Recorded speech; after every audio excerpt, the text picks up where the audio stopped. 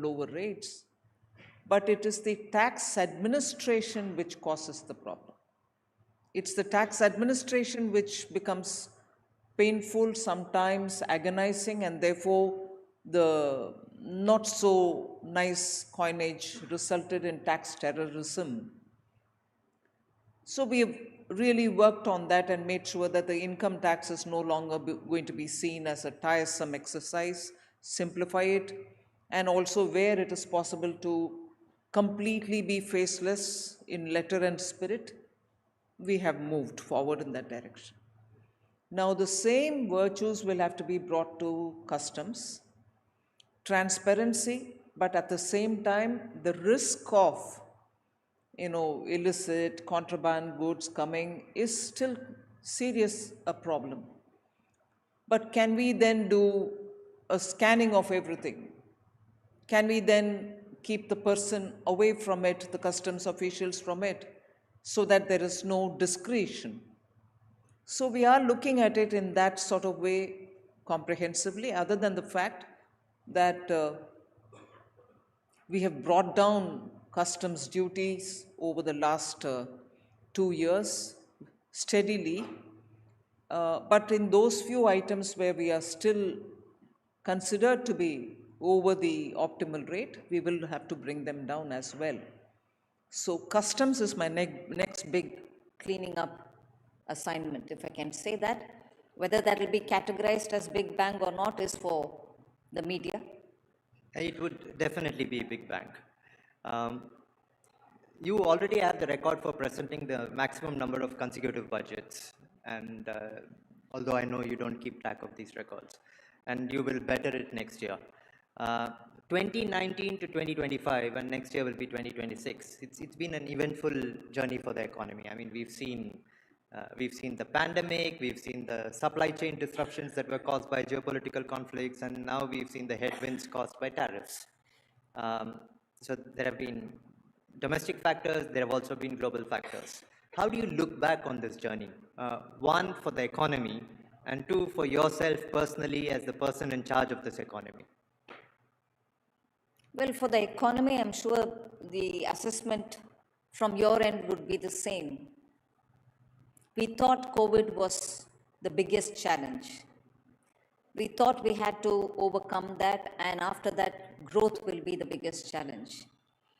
Soon after that, the war, which was far away from us, but we thought that was the challenge because food grains, fertilizers were all at risk because the value chains and the supply chains were completely disrupted. Then we moved on to speaking about India now having to make up for the deficiencies in terms of governance. So we had to get over that in order that we speed up growth and also keep the growth sustainable. Then, of course, we had the election, which took away major part of our capital expenditure. So each year, the reason why I'm listing it out is to just remind ourselves that Indian economy has gone through some of the biggest, Sukumar might say, in a sequence you presented so many budgets, but equally when I bring my personal assessment into this, equally the Indian economy probably has not seen a sequence of challenge uninterrupted, most of which were coming from outside. So with all that happening, then 1 year of election, but we've had our trouble with our borders, which has always been both through the state actors and non-state actors.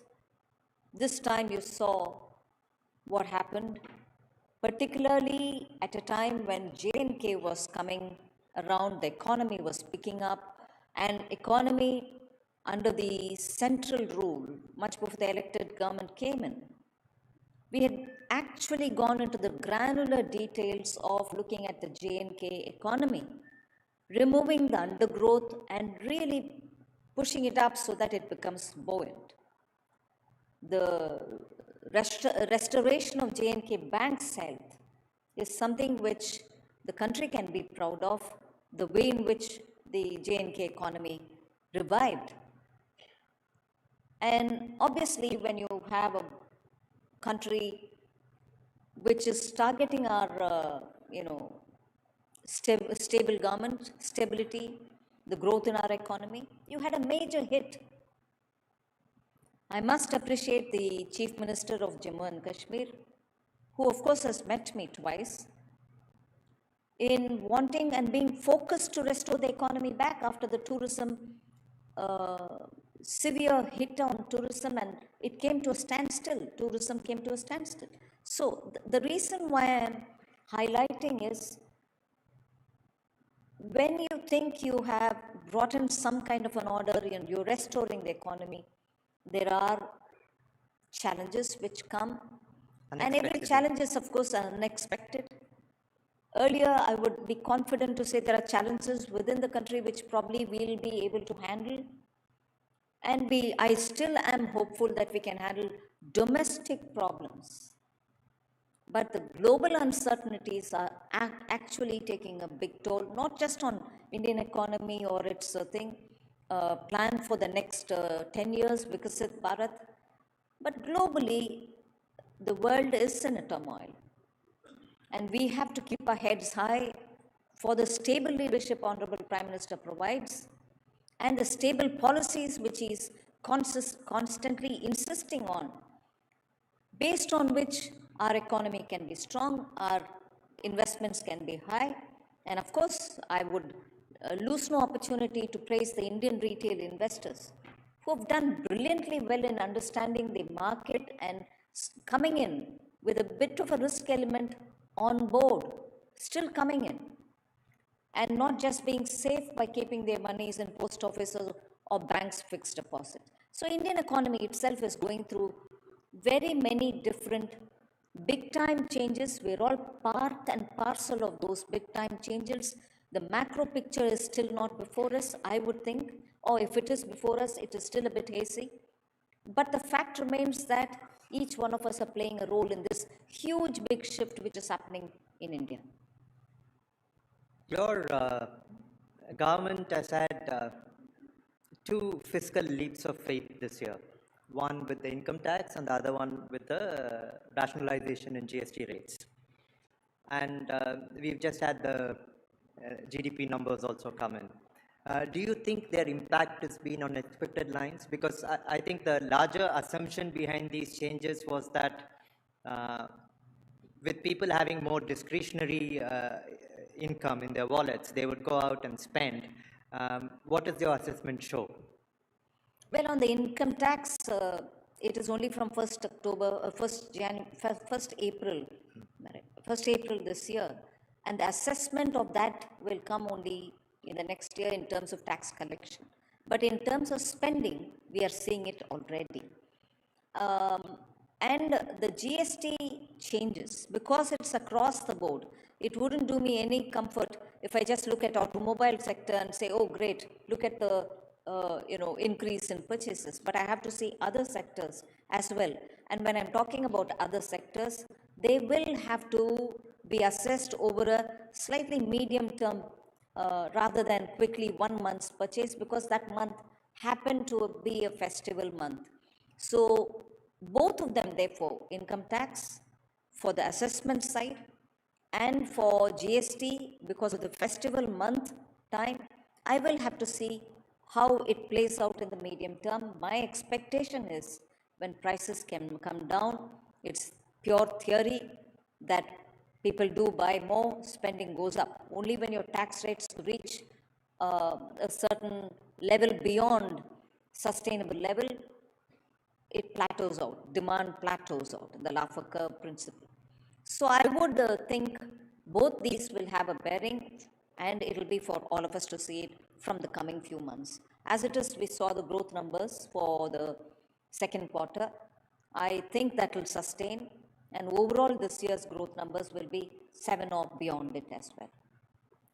I think we are also at a stage where the real growth numbers are very, very heartening.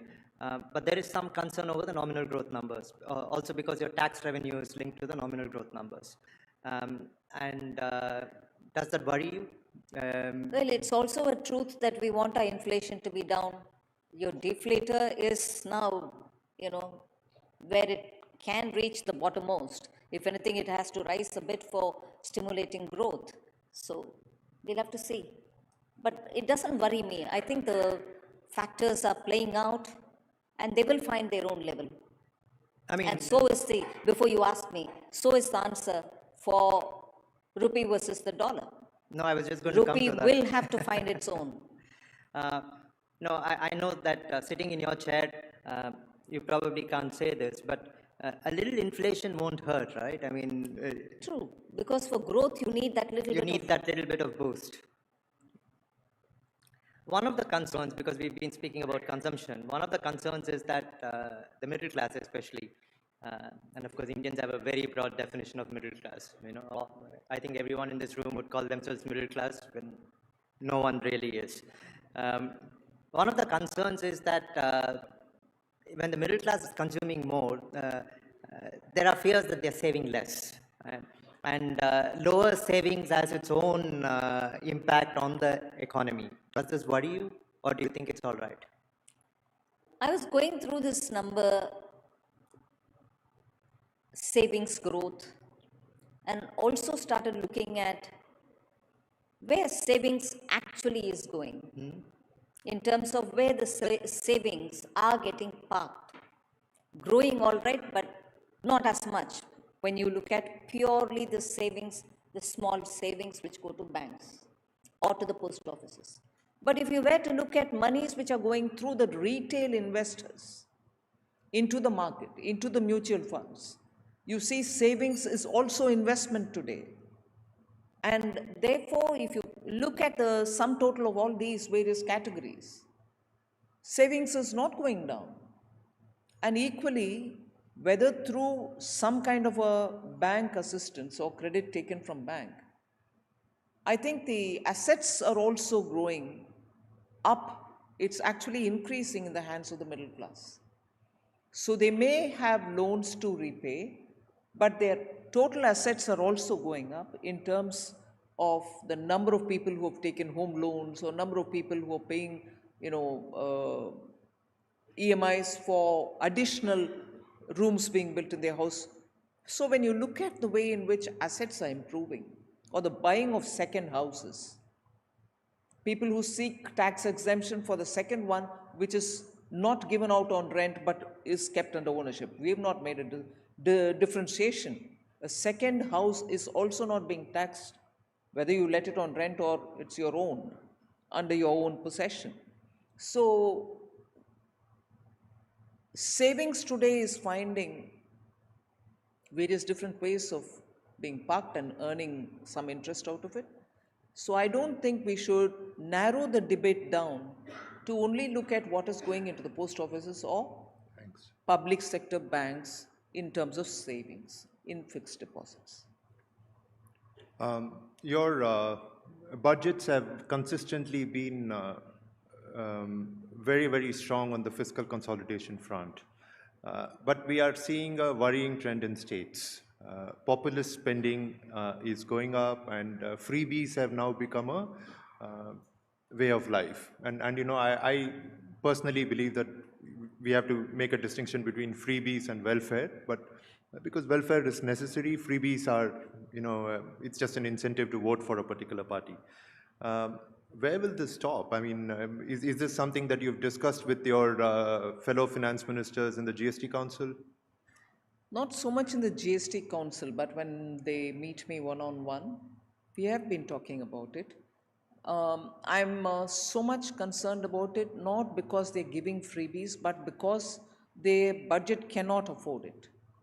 I'm more looking at it from the point of view of they borrow, some of them borrow to do this, or borrow for something, but this continues to be heavy baggage which pulls them down in terms of they not being in a position to service the high cost loans which have been taken a few years back. So I've been, well, I don't want to say counseling them, I don't want to say advising them. I've been having conversations to make sure that if they need some help from the center, not in terms of money, but in terms of sitting and sharing some thoughts on how to restructure their debt. If the central, Ministry of Expenditure, Ministry of Economic Affairs can sit together, the budget division can sit together with these officials from the states, we are trying to suggest that they may look into restructuring their loans, even if it means that they have to pay back some of those very expensive loans taken earlier with some penalty. They should do it because they are just not able to, some of the states are not able to service their loans. And borrowing to service the loan is very bad quality borrowing. And therefore, there's a lot of things happening on this. I'm talking with the states more as a, friend to a minister rather than as a Finance Minister, Government of India, talking to the Finance Minister, State Government. I don't want that relationship at all. I'd rather talk to them and say, if there is a help you want me to do, I'll do it. And some states, I'm not naming them, across the board, no party lines here, some states have actually shown keen interest and benefited from it. Actually benefited after having had their loans restructured. So I think it's time for all of us to keep reminding our states and the center, please do keep reminding me also, that we need to have a focus in reducing the borrowing. It cannot be that you keep doing both revenue and somewhat some capital expenditure with the borrowed money, because intergenerational burden is, I think, not right. I don't want to get into the ethics of it or the moral of it, but it's just not right. You can leave some borrowing. No state can run or no government can run without zero borrowing, with zero borrowing. But have freebies become a political compulsion? I mean, because every party, I think, feels pressured to do it. Well, politics is competitive. Okay.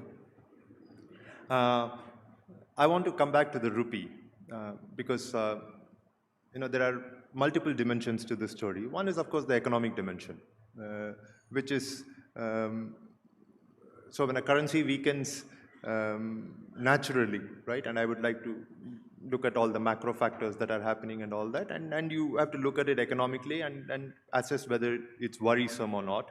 But there is also a very strong you could say it's erroneous, but there's also a very strong nationalist and political aspect to the currency. Every time the currency weakens, people feel, oh my God, India has become weaker.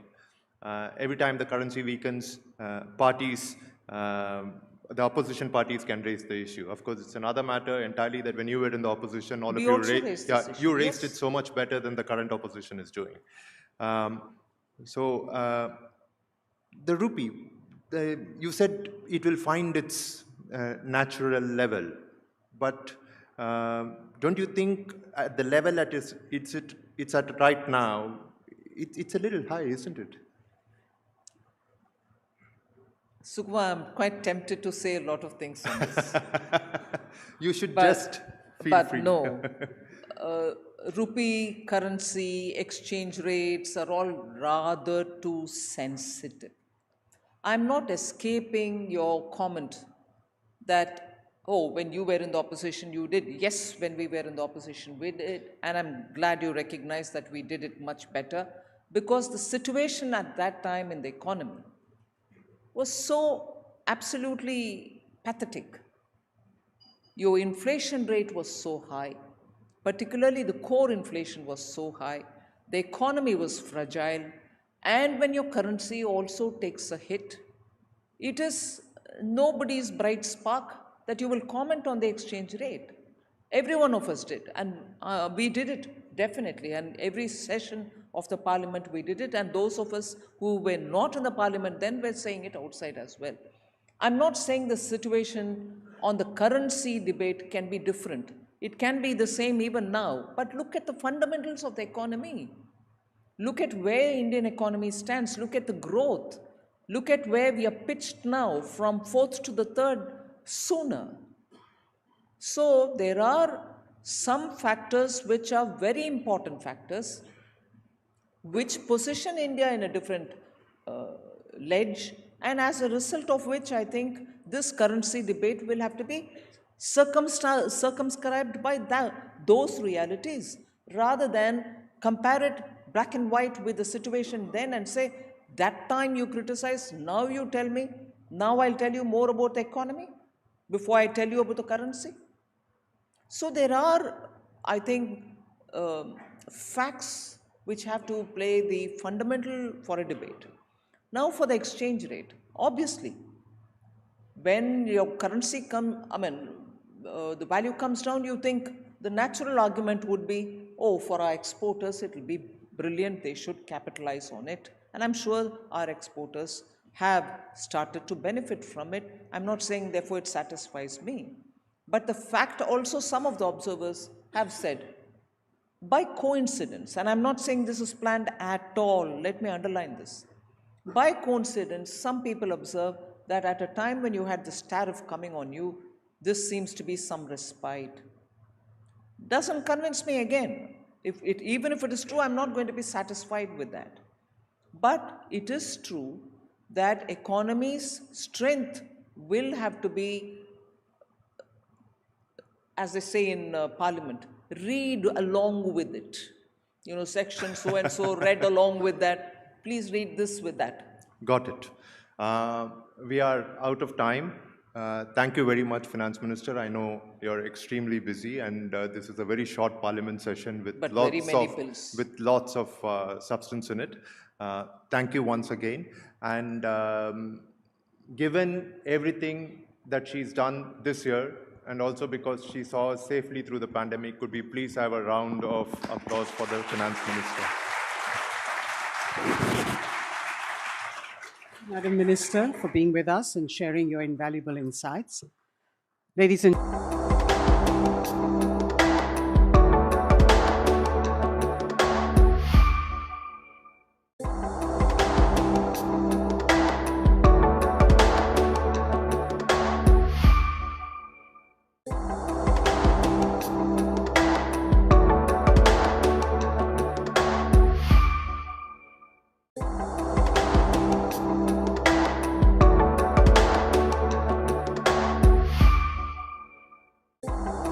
for over 2 decades, the Hindustan Times Leadership Summit has stood as a beacon of thought leadership, a rare space where politics meets business, where innovation intersects with art, where sport meets statesmanship, where the world's most influential minds gather not just to debate the present, but to design the future.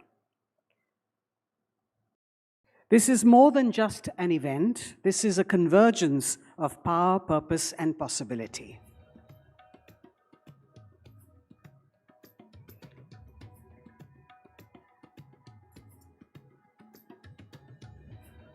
Ladies and gentlemen, may I request you to please be seated as we prepare to welcome a towering figure of India's judiciary.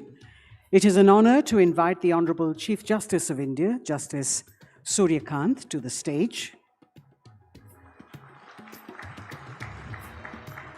The Honorable Chief Justice will be in conversation with Utkarsh Anand, the National Legal Editor of Hindustan Times.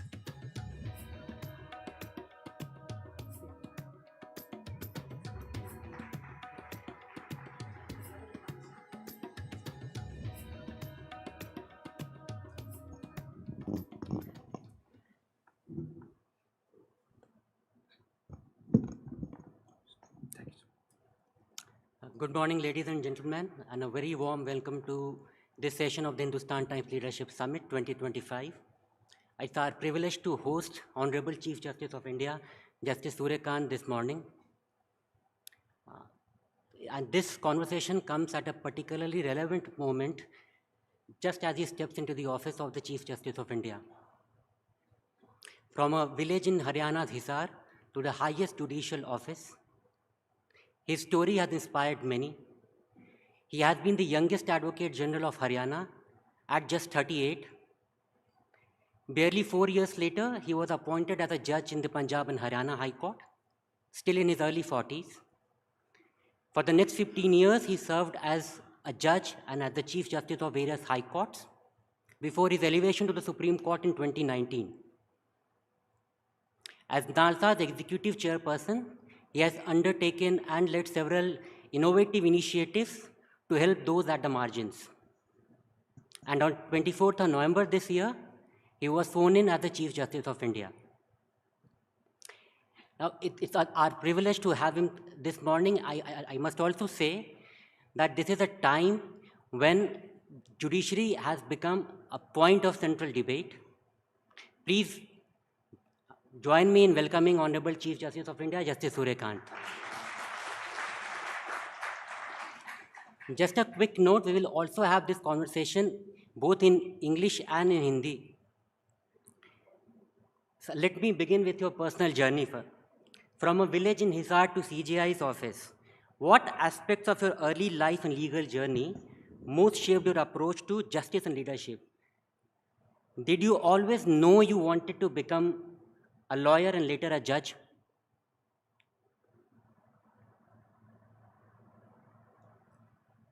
Growing up in a village like Petwad taught me a good lesson to be very, very patient, knowing fully well that growth takes its own time.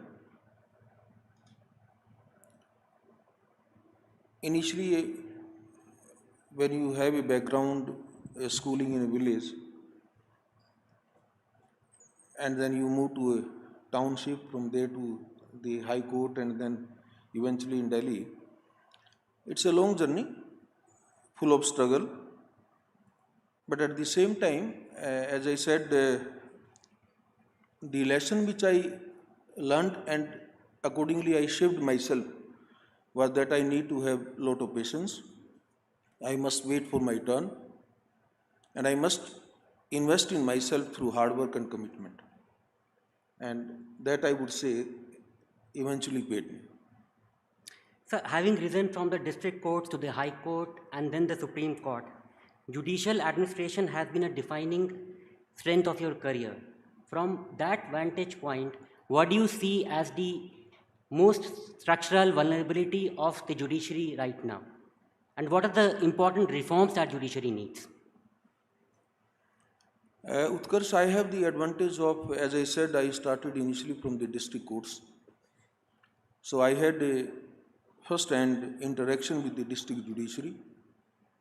Then I shifted to High Court, and High Court also, besides, I would say, a successful lawyer in private practice, then I took over as Advocate General of the state. So I had the advantage of seeing the other side of the court proceedings and how you conduct yourself as a professional. I had almost a stint of almost 4 years as Advocate General when in the morning I resigned and I took over as judge at 10 a.m. I had the privilege and the honor and the opportunity of serving under various very eminent Chief Justices who had a lot of trust in me. They gave me a lot of administrative responsibilities, which made me to learn to open vista and to understand the internal functioning of the judiciary. Eventually, when I went as Chief Justice of the High Court, by that time I had a very fair experience of working on the administrative side. Then I got the opportunity to serve as Chief Justice of the High Court for almost 7 months before coming to Supreme Court. Even as a young judge, I would say that I was very fortunate because the then Chief Justice of India, they gave me certain responsibilities even as a young judge. I was in 2007, when I was 3 years old judge, I was taken to the governing body of the National Legal Service Authority at that time, and I was given 2 consecutive terms for 4 years. Then I was picked up for the Indian Law Institute, the deemed university.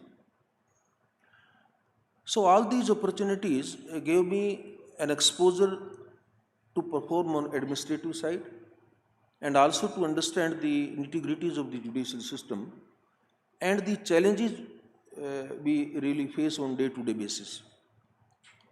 So I would say that before I have taken over, there is an experience with me as my asset, and I wish to capitalize that.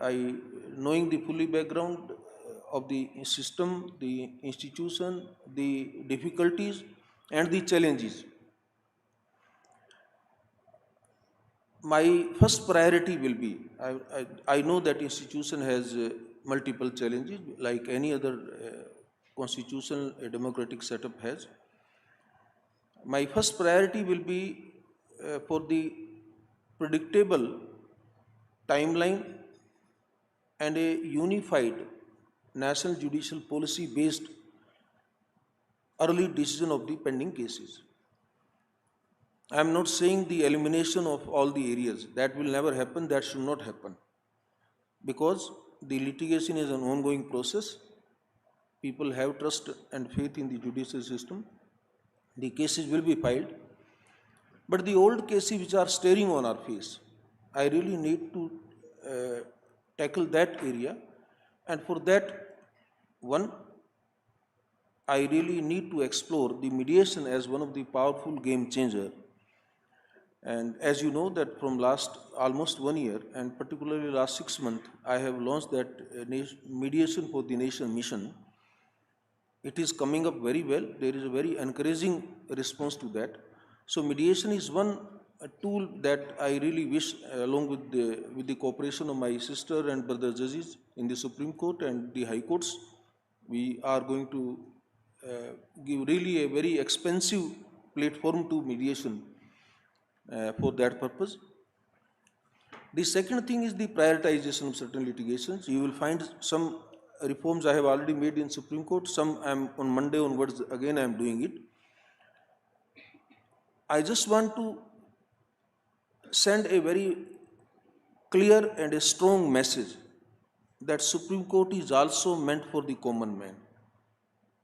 And any ordinary litigant will also have a sufficient space and time in the Supreme Court, and for that I am doing some prioritization of the matters to be listed.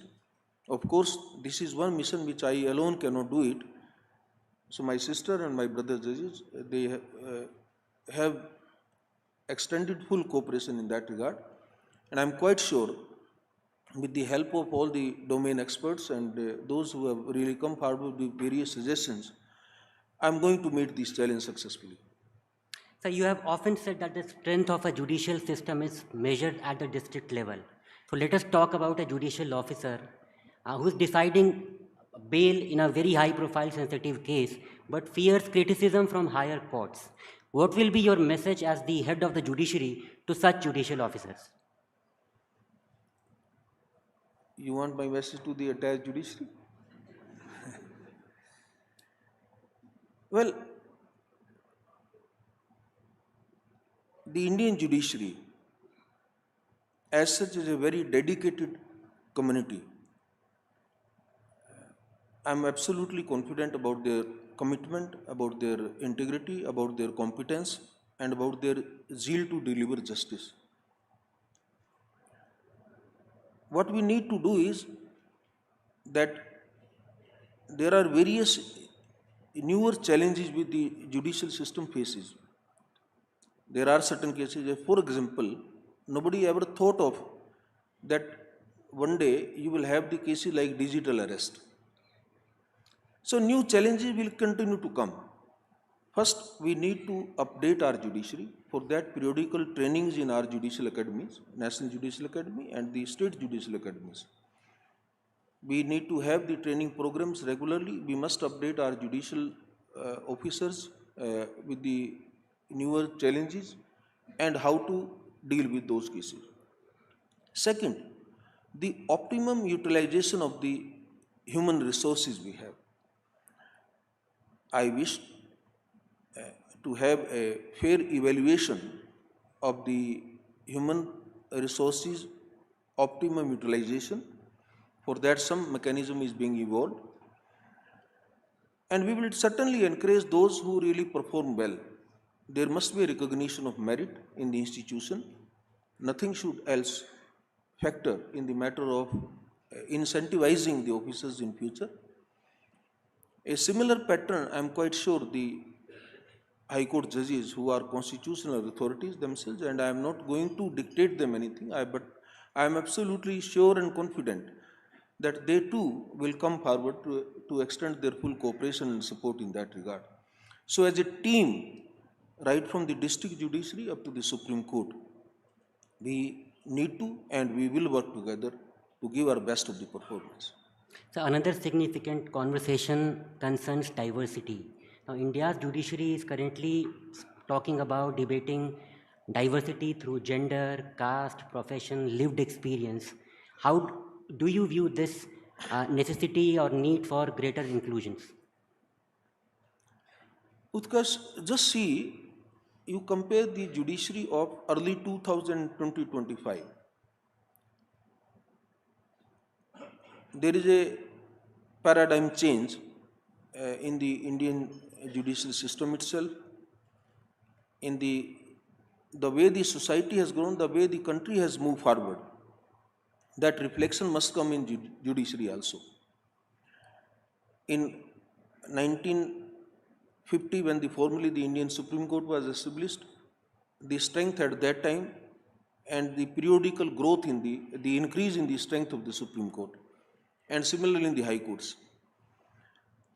That increase in strength has given us an opportunity, a platform to bring inclusivity in the Supreme Court.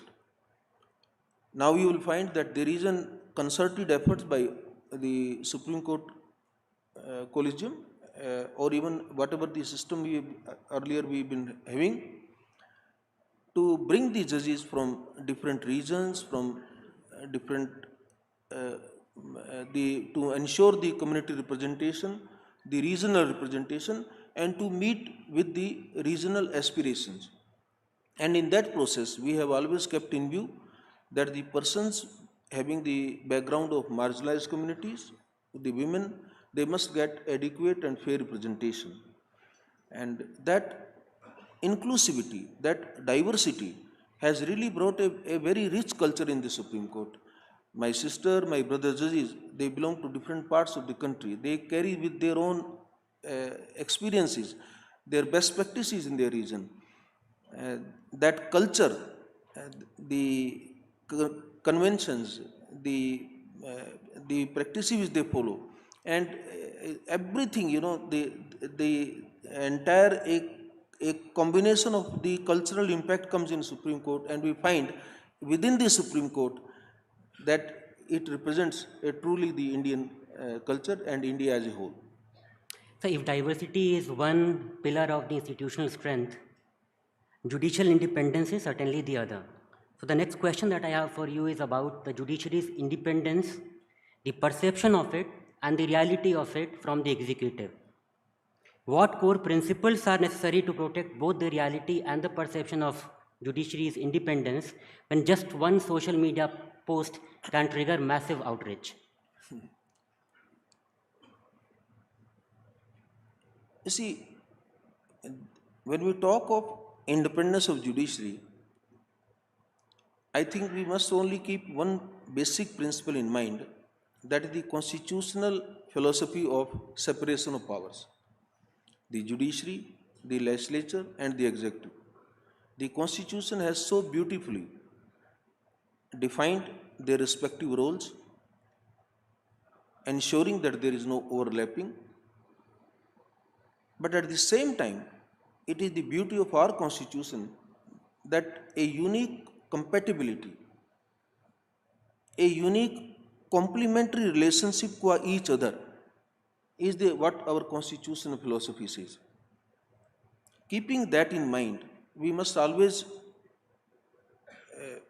also realize, and there is no inhibition in that for so many administrative issues, there is a lot of dependability on each other.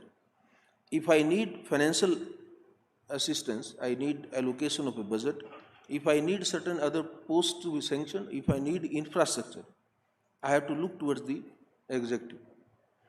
if I need certain reforms in certain statutes or where a kind of rule making power question comes, then I have to look toward the legislature. So this interdependability in constitution is also well defined.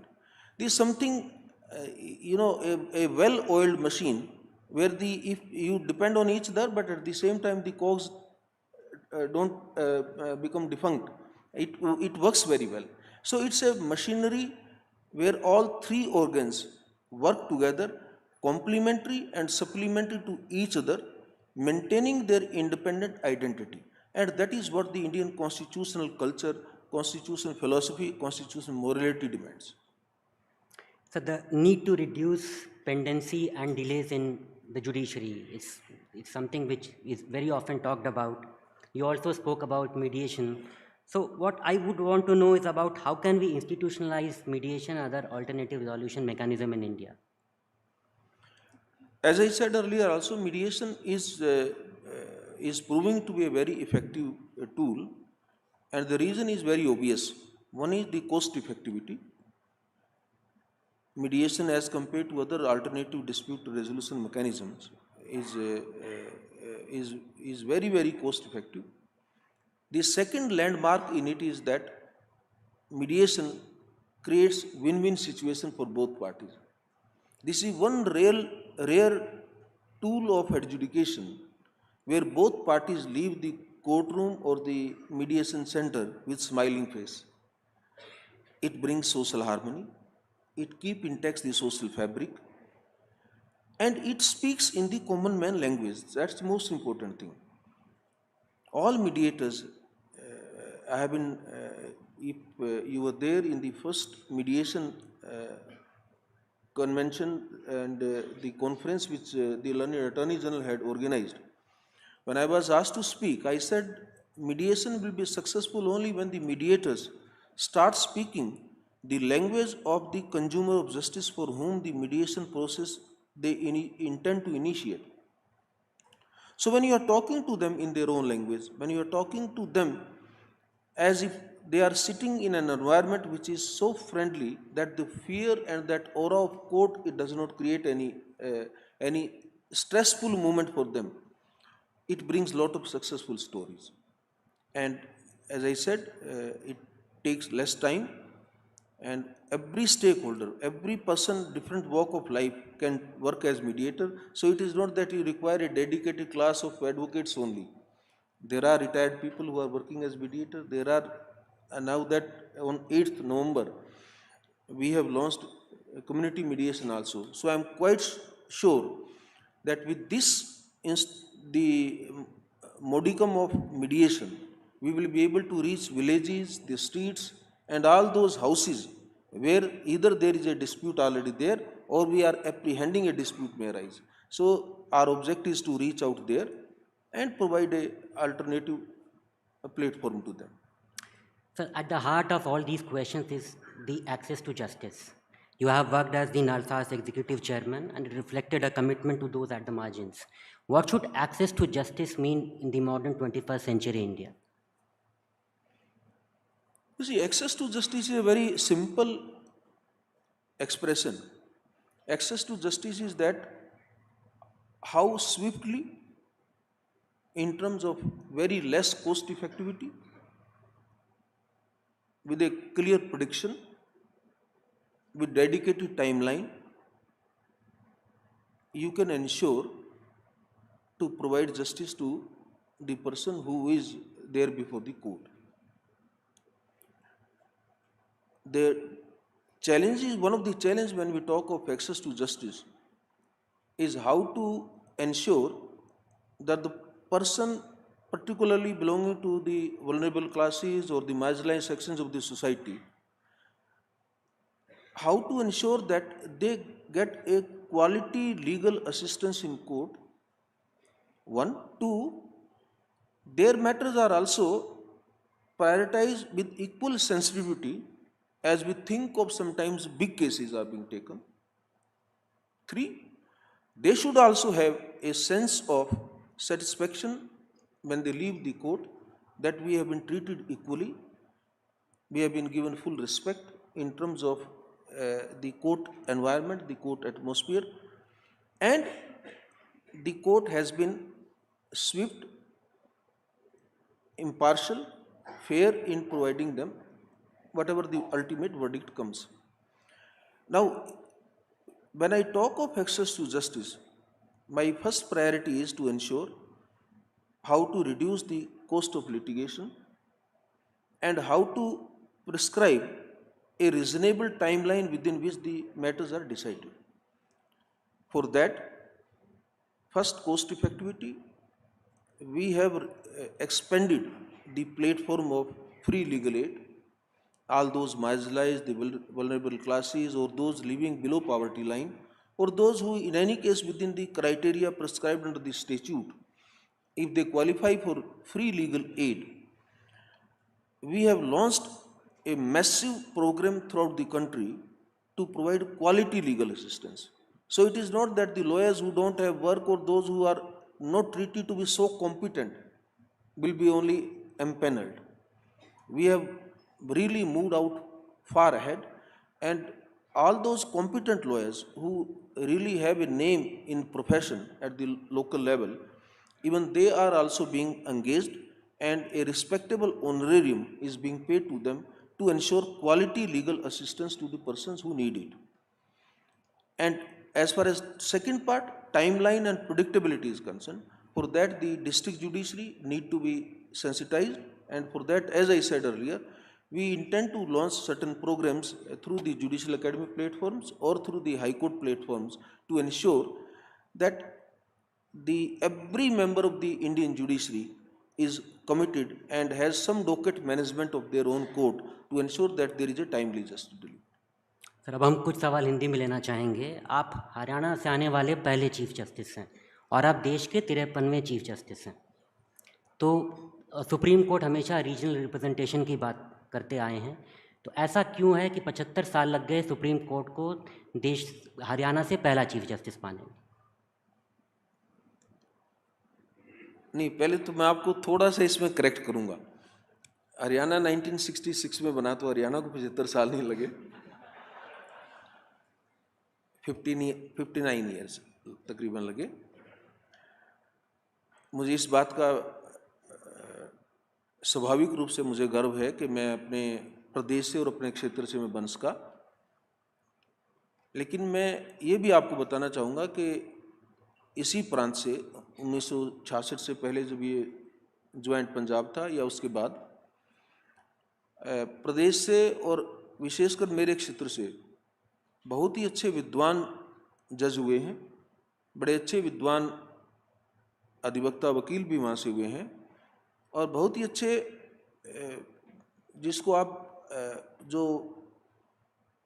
Academic side में रहे ऐसे professors वगैरह भी law के बहुत ही अच्छे उस क्षेत्र से हुए हैं।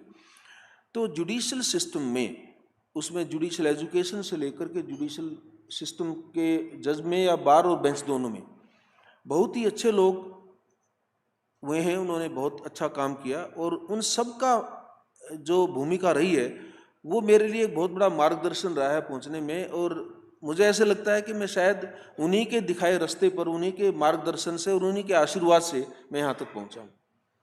सर, जब सब कुछ इतनी तेज़ी से बदल रहा है, कानून भी, समाज भी, न्याय भी, तो आपको क्या लगता है कि न्यायाधीशों और न्यायालय को सीखते रहने की कितनी ज़रूरत है?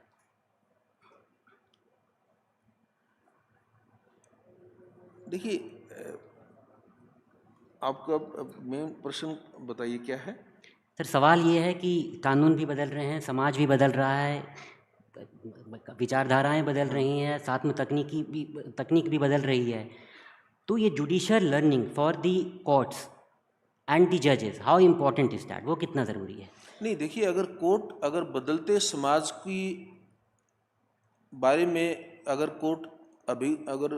उनको ज्ञान नहीं होगा या अपने आप को वो बदलती हुई स्थितियों को, परिस्थितियों को नहीं समझेंगे, तो मुझे लगता है कि कहीं ना कहीं जस्टिस डिलीवरी सिस्टम में एक डिफ़िकल्टी आएगी।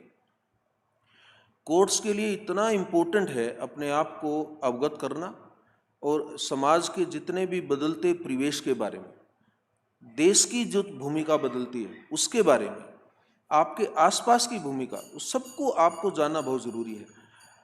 मैं इस कंसेप्ट को नहीं बिलीव करता, ये बदलते हुए समाज उसकी वजह से बोलता हूँ कि पहले एक बोला जाता था कि जजेस विल रिमेन सिक्लूडेड, दुनिया से सबसे आइसोलेट रहेंगे। आइसोलेट रहिए, आपको जरूर आवश्यकता नहीं है कि आप हर पब्लिक फंक्शन में, हर क्लब में, हर किसी भी उसमें आप जाएंगे, ऐसा कोई ज़रूरी नहीं है। आप अपने आप को रखिए उसको, लेकिन इसका मतलब ये नहीं कि आप दुनियादारी को भूल करके आपके आसपास समाज कैसे बढ़ रहा है, देश कैसे बढ़ रहा है, और देश के आगे आसपास के देश कैसे बढ़ रहे हैं, कैसे व्यवहार कर रहे हैं, आप उन चीज़ों के बारे में बिल्कुल नहीं रखें। जुडिशरी का अपने आप को अपडेट करना बहुत इम्पोर्टेंट है, और जब आप अपने आप को अपडेट करते हैं तो आपके सामने, तभी आप जो नए नए चैलेंज आपके सामने आ रहे हैं, तभी आप उनको समझ पाएंगे। मैं आपको उसी एक उदाहरण को दोबारा रिपीट कर रहा हूँ।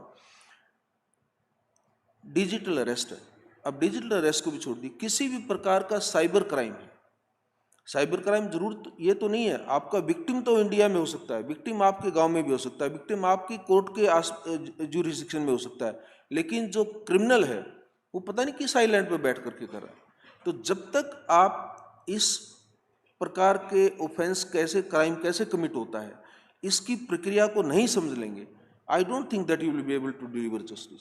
इसलिए जुडिशरी को अपने आप को एब्रेस्ट करना हर चीज़ में बहुत इम्पोर्टेंट है। So we'll conclude this conversation with a question that speaks to the theme of this year's summit.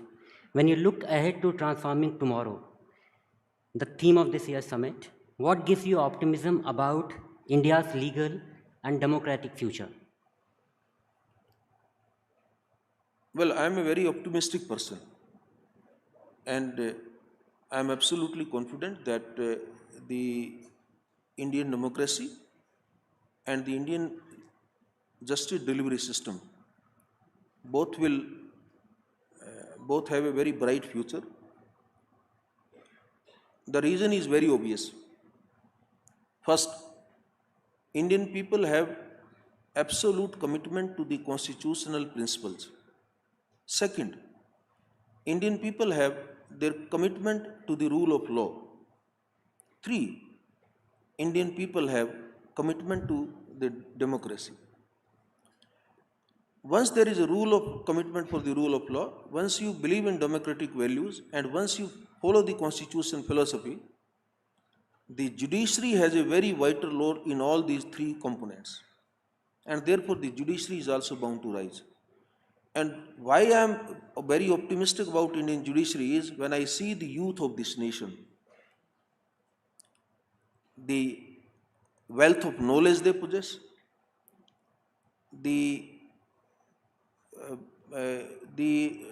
their informed knowledge about what is happening in different parts of the globe, their quickness in response, their brightness in developing innovative judicial jurisprudence. I think I'm absolutely confident, and their capacity to face different kind of challenges that ensure that Indian judiciary in future is in very safe hands. Thank you, Justice Suryakant. Thank you for your time, your candor, and your vision. On behalf of Hindustan Times, we wish you a very meaningful and inspiring tenure. Ladies and gentlemen, please join me in giving him a warm round of applause. Thank you.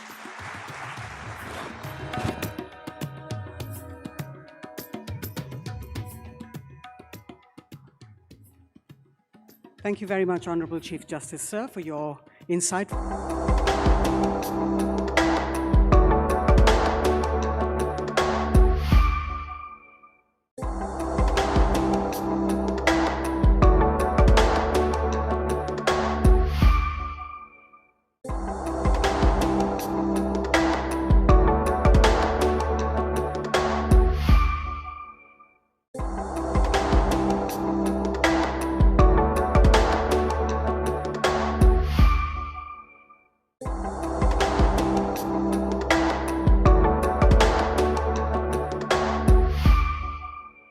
Delightful and memorable, with 2 fine gentlemen in conversation on this stage.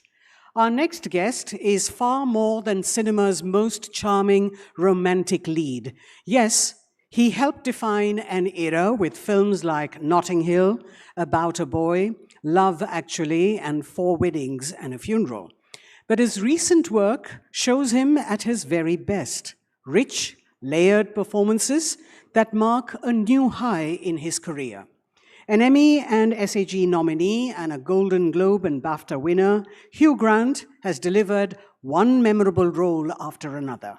The crafty Sinclair Bayfield in Florence Foster Jenkins, the cool, unsettling presence in The Undoing, a standout turn in A Very English Scandal, scene-stealing fun in Paddington 2 and Wonka, a razor-sharp menace in The Gentleman, quiet power in The Regime, gleeful villainy in Dungeons and Dragons: Honor Among Thieves, and most recently, the riveting Heretic.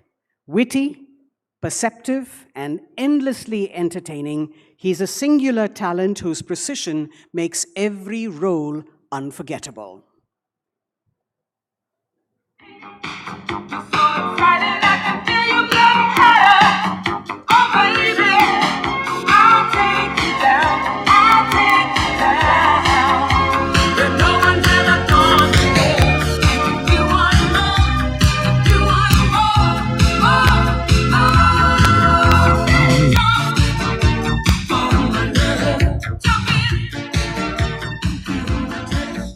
Ladies and gentlemen, Hugh Grant in conversation with one of the finest contemporary actors in Indian cinema, Rahul Khanna.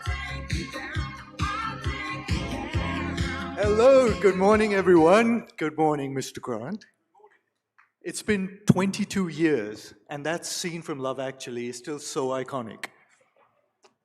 Yes, it haunts me. It does?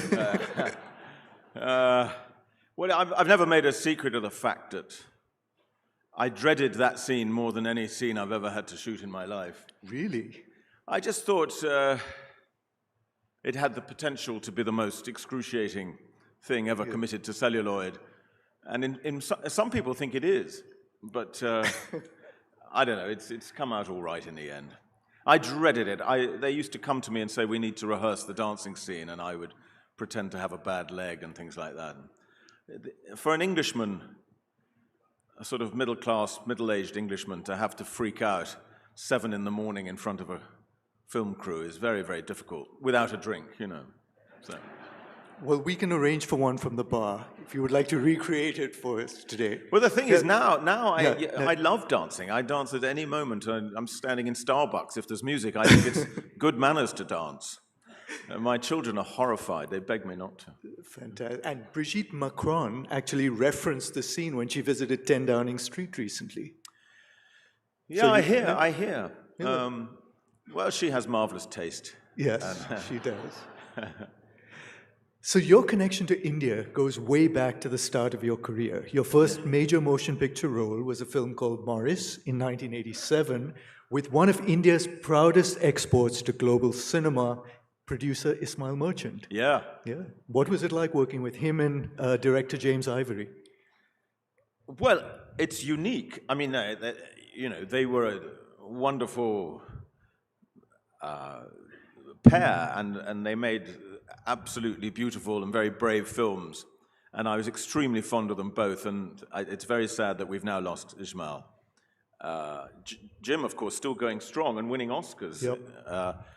But making a merchant ivory film was interesting in many ways, largely because they had never had any money at all. And what money they had just suddenly disappeared in the middle of productions. And suddenly Ismail would borrow my mother's car, he said, for the evening, and then, you'd get it back 2 weeks later.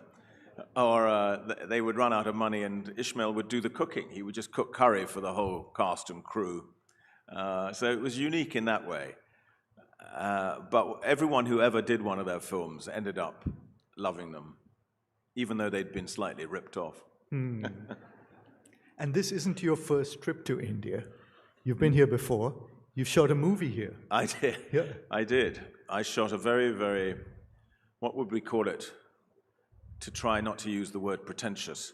I shot I shot a very arty film in 1988, French film, La Nuit Bengali, in Calcutta. And it never really had much of a release. I remember actually having to pay to see it myself, 12 francs on the Champs-Élysées. But I thoroughly enjoyed being in Calcutta. You know, I mean, people said, Hugh, it's going to be a culture shock for you. And it certainly was, but I ended up loving it. And you had an amazing set of co-stars, Sumitra Chatterjee, Shabana Azmi, Supriya Pathak. Yes. Yeah, and you also had an interesting driver, I hear. Well, my first driver, yes, when I arrived, Bisu, he introduced himself and he was 12 years old. Well, he certainly looked 12. I think he might have been 13. And I said, Bisu, are you sure you can drive? Oh, yes, sir, yes, sir, yes, sir. And within 3 weeks, he crashed quite badly. And he was fired. And I didn't see him again for a few months. And then I bumped into him on the street in Calcutta.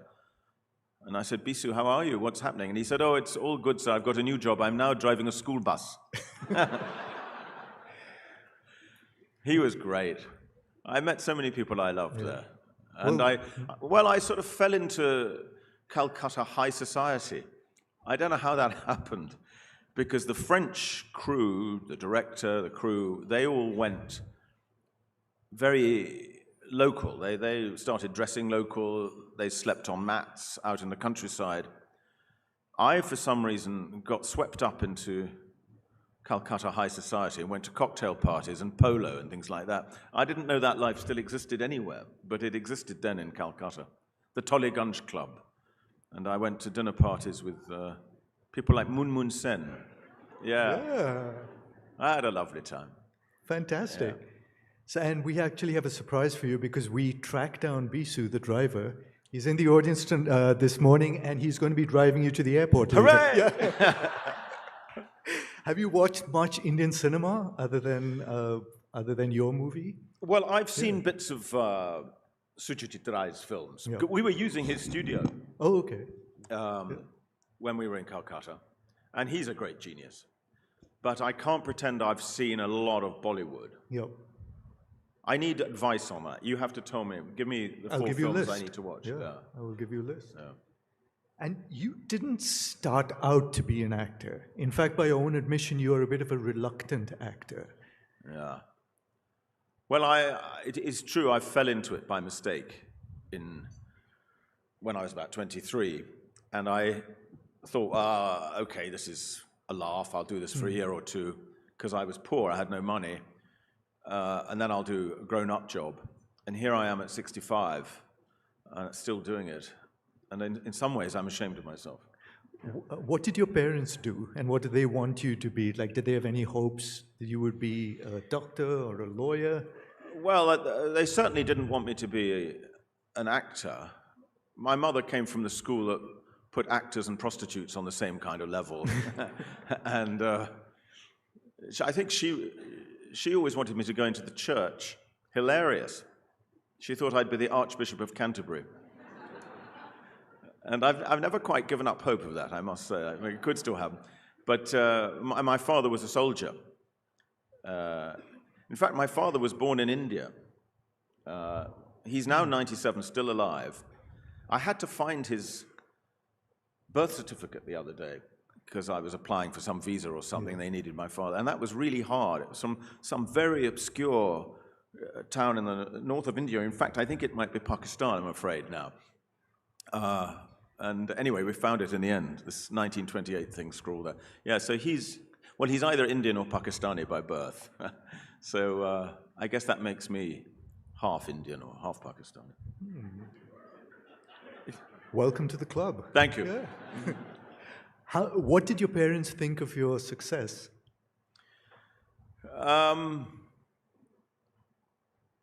Well, I've told this story before. They came from a world in which show business meant absolutely nothing.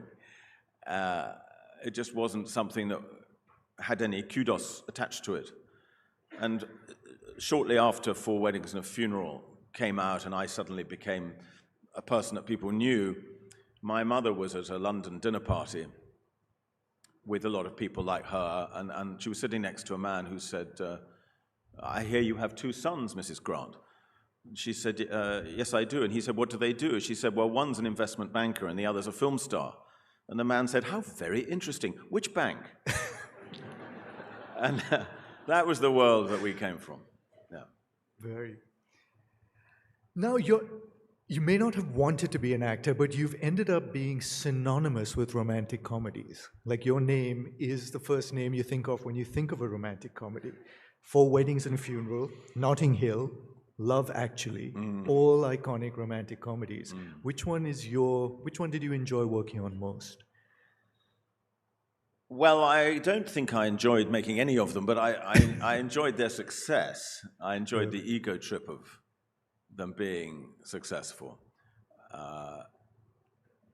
Filming, you know this, is very traumatic and, well, it's a lethal combination of extremely boring.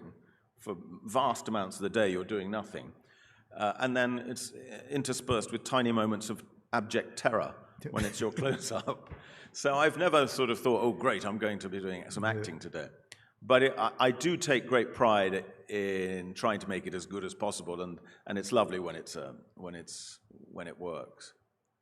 The irony of those romantic comedies you just mentioned is that so many people thought that that was sort of me, and it couldn't be further from me, really.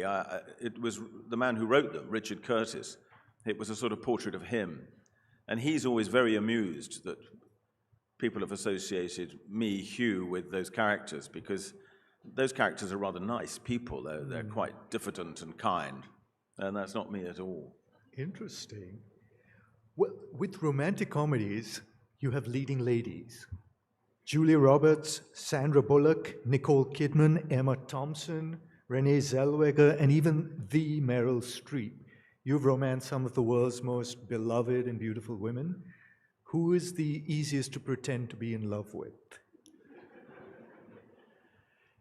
Well, of course, I've got really juicy answers to that, but I couldn't possibly share them. Nothing that's said in this room leaves this room. So I hear. I hear. No, I tell you, all I can tell you is the cinema. Well, you know this is a very strange thing, because sometimes you're on a film and you think, my chemistry with this woman is fantastic. We get on so well. We're having a laugh together. We fancy each other. This is going to be dynamite in the cinemas. And then it looks completely dead on the screen. And conversely, sometimes you hate each other's guts, and it looks like it's electric. Fascinating. Maybe, I don't know what that is. Cameras are very interesting things. They pick up stuff. It is. Yeah. And I think a lot happens in the editing room. The way it's edited can sometimes change that. Yeah, obviously, we're all at the mercy of the editor.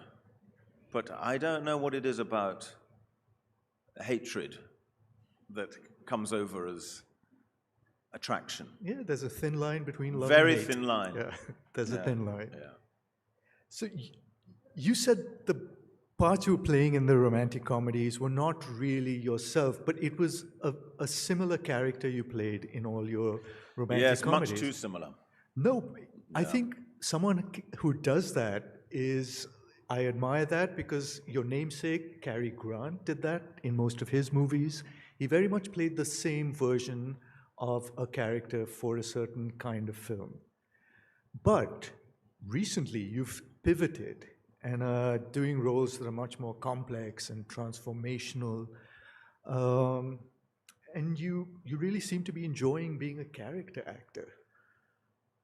Well, right at the beginning, the only thing I thought I could do, acting-wise, was characters. And that's, in fact, how I made my living. And when I was a young man, I had a comedy show with two friends, and it was all based around silly characters that we did and created and wrote. And I thought that was all I could do. And I certainly never felt that I was born or comfortable with being a sort of romantic leading man. That wasn't my kind of thing at all. It makes me self-conscious, really, because I need a big mask, a big not being myself to sort of relax in front of a camera. So I think, I've been much more comfortable in the last 10, 15 years. being weirdos, killers, freaks. Oompa Loompas. Oompa Loompas, yes, especially that. Yeah. I love that. I recently saw it and I thought it was Oh, excellent. thank you very much. It was the best part of the film for me. Yeah. Yeah. Also, the characters you've been playing recently have just been downright evil. I saw Heretic, and I thought it was extraordinary. Yeah. But what do you tap into to play someone so vicious? Well, I think any actor would tell you the same thing, that when you play someone a baddie, the absolute key is not to play the badness, it's to love them, to find the quivering jelly, the heart of them, and to find the history. What happened? What happened to make them that way? You know, who didn't love them, or what terrible thing happened? And then you play it as someone real who has no idea that they're bad, and that comes over, I think, more interestingly than if you're a moustache-twirling baddie, you know. Yeah. Yeah, and actors seem to really enjoy playing bad characters. Why do you think that is? Well, audiences prefer them, Yeah. and we're all about audiences, aren't we? So the interesting question to me has always been, why do audiences prefer the baddie, and always have done throughout the history of dramatic representation. They're sort of fascinated by the baddie. I can only guess that it's because we are innately evil. It's our true state as human beings, and it's that sort of recognition of that that's thrilling. That all our positive characteristics, our niceness, our kindness, is just stuff we plaster on top to make life bearable. But deep down, we're vile. Interesting. So you do a lot of preparation. Are you an actor Yeah, that's more spontaneous? Or? No, ridiculous amounts of prep. Okay.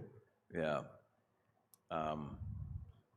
You know, sometimes for over a year, I'm sitting there creating these vast biographies of my characters. I want to know everything about them and everything about their background, their families, their parents. I don't know if it has an effect. I call it marinading, like you marinate a piece of meat in a sauce for a week and it's more delicious. So I do that. But then equally, I have also, the only other lesson I could possibly ever tell someone going into film acting is be spontaneous on the set. Never ever do what you prepared in front of the bathroom mirror. That's death. Invented on the spot. Sometimes I did a film, I've done several films with Guy Ritchie, and sometimes he likes to write the script right at the last moment for key scenes, which makes me furious. And I remember having a big tantrum with him in Turkey. We were making a film. This was a key moment in the film, it was the culmination of the film. He hadn't written it, finally gives me the pages. On the morning we're going to shoot it, with quite a lot of dialogue. And I said, this is not the way I work, it's not the way any decent actor works. I need to prep, I need to marinade. And anyway, I think it's the best scene I've ever done in my life, because it was spontaneous, you know. Preparation, acting-wise, is quite dangerous. Preparation, character-wise, it can be useful. It's different in the theater, I guess. Theater is all about preparation. It's more technical stuff. It's more technical. And also the British style of acting is very much more theatrical in terms of preparation and keeping it on script. Well, yeah, and the other enormous debate there between, if you like, the British school and the American school is whether when you're acting King Lear on the stage in London, are you King Lear or are you the actor? I remember Bill Nye is a very good actor talking about this. Are you Bill Nye acting? He says he's absolutely 100% Bill Nye acting. Yeah, and he's not King Lear at all. You talk to Americans and they are really trying to, they say, I am the person. I have no knowledge of myself at that moment. And after 40 years of acting, I still can't tell you which is the right way to go. Sometimes one and sometimes the other, I think, is the answer. But they're fundamentally different attitudes. Do you have any favorite cinematic villains? Well, who doesn't love Hannibal Lecter? I mean, Tony Hopkins, what an actor. He's, I would say, the British school. He's very sort of prepared, and he's a theatrical guy, and it's magnificent, just magnificent. Interesting man. He's one of those actors who's so good at acting that I think he finds it quite hard to be Tony Hopkins. If you meet him, he can't quite decide on an accent to talk to you with, and he keeps slipping around. I've met several like that. The absolute creme de la creme, the best actors, are sometimes very wobbly about their own self. They need the armor of a role, Yeah. I guess. Yeah. So you've been called one of the greatest actors in Britain. Your films have made $4 billion worldwide. Today, what excites you about cinema? Because you seem to have done it all. You've played the good guy, the bad guy, the complicated guy. Is it the paycheck, or is it something else that you see that excites you? Well, nowadays, part of working is just to get away from my children. I had children very late in life, and they're quite young still, and it's shattering. So it's lovely when I have to say bye. I'm off to New York for a few weeks to do a film. Having said that, I miss them appallingly the moment I've left the house, but part of it's that. It's also just now for me a little bit difficult because I really loved films in the cinema, films made on celluloid, films shown to an audience, a communal experience. And I have found it very hard to fall in love with streaming. In fact, I kind of hate streaming. I think it's sad that everyone sits at home or watches a film on their iPhone. So a lot of the offers that come through are for streaming, and I feel a bit tired, and I can't really get excited for that. The theme of this summit is transforming tomorrow. How do you see the future of cinema? Like, where do you see cinema going and your role in that? Well, I'm not sure if I have any role at all, but that's certainly my worry, is that, especially reading the news in the wonderful Hindustan Times this morning about the Netflix buying Warner Brothers. I don't know. I mean, for those of us who love the theatrical experience of film, that's another piece of bad news, I think. And my hope in all things is that we'll get bored of the digital experience, the online experience, soon, and go back to real-life experiences. I was saying this to Shabana, who's the boss of this whole organization earlier. She was talking about how difficult it was to monetize digitalized newspapers all over the world. And my suggestion is forget it. Come offline completely. Go back to paper. Because if it's a great enough product, and it's the place you want to go for news, people will buy it on paper. And it's a wonderful experience to sit there with a newspaper, with your phone off. Same with books. And for me, the same with filmed entertainment. Go to the cinema. Sit there with other people, hear them laughing or gasping with shock, instead of sitting tragically alone at home, streaming with something that's been delivered by Deliveroo, But I may sound old. I love streaming. I don't like the theater experience anymore. I find it, and I feel what's ruined it is cell phones. It's unbearable. Because, well, in that case, we're slightly on the same page, because I feel cell phones have ruined life. Completely. Yeah. I blame them for everything.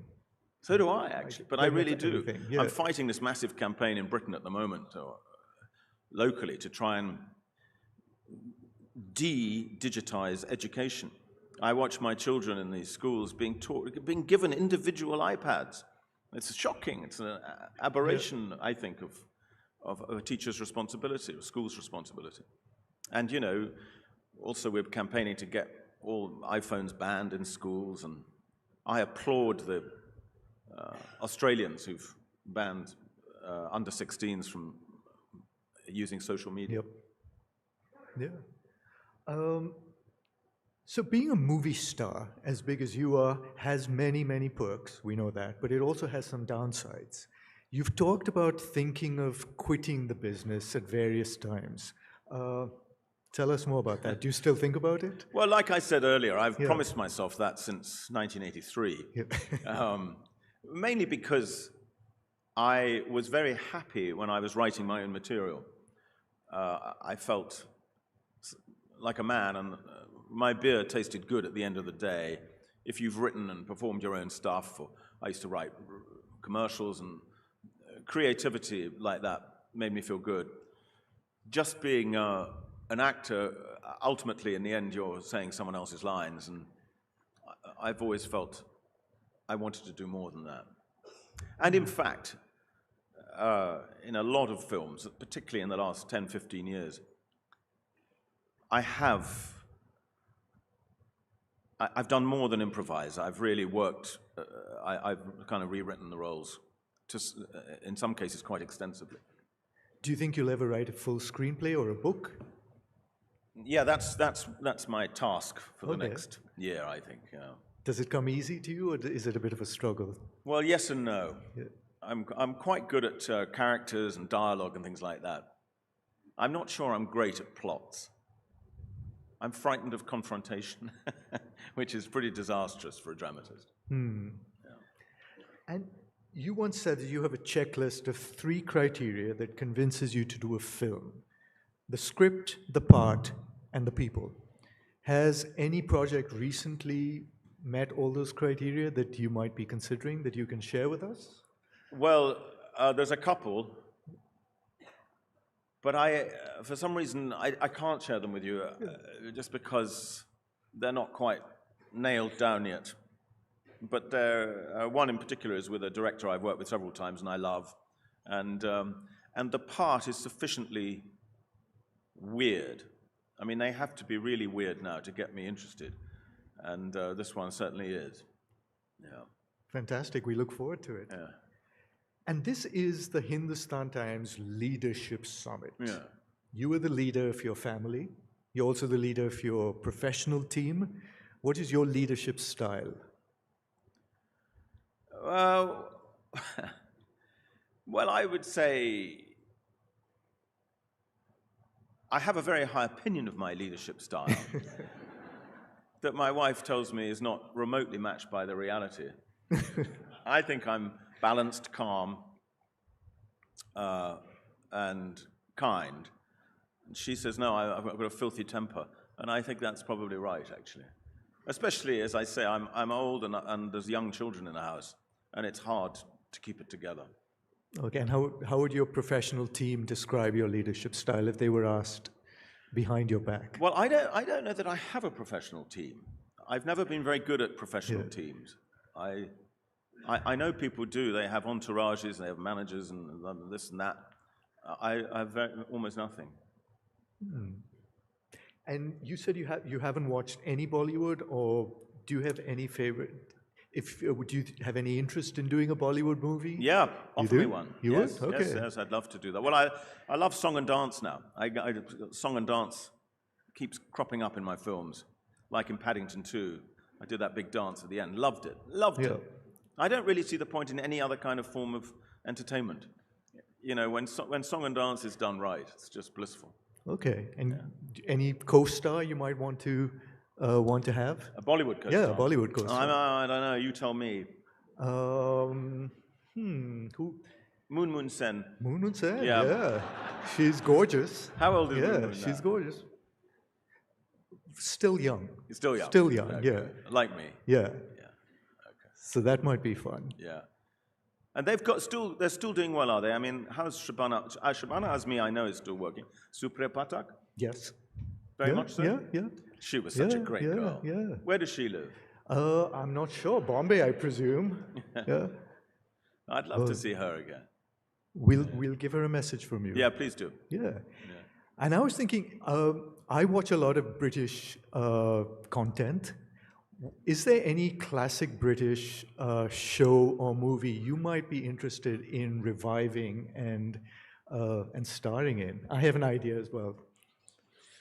I don't know. I mean, there's things I've adored, but I think when you adore something, you don't really want to remake it and spoil it. That's my feeling. And the trouble is that's the same with books, especially when I was in a position of, some power in Hollywood when all those romantic comedies were happening, and I had a production company, and I had studios saying, come on, what do you want to make? What do you want to make? What are your favorite books? And my instinct is that if it's a book I love, the last thing I want is for it to be made into a film.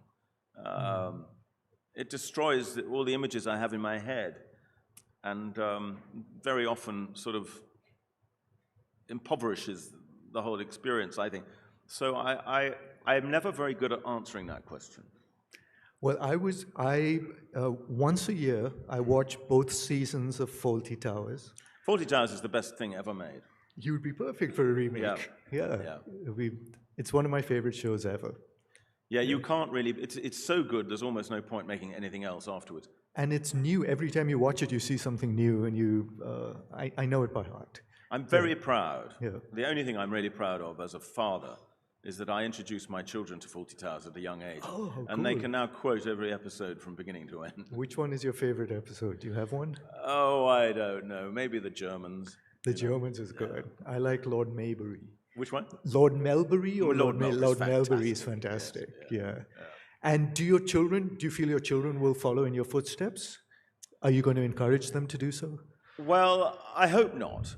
Yeah. To my horror, I realize that they can act. I've seen them in their school plays now. When I saw them when they were tiny and doing nativity plays and things, and they were rubbish, I thought, good, they have no talent. But now I've seen them, and they're older, and they can. So I may have to stop them, particularly my young daughters, who've become interested in hair and makeup and glamour. They're going to have to be stomped on. Fantastic. Yeah. And our last question is, have you enjoyed your trip? Have you done anything interesting? Are you going to come back? I've really enjoyed my trip. Yeah. I brought some friends. We've done a lot of shopping, a lot of bargaining. And my hotel room is absolutely stuffed with shawls and bangles and things. And we had an excellent experience at the market with a tarot reader. I asked a tarot reader to read my wife's fortune. And this lady was uncannily accurate about who my wife was, what my children were like. And we're slightly obsessed with her now. We're thinking of going back this afternoon to get more news about our future. Yeah. How strange that she would know everything about a complete unknown like you. Well, I know what you're saying, but she didn't know we were going to come. Okay. I don't think she recognized me at all. Okay. And so, no, she's my new guru anyway.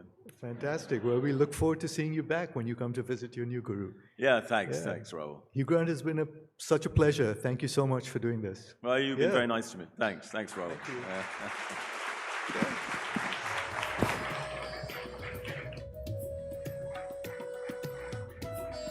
Thank you.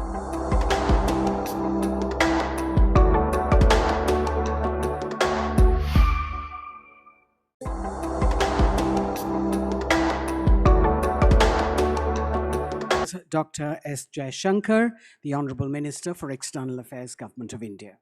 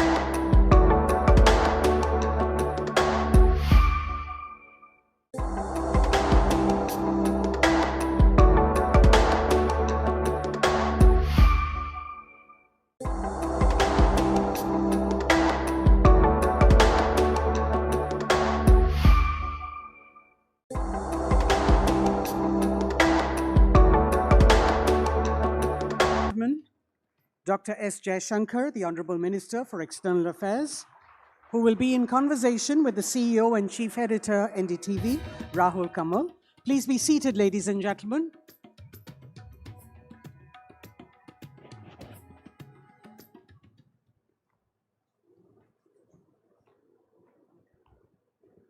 Hello and welcome.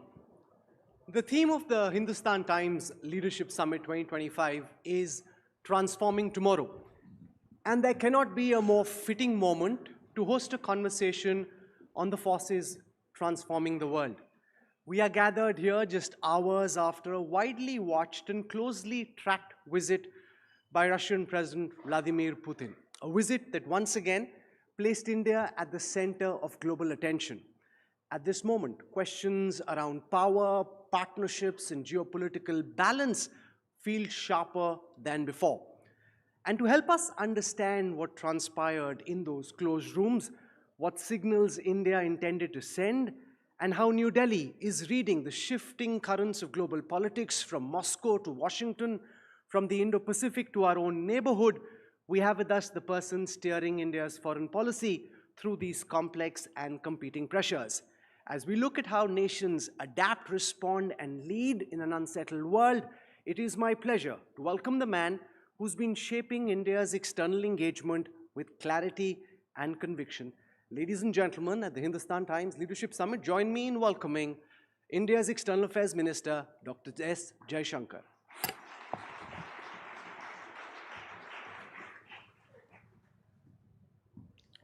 Dr. Jaishankar, welcome, good morning. You just saw Vladimir Putin off. The entire world was tracking what's going on between Delhi and Moscow. To those watching in Europe, to those watching in DC, what was the message the Modi government was sending?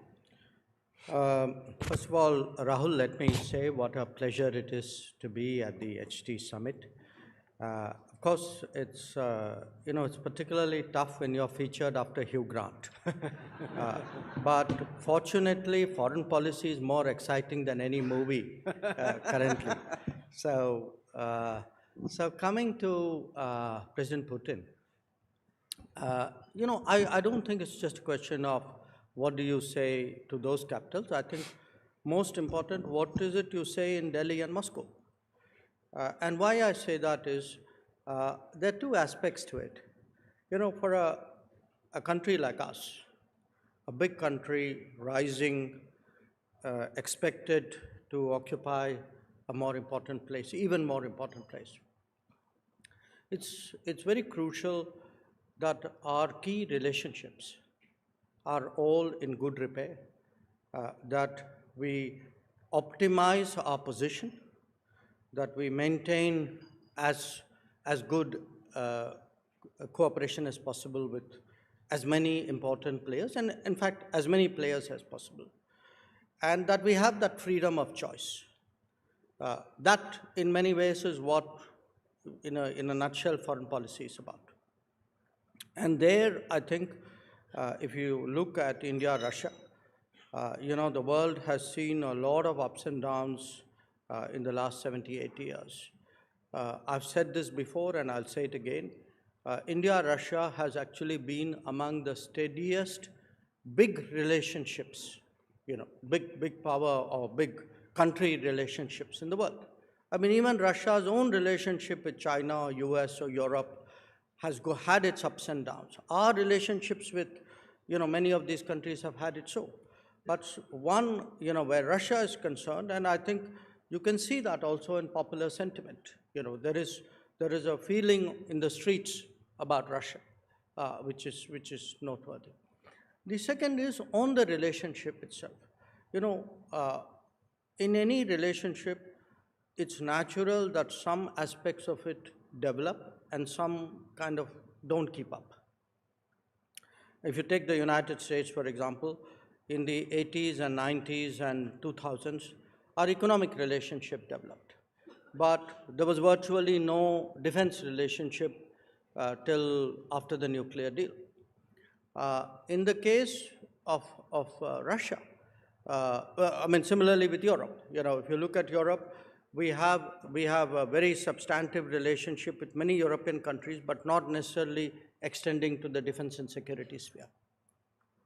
In the case of Russia, what had happened for a variety of reasons, I think they visualized the West and China as their primary economic partners. We visualized perhaps the same. So the economic side of the relationship had somehow not kept pace. And you can see that in the numbers. So this visit in many ways was about reimagining the relationship. It was about building dimensions and facets which it lacked or didn't have in enough measure. So if I were to pick 2 or 3 big takeaways, I mean, for me, the mobility agreement, where Indians would now much more seamlessly find work opportunities in Russia was one big outcome. An understanding on a joint venture on fertilizers. We are the world's second biggest fertilizer importer after Brazil, and it's a huge, it's a recurring issue that we have, and also because the fertilizer sources have been very unstable. They've turned on and turned off the tap. So we had an agreement to create an important, substantial joint venture on fertilizer. In a way, you can say it's food security. And overall, there was a considerable focus on how to bring up the relationship. And actually, President Putin came with a very large business delegation, literally numbering multiple hundreds.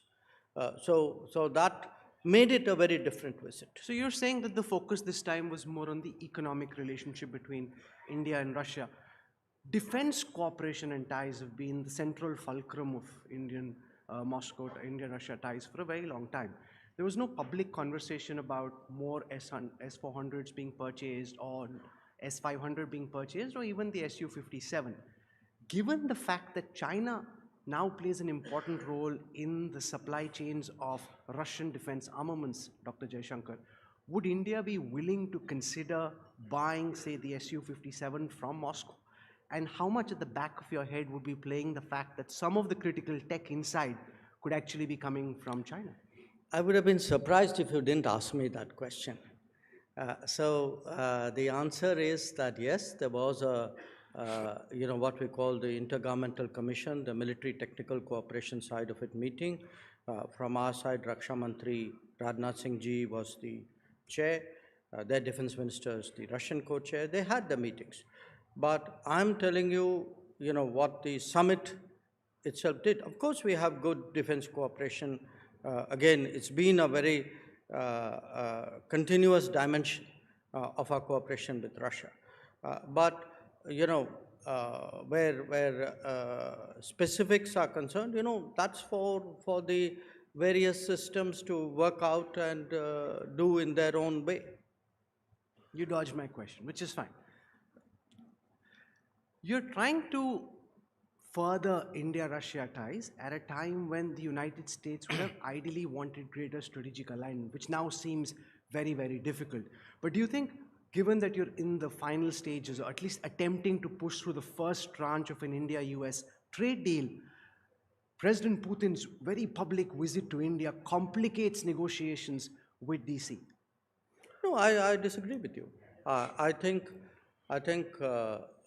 everybody knows that India has relations with, with all the major countries of the world.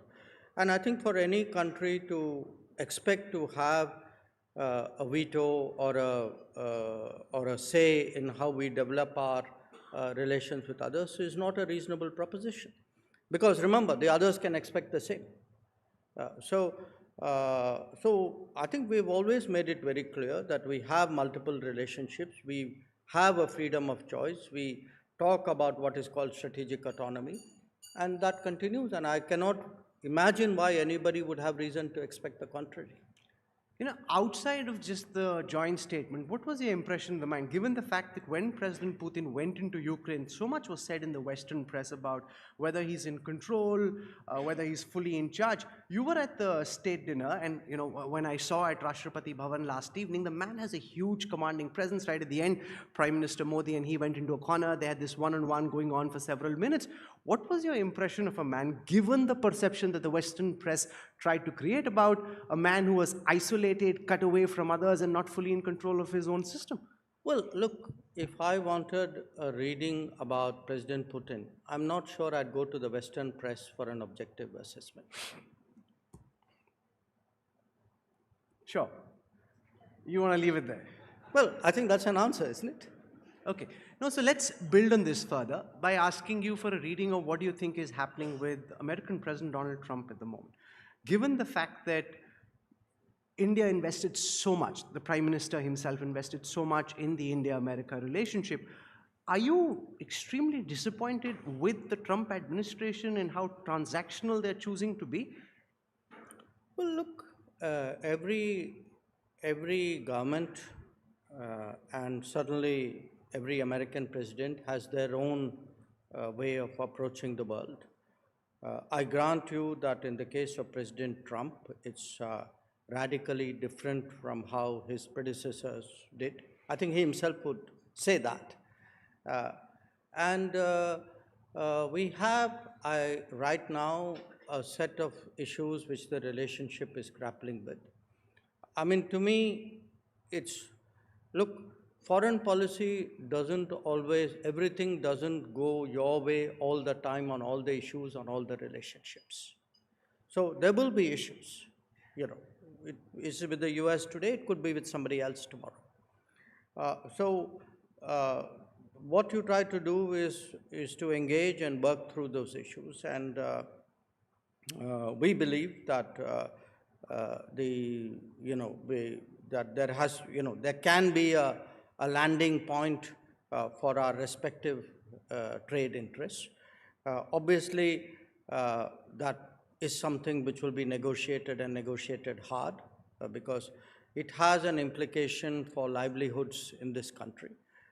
At the end of the day, for us, the interests of the workers and the farmers and the small business and the middle class matters.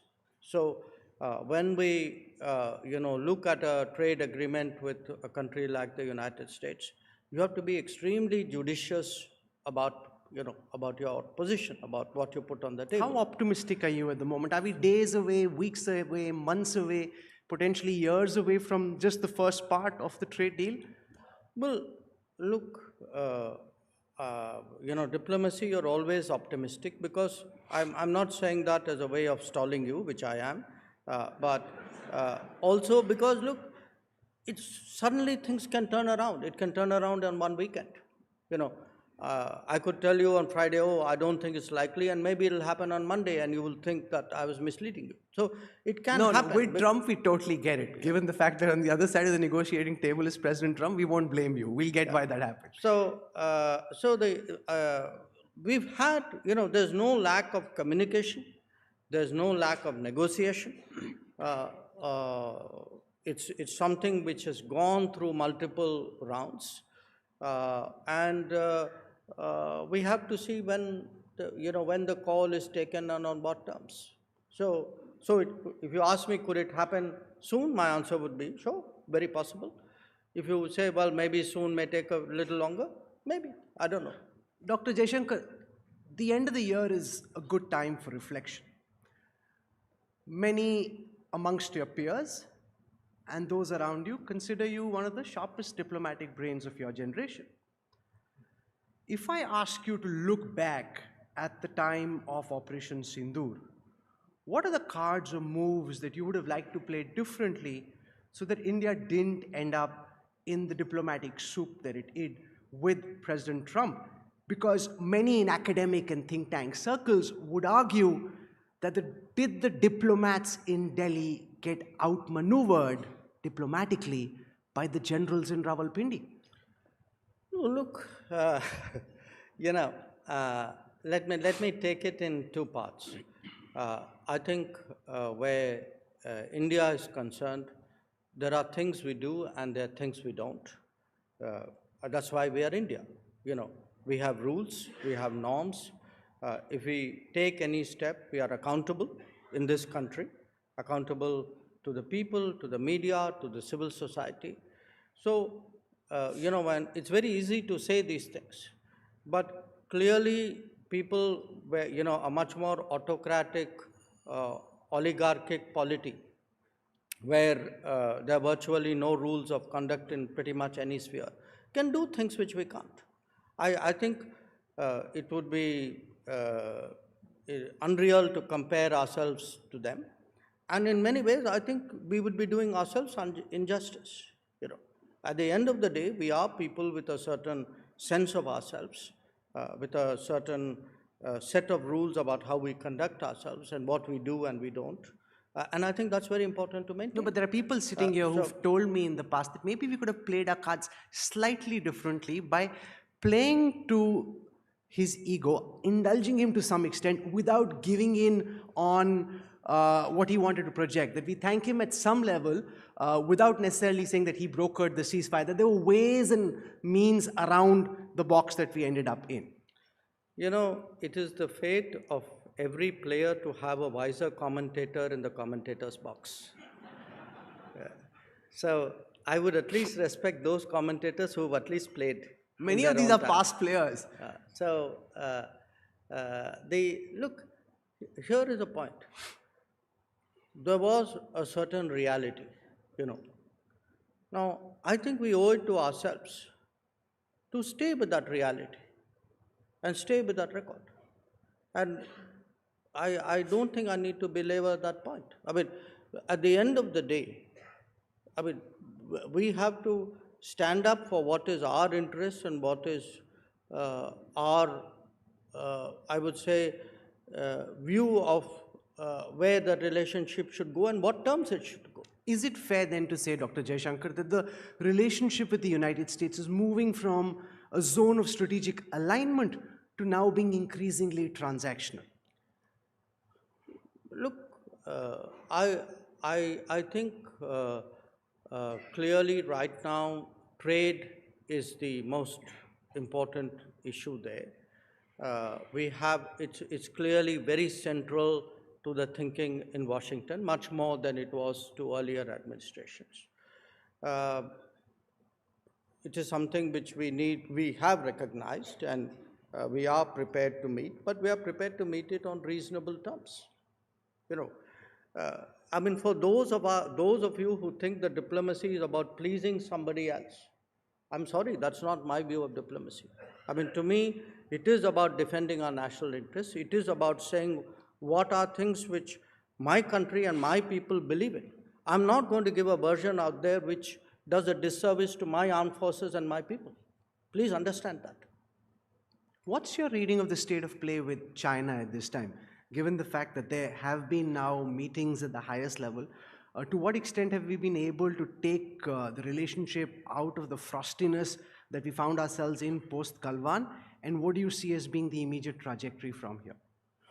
Well, look, after October 24, which was when the Kazan meeting happened between Prime Minister and President Xi, we reached an understanding on the last set of friction points at that time. And since then, it's now been a little more than a year. I think by and large, the border areas have remained stable. Patrolling patterns have mostly resumed and are taking place smoothly.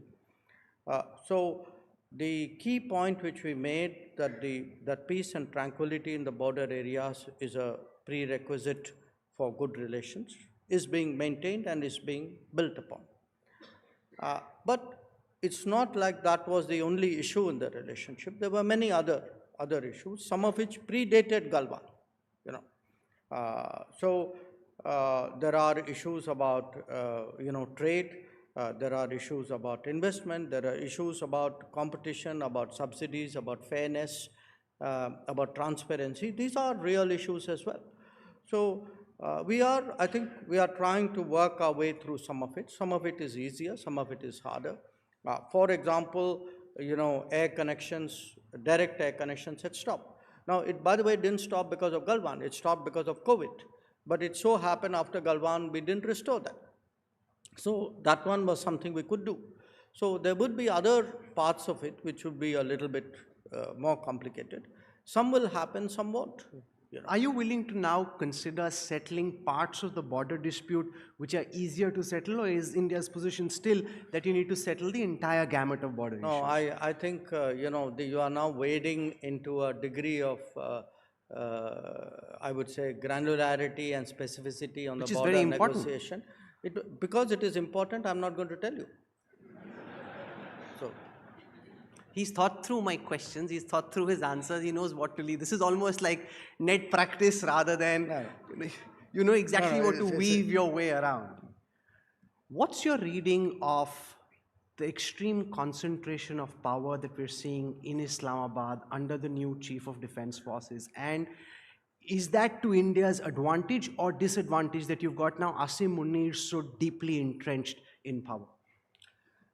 Look, reflect on, the last 80 years of Pakistan, which has paralleled our own independence era. For the bulk of it, in one way or the other, the military has either been overtly, covertly, in a hybrid manner. Essentially, it's been in command. In some cases, it's more visible and naked in a way. In some cases, it is less so.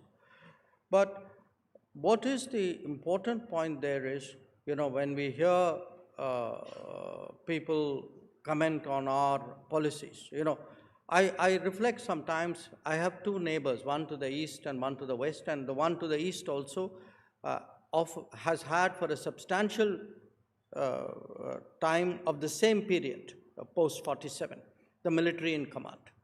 But the military to the east is treated very differently. The military regime to the east is treated very differently from the military regime to the west. So what does it tell you? It tells you at the end of the day that much of the world actually, for all the homilies that you get, really, in reality, when it suits them, they can, turn facts around, upside down and do what they have to do. So in another context, you use the word transactional. In many ways, the world has always been transactional. That there are good terrorists and bad terrorists, there are good military rulers and apparently not so good ones. So I think for us, the reality of the Pakistani army has always been, and much of our problems actually emanate from there. When you look at the terrorism, when you look at the training camps, when you look at the sort of a policy of a kind of, I would say almost ideological hostility towards India, where does that come from? It comes from the army. Since diplomacy is so much about optionality, given our attacks after Uri and now Pahalgam, are we diplomatically boxed into a corner where General Asim Munir can, whenever he chooses, trigger a terror attack at some part in India, and you've already de facto announced to the world or signaled to the world your intent that you will strike back somewhere or the other? No, look, I think I'm not sure where you get your admiration for him from. I have no admiration for him. I'm quite disgusted by some of what he's done. I can only say that, look, at the end of the day, look at the state of Pakistan and, see the differentials and the capabilities and frankly, the reputation on either side. I think, look, we should not get over obsessed and hyphenate ourselves with them. Yes, there is a challenge, there are issues there, we'll deal with it. So, relax, we'll handle it. Since you spoke of our neighbor in the east, Sheikh Hasina is in India and in this by the way, that wasn't the neighbor in the east I had. I had the one for I'm saying, I'm talking about is in India, and so far we've held off all pressure that's being made by Dhaka to send her back to face trial. How do you see Delhi's relationship with Dhaka play out, given the fact that you've got one very key political player and those in power at the moment have a very different view on it? Well, what we heard was that people in Bangladesh, particularly those who are now in power, had an issue with how the elections were conducted earlier. Now, this is not our issue. We are a well-wishing neighbor.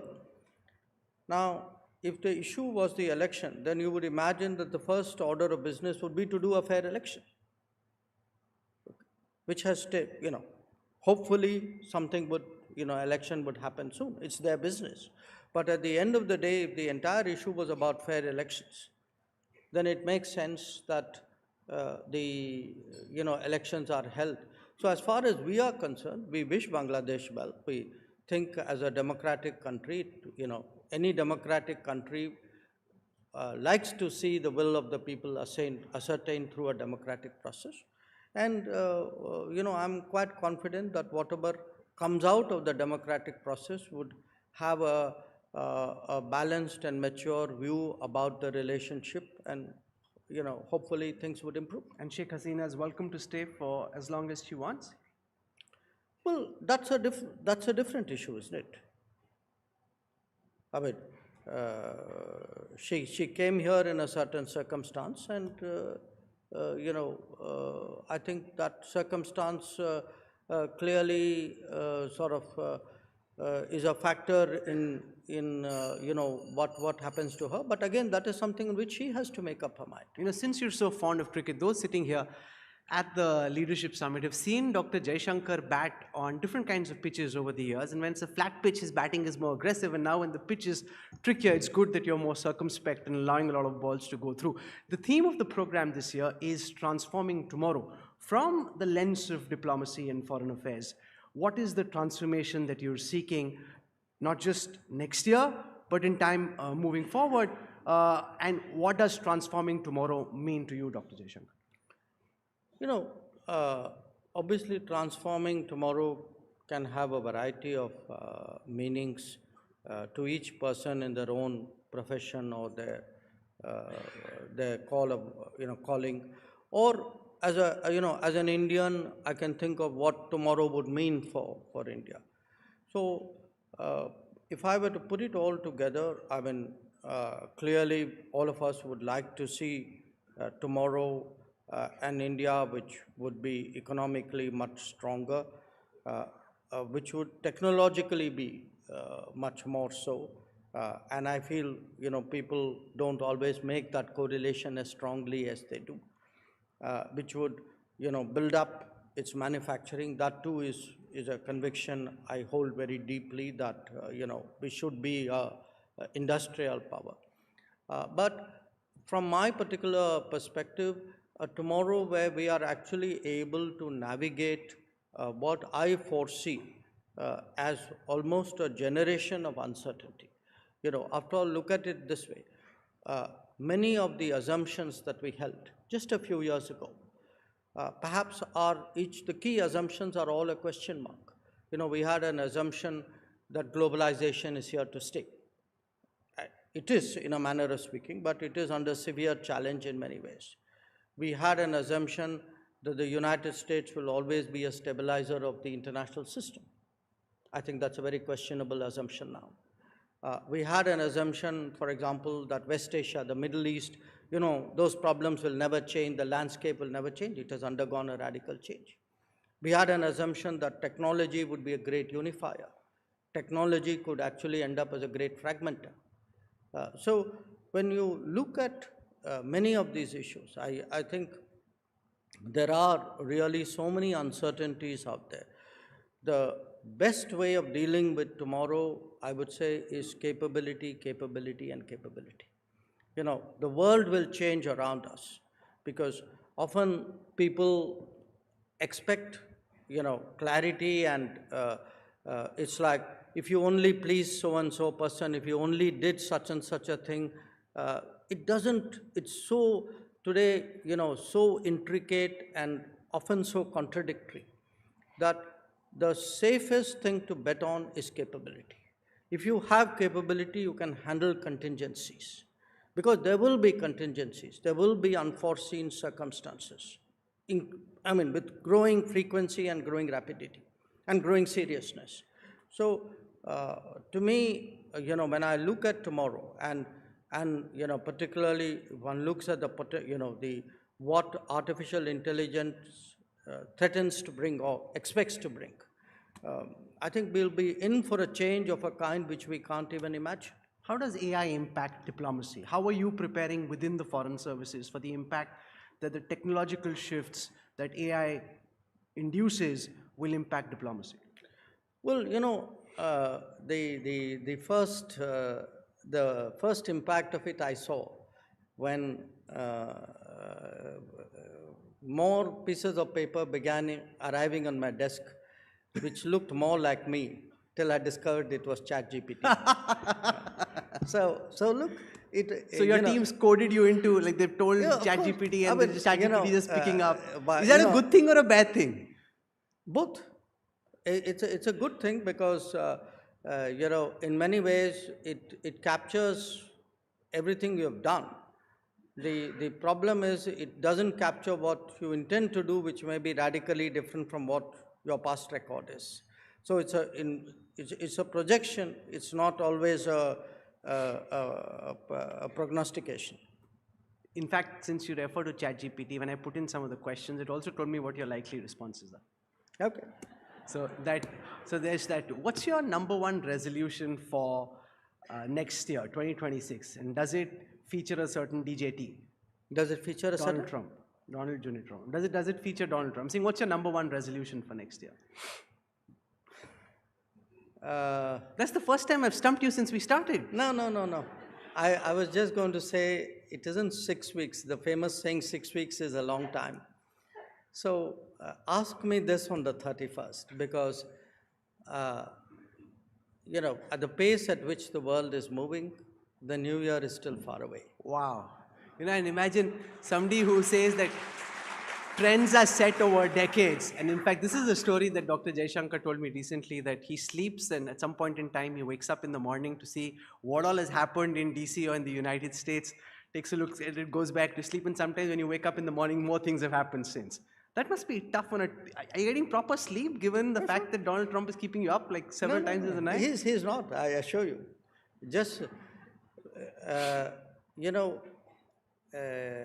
I've always had this habit of being awake and sleeping well at the same time. One part of you is sleeping, one part of you is awake. Because actually, remember, the bulk of the people I work with are not on my time zone. So something is happening somewhere in the world which always impacts you. So it's something you build into your life. It's so much easier just to critique and to question than to have to deal with the kind of unknowns that are floating around at the moment. You came out to bat at the Hindustan Times Leadership Summit after Hugh Grant. Ladies and gentlemen, would you accept that he did at least as well, if not better? Can we have a round of applause, please? Thank you. Thank you very much. This was a pleasure. Thank you.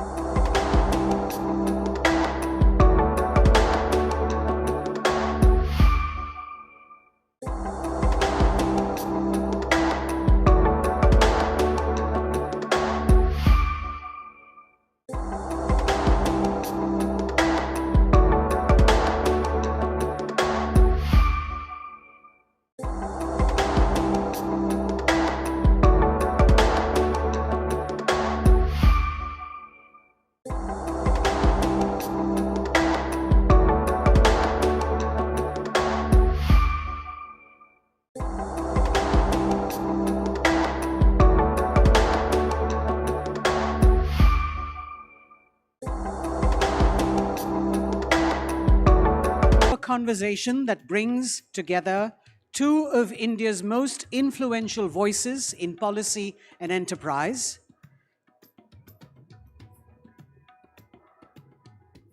Please welcome Mr. Sunil Bharti Mittal, founder and chairman of Bharti Enterprises, in conversation with Mr. Amitabh Kant, former G20 Sherpa and former CEO, Niti Aayog.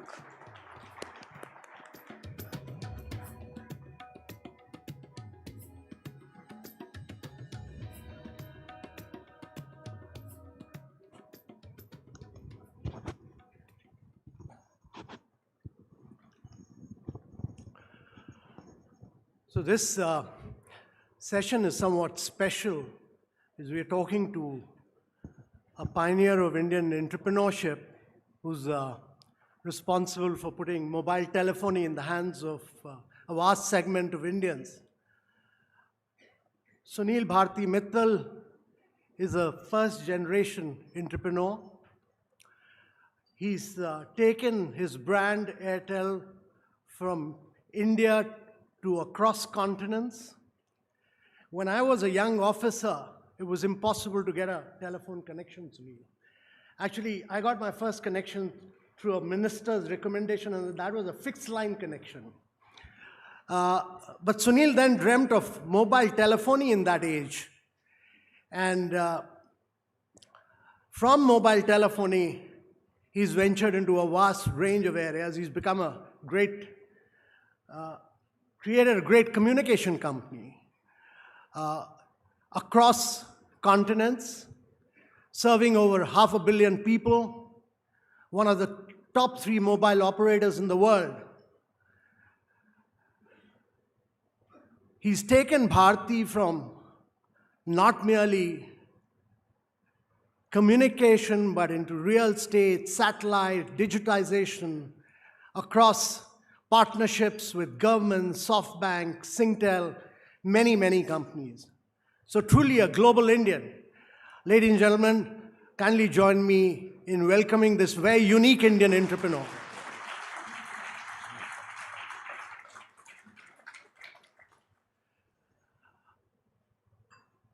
So Sunil, tell me, I mean, you were just an importer of push-button telephones at one point. You were a hardcore trader. How did you get into, what made you dream of mobile telephony? And how did you get the first license of Delhi and expand mobile telephony all over the world now? Well, Amitabh, thank you for that wonderful introduction. Great pleasure to be here this afternoon. We were not merely importing telephones, we were actually manufacturing telephones. We were India's first pioneers in bringing push-button telephones to India. Things were going reasonably well, but I recall that by late 80s, early 90s, I recognized that things were not going as fast as one could have imagined. And I could see many of my fellow entrepreneurs accelerating. Something had to give. You know, for an entrepreneur, you need to move fast, you need to catch up with peers, you need to stay ahead of the trend. And there was this burning desire to look for a breakthrough product. We had done telephones, cordless telephones. We even tried answering machines, which were not that successful in this country, fax machines. But it was in 1991, 25 crores in sales, 5 crores in profit. We were making some name through Beetle telephones, but it was really not good enough. So I still recall waking up on the 2nd of January 1992 in Goa with Naina, my kids at that time, some friends, and going through the Economic Times, buried in page 5, an innocuous Sarkari ad saying the government invites tenders for PMTS, Public Mobile Telephone Services. And just imagine if I would have missed seeing that ad. It was really buried somewhere down there. Where I would have ended up today, I don't know, but that just changed my life. I was a man possessed after looking at that ad. I'd seen mobile telephonies, the radio phones during Asian Games, and some other parts of the world. Early days, I said, this is where I'm going to go. And I remember telling Rajan and Rakesh, I said, there are 3 months.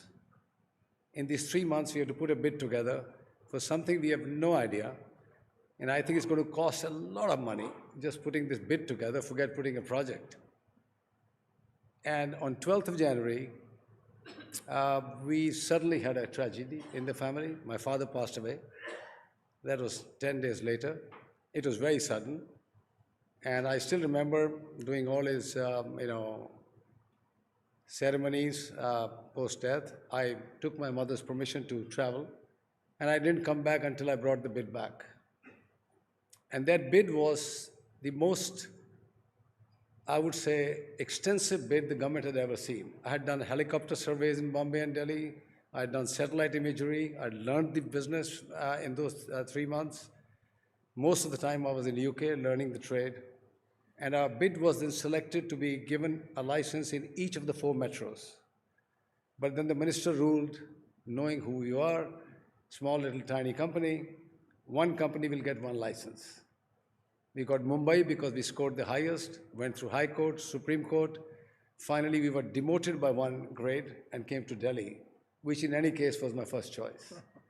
And given that we have not too much time here, I would say the rest is history. Okay. No, it's been a phenomenal history.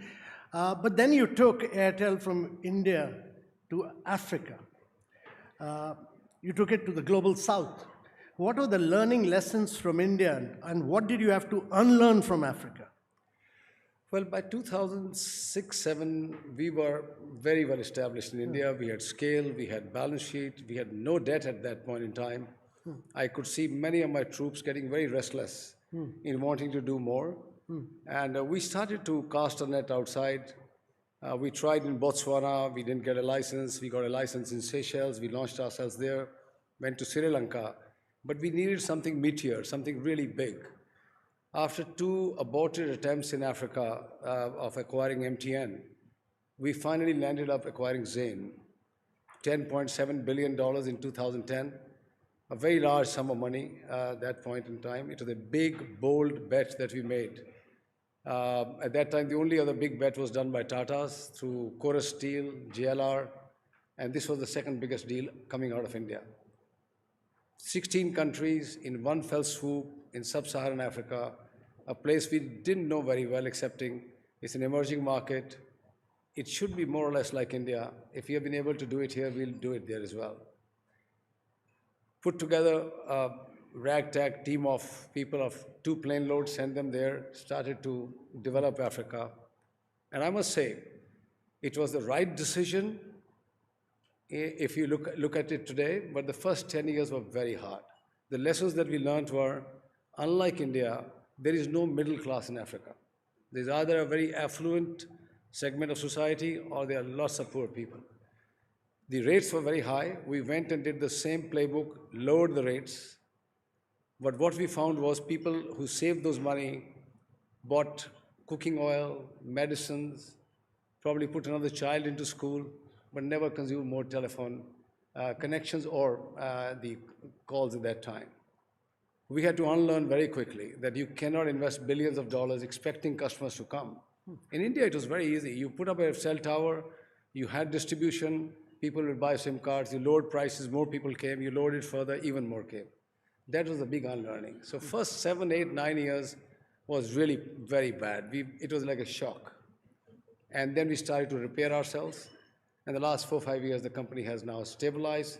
It's a FTSE 50 company. It's a $15 billion African entity, one of the leading players in Africa. And whenever you go into these 15 countries, you'll be very proud to see Airtel in a leadership position there. Yeah. So Sunil, you've also seen periods of great disruption in India when, the voice cost was done away, you had very low data cost, and you had new players coming in, causing massive market disruption. Those must have been very difficult days for you. What are the resilience? What was your strategy to meet that competition? Well, I wouldn't call it players, I'll call it a player. Because other players we could manage reasonably comfortably. This one player was, of course, difficult. 2002, 2003 was our first encounter, difficult one. The question was not if, the question was when will we shut down? And we came out of that with some difficulty. A lot of, I would say, bruises, probably deep cuts, but we managed to come out. Shift to 2010, when in a surprise move, the player picked up the spectrum. We knew the playbook. 6 years, you could see, because the launch happened in 2016 September, 2010 they got the spectrum. These 6 years, we could see the buildup of artillery, the troops. We had time. A lot of other people probably underestimated what was coming. We knew the power of the tsunami is going to be a tectonic shift on the plates of the telecom industry. And these 6 years gave us a lot of time to bolster our defenses. And when the tsunami hit, 8, 9 players just completely got destroyed. I think we stood firm. One of the reasons was we knew the game, we knew the industry. But I think if I have to put one single factor into why we could survive and others could not, was about our people. The talent in this industry counts for everything. If your people are motivated, if they were inspired, if they were charged up, it didn't matter who they were fighting. And when I was traveling across the country at that time, I was going from one state to another, almost all the time I was traveling. I could see it on the faces of our people. They wouldn't care. They will do what is required. And that is to serve the customer. And I tell you, if you have a team which is inspired, they can do great things. So the battle was fought in the marketplace, really? Completely. A bit in the regulatory area as well. Okay. Only a bit or quite a bit? Okay. So tell me, I mean, you suddenly moved into the space sector. You had this collaboration, you bought over Eutelsat, OneWeb, and from infra on ground to infra in space, and the world of satellites. How do you see the telecom changing in due course? You know, it's really incumbent upon you as a leader of the pack to continuously look at the shifts that are happening globally. Yeah. I was a part of OneWeb long years back, along with some other pioneers. Yeah. But I came out of it after 2 years because I couldn't see it successfully getting put together. And then we were invited again during the COVID time in the lockdown period by the British government to revive this company, to have a European UK play in satellite, because you could see the satellite communication or satellite connectivity was coming through. Amitabh, the fact is there are still 2 billion people in the world who have no connectivity. Whatever we may do, and we have been trying, my industry has been trying across the globe, spending hundreds of billions of dollars every year, you can't bring a fiber to them. It's impossible. You can't even bring a radio signal to them. So the only way was through a satellite connectivity. But the geo satellites are at about 36,000 kilometers. They have a 560 to 570 milliseconds of latency. You can't give them today's product, which is video and streaming requirements, or doing all sorts of things, or real-time telemetry. You can't just do it on those speeds. You can do broadcasting very well. LEO held hope, but it was being questioned all the time. And I would say OneWeb was actually ahead of even Starlink. But then came Elon Musk, and he started falling on the low LEO, 350, 400 kilometer range, putting up thousands of satellites, which we all see now. And the game changed completely. So if as a telecom company, you don't move into the area where with, let's say, 20,000 satellites, call them cell towers in space, can serve the entire globe, you will be missing a very important area of defense. That was the reason why we went into space. But having recognized that OneWeb will still have a limitation, we have tied up with Starlink. In India, in Africa, you can raise your hand anywhere in the world and you can be connected now. This was the holy grail of our industry. I think that has been firmly established now. So you've ventured into new areas, you've got into cloud, you got into AI infrastructure. So how do you see the future of Airtel? Will you remain a telephony company, or will you be an AI company which will also handle telephony networks? Look, we are a company which understands the need of our customers. And I believe we do a good job with that. We follow what our needs of the customers are and match it with technology. We don't produce any technology ourselves. Currently, given the geopolitical issues we saw, we heard a lot from Dr. Jaishankar just now, sovereign cloud or Bharat cloud, call it whatever you want, is a necessity now. We cannot rely on just Google Cloud or Microsoft or Amazon.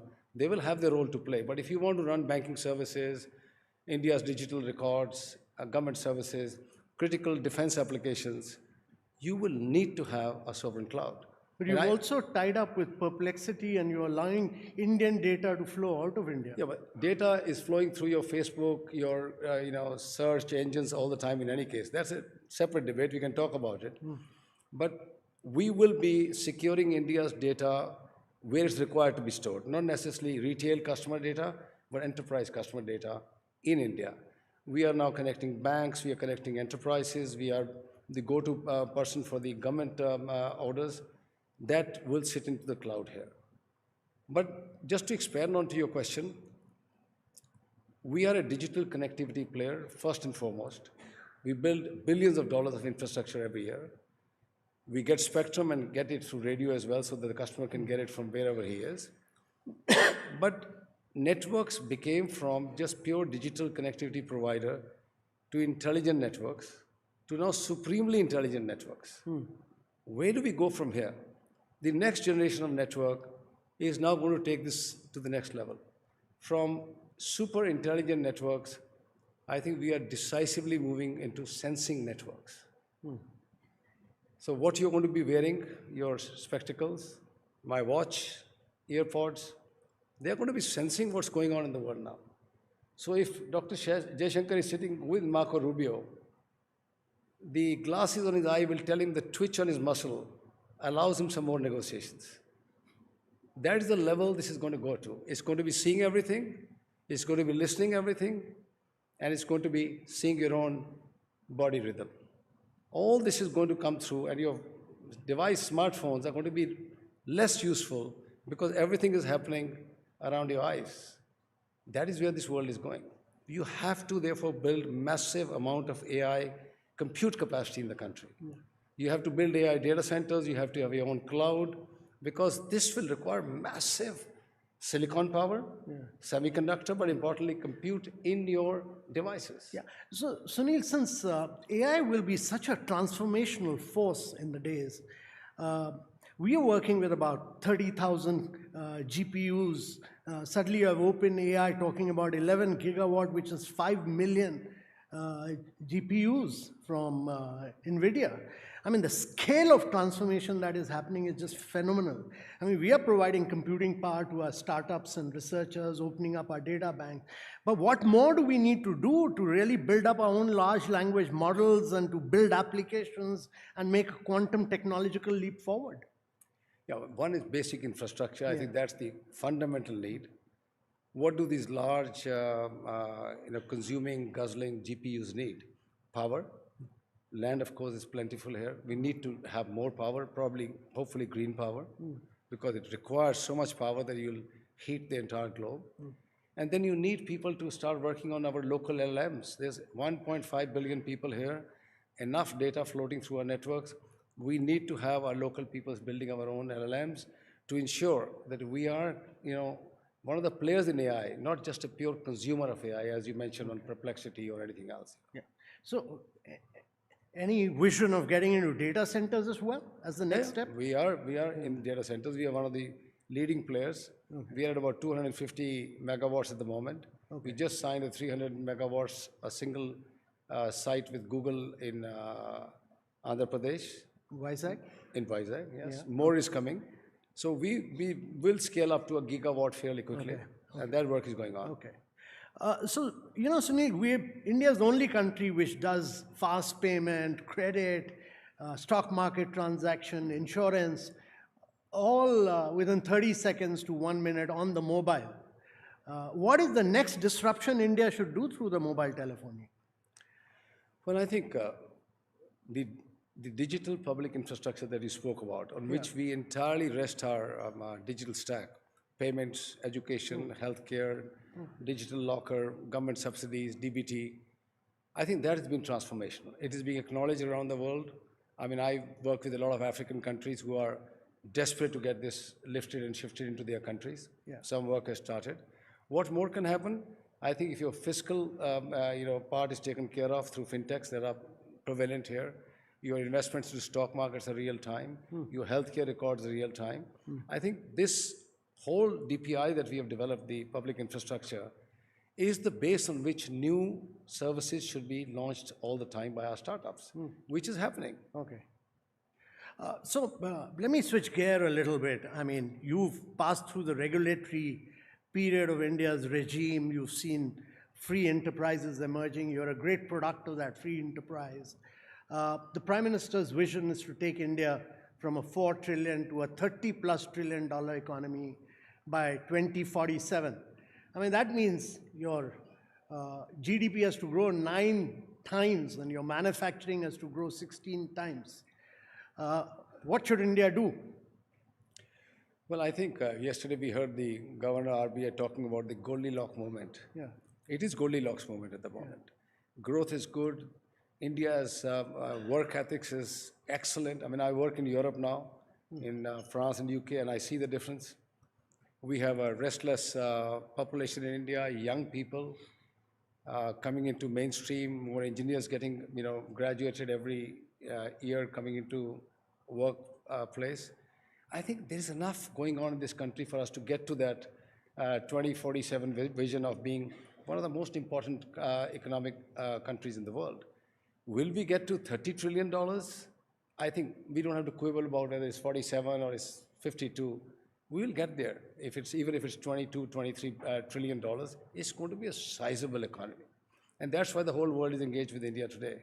They listen to what we need. They negotiate with us in equal terms. I think if you ask me, India must close all its trade deals. That opens opportunities for our country. Invest absolutely heavily into infrastructure, continue to do so. Ease of doing business is very important. India has tremendous amount of animal spirits, which if they are unshackled, can create dramatic improvements in our country.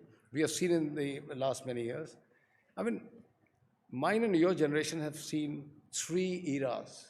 If you really look at 60s to 90s, 90 to 2020, and 2020 to the next era that is going on, these are transformational. Mr. N.K. Singh is sitting here. I have dealt with him in the previous era. For everything you needed a license. For everything you needed a permit.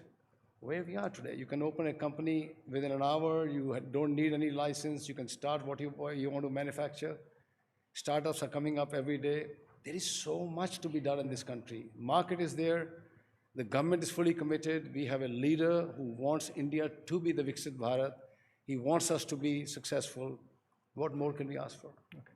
So, one of our big success stories, as you said, has been the startup. When we launched it, there were just 150 startups in India. We have over 180,000 startups. We have over 160 unicorns. So if a young startup who wants to do work in health tech or climate tech, which I think will see a huge amount of disruption in the coming years, was to come and seek your advice, what would your guidance be to them?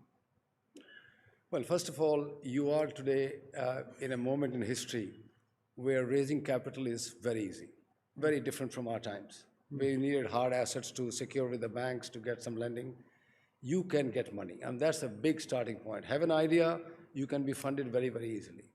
There's a very supportive environment, an ecosystem, a government, to clear your path from any bureaucratic red tape that we used to face. That is all available to you. The market is waiting for new services. Market is waiting for new solutions. And all our startups, if you see, they're solving for something, a problem in the society. That means there is a demand for that problem to be solved. So the market is sitting there. All I would say is they need to be mindful of one thing. Don't go into too many things at the same time. Don't open new markets at the same time. A lot of our startups are finding it very cool or fashionable to go into different new markets even before they have established themselves here. And Ola going to Indonesia or Australia, or Oyo going into LA or Vegas to buy Hooters, ahead of its time. They need to focus on a country. There are many nations within India, different segments of society. There's the Europe, there's the Middle East, there's an Africa, there's a Southeast Asia within these 1.5 billion people. My advice to them would be, grab the opportunity. If you have an idea, you'll be funded, government will support you, stay focused for many years, grow your size, and then probably launch outside. So you spoke about a couple of areas of reforms, infrastructure, initiatives, etc.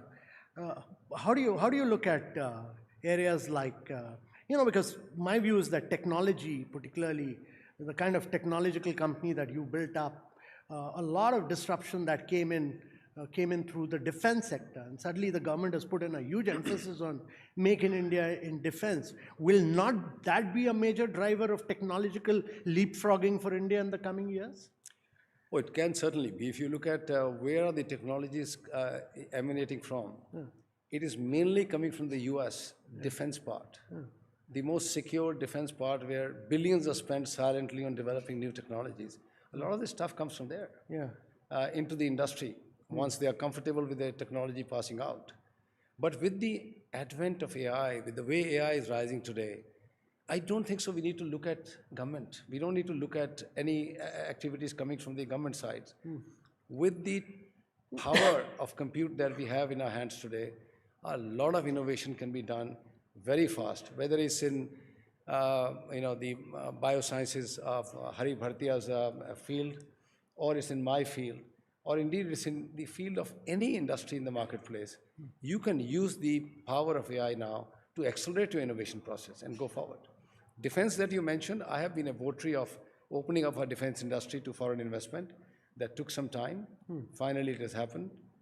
Defense industry in itself will become one of the major job creator in the country, manufacturing bases in the country, and probably a very large export market in itself. So that segment will be very important. But I won't wait for that to happen for the technologies to come out of the defense for the Indian industry.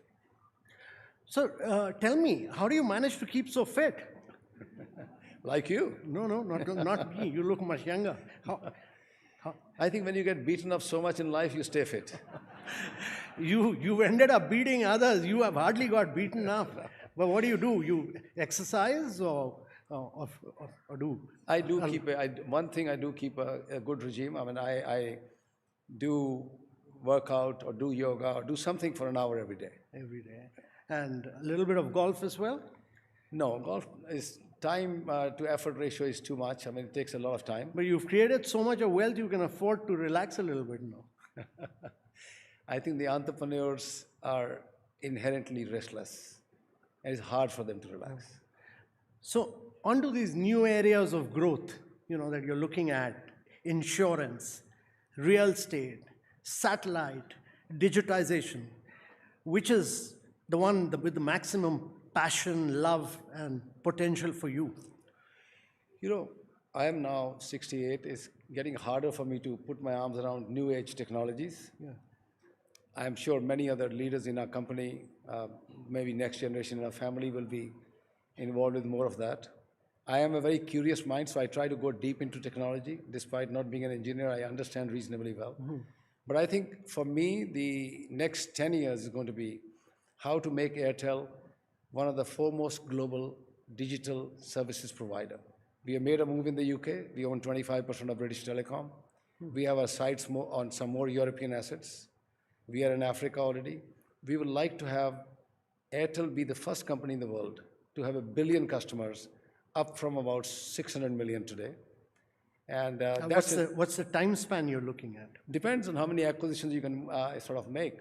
But let's say in these 8-10 years, that should be the dream. That India rooted, a company born out of India, can be the foremost telecom, digital connectivity MNC the world has ever seen. That's a vision I behold, and that's what I'm working towards.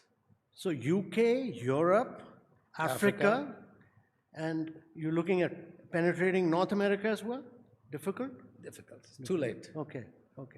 So several geographies from here. Yes. So truly a Indian global mobile telephony company.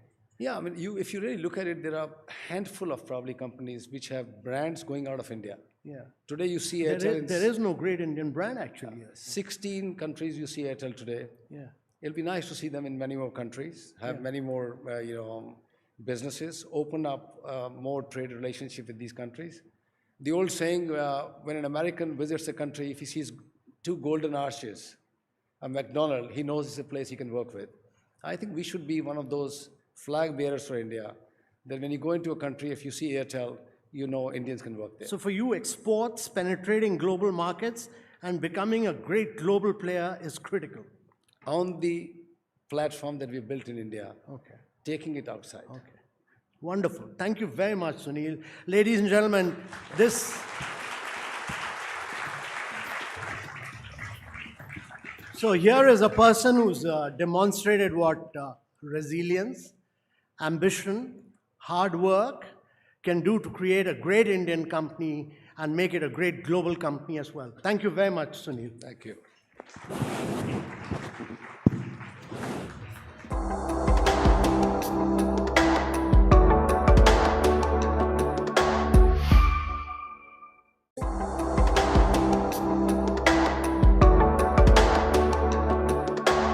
Of India's most dynamic and closely watched regions. Please be seated.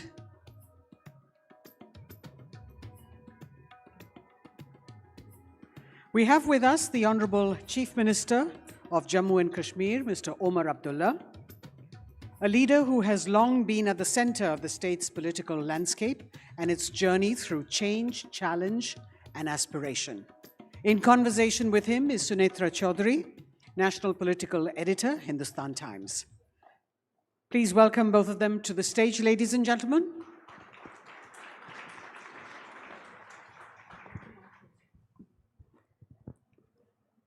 Chief Minister, would you say it's fair to call this past year, which is also your first year as Chief Minister, would you say it's been a rough year because of Pahalgam and then Red Fort, which has impacted so many Kashmiris as well?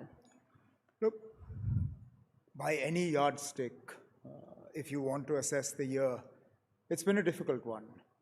It's been a difficult one from the security paradigm. You had the attack in Baisaran earlier in the year. You ended the year with the blast in Delhi, which emanated from a conspiracy hatched in Jammu and Kashmir, coupled with a very difficult economic environment. The immediate change in the circumstances after Baisaran has completely sort of reoriented our economy in terms of where we were in April of this year and where we find ourselves now. We've never been a very strong economy in the first place. So unfortunately, these sort of circumstances make it even more difficult for us. You know, when Pahalgam took place, one of the scenes that came out of there and which surprised people across the country was this air. For the first time, we were seeing Kashmiris come out in public against the attacks. Then we saw what the special assembly session that took place where all legislators and people's representatives spoke up. And there was this unified atmosphere. Does that still stand? Or I have seen your tweets and concern about Kashmiri students and others being outside targeted again. Has that unified air, which we saw, this feeling of unity that we saw post-Pahalgam, has that been disrupted? Are Kashmiris more accepting of violence today? No. They are as disturbed by what happened in Pahalgam as they are by what happened in Delhi. Do they make that feeling more public? Perhaps not. But that doesn't mean that it doesn't continue to disturb us. It doesn't mean that we are not, we don't find it abhorrent. We continue to. That said, we are also equally concerned when an attempt is made to paint the entire community with one brush. As I've said time and again after particularly the Delhi blast, not all Kashmiri Muslims are terrorists, not all Kashmiri Muslims support terrorism. In fact, they are a minuscule minority that do. The overwhelming majority of people are the ones you saw out on the streets after the attack in Baisaran. They are the ones who are in colleges and universities in different parts of the country. They are the ones who are trying to earn an honest day's living in various parts. But the problem is when you sort of issue government orders that say that all foreign nationals and Kashmiri Muslims must register in their nearest police station, which happened not too far away from Delhi. You then send a very in Haryana. Yes, it did happen. I'm not getting into naming names. You know, I know where it did happen. You effectively saying that Kashmiri Muslims and foreigners are the same to you. Is that really the message you want to send? So did you call up? I know that, did you call up the chief minister or someone? We took it up. We took it up, but by then the damage was done. Look, What did they say? You can't get people to forget these sort of orders. No, but chief minister, what did they say? When you called them up and you said, this is not on. Well, more often than not, they say, अच्छा ये हुआ, नहीं होना चाहिए था, चलिए हम देख लेंगे. But हो गया ना. You can't undo The othering happens. The othering of Kashmiris does happen. I mean, you're basically pushing them to the side and suggesting that they are entirely untrustworthy, can't be relied on, and every one of them is out to create trouble, which couldn't be further from the truth. Yeah. And then that sort of makes it difficult for us because then everybody becomes inward looking. It's very difficult to convince youngsters that to explore better economic opportunities, they should leave Jammu and Kashmir, to explore better education opportunities. I mean, we just had Sunil talking about startups and sort of the Indian growth story. You want the youth of Jammu and Kashmir to be a part of that growth story in different parts of the country. But when they find they have to go and present themselves in a police station or find it almost impossible to get a place to stay, it's not easy. So Chief Minister, I want to ask you this because I think everyone has been trying to, and we've had some analysts talk about it, but everyone's trying to understand what's happened. And because you've been Chief Minister once before, and now you are in touch with the establishment and security authorities there. This return of homegrown terror, what is your theory about it? What do you think is lending itself to it? Why do you use the word return? When did it ever go away? It was there. Aren't people sounding surprised that, with the Red Fort attack? Well, I think only those people are surprised who had convinced themselves that it was gone. I have been one of those people who has been telling you that you can't wish this away. And that the changes that you made to the constitutional relationship between Jammu and Kashmir and the rest of India are not going to miraculously result in an end to terror. They're not going to result in an end to separatism, because those quarters that have been doing this are not doing it because of what Jammu and Kashmir enjoyed constitutionally. They're doing it for entirely different reasons. So those of you who convinced themselves that 5th August 2019 was some miraculous cure to all of J&K's problems, I think you're the ones who are surprised. I'm not. I'm actually surprised that it took this long for the rest of you to realize that perhaps things are not as great as was sold to the rest of the country. Well, let me put it like this. Do you feel that there is going to be an uptick in it? Look, I'm not going to get into that. I'm hoping that it won't. I'm hoping that what happened in Baisaran and subsequently what has happened in Delhi was a sufficient wake-up call, that we will realize the gravity of what we're dealing with. I think also Rahul alluded to it in his conversation with Dr. Jaishankar. We now have drawn a line in the sand vis-a-vis how we will react to future attacks. That makes it even more sort of pressing on us to ensure that an attack like this doesn't happen again. Because we have effectively said that an attack of this nature will be considered an act of war. I think the only saving grace where the Delhi bomb blast was concerned is that there was no external hand visible. I mean, invisibly there must have been.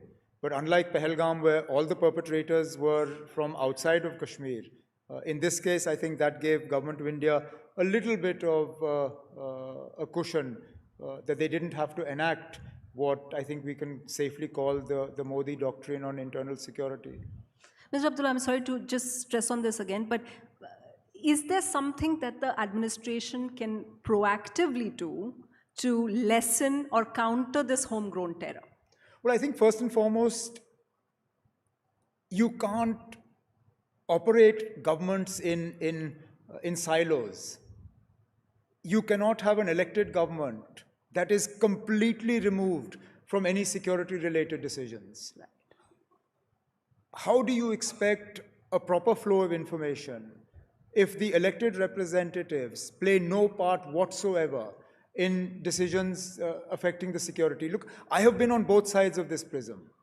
You pointed out, and I'm probably unique in that respect in this country.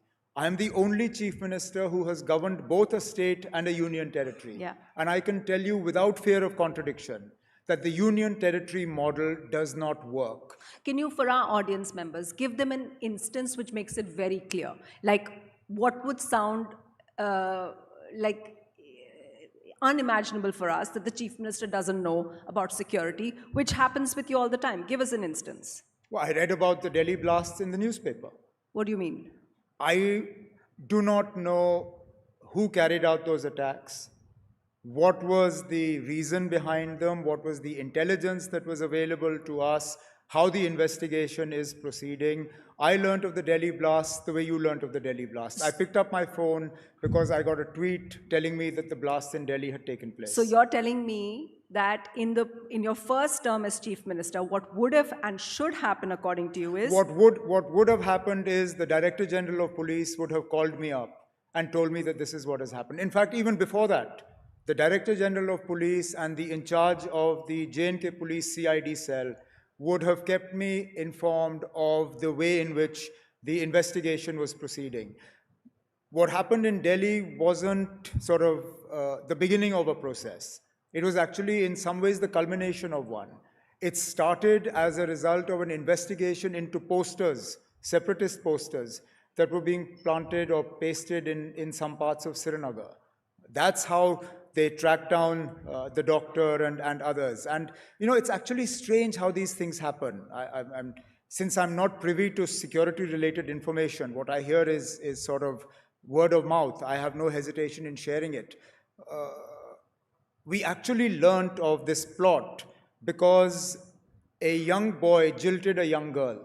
They were seeing each other, and the boy left the girl. And the girl obviously felt unhappy, upset. So she went to the police and complained about this boy, saying, you know those posters you're talking about? This boy was the one who was pasting those posters. The girl went and told on the boy because he had left her. And when the police picked up the boy, he said, well, hang on, I'm not alone. This Maulvi, he's also part of this. So the police went to the Maulvi. When they picked up the Maulvi, then the Maulvi said, well, hang on, I'm not alone in this. This doctor is involved in this. And that's how they reached the doctor, and that's how then they were tracking this doctor when the blast in Delhi happened. But these are the sort of things that ordinarily any other chief minister would be officially hearing about. I hear this because it's sort of chatter on the streets. So even then, when they were trying to track one after the other, even then you weren't... Like I told you, I learned about the Delhi blast the same time. Well, you probably learned about them earlier because you operate in a newsroom. I learned about them when everybody else here did because their phones probably beeped, and that's how they heard. And this is the state or the territory that I am responsible for. Well, that's revelatory. I have to ask you, it seems like a perfect segue. The finance minister was here in the morning. She praised you. Well, very kind of her. Now, the next part to that will be, then, ma'am, please show me the money, because that's in extremely short supply. But no, very kind of her. And in all honesty, Government of India has been very helpful in all other respects except one, but we'll get to that, I'm sure. When you say Government of India has been very helpful, does that get you into... I'm assuming it gets you into trouble with some of your constituents. It does. It does. But look, I'm very happy to own the decisions I take. Good, bad, ugly. I have never shied away from taking responsibility for what I've done.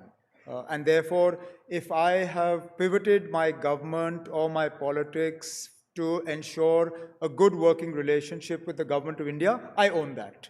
and I will own the consequences of it. I think it's important to understand that a good working relationship with the government of India doesn't mean that I'm in alliance with the BJP. I don't see eye to eye with the BJP. I will continue to oppose the politics of the BJP, but at the same time, I will seek to work with the government of India as best possible. And have you achieved that? I think it's a tricky balancing act that you have to do, that you have to get along with, are you getting along well with the LG, and yet keep up your strident demands for statehood. I mean, you began our interview by talking and reiterating why you need statehood. So how tricky is that balancing act? The relationship with the Honorable Lieutenant Governor is work in progress. That's polite. And we'll leave it at that. Okay. I just wanted to, and I'm only asking you this, Chief Minister, because you talk to the community, you talk to whatever. I just wanted to understand that, there seems to be a churn, and I will talk about the Bihar elections after that, but there seems to be a churn in the Muslim community. You talked about Muslim students, Kashmiri students. Everyone thought of them as a monolith, right? And they vote a certain way. I think the Bihar elections kind of completely changed that idea, because a huge chunk of them voted for AIMIM. Would you think, and I ask you this as just someone who's seen elections, knows how they work, what's happening in the community? Do they feel let down by the legacy parties? Because before, the impression among election observers like us was that, the community is very smart, they will go for the secular party, whoever seems to be the winning. But now it seems like all kinds of things are happening. Well, I think the Muslim voter has very clearly said that you can't take us for granted. That we want somebody who will espouse our cause for the entire period of 5 years, and not just for 5 months leading up to the elections. I think where the traditional recipients of the Muslim vote in states that you talked about have erred or made a mistake is in assuming that the Muslim vote is theirs regardless of what they do. And therefore, so for 4.5 years, they will be relatively quiet on the issues that matter, and suddenly wake up to this vote bank just before elections. That no longer works.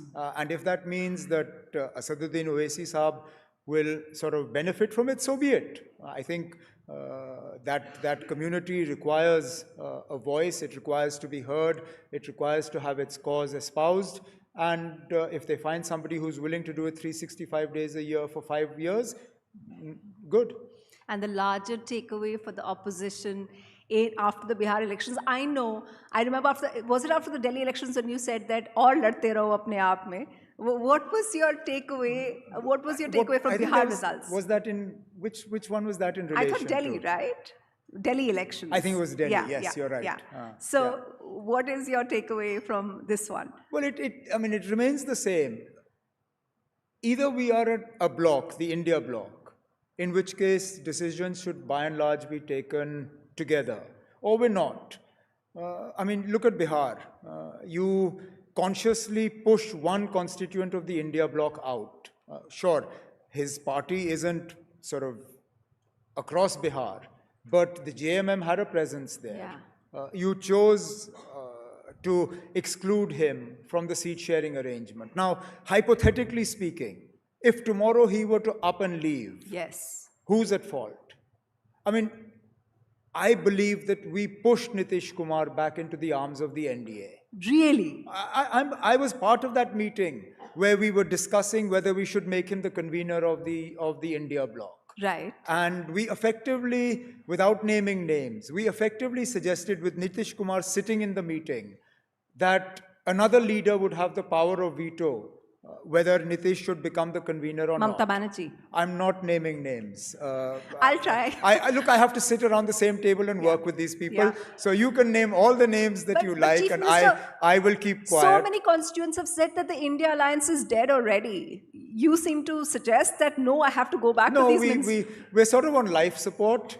But every once in a while, somebody brings out those paddles and gives us a bit of a shock, and we get up again. But then, unfortunately, results like Bihar happen, and we slump down again, and then somebody has to wheel us into the ICU. So two things you pointed out. One, that they pushed out Nitish. Two, that I didn't say they, I said we. I was a part of that meeting. Second, that they didn't, this entire thing with Hemant Soren and JMM was a disaster. What else? I'm saying that if we are a bloc, then we should continue to function like one. Otherwise, we are a state-specific alliance. If we are a state-specific alliance, then no problem. Then you will have a different alliance for Bihar, you will have a different alliance for West Bengal, you'll have a different alliance for wherever else. But if we are a bloc and we call ourselves the India bloc, then you need to take a more holistic view. So here's the thing. And again, you have seen so many elections, you've fought so many of them. Is it very tough? Is it virtually impossible now for the bloc? I mean, what is required to take on the BJP? How big an adversary are they? They have an unparalleled election machine. And that is, of course, in terms of the organization and the money. But don't put everything on that. They also have an incredible work ethic in terms of how they deal with elections. And I know this because, I've seen them in J&K. From a club election, and we know in Delhi how club elections are fought. You're talking about the Constitution Club. So, I'm not naming names. No, what did they do there? From a club election up till the election of the President of India, they fight every election as if their lives depend on it. We sometimes fight elections as if we don't care. We are not as committed to the 24/7 model of politics that the Prime Minister and his inner team are committed to. No sooner has one election finished that they've already moved into the next territory. Bihar is over, you will find them now moving into the states where the next elections are going to happen. We will move into those states 2 months before the elections. We will be lucky if we sew up our electoral alliances before the last date of filing of nominations, and sometimes not even then. I think there are, without appearing to be too enamored by them, I think there are things they do that will not be difficult for us to replicate. But Mr. Abdullah, there must be some, obviously, regional players like yourself, National Conference defeated the BJP over there. Which opposition leader do you see who has that same kind of work ethic? Come on, you can name someone. I won't. Mamata Banerjee? Yes, but see, the problem is that no matter how many regional leaders have that work ethic, we are constrained by how far we can grow. Like it or not, it will, at least for the foreseeable future, any opposition alliance will have to grow around the Congress. They are the only party other than the BJP that has a pan-India presence. Right. We are all limited to one state, or if you're lucky, maybe 1.5. So no matter how much we are able to do, the heavy lifting will have to be done by the Congress. So Mr. Abdullah, are you saying, listening to you, I seem to be accepting what many people, it sounds like that was 2024 a fluke? No, I think 2024 was the country sending a message to the central government, to Prime Minister Modi and others, that things are not as rosy as you made them out to be, and that we are not happy with some of the decisions that have been taken. But look at the way in which the central government changed its approach. Most of us believed that this was a government that was incapable of functioning as an alliance. Today, hardly any of us remember that it's an alliance government. We all felt that the style of functioning of this government did not lend itself to a UPA, NDA type of situation. But, I, for one, hardly ever remember that this is a prime minister that's actually dependent on two allies for his government. You mean the way they take Mr. Naidu? They reoriented their way of doing things, of carrying people along. I mean, from calling itself a BJP government, they called itself an NDA government. So these are small changes, but they matter. So that way they're better election alliance partners than the Congress. Well, again, Bihar showed it. Look how quickly they sewed up their seat sharing arrangement. And this was one that most people thought wouldn't happen, that Nitish's pulls and pressures would make it difficult for them to sew up a seat sharing. They got one, we in the India bloc didn't. Are you convinced by the argument of vote chori? Do you think there's some dodginess with the election commission? I have never been a supporter of those who say that the machines are rigged, and this puts me sort of at a very difficult position at home because my father is convinced that machine mein chori hoti hai. But actually, in all honesty, I don't know if he's watching this, but if he is, then I'm really sorry, Dad, for saying this. But my dad believes everything he gets on WhatsApp. He is that generation that if it's come on WhatsApp, it is or maybe Rahul Gandhi had a better impression of him. I mean, so my father is convinced that machines can be rigged. I'm not. So we'll set that one aside. Elections can be manipulated. And the easiest way to manipulate an election is to do it through the voter list or do it through the way in which you structure constituencies. The delimitation exercise in Jammu and Kashmir earlier was essentially, I won't call it rigging, but it was manipulation. You created 7 new constituencies. All those constituencies were designed to benefit one party and its one ally. So when you rejig voter lists, when you exclude a certain section of voters that you know are not going to vote for you, you are effectively manipulating an election. So that's why I think some of us have reservations about this process of this special intensive revision. Do it transparently, do it fairly, we have no problem. Bogus voters, do away with it. But if you're doing it to benefit a particular political party or outfit, then there will be questions. But do you think that manipulation, which you said, it can be open, do you think it played a role in Bihar? I don't know Bihar well enough. And I think the way in the overwhelming majority that Nitish Kumar got, you don't get just by manipulation. The way in which people came out and voted, you don't get that just because you excluded a handful of people from votes. I think some of the issues on which the election was fought perhaps needed to be tinkered around with. Chief Minister, I have so many more questions, but I think our time is up. So thank you. Thank you so much for being so candid. Thank you. Thank you so much, Mr. Abdullah and Sunetra.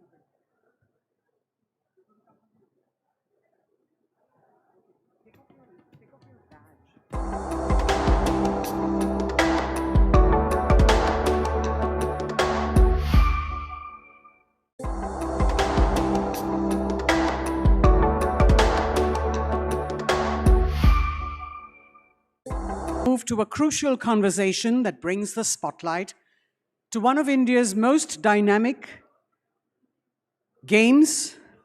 We're delighted to welcome two exceptional figures from the world of cricket. Mr. Amol Mazumdar, head coach of the Indian women's cricket team, a mentor whose strategic mind and steady leadership are shaping a new era for the team. And joining him on stage is one of India's most reliable all-rounders, Deepti Sharma. They will be in conversation with Sharda Ugra, senior sports journalist and HT columnist.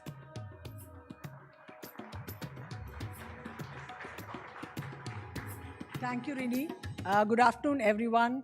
It's a joy to be here and to have a conversation with two people who have been part of and therefore created one of the most seismic events in what are one of the two most powerful pop cultural phenomena in our country, cricket. The first of them was quite rightly called the second wonder of Agra in a sports magazine recently. And because the first wonder of Agra happens to be a building, I think she should be first on that list. She was also the focus of the biggest road show outside of Indian politics in her hometown, a 10-kilometer welcome after being named player of the tournament for a World Cup.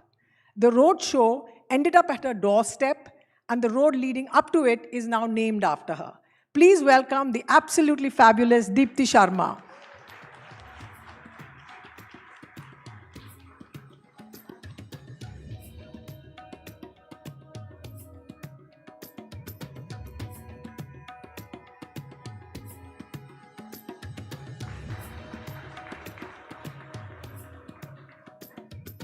Our second guest has brought a piece of fiction to life in a manner that is very much his own.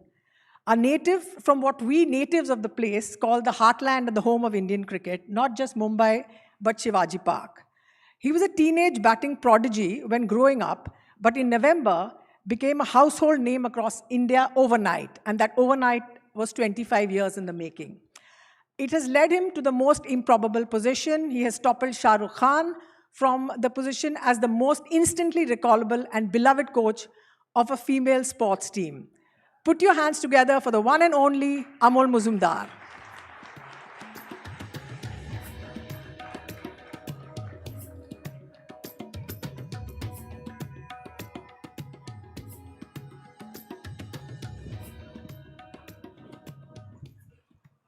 We're on a clock here, so I'm just going to get straight into the conversation.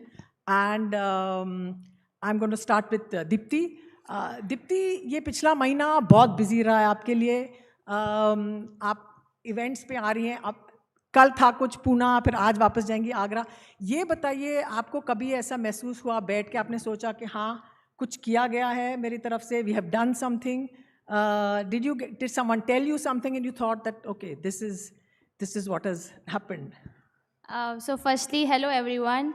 तो ma'am जैसा आपने बोला कि after world cup आपको थोड़ा भी time मिला कि नहीं, आप कितना बिजी चल रहा है आपका, तो अभी एक्चुअली में ऐसा लग रहा है कि हमने कुछ तो किया है जिस चीज़ का हम इतने लंबे टाइम से वेट कर रहे थे, और फाइनली वी डिड इट इतने सालों बाद, तो काफ़ी अच्छा लग रहा है. और अगर ऑनेस्टली बोलूँ तो घर पे भी उतना टाइम मिल नहीं पाया फैमिली के साथ. अभी लाइक इवेंट्स चल रहे हैं हेयर एंड देयर, तो आई थिंक अभी हम लोग काफ़ी बिज़ी चल रहे हैं. बट बहुत अच्छा, बहुत प्राउड फील हो रहा है कि जो हमारा ड्रीम था अगर वो वाकई में जब ट्रू हो जाता है, उसके बाद एक्चुअल आपको फील होता है कि एज अ प्लेयर और एज अ टीम आपने क्या अचीव करा है. और जो रोड आपके नाम पे जो रोड है, आपने एक्सपेक्ट किया था कि ऐसे होने वाला है कि the road will be named the Deepti Sharma road up to your home?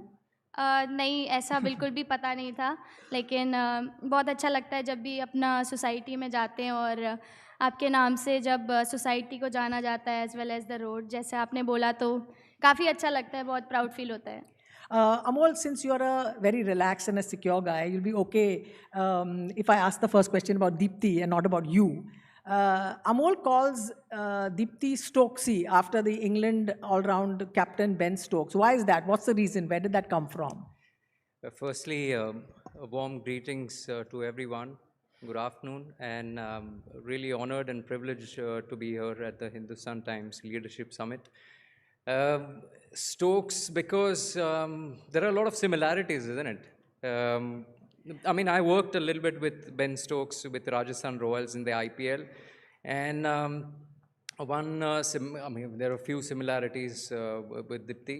One, she bats left-handed, she bowls right-handed. Stokes does that. She bats at number 6. Stokes does that. Most hardworking cricketer in the team. Never misses a match. Stokes doesn't miss a match. And above all, I think her throw resembles to Ben Stokes. एक बार आके इसका throw पकड़ के दिखाइए.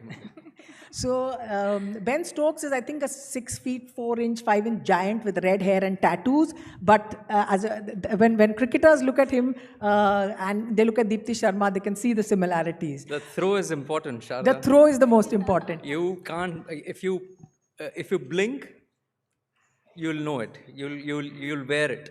दीप्ति एक story भी है ना एक थ्रो के बारे में जो आपने 50 मीटर का थ्रो किया था हिमलता काला आप वो कहानी सुनाइए और आपकी एज क्या थी उस time I think I was 9 years old उस टाइम 9 हाँ तो उस टाइम मैंने खेलना स्टार्ट किया था तो एक थ्रो की वजह से ही पूरा मेरी जर्नी शिफ्ट हो गई बैकग्राउंड ही ऐसा था मतलब भैया खेलते थे सुमित भैया तो उनकी वजह से स्टार्ट किया तो मैं जस्ट देखने गई थी कि वो कैसे खेलते हैं मैच स्टेज पे बैठी हुई थी तो ऐसी पास ऑन करती हूँ दूसरे किसी प्लेयर को बॉल आ जाता है नेट्स में तो फिर वो थ्रो करती हूँ और वो डायरेक्ट जाके स्टंप को लगता है सिंगल स्टंप जहाँ पे वो लोग फील्डिंग कर रहे होते हैं तो सडन जाके लगता है तो आजू बाजू जो भी लोग होते हैं वो भैया को बोलते हैं कि अरे अपनी बच्ची को क्रिकेट खिलाओ वो एक दिन ज़रूर देश का नाम रोशन करेगी तो फिर उसके बाद से क्रिकेट स्टार्ट कर दिया और लेकिन आपका थ्रो जो है आपके शोल्डर में इतनी स्ट्रेंथ कहाँ से आती है आप पुशअप्स करते हो क्या है बताइए हमको आई थिंक एक तो वो मैं बोल सकती हूँ नेचुरल है मतलब जब शुरू ही जर्नी इसी चीज़ से स्टार्ट हुई है तो मैं बोल सकती हूँ नेचुरल है प्लस मैं स्ट्रेंथ पे भी वर्क करती हूँ तो आई थिंक उससे भी डेवलप हुआ है काफ़ी और स्टोक से मिली है बेन स्टोक से आप चांस मिला है मिलने का नहीं अभी उनसे तो नहीं मिली हूँ मैम अच्छा अमोल आपको स्टोक से बुलाता है और आप ये बताओ आपने अमोल के बारे में क्या सोचा जब वो पहले आए आपके साथ काम करने और आपको और फिर बताओ वर्ल्ड कप के दौरान क्या हुआ अब पहले तो हाँ पहले जब आया आप बताओ आपका इंप्रेशन क्या था मैम जब मैं सर से वेरी फर्स्ट टाइम मिली थी बैंगलोर में हमारे 3 days मैचेस चल रहे थे आई मीन कैंप में ही मैचेस लगे हुए थे उस टाइम पे तो जब सर से पहली बार मिली तो ऐसे फील ही नहीं हुआ कि मैं सर से फर्स्ट टाइम मिल रही हूँ एंड देन उसके बाद जब भी हमारी सीरीज़ थी अगर मैं टेस्ट मैच का आपको बताऊँ तो एक बहुत अच्छा एग्जाम्पल है सर ने मतलब सर ऑलवेज़ मोटिवेट करते हैं और सबसे अच्छी बात है कि सर मतलब इतना फेथ और ट्रस्ट दिखाते हैं मेरे ऊपर एज अ प्लेयर जिससे कि एक कॉन्फिडेंस आता है कि आप अच्छा करो और एक होता है ना मैम कोच का ट्रस्ट प्लेयर के ऊपर बहुत ज़रूरी होता है तो मुझे लगता है कि जो भी प्रेशर होता है आधा तो वहीं से रिलीज़ हो जाता है जब भी सर मुझे बोलते हैं कि चल दीप्ति अभी you have to do it तो मतलब ये चीज़ मेरे लिए बहुत मायने रखता है और हमेशा जब भी बोलते हैं उस चीज़ पे मतलब एज अ प्लेयर मैं टीम के लिए खड़ी उतरती हूँ that I have to do for the team तो अच्छा लगता है और सर ऑलवेज़ मोटिवेट करते हैं चाहे नो मैटर व्हाट प्रैक्टिस हो या मैच हो तो मुझे लगता है कि एक कोच का प्लेयर को लेके ज़्यादा इम्पोर्टेंट रहता है ट्रस्ट ये तो अच्छी चीज़ कही लेकिन वर्ल्ड कप में हम 3 मैच हारे थे और हमारी हालत काफ़ी टाइट थी उस टाइम तो तीसरा इंग्लैंड के साथ मैच हारने के बाद आप ये अच्छा कोच उन्होंने फिर क्या अपने आप का नया रूप उसका सुनाइए सबको यहाँ दीप्ति सी पहले से वार्न कर दिया मुझे नहीं मैम देखिए अगर आप बैक टू बैक 3 मैच हारते हैं तो नहीं कहा उन्होंने क्या रीज़न मत दीजिए उनका डिस्क्राइब करिए हुआ क्या अगर आप कर सकती हैं तो मैम देखिए ऐसे तो मुश्किल है लेकिन ऐसे ऑब्वियसली मैं ऐसे बोल नहीं सकती क्योंकि वो टीम की ही बात रहती है ड्रेसिंग रूम की लेकिन बुरा ऑब्वियसली एज अ टीम बुरा लगता है जब आप किसी भी मोमेंट पे जाके जीता हुआ मैच हारते हैं तो चलो let me ask you the question I'll take this on behalf of my player I think you know sometimes there are times in sports that you know things don't go your way and I realized after the 3rd game against England when we lost I won't say, we lost. The language that we spoke in the dressing room was that we were just not able to cross the line. Not that we lost the game. We were just not able to cross the line. And all the 3 games that then we couldn't cross the line were in the pocket, basically. And they were hurting. They were really hurting in the dressing room. I could sense it, that all the 15 players were hurt in the dressing room. And at times, as a coach, you realize that this is a time when you just have to put the finger on that scar. Sometimes, you just leave it for some other day, but at times you just have to do that once. And I realized that was that apt time. Sorry. Dukti rag pe. Just press kiya to, I think they realized it later, and credit to everyone, including Harman, including Smriti, including Deepti, that, they reacted really positively to that talk in the dressing room. I think they had a secretive meeting, possibly, I came to know a little later, all the players, and they said that, okay, we need to turn this around, and India expects a little better than that from us. And I'm glad that they took it really positively. I just want to, quickly touch that they're not just, their ability is second to none in the country.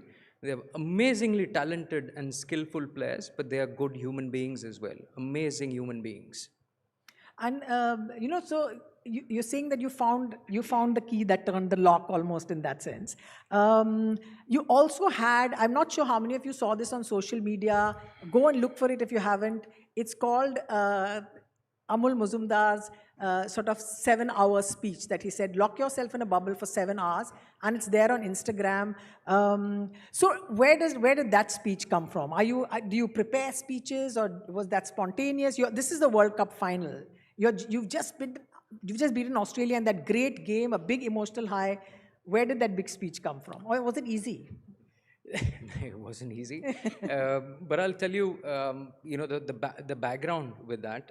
It's just, 2 years into this job, I realized that this team, this Indian women's cricket team, these young minds, they don't just listen to what you're saying. They absorb every word that you're talking.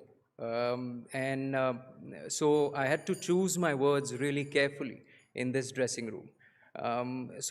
I realized in the job, I realized the power of words with them. And as a leader or as a coach, you just have to be careful of what you're talking. That particular final speech, in the semi-finals, I had narrated a couple of stories in the huddle, and they were inspiring, not just for the players, but for the support staff as well. And then in the finals, I think the pressure was enormous. I mean, you can imagine a World Cup final, that to a home World Cup in my home city, Mumbai. There were a lot of things that were happening on that, on that morning. Plus, there was rain around, so whatever we had thought the previous night had to be kept on hold. Because things were unfolding as on that day.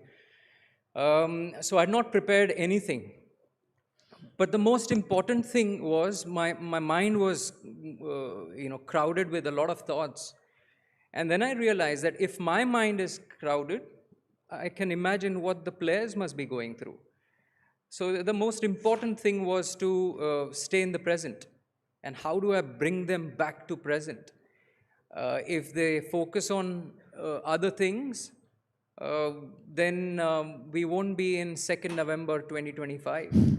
So the most important thing was to stay in the present. And just happened to see the crowd. There were 50,000 in the D.Y. Patil Stadium, and plus about 50 crores watching outside. So there was no pressure as such, but just that we had to stay in a bubble. And And if I knew that if they play to their potential, we would be able to crack this one. I just wanted to ask you, when you're talking about this, about being in a bubble, this is like a crisis manager's sort of situation. What would you tell? I'm sure there are managers in this room who want advice from athletes who are in these very tense situations. The whole country is looking at you. Everything is on television.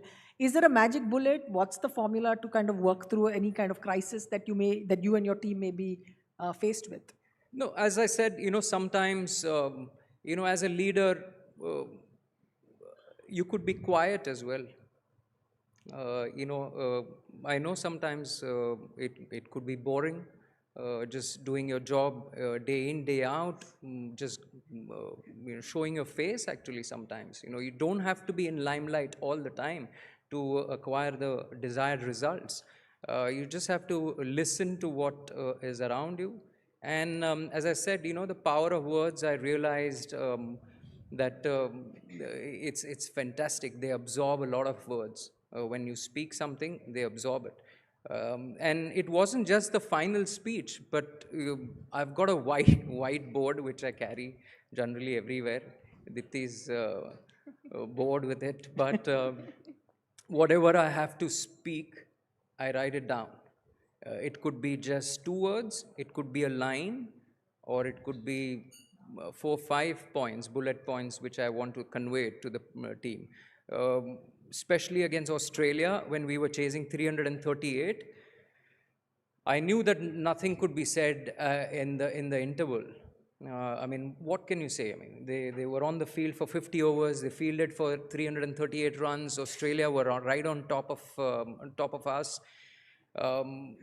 I just wrote on the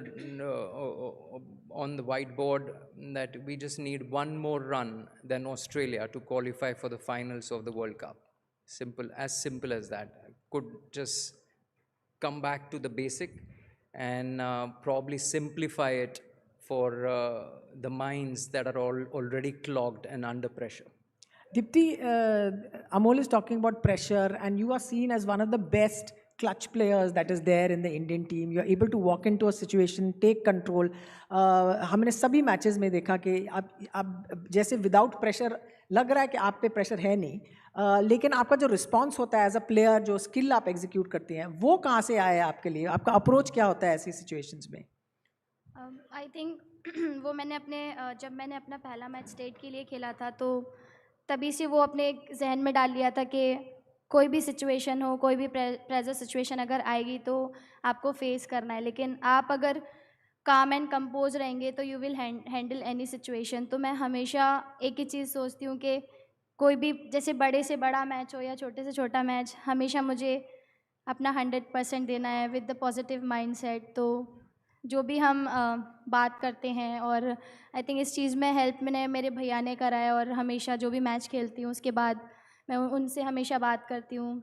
अच्छा हो बुरा हो जो भी हो, वो मुझे guide करते हैं और मुझे बोलते हैं कि कैसे आप मोटिवेटेड रह सकते हो, और कैसे मतलब जैसे मुझे चैलेंजेस पसंद है तो मैं हमेशा पसंद है? जी बहुत पसंद है. और जब भी प्रेशर सिचुएशन आती है, आई ऑलवेज़ एन्जॉय कि ऐसी सिचुएशन आए जिससे कि मैं थोड़ा और बेटर प्लेयर बन सकूं और टीम के लिए अच्छा कर सकूं. तो ईजी रहता है, तो मतलब ये होता है कि मीन्स हो जाएगा. तो वो वाला थॉट प्रोसेस जब रहता है तो कहीं ना कहीं होता है ऐसा. बट देन जब टफ सिचुएशंस आती हैं like semifinal and the finals, तो मुझे अच्छा लगता है वहाँ से जब टीम को हारी हुई जगह से जब आप जिताते हो. तो नर्वस नहीं होती किसी चीज़ में? एंग्जाइटी नहीं होती? जो कहते हैं जब प्लेयर नर्वस हो जाते फिर वो ठीक से सोच नहीं सकते, आपको हाथ नहीं कांपते कभी? नहीं, आई थिंक अभी इतना एक्सपीरियंस आ गया है बैक टू बैक मैचेस खेल के, तो अभी पता चलता है कि आप किस टाइप के प्लेयर हो और कैसे टीम को हेल्प कर सकते हो. तो मैं हमेशा उस माइंडसेट से जाती हूँ, तो प्रेशर ऑटोमेटिकली रिलीज हो जाता है. One thing about Deepti is the way she will respond in a match. She does exactly those things in her practice sessions. Sometimes you just have to pull her back a little bit as a coach, that Deepti, it's just a practice session. Don't expend all your energy here. But she expends that energy, that intensity. She has exactly the same thing what she will have in a match. And that's why The match is just a reflection of what she does outside in the practice session. Amazing. You don't really hear this stuff. I mean, you've been decades in cricket. It would have been an unusual quality to see, I suppose. Do you see it in a lot of players? Is it a common thing? With this team, yes. I mean, if you see Smriti Mandhana prepare for any game, it's outstanding to see. If you see Harmanpreet, in the practice session, every single session will be taken very seriously. If you see Jemima Rodriguez, prepare for each game, they've got a set routine, and by now I know what their routines are. So, you just have to cater, as a coach, you just have to cater to each one of them individually, as well as keeping the team's theme in mind. And, you've coached men, you've coached junior men, you've coached in the IPL, you've coached senior men, and you've coached women. What's the difference? Is there a difference between coaching men and women? And I'm not talking about men and women cricketers. I'm not talking about the game as sense, but just from a management point of view. What's the differences? What's the easy part? What's the tough part coaching women as opposed to men? No, I didn't think so. As a player, I had enough experience probably of 2 decades that I played domestic cricket. I played probably on each and every ground in India in those 20 years that I played first class cricket. But I parked those thoughts as a player 10 years back, 2012-13 that I retired. I parked those thoughts. And then there was an opportunity for me to coach Mumbai Ranji Trophy team as a head coach, and I grabbed it because I wanted to give back to Mumbai cricket. Whatever I had gained, 10-folds that I had gained, I could give something back to Mumbai cricket. And then this opportunity presented itself, and I didn't think twice, because the first and foremost thing that hit my mind was here's an opportunity to serve Indian cricket. I didn't look at it as men's or women's cricket at all. I thought, what a great opportunity. I mean, there cannot be any better opportunity for me to give back to Indian cricket. And managing them, I thought, the most important thing as a coach was to gain their trust. And once you gain their trust, I think this Indian women's cricket team is the best in the world. And I'm talking about both the genders. Best in the world. They absorb things and they follow their instincts to the T. And since you were talking about, serving Indian cricket, why don't you tell them the story about the India shirt that landed up suddenly? Should I give the context, or will you? Please do. So Amol played 15 years of domestic cricket? 20. 20 years of domestic cricket. He scored enormous stack of runs in domestic cricket, 12,000 in first class cricket, 12,000, played for Mumbai, played for a couple of other, and never got the opportunity to play for India, and now he'll take the story from there. I was just, as I said, 20 years of domestic cricket. It was a lot of hard work.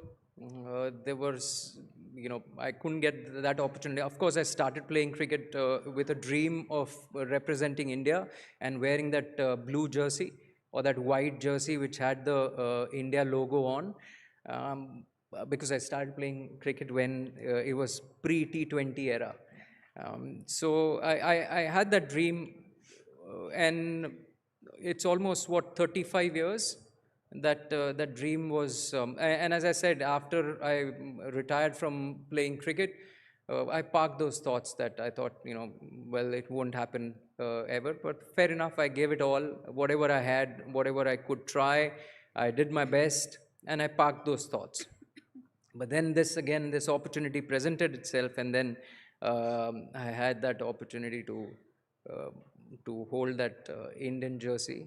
I laid it on the bed and called my family. That was the first call that I made, was to my wife and my dad. and my mom. It was an emotional couple of minutes, and I got that opportunity to represent India in a different form, in a different way, as a coach, and I'm grateful for that. I think a round of applause is.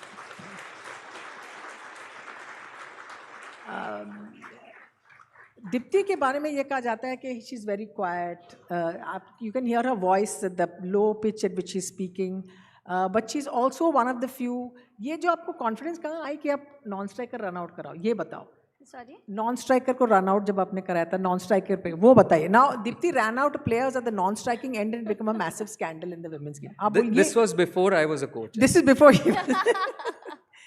बताइए ये कहाँ से confidence आई कि मैं उसको out करूँ? Now I'm sure all of you know that running a non-striker is a very big deal. If you don't, please raise your hands and ask the person sitting next to you. They'll explain. Go बोलिए. देखिए जो rule में है वो तो हमें करना ही पड़ता है. अगर रूल में है. हाँ obviously. और उस टाइम पे ऐसा था कि तभी ग्राउंड पे डिसाइड हुआ था कि like in fact the warning also we gave to her. तो उसके बाद भी लगा कि हमें वो नहीं हो रहा है तो उसके बाद करना पड़ा. मेरे पास मैसेज आया कि नहीं अभी हम लोगों को करना पड़ेगा. So that's why मैंने वो रन आउट किया. And she ran out an England player. That's an England player and the English got very sort of righteous about it and it was absolute nonsense. Deepti आप ये चीज़ बताइए. आपने ये कहा है कि Women's World Cup के बाद आपने कहा कि जब आपकी इंटरव्यू की जा रही थी फाइनल के बाद आपने कहा you want more matches. ये बताइए why did you ask for more matches? What is this of all the things you said we want more matches to play? नहीं आई थिंक पहले से तो काफ़ी अच्छा हो गया है और क्योंकि पहले नंबर ऑफ़ मैचेस कम हुआ करते थे. अगर मैं पहले की बात करूं तो अभी इस चीज़ के लिए BCCI also taking good care for women's cricket also. अभी आई थिंक काफ़ी बेटर हो गया है और इफ़ और भी रहेंगे like in the domestic circuit also. That's why I told कि डोमेस्टिक को जितना ज़्यादा मैचेस खेलने को मिलेंगे वो डेफिनेटली वुमेंस क्रिकेट को कहीं ना कहीं हेल्प करेगा क्योंकि बहुत सारा टैलेंट है जो कि मुझे लगता है कि कहीं ना कहीं भी थोड़ा सा छुपा हुआ है जो कि अगर ज़्यादा मैच खेलेंगे तो डेफिनेटली जो अच्छा टैलेंट है वो भी और भी निखर के आएगा.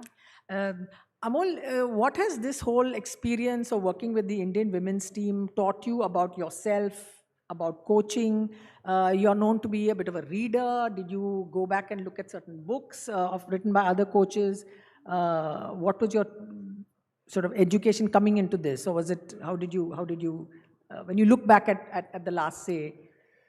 There are multiple things, Sharda. I won't be able to pinpoint on one particular thing, but just the experience that I gathered while playing cricket, experience that I gathered while doing some media work in the last 10 years before I took up this job, and just coaching different teams. I mean, I was involved with IPL, with the Rajasthan Royals for a good 3 years. Then with Mumbai Ranji Trophy team, and then now with the Indian women's team. So I think sport has taught me a lot. It's been a school of life for me, and you just you pick up nuggets from every piece, and you try and make your own castle. That's what I've learned. Also, sport has taught me that every day the scoreboard changes. That's a great line. The applause, applause fades. But I think what it also teaches is that if you have an impact on others, then it remains forever. And that's what I've strived to do in the last 2 years. That I know that I can make some contribution in these life of these youngsters who are with the Indian team. And did you imagine that you will unseat Shah Rukh Khan as the most beloved female team sports coach? Everybody looks at you and is doing all their very wrong Kabir Khan sort of comparisons. Did you imagine that ever? We call him after the finals, Kabir Khan. Oh, the women call him after. Who are we? Deepti. I mean, I'm not a social media person, but I see everything. I see a lot of things. I won't lie. I mean, if there are parallels, there are parallels. I mean, you can't help it. People say things as I said, scoreboard changes every day, the applause fades one day. So all you can do is just remain patient about it and just make sure that you do your job as passionately and as honestly as you can. Kabir Khan wo kahan se aaya mujhe pata nahi. Deepti, just rounding up some the questions. Amol, I just want to park this with you for about 30 seconds. If you can remember your favorite memory incident after this match that you can recall, what someone said, maybe something that comes to your mind. I'll come back to you. I'll ask Deepti a question instead. Deepti, recently आप interviews में कह रहे हैं, क्या कह रही है? आप you want everyone, आप कह रही है that girls should dream big. आपकी सबसे बड़ी, आपकी big dream क्या थी? आप बताइए। क्योंकि जब मैंने क्रिकेट खेलना स्टार्ट किया तो ऑब्वियसली ये था कि एक दिन इंडिया को रिप्रेजेंट करना है, वो ब्लू जर्सी पहनना है और नेशनल एंथम जब मैंने देखा मैच तो ये सब रहता था, तो मेरा भी यही माइंडसेट था कि मुझे भी एक दिन वहाँ पर जाके खेलना है। और ऑब्वियसली टीवी पे मैचेस आते थे तो मतलब यही था कि, और सभी गर्ल्स को भी मैं यही बोलना चाहती हूँ जो भी स्पोर्ट्स खेल रहे हैं या जिनका भी इंटरेस्ट है खेलने के लिए, कि ड्रीम बिग रखो, क्योंकि अगर अच्छा सोचोगे और अगर आप इफ़ यू थिंक बिग तो डेफिनेटली वो आपको एक दिन आपके लक्ष्य तक लेकर जाता है। और यहाँ जो पेरेंट्स, ग्रैंड पेरेंट्स यहाँ और जो कैमरा में देखेंगे, उनसे आप क्या कहना चाहेंगे लड़कियों और स्पोर्ट्स के बारे में? तो यहाँ पर जितने भी मेंबर्स हैं उन सबको यही बोलूँगी कि जो भी आपके डॉटर्स हैं उनको आप सपोर्ट करें, क्योंकि विद द टैलेंट कहीं ना कहीं सपोर्ट बहुत ज़रूरी होता है जो नहीं मिल पाता है। बट आई एम लकी कि मुझे वो सपोर्ट मिला, तो मैं चाहूँगी कि सभी को ऐसे पेरेंट्स मिलें जो आप अपने बच्चों को सपोर्ट कर सकें। और डेफिनेटली स्पोर्ट्स में कहीं ना कहीं फ्यूचर है, अगर आप इफ़ यू सपोर्ट देम तो डेफिनेटली आप भी ऐसे ही सभी को देखेंगे जैसे कि अभी विमेंस क्रिकेट ने जो अचीव करा। Amol, just a last question. Any memory that you want to share before we go about any anecdote, incident you remember from this World Cup that was absolutely that you'll never forget? Well, I'll never forget the catch Harman took, because I was sitting in the dugout, and from the dugout you couldn't see certain things because there were billboards right in front of you.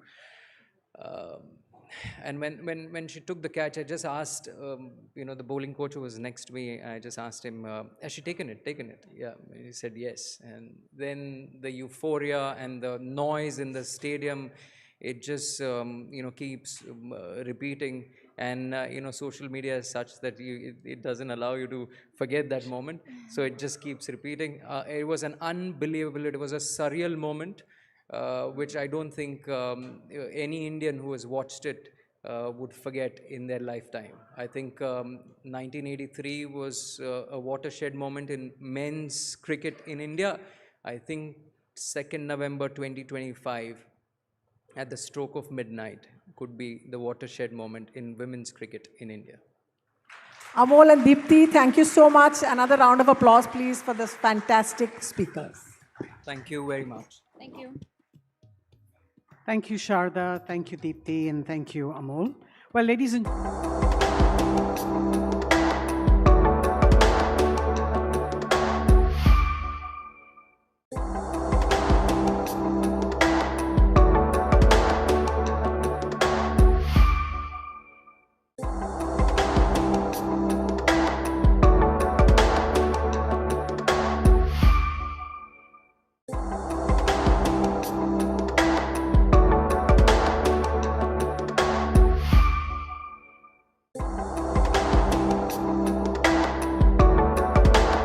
Welcome to the 23rd edition of the Hindustan Times Leadership Summit. We are delighted to have with us Professor Yogi Gupta of University of Amsterdam. Our conversation today comes days after the world gathered at COP30 in Brazil. There, a familiar battle line emerged.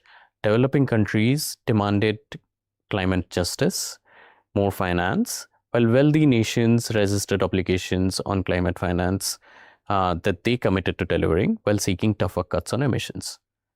At the heart of this divide is a question that Professor Gupta has spent 3 decades trying to answer. How do we share a finite planet fairly? Born in Delhi and educated at Lady Shri Ram College before going on to study at Harvard Law School, Professor Gupta has become one of the world's foremost voices on climate justice.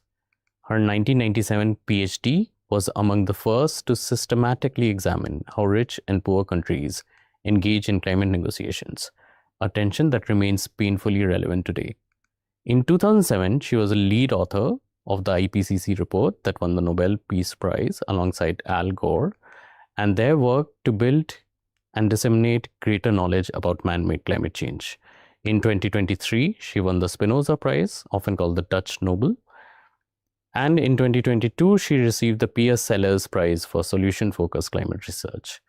But perhaps her most groundbreaking work came as co-chair of the Earth Commission, where she pioneered the concept of safe and just planetary boundaries. Currently, she serves as co-chair of the UN Secretary General's high-level group, advising on science and technology for sustainable development goals, and is leading an ambitious project to draft a global constitution for the climate change. Today, we discuss what 3 decades of climate negotiations have taught her and whether justice is still possible on a warming planet. Professor Gupta, thank you for joining us. Thank you for having me. I want to start with something that is very recent. The climate conference just concluded in Brazil. This is perhaps the first time UN and other agencies have acknowledged that an overshoot of the 1.5 degree threshold is likely. And amid that, we have the same tensions playing out for the reluctance of a fossil fuel phase out on one hand, and the reticence by countries who committed to giving more money for the climate crisis on actually talking about deliverance. You have seen this for over 3 decades now. What do you make of the present? Well, we basically have around 130 gigaton of carbon dioxide space left, and we guess that within the next 3 years, we will cross 1.5 definitively. Of course, 1.5 degrees centigrade is seen as the safe target, because beyond that, we can trigger all kinds of tipping elements. And the discussion right now is, okay, can we come back to 1.5 degrees centigrade later in the century? And I think that is neither safe nor just. And that's one of the big problems, that we are not taking this storyline that there's very little CO2 emission space left seriously.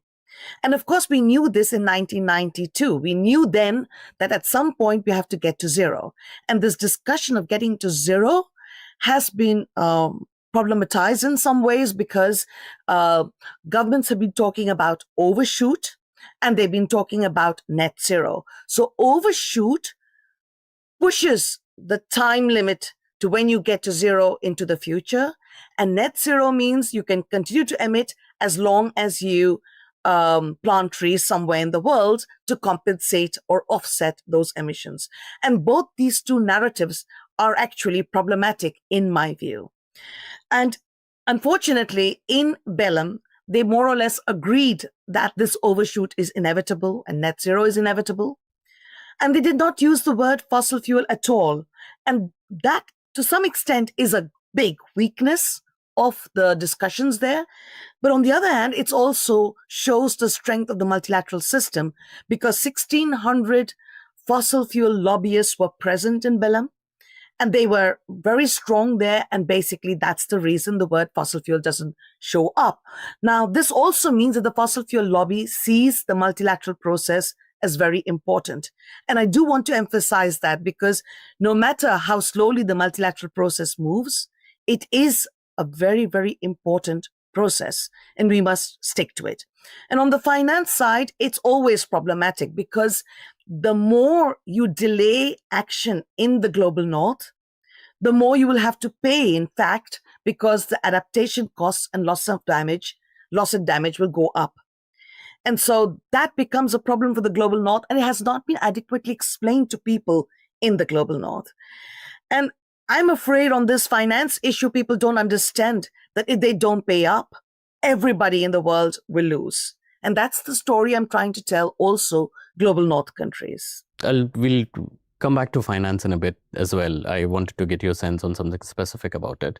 But I want to really get a sense from you. In 1997, I think, when you were doing your research, When you first spoke about this North-South dynamic, you've been looking at this sort of asymmetry between what sort of negotiation powers different parties have play out over this very long period. How do you see this to have changed? Has it evolved into a bigger problem? Are there like some areas that have eased up? What's your view of that journey? I think that the North-South issues were clearer and simpler in 1997 than they are today.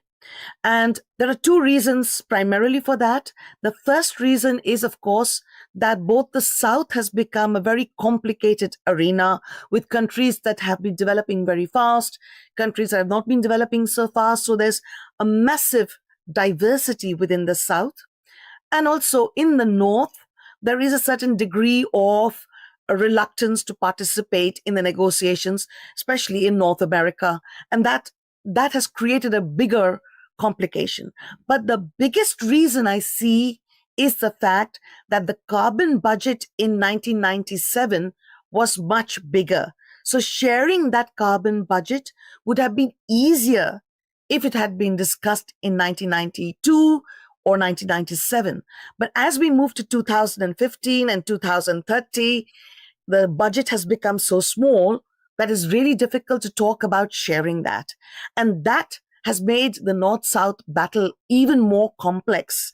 And of course, there's a third dimension, and that is that in the global North, there is also a South.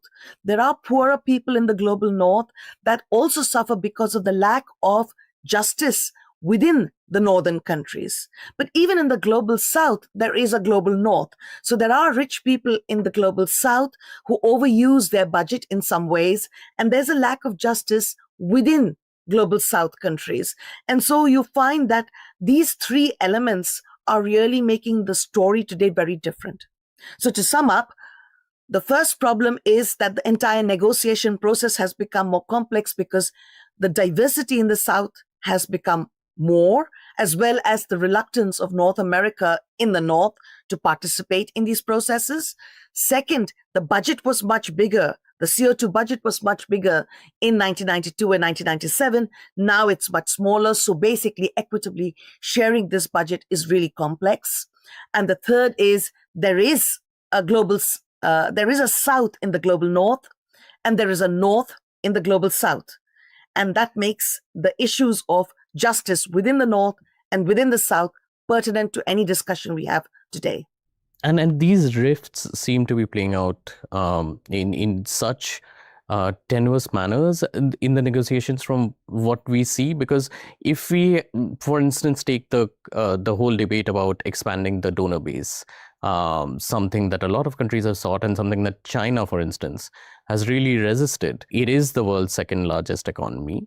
And yet it's a developing economy with a lot of poverty and basic amenities that they need to address. And like you mentioned, that there is a global North in the global South and a global South in the global North.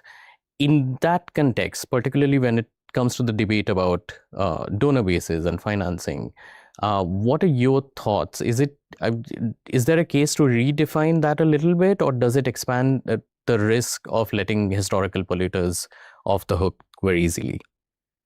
Well, I think primarily I would try to expand the finance discussion a little bit.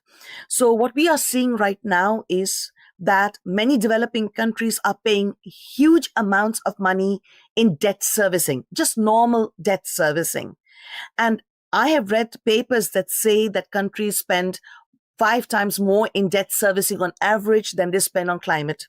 So maybe there is a way to use debt for climate swaps and to learn from the lessons of the previous debt for nature swaps. That could be a way to generate resources for developing countries. Another way we could develop resources both for the global North governments and the global South governments is to do tax justice. So tax justice basically tries to counter tax avoidance and tax evasion. And some estimates are that around $500 billion are missed because of tax evasion and tax avoidance. And this would enable global North countries as well as global south countries to have more resources to fund the global commons, to fund issues of merit goods and the climate stability storyline. In addition to that, one could talk about compensation, and the compensation could come from, for example, the oil, gas, coal companies. There are a number of court cases against them, 160 court cases right now. None of the court cases have actually led to compensation, but I can imagine that compensation will become an issue in future court cases. That's another area where we could raise resources. Ultimately, I think what is really important is, especially in the context of the fact that official development assistance is going down in the global north. So it went down by 9% last year, and I believe it will go down by 9% to maybe 13 or 14 or 15% this year. Now, if official development assistance is going down, there are two narratives. The first narrative is that with that, climate assistance from government will go down. The other narrative is that the official development assistance is going down to enable climate finance to go up, which basically means that the net amount of money the rich countries make available to developing countries will remain roughly the same.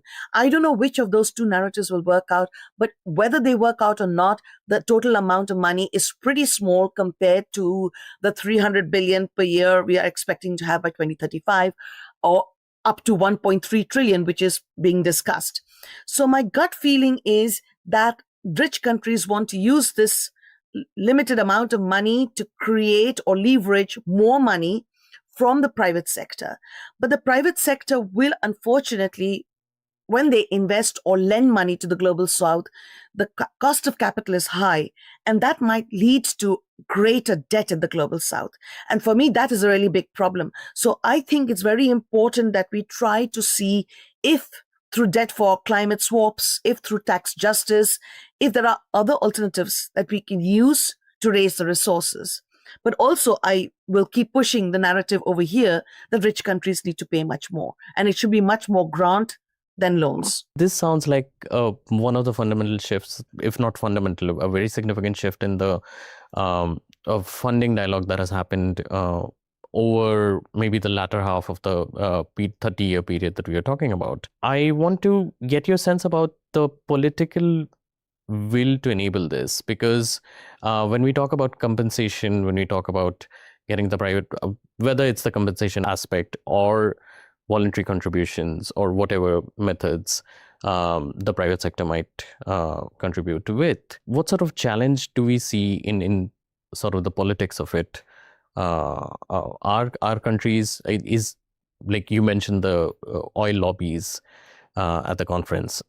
Is this a threat that's growing?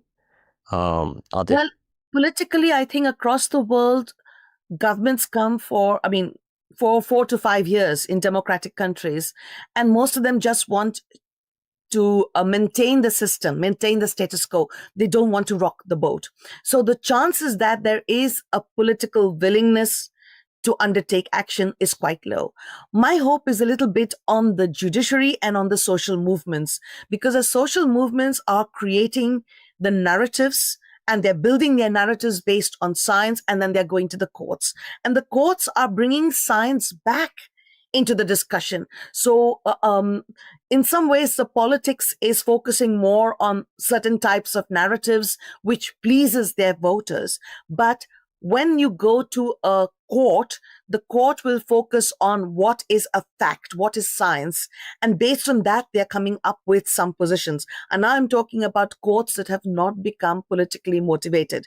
And so what you're seeing with the three advisory opinions of the international courts, so the International Tribunal on the Law of the Sea, the Inter-American Commission on Human Rights, Court on Human Rights, and the International Court of Justice, these three courts have provided some advice about climate change. Basically, together they say that 1.5 degrees centigrade is the legally binding target. The NDCs should add up to 1.5 degrees centigrade, that countries should be, could be held, I should use the right words, if they continue to use fossil fuel, that could be seen as an international wrongful act.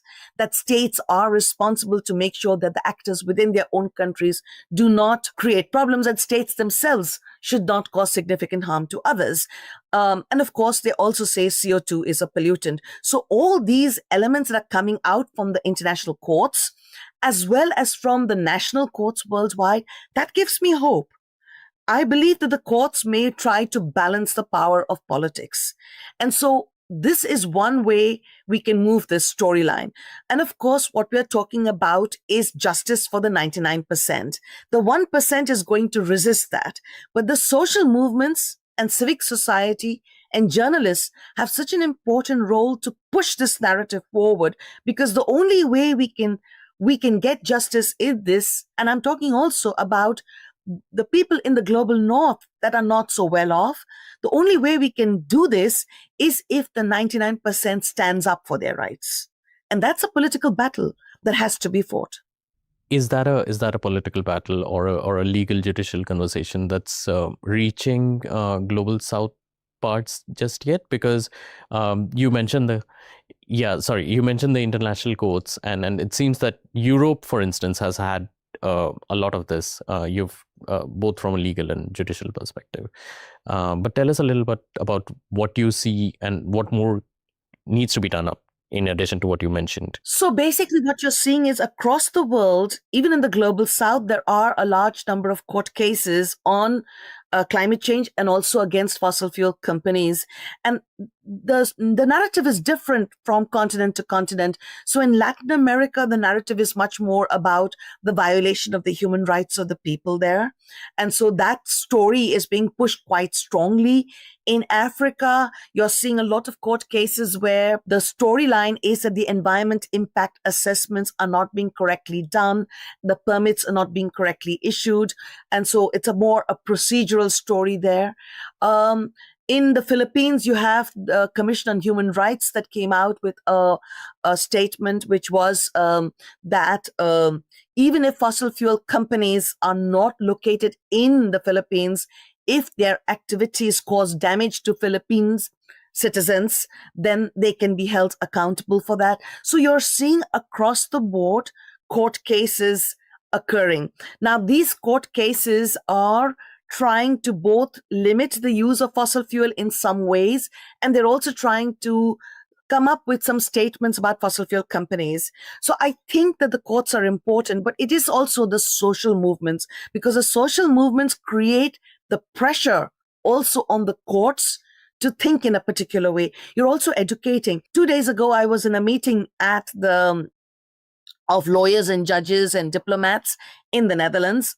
And we were discussing the fact that in some ways, even judges get influenced by the narratives of the fossil fuel companies, because the narratives of the fossil fuel companies, they promote disinformation, malinformation, misinformation, and they have so much money. It's in the press the whole time. The social media spreads this information. Newspapers echo that information. And then judges hear that. And then they think, oh, energy security means that in the global north, we must continue to use fossil fuel. But that's not the case, because energy security, environmental security, and prosperity can be achieved through renewables. So in many ways, we have to start to try to undermine the disinformation that is coming out. That's the number one security risk according to the World Economic Forum. And across the world, we are seeing this disinformation happening today, and that we have to fight a lot. That's a very interesting point with the information sanctity that you mentioned.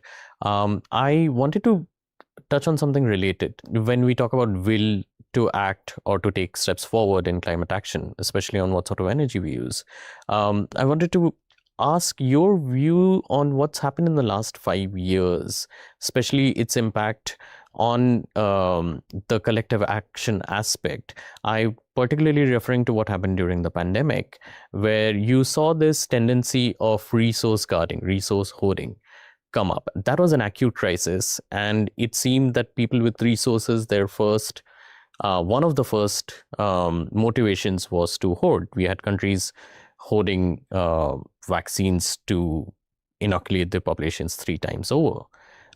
Then you had the invasion in Ukraine and the energy insecurity problems that immediately came up, you had some dirty power plants being reopened, or the sunsetting of some of the coal or fossil fuel based energy infrastructure being pushed back. So are we taking some steps back? So I'm going to go back and answer this question slightly differently. So basically, what I said earlier is that 30 years ago, the carbon budget was quite big. And as we move towards 2030, the carbon budget is shrinking to zero. That means we are all fighting about who has the right to use fossil fuel, who has the right to emit greenhouse gases. Now, if you are a neoliberal capitalist, your answer is to try to price carbon, and you're trying to use the markets to allocate the right to use fossil fuels and the right to emit emissions. And that leads to this entire market-based approach. If you are an hegemonist, then you basically want to hoard. You want to say, I'm going to do whatever I can within my own country to maximize the use of my resources, and I'm not going to share responsibility with others. And that's your hoarding story from the COVID narrative. And this hegemonic response is what you're seeing currently in very powerful countries of the world that are moving out of the climate change negotiations. So what they're trying to then do is, there is a small budget. I don't want to get involved in that. I'm going to use all the fossil fuel in my own country, and I'm going to go ahead and I don't care. Now, the hegemonic response is also very problematic. Now, there is also the polycentric response, which is Elinor Ostrom's storyline that there are multiple centers of governance. Now, I agree with that, but I don't think it'll solve the problem because, so let me go back and try and explain this a little bit better. A neoliberal capitalist approach basically says we need to protect individual freedom, freedom of the markets, deregulate, and have tiny governments. But the climate change problem is not a problem of individuals. It's a collective problem. So basically, we're talking about how do we not talk about individual freedom, but how do we maximize collective freedom by restricting some of this freedom? It's not about free markets. It's about regulating free markets. And it's not, small governments cannot maintain the climate stability. You need governments that have enough checks and balances within the system, but enough resources to maintain the climate stability.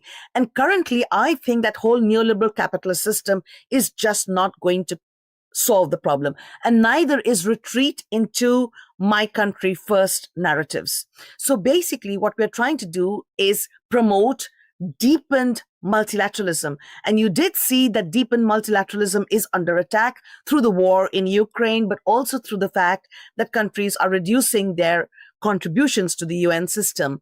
But I think that's not going to solve this problem. We really have to have much more collaboration with each other. And this is not just a North-South problem.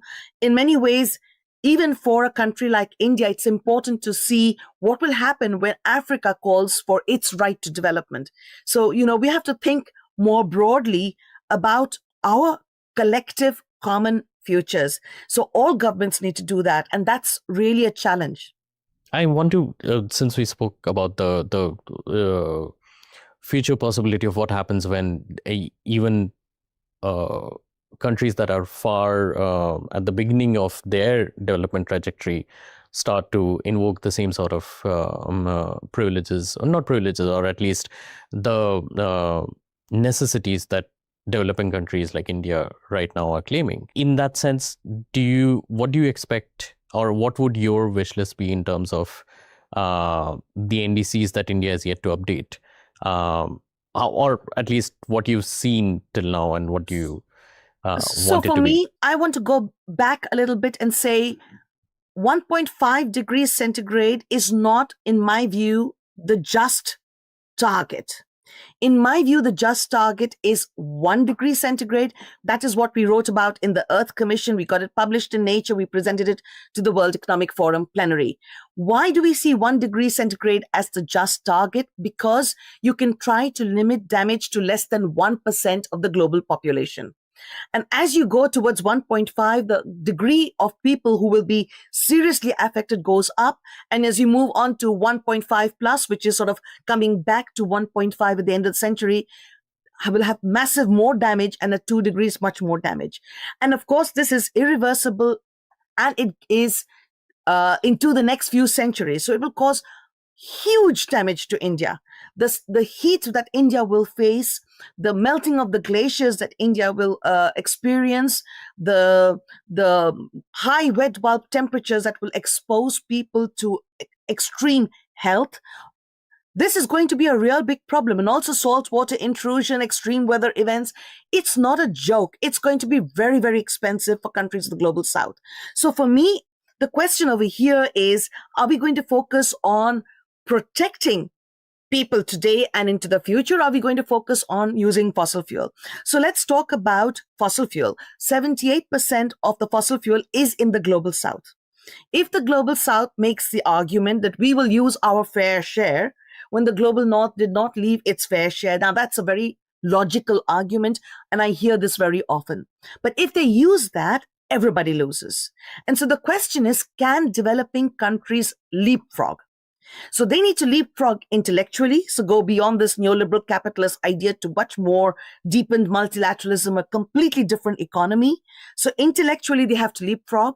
Technologically, they have to leapfrog. They have to leave the fossil fuel underground and see, can we use the sun that we have to get to a much better renewable energy system?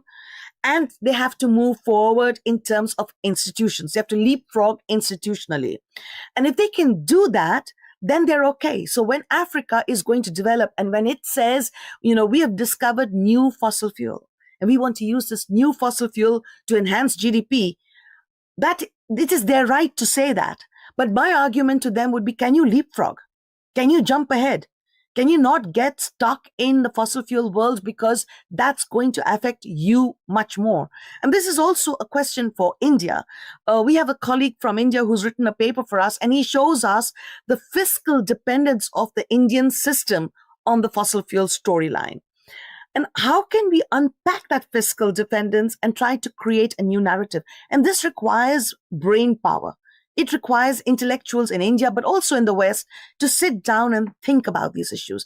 Let me give you another story. I cannot prove it. I only have anecdotal evidence, but I have heard that many rich countries don't tell their people that there will be serious impacts in the global north, because that might reduce their AAA rating for foreign investors. So in some ways, what they're trying to do is to pretend there is no problem so that investment will keep coming into their countries. And now they're trying to tell investors, we are adapting so fast that no matter what happens, we can adapt, which is not true, in order to keep that AAA rating. So governments are playing all kinds of games in different parts of the world. And we need to go beyond that. We need the civil servants who have a longer term perspective than the politicians to push the agenda. We need a coalition of science, civil servants, the health sector, because health is going to be one of those areas that's very badly impacted by climate change, and also by fossil fuel, by just the PM 2.5 in your lungs. We need these sectors to come together to help social movements. We need progressive journalists to come together and to push the idea. And when I'm speaking, I'm always often told, oh, you guys are left-wing. And I'm thinking, when the storm comes, it's not going to hit just the left-wing people. Science is not left-wing or right-wing. Science is for everybody. And environmental issues affects the entire economy. Business doesn't seem to understand in the global north, in my view, that the value chain of production will be affected if the rains don't fall somewhere, if the heat goes up so much that labor cannot function. The entire value chain will suffer. And so if business starts to understand that, if banks start to understand that there is a risk for business, then you may see changes coming up. But there are so many different false narratives that are going around, and that is what we have to fight. So essentially, we're fair, if I am getting this right, we're fair to seek the fair headroom to grow, but we also need to be a little more ambitious, because the lower the carbon budget that we eat into, the better for all of us. Yes. whether or not it's fair. And India, unlike, say, a small island state, India has the intellectual capacity. India has the IITs and the IIMs. It has a massive number of people all over the world with expertise. So India, if it could sit together, the leapfrogging is a possibility. But you also have to make sure that it doesn't become a technocratic story. Because I can tell you, in Europe, the energy transition has been presented as a technocratic story. Like, if we can get the solar panels, it's okay. But that's not true, because the poorer people cannot afford the solar panels or the wind power. And so then they get very angry about the fact that the rich people are getting subsidized to participate in the transformation, but they are not. So you have to make it a mass movement. You have to tell everybody in society, here comes the energy transformation. And of course, let's take cars. 95% of the time, cars are parked.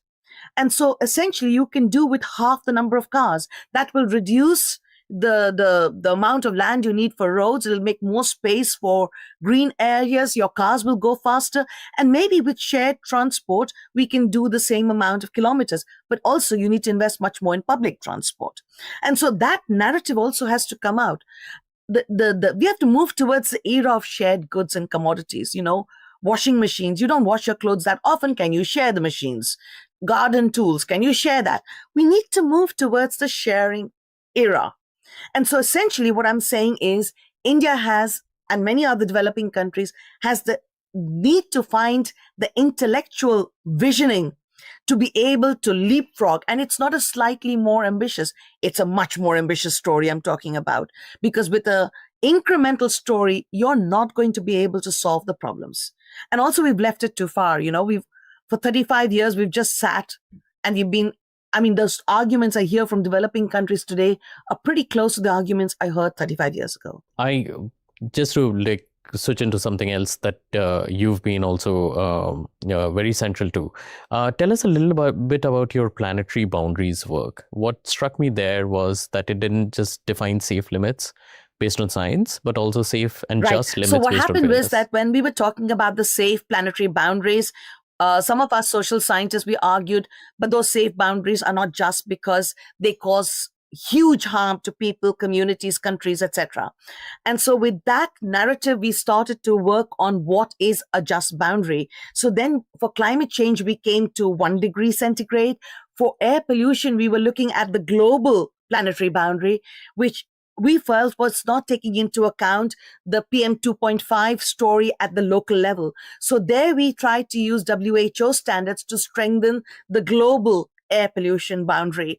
And of course, with water and all the rest, we were trying to say you need to focus on just boundaries that do not cause harm to others. And so that's a story we're still trying to develop because we haven't developed it in all the areas. And the second question was, a lot of people think, that we can meet the social SDGs without changing our own behavior. Getting people to get access to energy, water, food, etc. is possible because they want to get 3 bulbs in a refrigerator, that's fine, but it won't affect my behavior. But what we show is that, in fact, if you meet the basic needs of people worldwide in 2018, pre-COVID, that would lead to a 26% increase in CO2 emissions because it has a footprint. And therefore, the argument is when you meet minimum needs, it could either be made by existing fossil fuel or it should be met by renewables or something else, because otherwise you lock yourself into the fossil fuel narrative. And fossil fuel is almost always longer than a 30-year period. So, that's the lock-in story. So then we were arguing that this is very important, that we should meet this with other issues. But then we went to the next step. We looked at the just boundaries, and then we reserved a certain amount of the space inside to meet the minimum needs of everybody worldwide. So everybody gets 3 bulbs in a refrigerator, for example, or a certain amount of food with a certain energy footprint. So then you reserve that space. And then there's a very tiny space left over. And that's what we published in Lancet Planetary Health. And then the question is, how do we divide that space? But today, we are way outside. And what this basically means is, if you earn a lot of money, it doesn't mean you can then spend it, because then you're way outside your footprint. You have to be very careful about how you spend it, and that makes money less relevant, because if you cannot spend it on all these kinds of things, then the need to have the money is also less relevant. So anyway, that was the story that we were trying to push there. And that was our justice story. It was earth system justice is needed for all of us to be able to live within these boundaries. So these stories, which from my understanding, there's a lot of nuance that needs to be out there. And this seems like an effort in putting across a nuance that goes beyond a 1.5 or a 1 degree or 2 degree number. In that context, I want to understand the global constitution for the climate age that you're working on. Is that trying to do something similar? Can you tell us a little bit more about it? Yes. So let's just give a simple example from climate change. So when you look at the international arena, and I'm doing this really simply, you will find that private contracts and investment contracts have a very high status. Then the environment treaties come somewhat below that. And way below that, you get the human rights agreements. This is the way the world treats this. So, for example, if you have to close down a fossil fuel plant, and there is a long-term contract, the fossil fuel plant can demand compensation from the government, right? And under the Energy Charter Treaty, for example, foreign companies can demand compensation if the government tries to close it down. So that's the strength of that contractual relationship, which is very high. In the International Court of Justice's advisory opinion, they basically say that environmental and human rights issues should be brought together at the same level and treated at the same level. So that's part of the story. But what I want to do is to go a step further and say, even contracts that have all these relationships between people should also take into account human rights and environmental issues. So basically, I'm trying to change how the legal system functions at the global level. But also, let's take the economic system. The economic system, in my view, is also problematic. So I don't want to take a loan where I have to pay interest of more than 4 or 5%. But when you look at microcredit, the poorest guys pay interest, which is much higher. And then the banks argue that that's because the transaction cost is higher.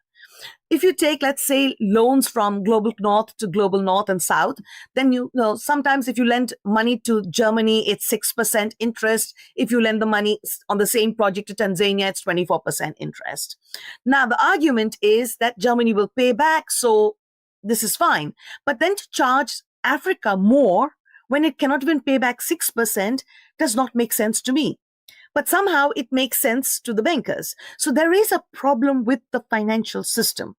And that is also something I would like to tackle. And of course, the idea of inequality. Inequality, in my view, if it is extreme, is incompatible with democracy. Because if you have very rich people, they can tamper with the elections, as we have seen from the news.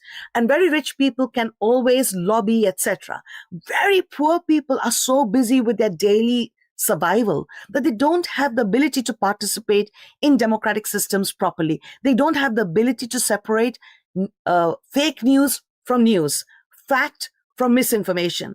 And so you really need to have a society with less inequality, both north-south, but also within societies. That's the economic story. And then there's a technological story. If I have a saw, I can cut one tree. If I have a massive machine, I can cut a forest. If I have one dam, no big problem. If I have thousands of dams, the salmon cannot swim upwards. And now we have AI. Maybe AI can solve some problems, but large language models use huge amounts of energy. So the question over here is, and of course, let's take the frying pan. The non-stick frying pan had PFAS in it. Why? Why did we allow that? So what, and we have the tools for standards to check all these products. So my argument is that products and technologies that enter the market should not be allowed without a check on their long-term impacts on the system. So these are some of the areas. And we have an open science justice lab. And basically, we are inviting anybody and everybody above the age of 10. If you're a minor, your parents have to give permission to send us an essay of 1,000 words about the world you want to live in. And then the ideas in those essays are taken on board by us. So we are trying to, and of course, the essay writers become contributing authors to the draft global constitution. Now, this is not a formal process. This is a scientific process, but we are trying to create bottom-up legitimacy by trying to get as many contributing authors from the world, and they can write in any language. We hope we can get translations, and then we will try to create a story from bottom up about the world we want to live in. ask a final question, and I know we just spoke about nuance, so I'm a little wary of being reductionist here.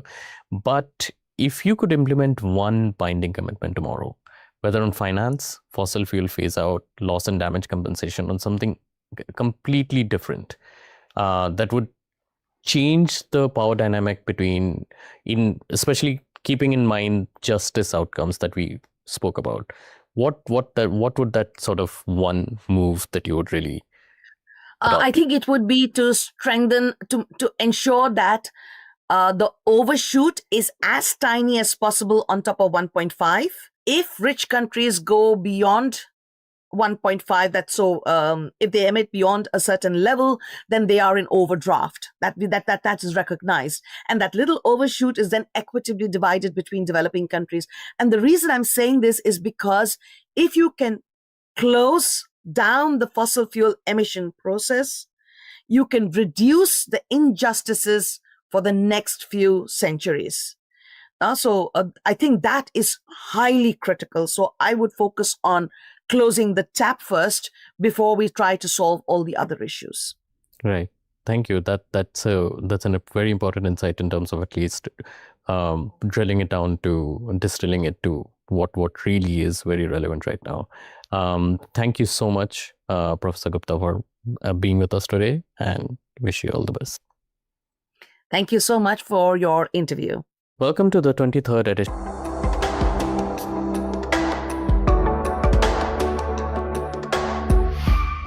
I have a wonderful guest here today, someone who's pretty well known in India and, of course, in the rest of the world. Welcome to the Hindustan Times Leadership Summit, the virtual edition. I have with me Ed Luce, who's the US commentator of the Financial Times, and he's just written a remarkable new book on the name that I always stumble upon, Zbigniew Brzezinski. And it's actually very timely given what's happening in the world. And he was, I think, the last of the Cold Warriors and the last of the political strategists who really thought very deeply about the world and where it's going. Ed Luce is perfectly positioned in Washington. He's been there for about 2 decades. He's seen many presidents, but none, I imagine, as entertaining perhaps as Donald Trump, the second time round. So I have to begin by asking you, Ed, if I may call you that, what really is Trump's Washington all about? Oh, that's a big question. It's all about Trump, I think, would be the first answer. He is the master of news cycle domination. A news cycle, as you know, isn't 24 hours anymore. It's 15-minute increments, and he's got escalation dominance. I think it would be fair to say over news. Everything is about Trump, and the way that politics works is in reaction to Trump. And as long as it's Trump causing the reaction, then Trump controls the narrative. And so Washington is, even in a way that wasn't true during Trump's first term, Washington is really, Trumpistan. And now that might be changing, and we can get into what I think is already a sort of battle for the Trump succession that's going on. But for the time being, this is a unique phenomenon, really, in American history. It's a personalist, one-man administration in which he's at the top of a pyramid, and everybody beneath him in the pyramid owes their position to absolute loyalty to Trump, and no deviation from that is permitted. And this is a very strange and new thing in American democracy. Precisely. And you cannot imagine a man like Zbigniew Brzezinski being there now, right? I mean, Trump would never take advice from someone who didn't agree with him, basically. He would not. I mean, Brzezinski, operated not that long ago, but it feels like a different age. in competition with the likes of Henry Kissinger, debates about what America's grand strategy ought to be. And Kissinger, served Nixon and Ford, and Brzezinski served Carter. But Brzezinski would disagree very strongly with Carter. They would have open arguments, and sometimes Carter would climb down. It's just inconceivable that you would be anything other than out of the room and never invited back if you oppose Donald Trump. He requires constant sort of reinforcement, ego massage, echo chamber. He does not tolerate dissent, and he's not really interested in ideas about strategy. I mean, there isn't really a Trump foreign policy strategy. It's the wrong word. I think that's a form of sane washing. There is what Trump does, and we can try and sort of build a pattern out of that, but he will make your pattern irrelevant and redundant within an hour of you finishing it. So what really are the elements of Trumpistan? And if one were to look at Trumpistan, as against the rest of the world, is there a foreign policy, as you said, or is it just domestic politics which is driving the foreign policy? So those who attempt to, what I say, sane wash, to provide a sort of school of thought to Trumpian foreign policy, would call it sort of the American greatness, America first project. And they would see this as ultra realist, namely that there are no sort of values or principles to Trump's foreign policy, such as you've seen in very different ways through Democratic and Republican presidents for 80 years. There is just there's just the power of America's might, and the sense that the world is a jungle and that America is the biggest predator, and it has respect as such for other predators, which have their own sections of the jungle, namely China and Russia.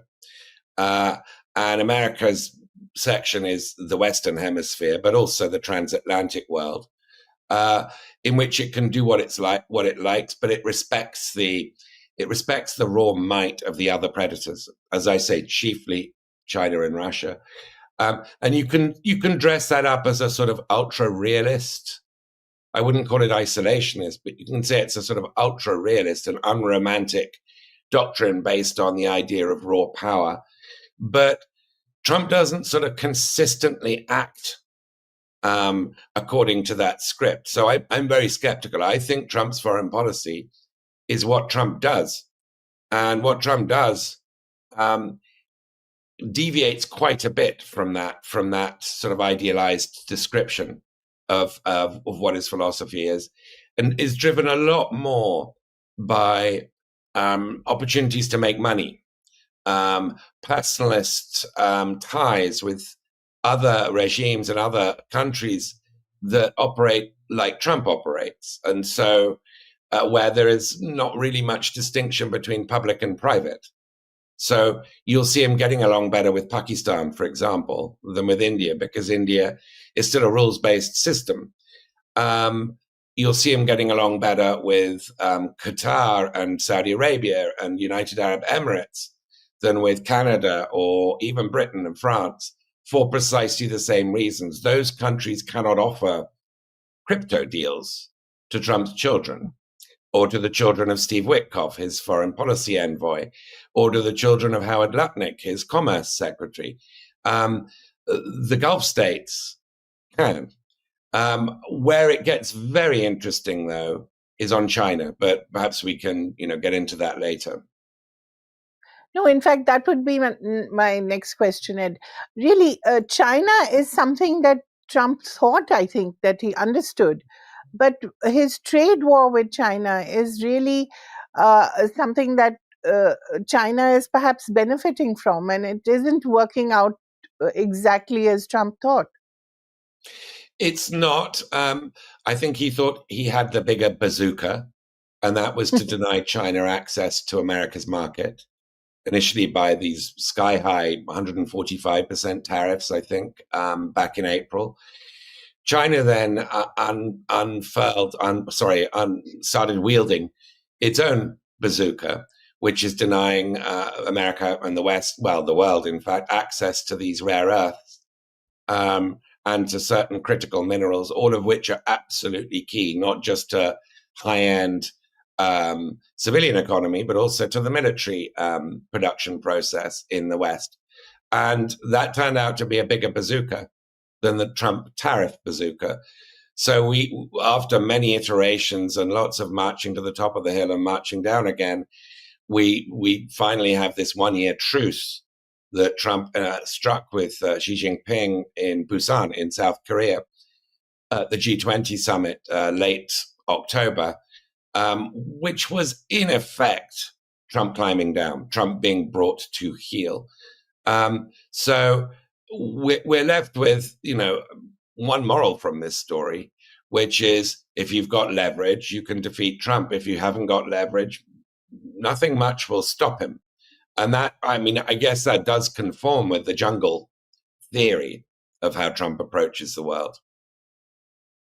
Right. And, when you look at China also, there's this other aspect of the AI race. And there's a lot of speculation about whether China is beating America in that AI race. And Trump seems quite focused on that as well, as do all the transglobal companies who are invested in AI.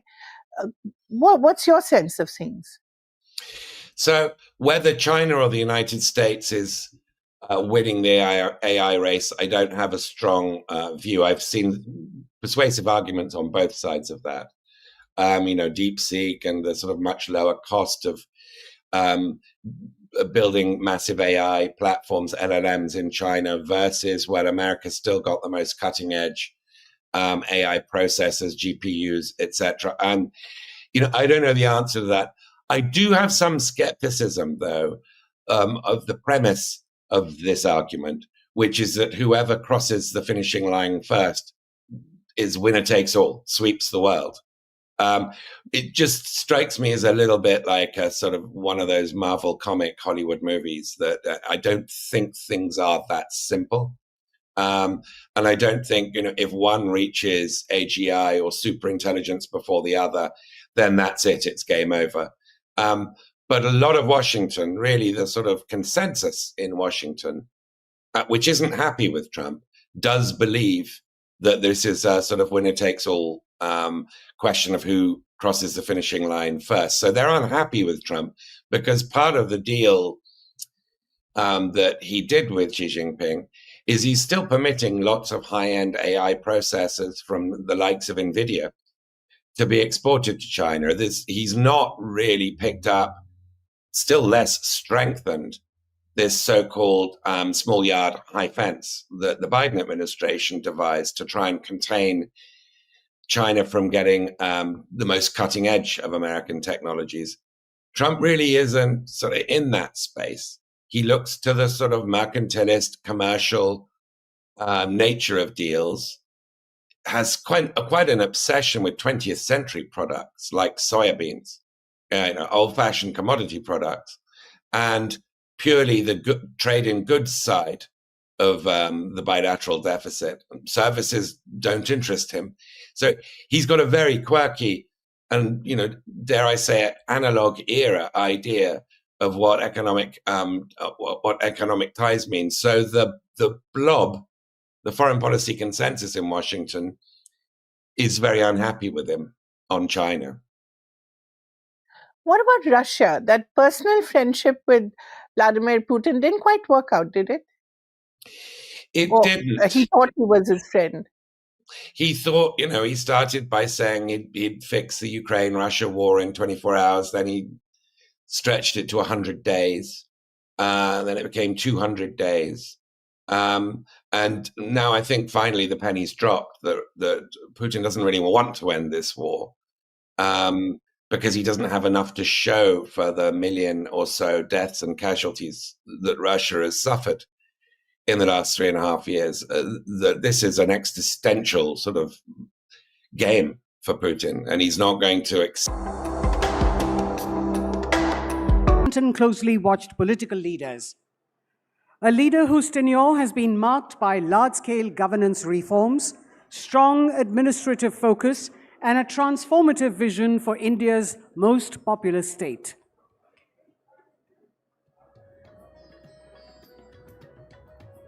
The conversation that we will have with Shri Yogi Adityanath ji will be in Hindi.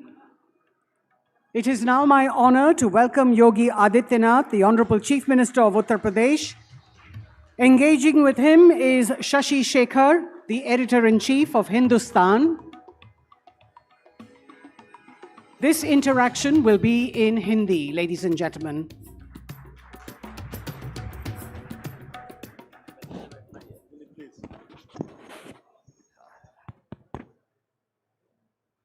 अरे भाई तालियां इतनी धीमी सी हैं?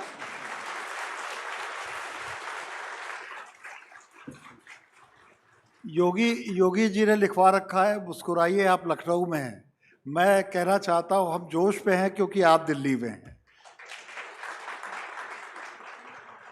तो दोस्तों मेरे साथ जो हैं उनका परिचय देने की आपको ज़रूरत नहीं है। योगी आदित्यनाथ जी, और इनकी लोकप्रियता का आलम यह है कि अगर प्रदेश के बाहर भी कहीं जाते हैं तो उसके सियासी परिणाम भी मिलते हैं और लोग घंटों इनका इंतज़ार करते हैं। मैं बहुत भूमिका बनाए बिना सवाल पूछना चाहूँगा।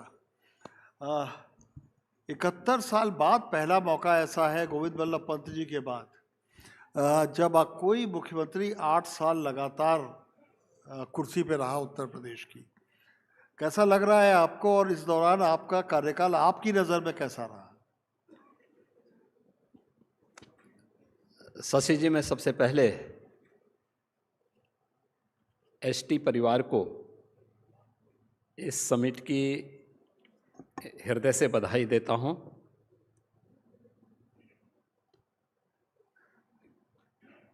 एसटी लीडरशिप समिट को हर वर्ष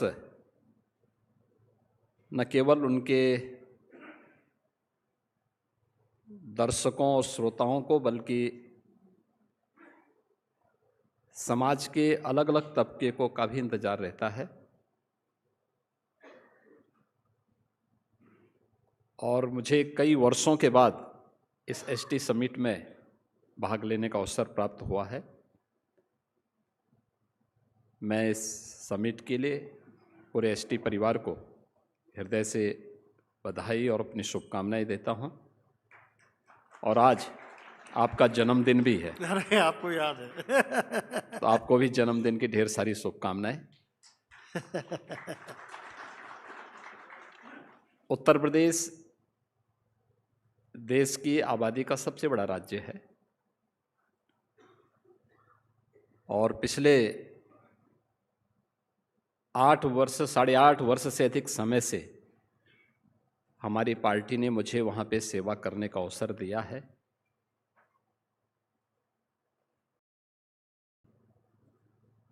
इन 8 वर्षों में उत्तर प्रदेश के अंदर बहुत कुछ बदला है और मुझे इस बात में आनंद की अनुभूति होती है कि उस बदलाव में हम भी सहभागी हैं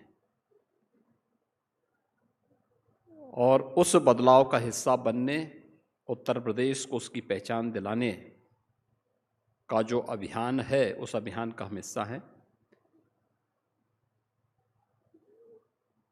स्वाभाविक रूप से जब एक लंबे समय तक आपको कार्य करने का अवसर प्राप्त होता है तो बहुत सारी उपलब्धियां भी जुड़ती हैं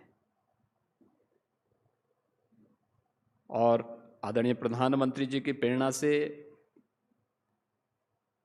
भारतीय जनता पार्टी के नेतृत्व ने जो मुझे सेवा का अवसर दिया, उत्तर प्रदेश जैसे बड़े राज्य में इतने लंबे समय तक कार्य करने वाला मैं पहला मुख्यमंत्री हूं।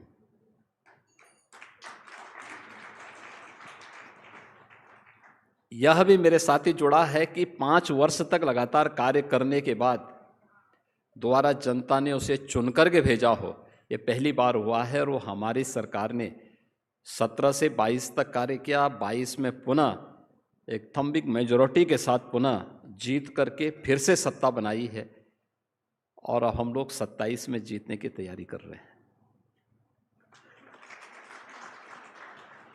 आपको इस काल के दौरान कोई एक काम, जिसे पब्लिक की भाषा में बोलूं तो जिसे आप मास्टर स्ट्रोक कहेंगे? देखिए, जब कार्यकाल लंबा होता है ना तो उपलब्धियां भी आपके साथ लंबी चौड़ी जुड़ती हैं। एक काम, जैसे कोई ये कहे कि सनातन धर्मावलंबियों से कहे कि कोई एक पर्व बताइए जो आपको अच्छा लगता है, तो बता ही नहीं पाएगा।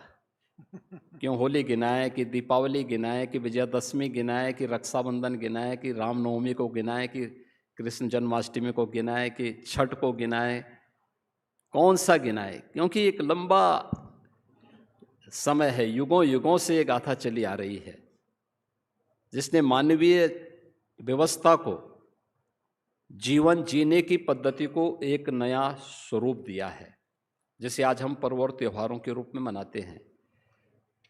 जैसे भारत के अंदर कोई कहे कि किसी एक महापुरुष का नाम लीजिए जो हमारे लिए स्मरणीय हो, बहुत कठिन होगा, क्योंकि लंबे कालखंड के दौरान अनेक महापुरुष आए, सब ने कुछ न कुछ दिया, लेकिन फिर भी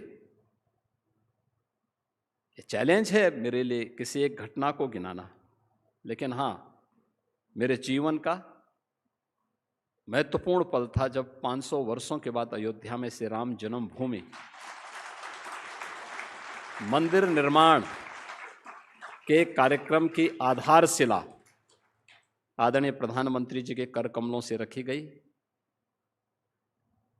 500 वर्षों के बाद जब अयोध्या धाम में श्री राम जन्मभूमि पर भव्य राम मंदिर का निर्माण हुआ, 500 वर्षों के बाद अयोध्या में प्रभु श्री राम के बने हुए भव्य मंदिर में धर्म ध्वजा का आरोहण प्रधानमंत्री जी के कर कमलों से हुआ। ये 3 घटनाएं क्रम से, और उस 3 घटनाओं में मैं अकेला व्यक्ति जिसकी 3 पीढ़ियां उस पूरी आंदोलन के साथ जुड़ी रही हैं। क्योंकि जब रामलला का प्रकटीकरण हुआ था, मेरे दादा गुरु महंत दिग्विजयनाथ जी महाराज उस अभियान के हिस्से थे।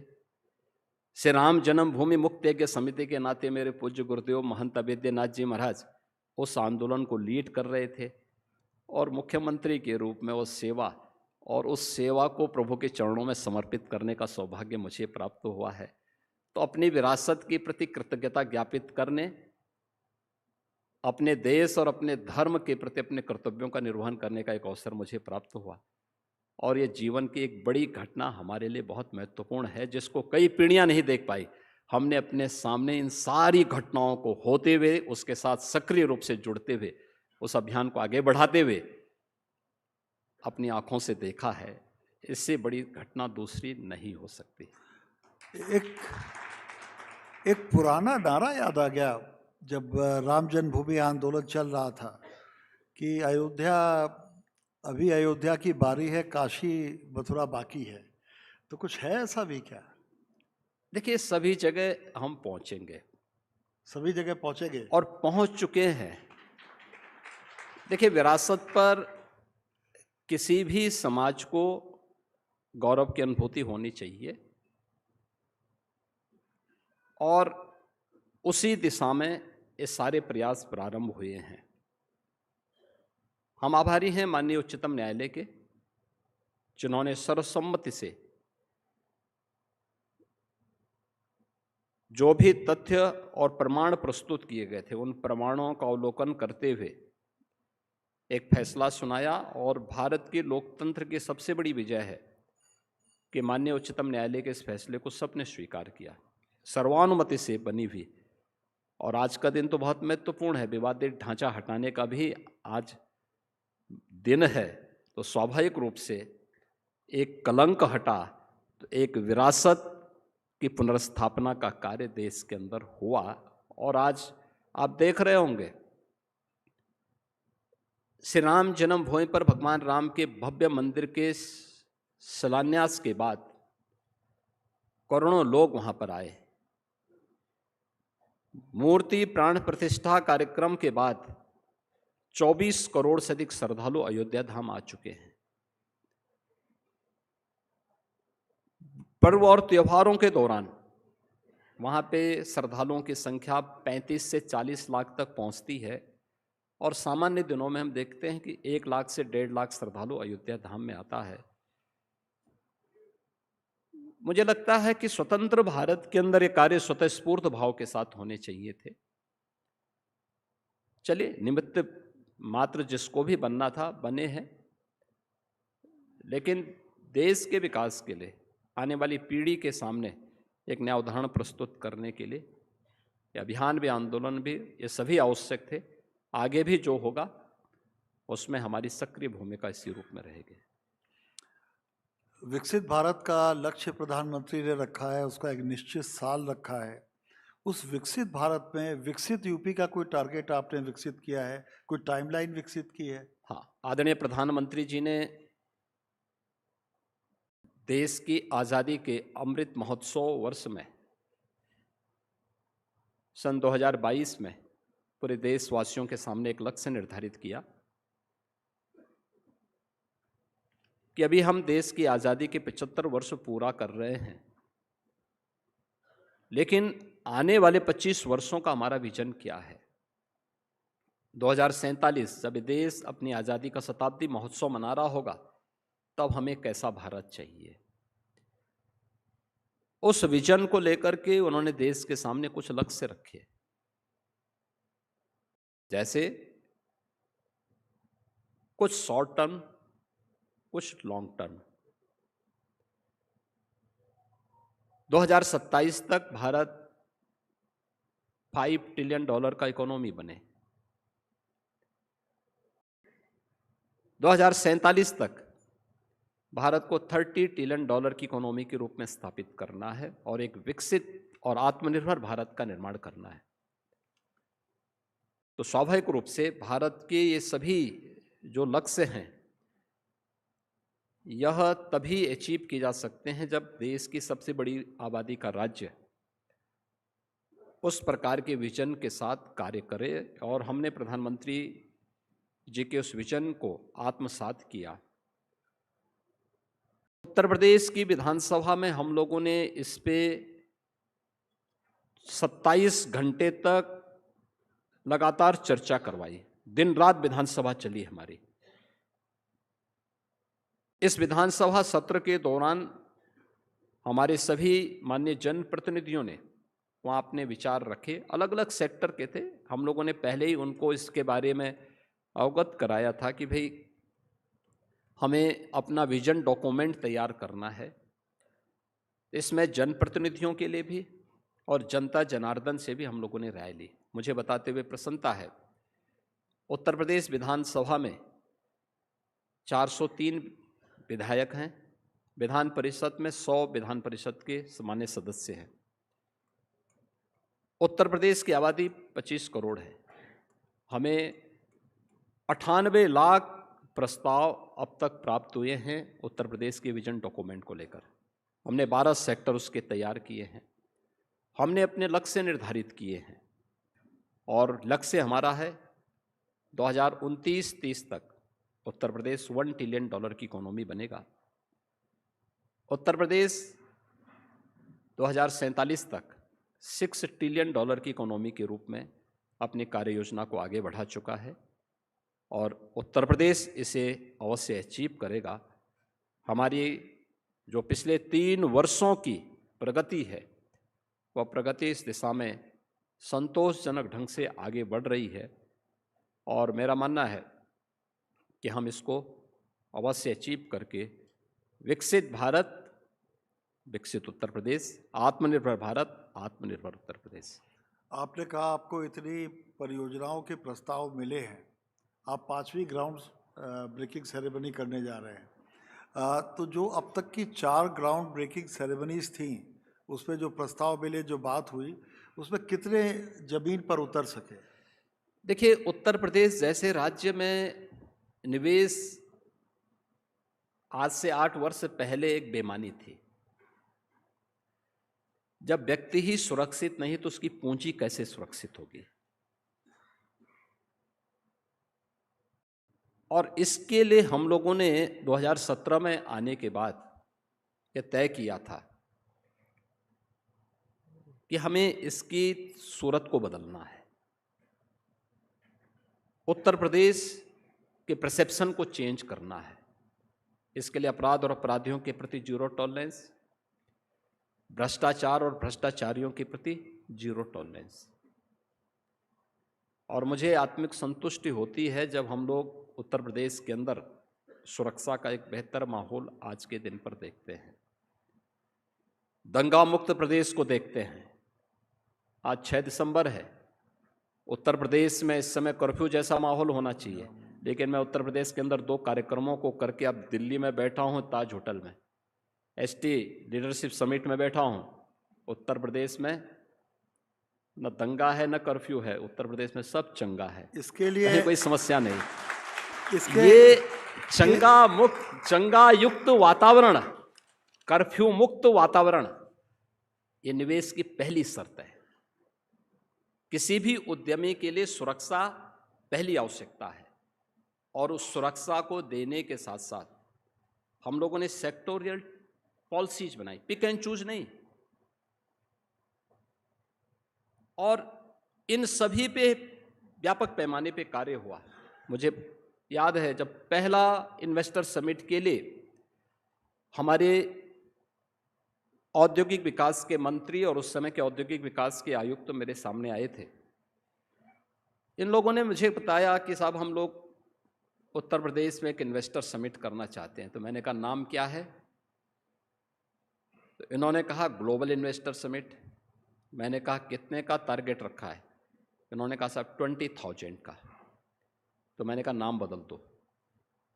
चौंके। मैंने कहा भी नाम ग्लोबल कर रहे हो और निवेश विलेज वाला करते हो, छोटा सा। उन्होंने कहा 20,000 करोड़ बहुत होता है। अरे हमने कहा यूपी का वॉल्यूम तो देखो। उस समय यूपी 20 करोड़ 22 करोड़ की आबादी का राज्य था। तो मैंने कहा 22 करोड़ की आबादी में आप 20,000 करोड़ की बात कर रहे हैं। उन्होंने कहा साहब कौन यूपी में निवेश करेगा? तो मैंने कहा वही तो हमें तैयार करना है, और आप तैयारी करो, निवेश होगा। उन्होंने कहा क्या? मैंने कहा रोड शोज की तैयारी करो।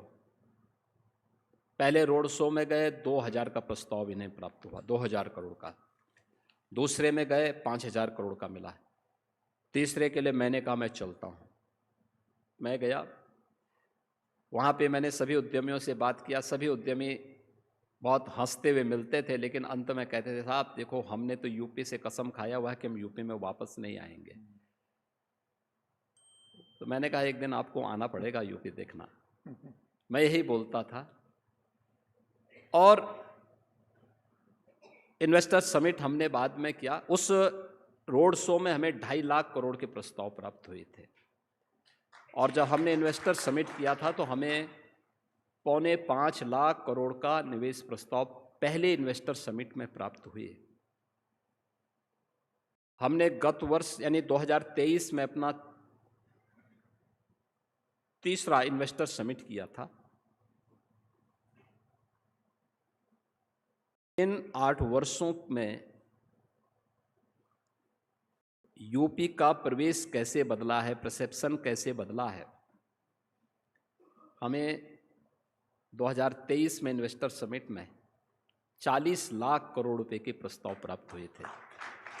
यानी ये 45 लाख करोड़ रुपए के प्रस्ताव में से 15 लाख करोड़ का हम ग्राउंड ब्रेकिंग करा चुके हैं, जिनमें प्रोडक्शन शुरू हो चुका है। 5 लाख हमारा पाइपलाइन में है, उसका हमें ग्राउंड ब्रेकिंग के लिए कोई तिथि तय करके उस कार्यक्रम को भी संपन्न करना है।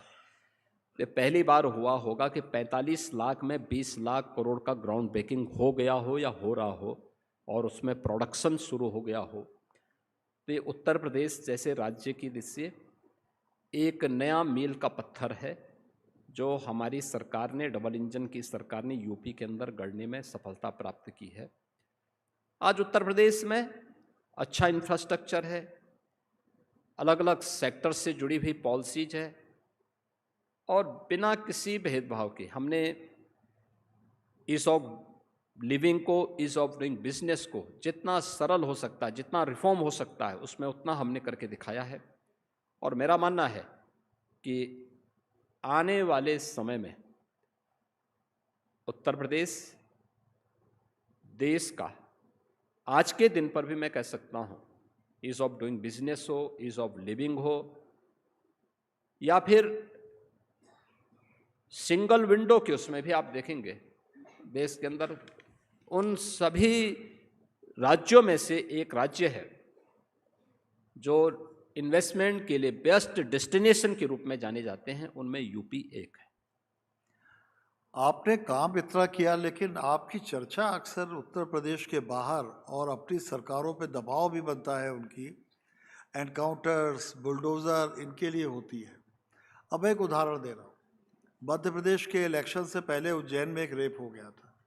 मैं वहाँ ऐसे ही इलेक्शन का मूड देखने के लिए गया था और सब लोग कह रहे थे, अरे योगी बाबा होते तो इसको मार दिया होता, ऐसे लोगों को मार देना चाहिए। अभी टीवी में महाराष्ट्र के एक रेप उसको पकड़ा, एक्यूज को, उसके पैर में गोली मारी, तो उन्होंने कहा ये फुल एनकाउंटर चाहिए, हाफ एनकाउंटर नहीं। अब ये सारी टर्मिनोलॉजी हम लोगों ने इससे पहले नहीं सुनी थी। ये उत्तर प्रदेश ने विकास के मॉडल के साथ साथ लगता है इसको भी एक्सपोर्ट किया है। देखिए, जो लोग व्यवस्था में बोझ बने हुए हैं, उस बोझ से इस धरती माता को मुक्ति मिलनी चाहिए।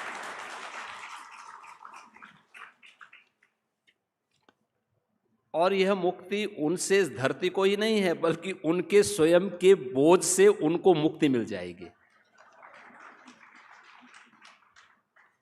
इसलिए उस बोझ से उन्हें मुक्त किया जाता है। हमने कहा ना, जीरो टॉलरेंस। और हम लोग इस बात को अक्सर कहते हैं कि बेटी की सुरक्षा के साथ अगर खिलवाड़ किया तो स्वाभाविक रूप से अगले चौराहे पर कोई यमराज इंतजार कर रहा होगा टिकट काटने के लिए कि जहन्नुम जाना है भाई, तुम्हारा जहन्नुम का रास्ता तय है। तो ये देश के अंदर लोग उसको क्योंकि हर व्यक्ति न्याय चाहता है, समय से न्याय चाहता है। जिस भी रास्ते मिले उसको मिलना चाहिए। और उन अपराधियों का, उन माफियाज के दुस्साहस को हर हाल में कुंद बनाया जाना चाहिए जो पूरी व्यवस्था को जकड़ लेते हैं।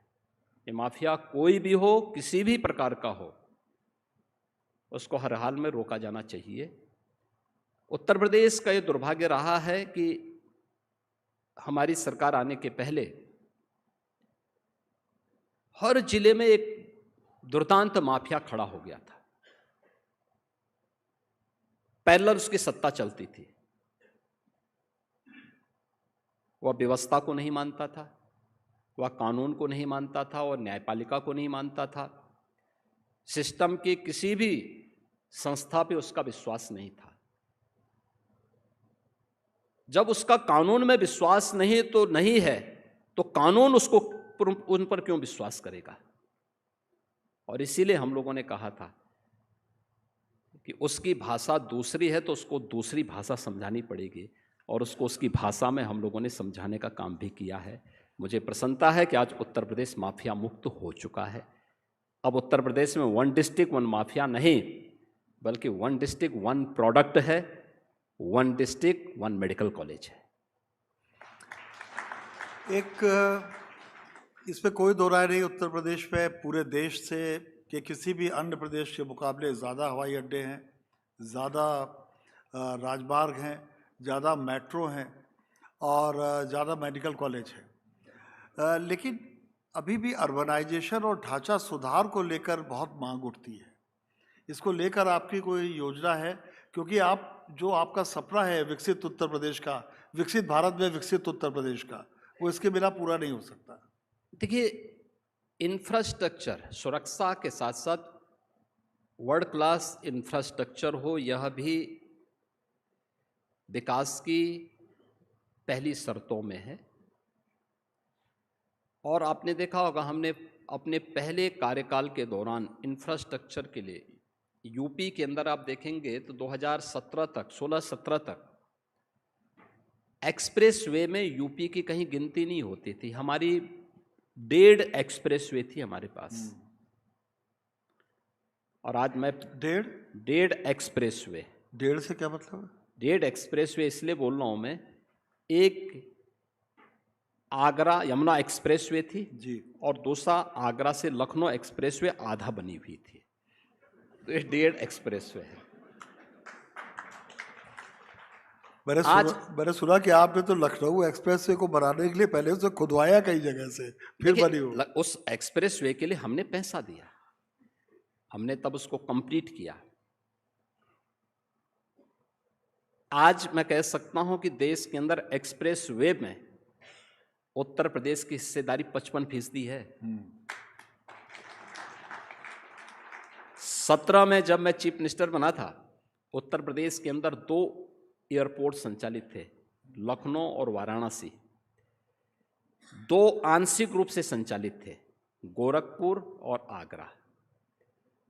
आज हमारे पास 16 एयरपोर्ट क्रियाशील हैं, 4 इंटरनेशनल एयरपोर्ट हैं, और अभी हम देश के सबसे बड़े एयरपोर्ट को अगले 2 महीनों के अंदर उद्घाटन करने जा रहे हैं, नोएडा इंटरनेशनल एयरपोर्ट को। सबसे बड़ा एयरपोर्ट, ये उत्तर प्रदेश का एयर कनेक्टिविटी की दृष्टि से देश का सबसे बड़ा रेल नेटवर्क यूपी के पास। देश के अंदर सबसे अधिक सिटी में मेट्रो का संचालन, पब्लिक ट्रांसपोर्ट के लिए सबसे अधिक मेट्रो का संचालन यूपी के अंदर हो रहा है। देश की पहली रैपिड रेल दिल्ली मेरठ के बीच में यूपी के अंदर हो रही है। देश का पहला इनलैंड वाटरवे वाराणसी से हल्दिया के बीच में यूपी के अंदर हो रहा है। यूपी के अंदर हर जिले को और यूपी के हर इंटरस्टेट कनेक्टिविटी को हमने 4 लेन और 6 लेन के साथ जोड़ा हुआ है। यूपी के अंदर हर जिला मुख्यालय को 4 लेन से, तहसील और ब्लॉक मुख्यालय को 4 लेन और 2 लेन के साथ हम कनेक्टिविटी दे चुके हैं। यानी ये इंफ्रास्ट्रक्चर के साथ साथ हमारा जो तीसरा सेक्टर है वो अर्बनाइजेशन भी है। हमने हाउसिंग के जो रूल्स थे उसमें काफ़ी रिफॉर्म किया है। FAR में हमने छूट दी है, नए आवासीय कॉलोनी बनाने के लिए सस्ते में लोगों को घर मिल सके, इसके बारे में रिफॉर्म किए हैं। बिल्डर और बायर्स की समस्या का समाधान किया है। हम लोग जब आए थे, अकेले नोएडा, ग्रेटर नोएडा में 3.5 लाख बायर्स ऐसे थे जिनके आवास के पैसे दशकों से बिल्डर के पास जमा थे, लेकिन बिल्डर पैसा लेके दबाया हुआ था। बाद में हम लोगों ने इस पे कार्रवाई की। पहले वर्ष में हम लोगों ने 1.25 लाख लोगों को उनके आवास उपलब्ध करवाए। इसके बाद कार्रवाई आगे बढ़ रही थी कि कोर्ट का इंटरवेंशन उसमें होने के नाते ये कार्रवाई रुक गई। बाद में माननीय न्यायालय ने फिर ऑर्डर किए। फिर हमने नीति आयोग के उस समय के एक पदाधिकारी के नेतृत्व में एक कमेटी गठित की, फिर 0 पीरियड का लाभ दिया, उसमें भी रिफॉर्म किए, और आज मुझे बताते हुए प्रसन्नता है कि अधिकतर बायर्स को उसके आवास उपलब्ध हो गए हैं। ऐसे प्रदेश के अंदर जहां भी था, हमने समस्या दिया नहीं, समाधान की तरफ हमने फोकस किया। अर्बनाइजेशन के लिए नए हाउसिंग रूल्स दिए और सहज और सरल इसको बनाया गया, और ये तेजी के साथ आगे बढ़े हैं। नई सिटीज़ का निर्माण हो रहा है। आज आप देख रहे होंगे उत्तर प्रदेश के अंदर काफ़ी बड़े पैमाने पे शहरीकरण हुआ है। हम लोग जब आए थे तो उत्तर प्रदेश के अंदर 22 से 23% अर्बनाइजेशन था, आज ये 36% तक पहुंचा है। मेरा मानना है कि अगले 3 वर्ष के अंदर हम इसे 40% तक ले जाने में सफल होंगे।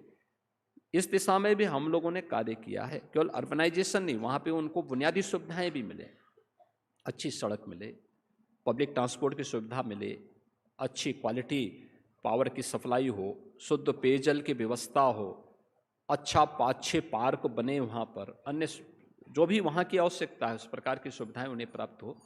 इस दिशा में भी सरकार के ने बहुत तेजी के साथ कदम बढ़ाए और उसके लाभ वहाँ पे प्राप्त हो। महिलाओं को लेकर आपकी कई स्कीम है। मिशन शक्ति में तो हमें भी शामिल होने का मौका मिला हिंदुस्तान को।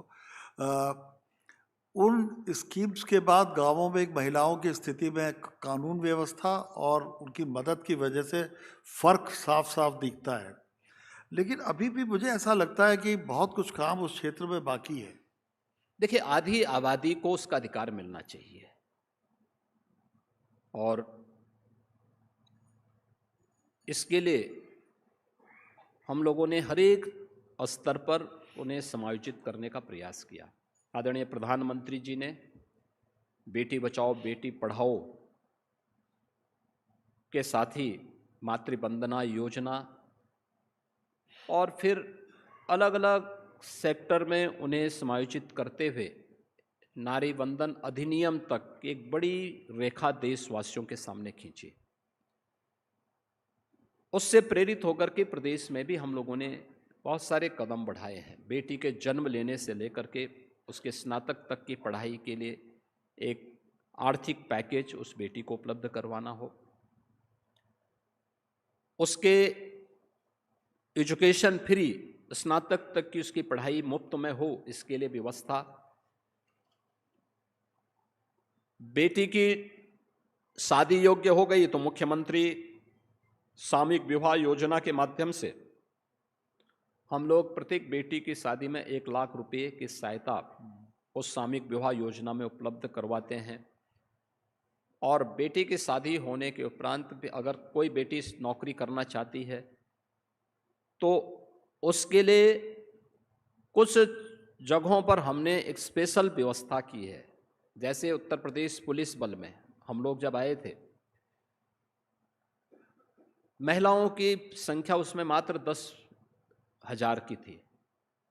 आज मुझे बताते हुए प्रसन्नता है कि उत्तर प्रदेश पुलिस बल में महिलाओं की संख्या 44,000 से अधिक है, यानी बड़ी संख्या में। उत्तर प्रदेश में हम लोग आए थे तो हम लोगों ने इस दिशा में काफ़ी बड़े कदम उठाए। आज एक व्यवस्था बनाई गई है वहाँ पे महिला स्वयंसेवी समूह के माध्यम से, यानी पुलिस में भर्ती बेसिक शिक्षा परिषद के शिक्षकों में महिलाओं को प्राथमिकता देते हुए उनकी भर्ती के कार्यक्रम को तेजी के साथ आगे बढ़ाया गया। नर्सिंग, पैरामेडिकल, मेडिकल और अन्य क्षेत्रों में भी उनके रास्ते खोले गए। प्रदेश में वर्तमान में 90,000 महिला स्वयंसेवी समूह काम कर रहे हैं। इन महिला स्वयंसेवी समूह को कुछ कार्य मिले, इसके लिए यूपी के अंदर 2017 के पहले बाल विकास और महिला कल्याण की योजनाओं में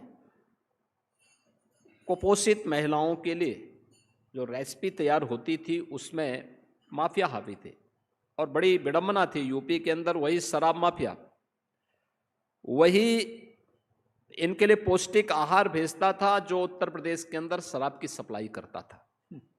हम भौचक थे भाई ये देख करके। हमने सारा अभियान वहाँ से ले करके और इस महिला स्वयंसेवी समूह को दिया, इनके लिए HAR प्लांट स्थापित करवाए।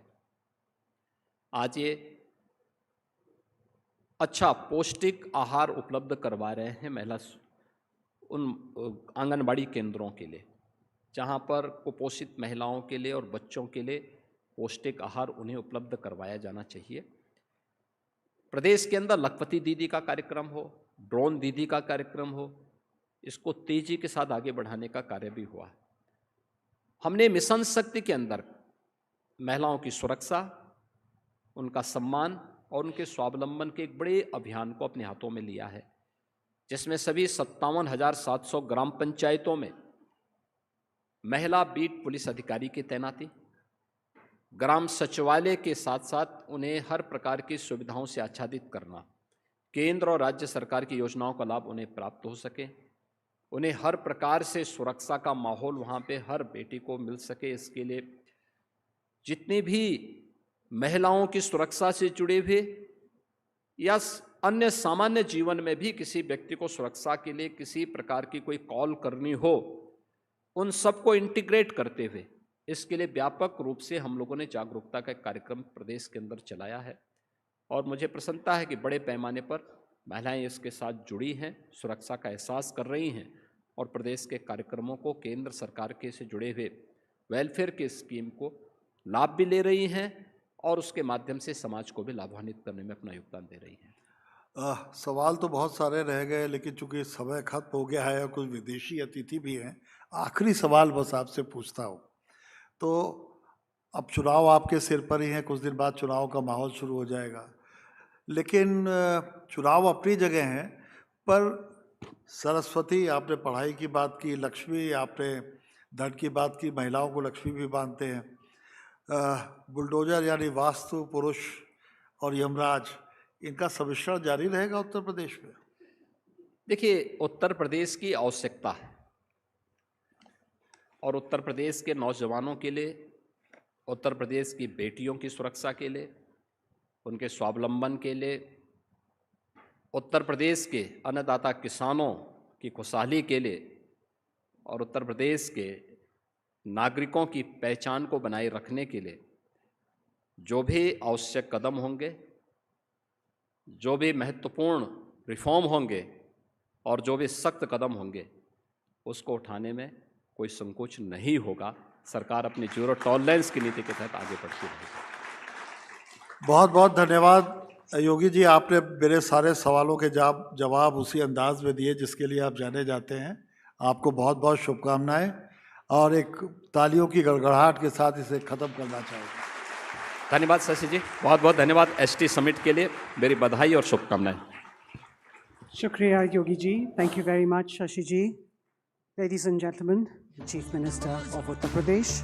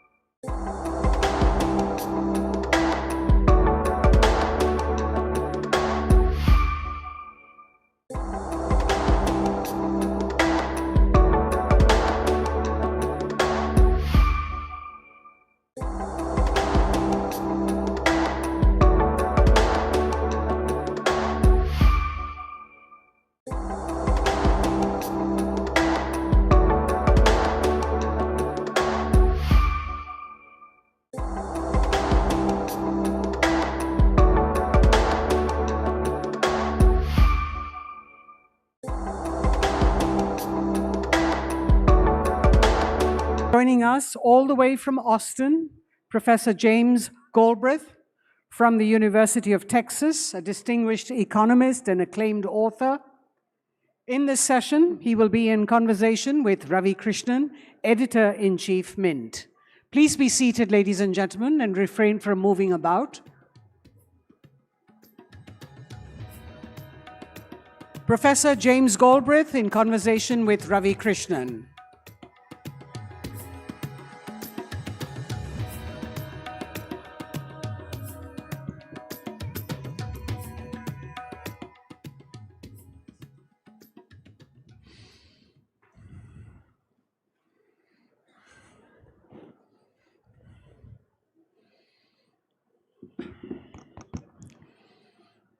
Good afternoon, ladies and gentlemen. If you listen to economists or you read Mint or its columnists, which you must, you would often hear them say that the economy is a cycle, it goes up, it comes down, it is normal. Professor James Galbraith disagrees with that. He said that the stable growth which we saw in the 20th century was a historical accident of sorts, and that we would not see it again. He likes to think like an engineer, not like an economist, about the plumbing, about supply chains, about industrial policy, and so on. So, and he has strong views on Russia, China, climate change. So let's dive in right into this conversation. Welcome, Professor Galbraith. Thanks very much. It's great to be here. So in the last few years, we have seen, a pandemic, trade wars, a lot of instability. Do you see this as just a phase, or is this how the economy behaves now? I'm afraid I could not make out that with the echo. Could you just say it one more time? The instability which we have seen in the last few years, Yes. is it a phase, or is this how the economy is going to behave from now?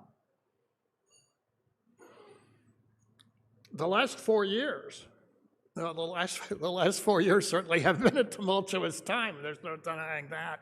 And we're seeing, of course, very rapid and massive changes in the world situation, which are only now beginning to become clear to some of the governing circles, particularly in the United States. But I think that process is underway. So, but how do you view it? As in, do you see it continuing?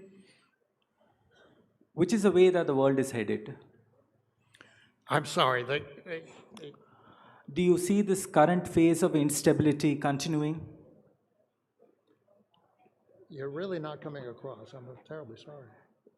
Do you see this phase of instability continuing? Oh, the instability. Yes. Well, no, I'm not entirely clear. I think that there is a considerable potential for stabilization of the world situation, that we were heading toward a confrontation that now we have at least some possibility of avoiding, and that is true in the power relationship between the United States, the Russian Federation, and China. And so I have some modest optimism that the worst scenarios can be averted. It's not certain, and the situation remains very dangerous, but there are also potential that I would not have identified let's say 2 and 3 years ago. So in this kind of a situation where growth is no longer guaranteed, what should be the aim of economic policy? What should be? The aim of economic policy. The name of the common policy should be a search for peace, and a search for stability, and a search for a return to, I'm not a pure free trader, but to a set of balanced relationships that respect the national interests of all the players, but especially of the most dangerous major players. And that is something which requires revisiting the image of the world, the vision of the world, which developed with the collapse of the Soviet Union in the 1990s, in which there was essentially going to be one steward of the world system, which was going to be the United States. And a whole generation of American political leaders has grown up with that vision, and with a certain set of doctrines that go along with that vision, which are economic doctrines that essentially point to open trade, open finance, and let's say a hierarchy in the world system. It's clear that ideal or that ideology is now effectively defunct. And what has to happen is for those who are still in positions of authority to come to grips with that reality. But what we are actually seeing now is economic policy being used as, is being weaponized. Sanctions, for example. So how do you see economic policy as a way to achieve peace? Well, let's specifically take up the question of sanctions. And in the context of the war, that's essentially a war of the Russian Federation against the North Atlantic Treaty Organization. It was clear from the beginning, at least from 2022, that the military trajectory was always going to favor the Russian Federation. The foreign minister of Ukraine at the time, Dmytro Kuleba, was in Washington and saw this analysis in the White House. So from a military standpoint, there was never any doubt, despite what was being said at the time. What I believe the position of the US administration at the time was they could break the Russian economy and break the Russian will to pursue their objectives. And they were going to do that with sanctions that would affect the performance of the Russian economy and the unity of the Russian government, given the position of the oligarchs. The economists were telling them this. The political leaders who were brought up at places like Harvard and Yale in the 1990s under the influence of those doctrines were saying this, and the Russian expatriates were saying it, and they were very influential at the time.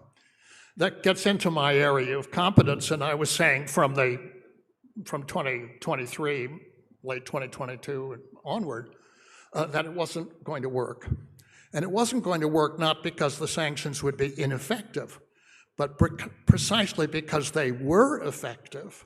And what they did was to oblige the government of the Russian Federation to take steps that they would not otherwise have taken, to basically impose capital controls. The flows of capital were cut off, to increase the pace of import substitution so they have a more consolidated internal supply chain, and to transfer the ownership of a great many capital assets from foreign corporations that were doing business in Russia to domestic corporations who bought the assets at relatively, very heavily discounted prices.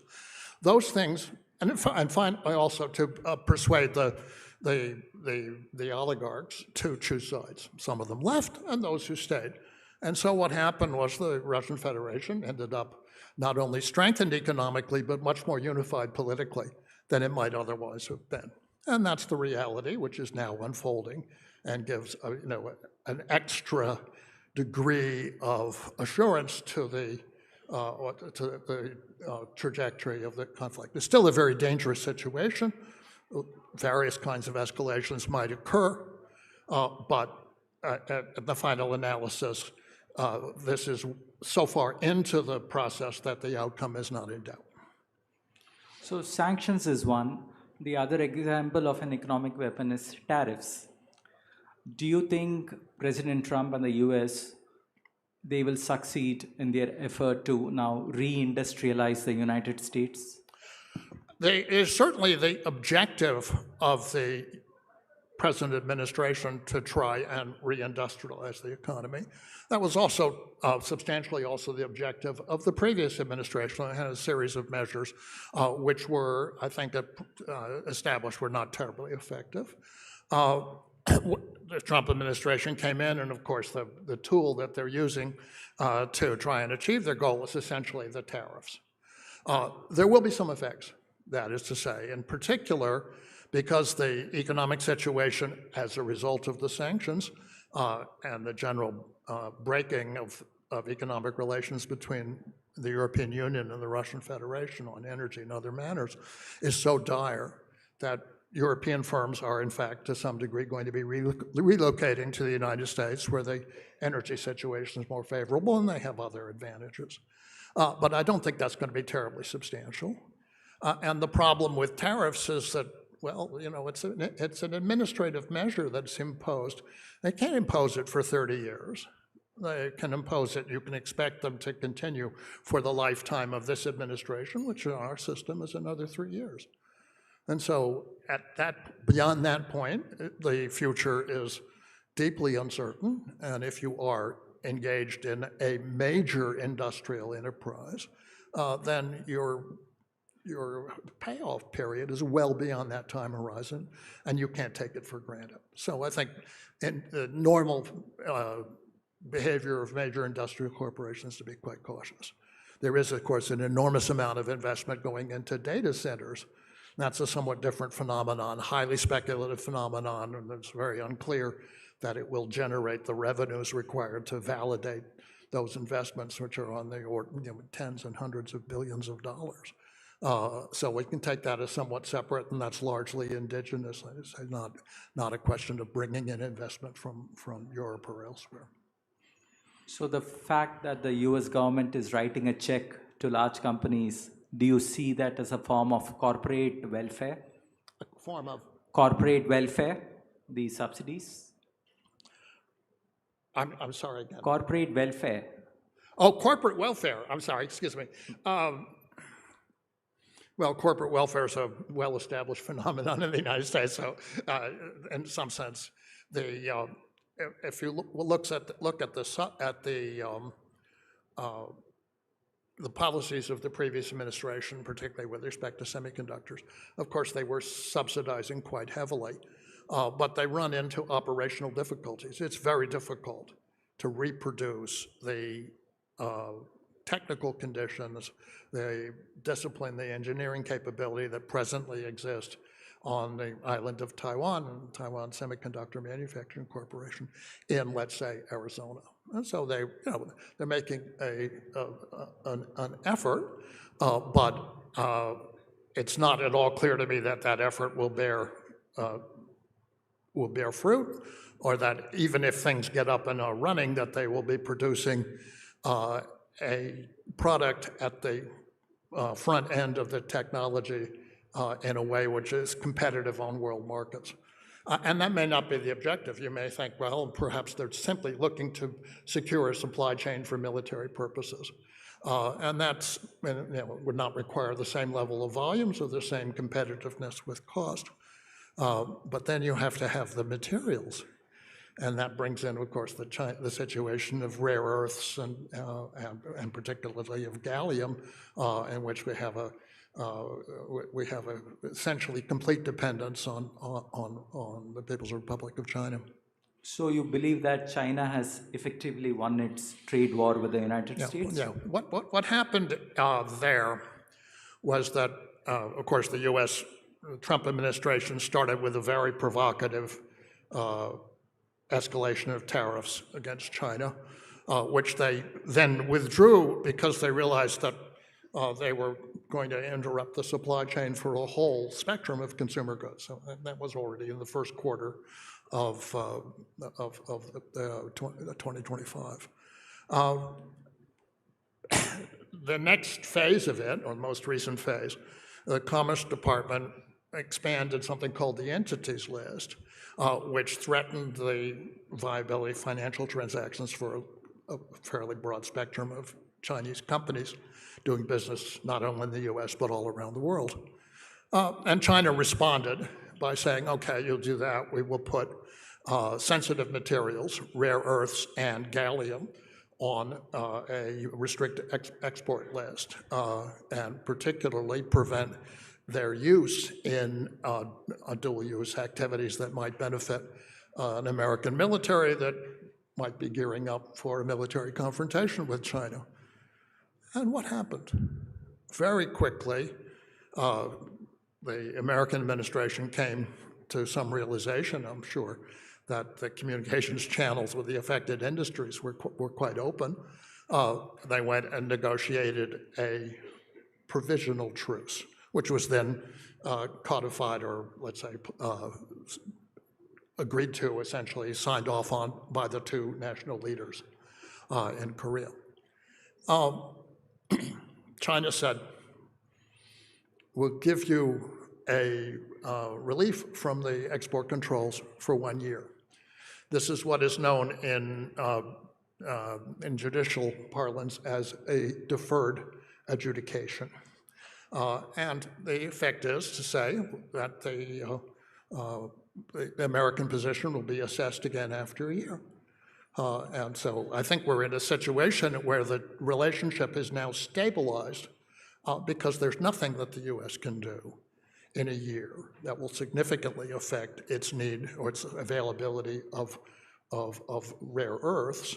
And there's nothing they can do on any time horizon that will give them an alternative supply of gallium, which is essential for advanced microcircuits, microchips, and so forth. And so now I think we're looking at each other through, let's say, realistic eyes, and that's a good thing. That suggests that there's a bit potential to stabilize the relationship, at least on the surface. So we have talked about 3 economic weapons so far: sanctions, tariffs, and rare earths. Now let me come to the 4th one, the US dollar. Do you think that the era of dollar as a world's reserve currency is over? There are 2 aspects to this issue. One concerns the settlement of bilateral trade. And there you're going to have, and this was essentially a product of the US policy in the last administration, a very substantial move to settlement in national currencies. But there's the second question, which is the question of the reserve asset, which has been for 30 or 40 years now, essentially the unbacked United States Treasury bond. And that's a large, very liquid, very stable pool of financial resources. And so long as the world does not move to a completely balanced trade, these will still be accumulating one place or another. I think it is much harder to replace the role of the U.S. government debt with some combination of other assets. Gold obviously can play a role and so forth, but to do that, you have to essentially mix a portfolio of alternative assets, and that gets you into all kinds of, let's say, speculative risks.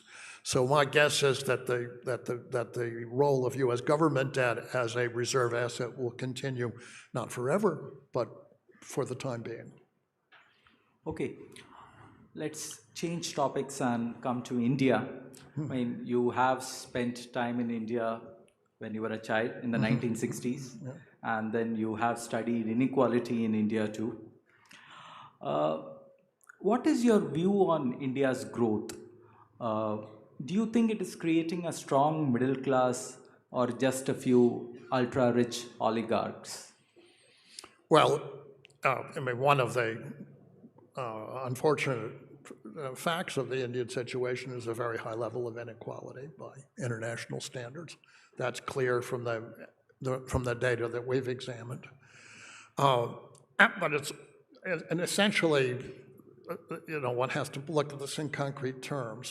First of all, there's still a very significant problem of poverty, a very large urban-rural divide.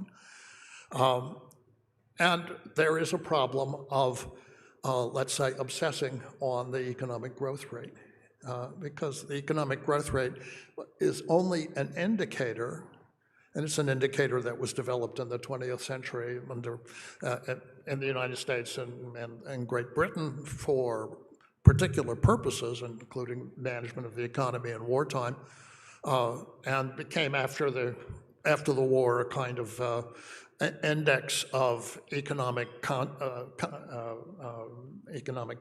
economic competition with the Soviet Union, and later with China.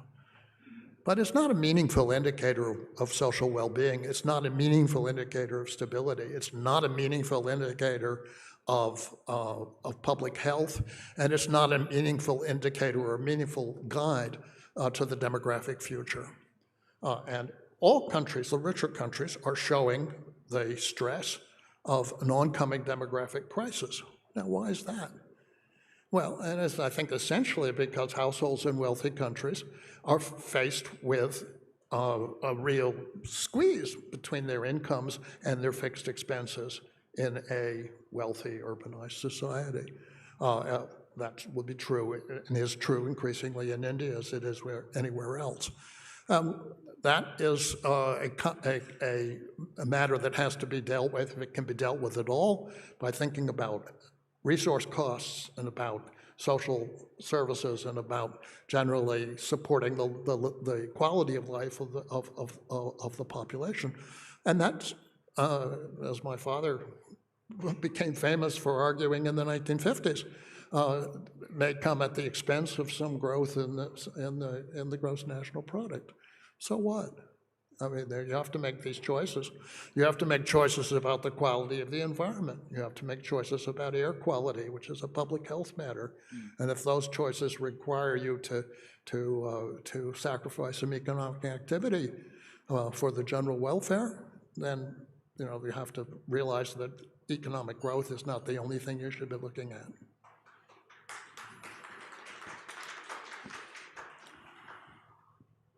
Another topic of great interest in Indian policymaking is manufacturing, because we have a large young population which is looking for jobs, decent jobs. China grew rich by becoming the factory of the world. How do you see India? Has it missed the manufacturing bus, or is there hope yet?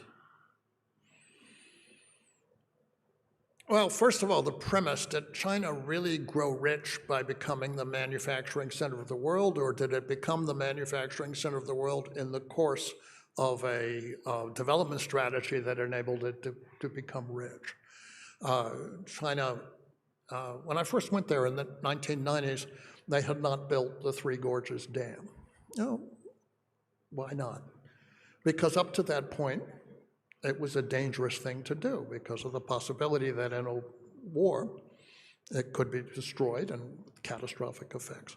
Well, that possibility had gone away by the 1990s, and so they took this step which helped provide the kind of energy supply and energy security that they previously hadn't had. It was 10% of the country's energy capacity at that time.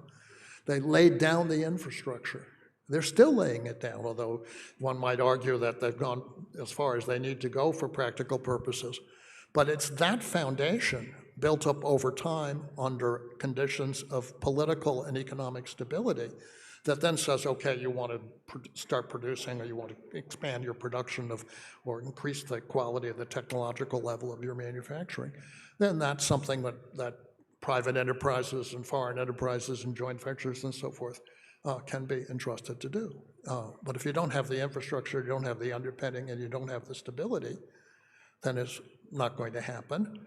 And if you're simply pouring resources into the manufacturing itself in the hopes that it will be competitive, well, that's a problem. You have to provide protection from the competition for long enough for that cost differential to be eliminated, and that's, might not happen. It might happen that when you lift the protection, the industries are no longer competitive and don't last. We're going to see that problem in the U.S. with whatever happens behind the wall of Mr. Trump's tariffs. So do you think the era of cheap goods is over with all this protectionism? The era of cheap goods, because people are no longer offshoring, they are friendshoring. Again, I missed up. They are not offshoring, they are offshoring. friendshoring. And friendshoring, offshoring Yes. and friendshoring. Well, let me just make a comment on what happened in the United States. From the beginning of my professional career in the late 70s and early 1980s. The US made a set of specific choices to basically pursue policies that ensured the growth and dominance of the financial sector to an extraordinary degree, along with information technology sector, basically a bi-coastal economy, at the expense of the industrial core of the country that had been built up in the 20th century. And that was the foundation of American power. All that was basically allowed to move to Mexico and ultimately to China. And what happens then? You lose the capacity to be at the forefront of technical development, because technical development is a matter of the hands-on processes of engineers and managers and workers who are engaged in those activities. You can't do it conceptually from a distance effectively, and so you're going to lose ground, and that is essentially where the U.S. is. The U.S. still has some advantages. It still has very large flow of relatively economical energy supplies and has other advantages that I think are enduring. Where you see the crisis coming to a head at the present time is in Europe, which does not have those advantages, has also experienced and is experiencing offshoring, and in the case of the United Kingdom, particularly the dominance of the financial sector, and does not have, as I say, access to the underlying support of a strong resource sector. With artificial intelligence threatening to take away jobs, do you believe the government should give everyone free cash? I mean, a universal basic income, or should it guarantee everybody a government job? This is a question about universal basic income, essentially. Or a guaranteed government job when artificial intelligence takes away jobs. With artificial intelligence is believed to take away jobs in the future. If so, how should the government tackle it? Should they give everybody an universal basic income or guarantee everybody jobs? I'm in favor of a job strategy. One of the things I was able to do very early in my career was to help draft what became the Full Employment and Balanced Growth Act of 1978. I drafted the provisions that essentially govern the conduct of monetary policy. It's an interesting assignment to have when you were 23 years old, but nobody thought that was going to be important. It turned out to be quite significant and still enduring over 50 years. But a job strategy provides people with the capacity to make something out of their lives. An income strategy, a cash strategy is, I mean, you obviously need to have support for people who are unable to support themselves. You need to have retirement support. You need to have family support, all kinds of things. But the core of it should be a capacity for people to serve, to act as productive contributors to the society as a whole. Otherwise, you're going to end up with a lot of social fragmentation and a great deal of psychological stress. I don't think people I don't think it's possible to build a society in which people simply expect to be handed a check and not to have to do anything for it over long periods of time. You can see what happens with rich people who are handed those checks. They turn out to be useless, and their children turn out to be useless. So it's not from there that the future of a society is built. So 60 years ago, your father, John Kenneth Galbraith, wrote about the power of big corporations, massive corporations. If he were to come back and look at Apple and Amazon and Meta and Google, would he tell us, I told you so? These are very different entities. These are the products of, let's say, an information technology monopolies, networks, and dominated essentially by oligarchs who've become essentially a small committee of the governing elite.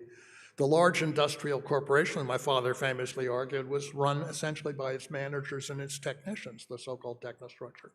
That social structure with its countervailing power in the unions and in the educational scientific estate and elsewhere has been greatly devalued in the United States.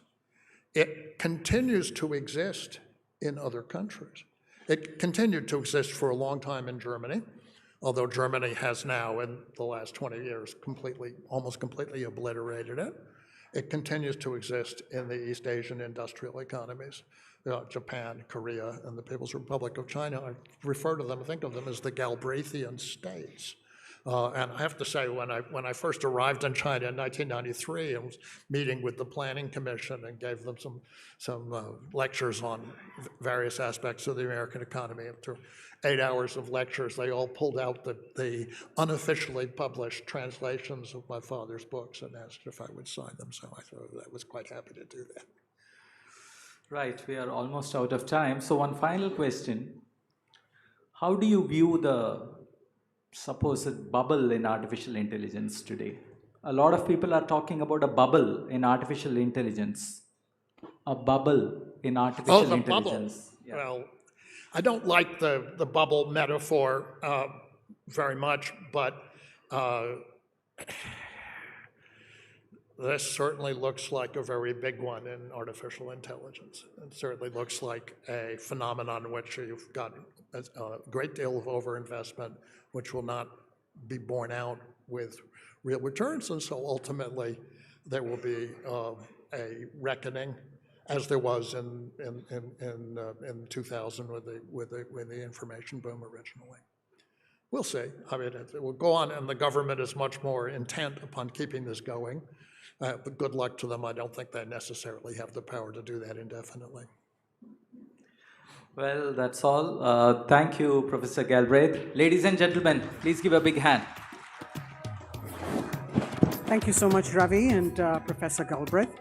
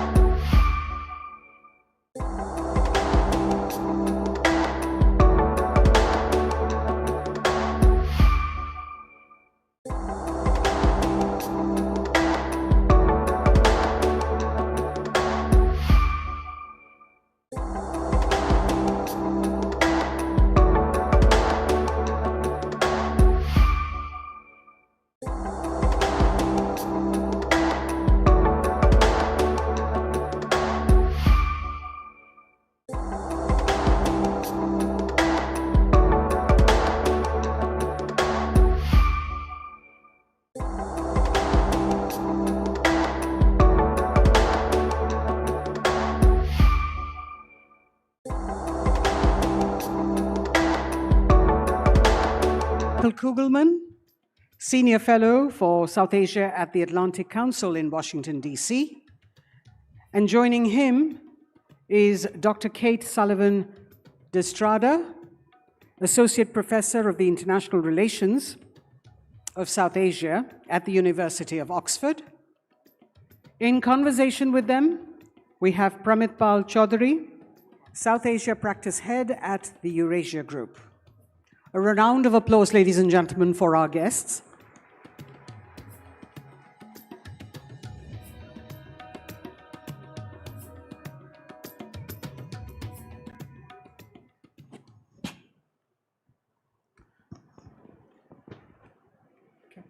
Thank you. Geopolitics is a reasonably exciting time for all of us involved in that field. And I think for India right now, as is true for many other, should you say, middle powers, the difficulties we face right now are that India's always had a reasonably hostile relationship with China, one superpower. We now have an extremely difficult relationship, though not necessarily a hostile one, but at least a transactional one with the United States. So how exactly does India handle this, and how do other parts of the world see these problems is why we're here. So let me begin with Michael, since he's the American in the room. So why don't we begin with you and ask you, where do you see the US going, and where do you think India, how should India be responding to this? Yeah, so I would say these days being an American in Washington doesn't necessarily mean that one can get a good pulse in terms of what's going on, because it's very difficult to predict the current administration.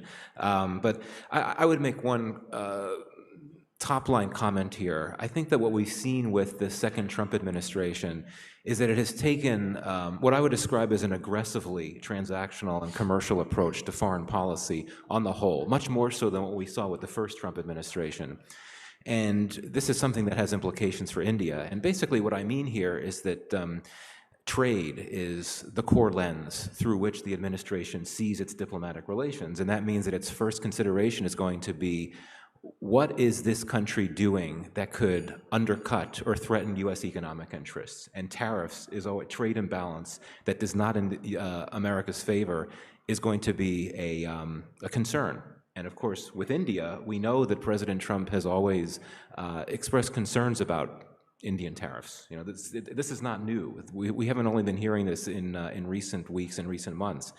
And so India came into the crosshairs. And if we look at how the US-India relationship reached a point of crisis, I think we have to start at the fact that the Trump administration has singled out India as a core offender when it comes to those countries that have economic policies that can undercut America's own economic interests. And as we've gone through the first few months of this second Trump administration, I would argue as well that the administration has seen the way in which India has gone about its interactions with the Trump administration as something that's concerning. And that includes not making as many concessions as the administration would have liked to see it make in trade negotiations. And so that certainly has had an impact on the relationship as well. In terms of moving forward, how should India look at the situation? I would just make one comment here that we need to distinguish between what we've been seeing and hearing from the White House when it comes to India and what we've been seeing and hearing when it comes to other areas of the US government. I would argue that generally speaking in DC, there's a continued desire to work with India, a continued a view that India continues to be a strategic partner. And I think that we could see things settle down in due course. But I think one question moving forward, and I'll end here, is will those not in the White House be able to carve out the agency and the policy space to drive policy toward India? I think if that starts to happen, we'll start to see some of these tensions in the relationship calm down a bit. So just quickly on the follow on. So what you seem to be indicating is that the heart of the problem is just the trade deal. And that's Trump's personal obsession. If we get the trade deal done, do you see a correction in the relationship? I think that'll help. I think that would be a confidence-building measure for sure. But you know, we have to keep in mind here that the two countries have continued to work together.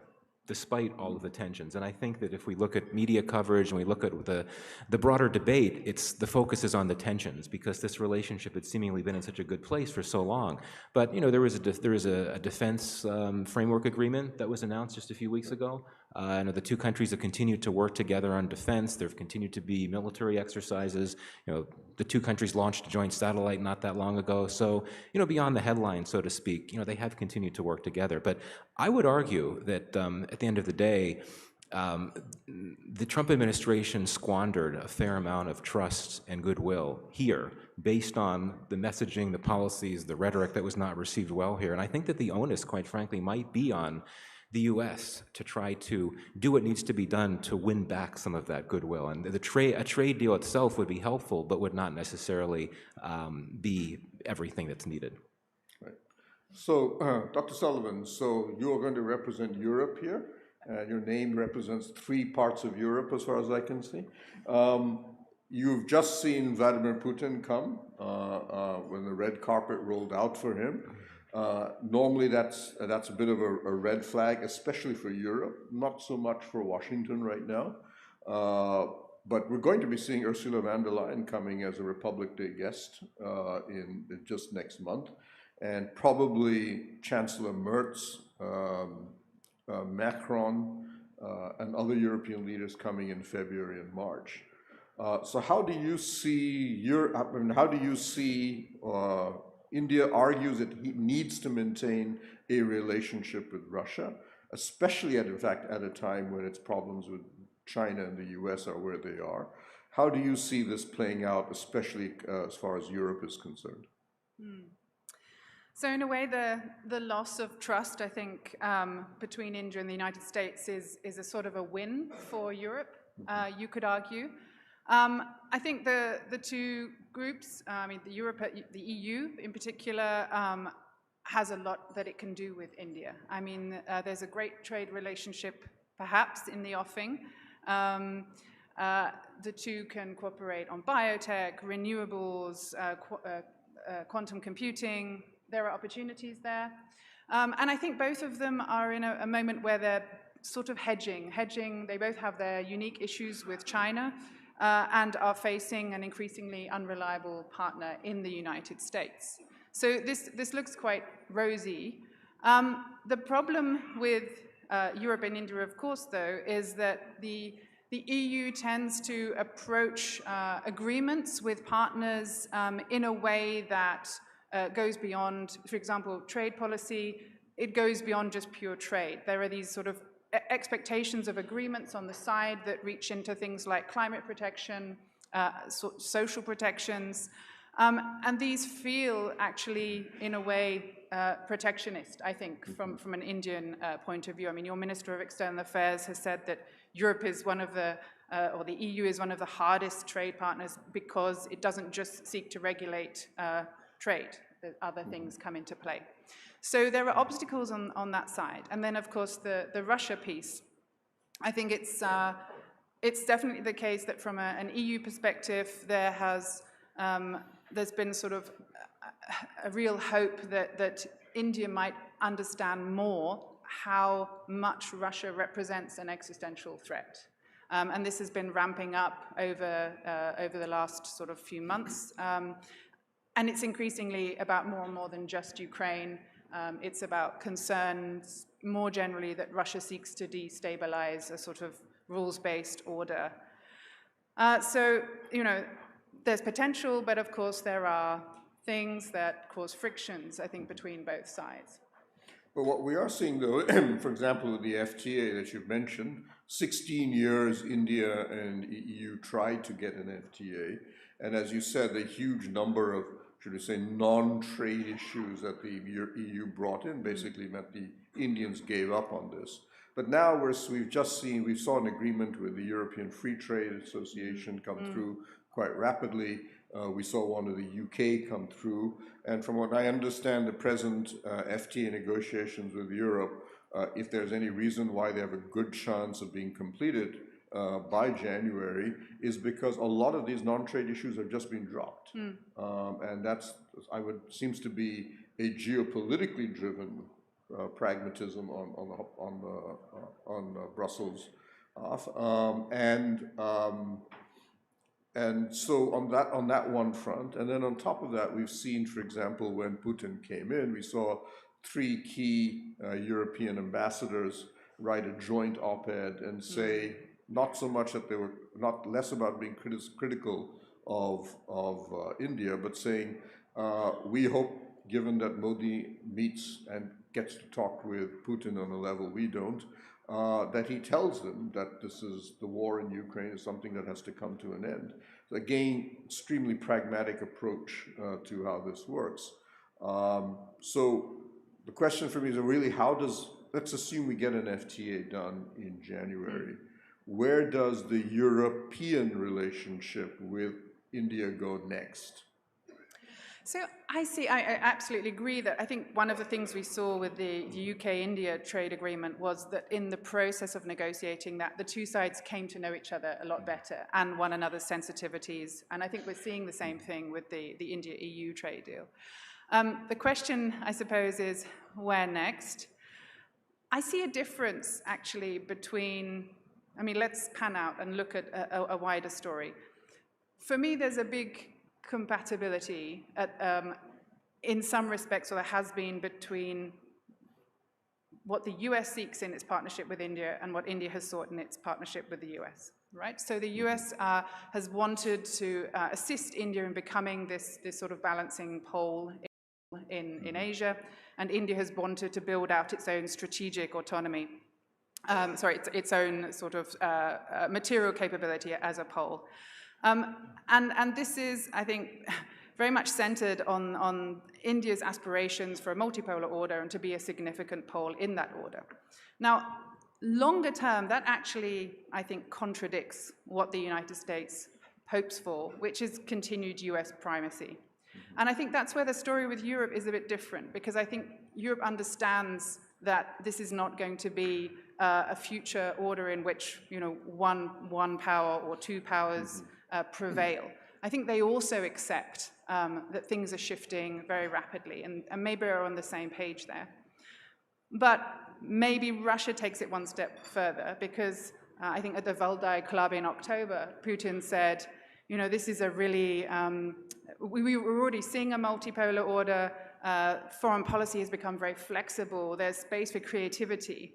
And I think this opening up and this shifting landscape is perhaps something that India identifies with even more, from my reading and my understanding. So I think there's a sort of, each partner has its longer term sort of contradictions, maybe semi-consensus, and maybe enabling role. And we're seeing those three things play out all at once. So Mike, I'll turn back to you. I know one of the countries that you are specialized in is one that is a constant irritant in India, which is Pakistan. So we've seen a couple of unusual developments with Pakistan, or maybe not so unusual. One is the military effectively have come back to power and taken over one more time. We saw India and Pakistan go through their 4-year itch of having a battle with each other. But we've also seen a very peculiar relationship develop between Pakistan and, should we say, President Trump rather than his administration. How should we read the dynamics right now at Pakistan, and how would you read how Pakistan is reading what's happening with the United States and with, of course, its continuing relationship with China, and maybe a little bit about their rapidly deteriorating relationship with Afghanistan? Yeah, a lot to unpack there. So, yeah, I mean, for me, there are two key top-line trends in Pakistan right now. One you've alluded to, you know, the unbridled power of the military, and specifically the army chief. And, you know, one could argue, okay, maybe this is just a continuation of an ongoing trend where the military always dominates and has power, which is true. But, you know, I don't think we've ever seen in Pakistan a period of putative civilian rule where the army had the level of control and power that it has now. And what's also a bit different about this now compared to previous times is that significant numbers of the public in Pakistan don't like this. They're not happy with the military taking on the level of power that it has. And I think that's in part due to the Imran Khan effect, which has played out over the last few years, where we've seen rising levels of anti-army sentiment along the lines that we have not seen for quite some time. And I think that over the longer term, that might have some potential implications for social stability in Pakistan, right? Given the current state, it's not possible to mobilize and take to the streets and peacefully protest the military's level of power, but you have a lot of people, particularly young people in Pakistan, who are very unhappy about the current state of affairs. So that's one top-line trend. The other top-line trend I'd highlight is this resurgence in terrorism. We've seen an uptick in attacks over the last few years. Generally speaking, they've been mainly in the western regions of the country near Afghanistan, but as we've seen the tensions between Afghanistan and Pakistan intensify, I think that we're getting to a point where first of all, there's a likelihood that there could be a conflict. I think that South Asia's next war might be between Afghanistan and Pakistan. And what that could entail is not a conventional war. The Taliban cannot fight the Pakistani military, in my view, but rather Pakistan carrying out strikes in Afghanistan to target terrorists, and then the Taliban sponsoring militant attacks across Pakistan. We saw an attack in Islamabad just a few weeks ago. So I think the concern is that Pakistan could experience what it did some time ago when, between that period of 2007 and 2014, where you had significant numbers of attacks across the country. And that clearly is a concern. Turning to the broader questions that you've asked, including about the US and Pakistan, this is, as you say, this is President Trump, I think, being quite intrigued by Pakistan and what it has to offer. And I think that he personally felt that Pakistan was very helpful when the two countries, early on in the second Trump term, carried out an operation to apprehend an Islamic State Khorasan fighter that, according to the US, was involved in the Abbey Gate bombing in Kabul in 2021. And I think that is where you have to look at why things changed in terms of the more positive thinking from Washington, from the Trump administration about Pakistan. I would also argue that the Pakistanis, not for the first time, were able to pitch themselves to Washington as a viable partner. And Pakistan, I think, knows that, as I said before, this Trump administration takes a very commercial/transactional approach to foreign policy on the whole. It's looking for business opportunities around the world, and Pakistan pitched itself as a useful partner when it comes to issues like critical minerals and cryptocurrency, even though in all reality, it's not going to go very far, in my view. I would say this, though, about how things are looking with the US and Pakistan now. We shouldn't read that much into it. There's been a lot of high-level engagement, of course. There's been a lot of talk about wanting to work together, but there's not much substance to this resurgence in ties. There haven't actually been any agreements. There have been one or two MOUs related to critical minerals.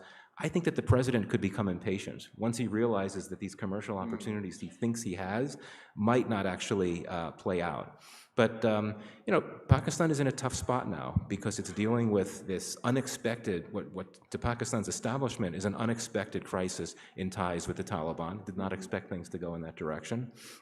And it's clearly is very concerned about how India has been ramping up its ties with the Taliban. I also don't think we should overstate how far that relationship is going to go. But this is all very concerning for Pakistan. And I would say that my sense is that officials in Pakistan, they're happy with how things are with the U.S. right now. But I think that even they would acknowledge that you don't really know how far this could go. Trump is very unpredictable. What he says today certainly might not be what he wants to say or what he wants to do the next day. So basically, the future really lies in building a Trump Tower in Rawalpindi, is the obvious solution. But just quickly, Field Marshal Munir, in his speeches, talks about that given the problems Pakistan faces with the Baloch rebellion, with a Pashtun or should we say political unrest among the Pashtuns. That the solution for Pakistan is really Pakistan should go back to the two-nation theory, that they should see India as the unifying factor, obviously in a negative way. Do you think that's just rhetoric, or is that something India needs to be worried about? I mean, I think that all Pakistani army chiefs take a particular view when it comes to these things, including a hardline view. I think that it's rhetoric. One shouldn't necessarily read too much into it. But given the state of play right now, given we know just how fraught the relationship is between Pakistan and India right now. We know how fraught the relationship is between Pakistan and Afghanistan. Pakistan is very concerned about these two neighbors.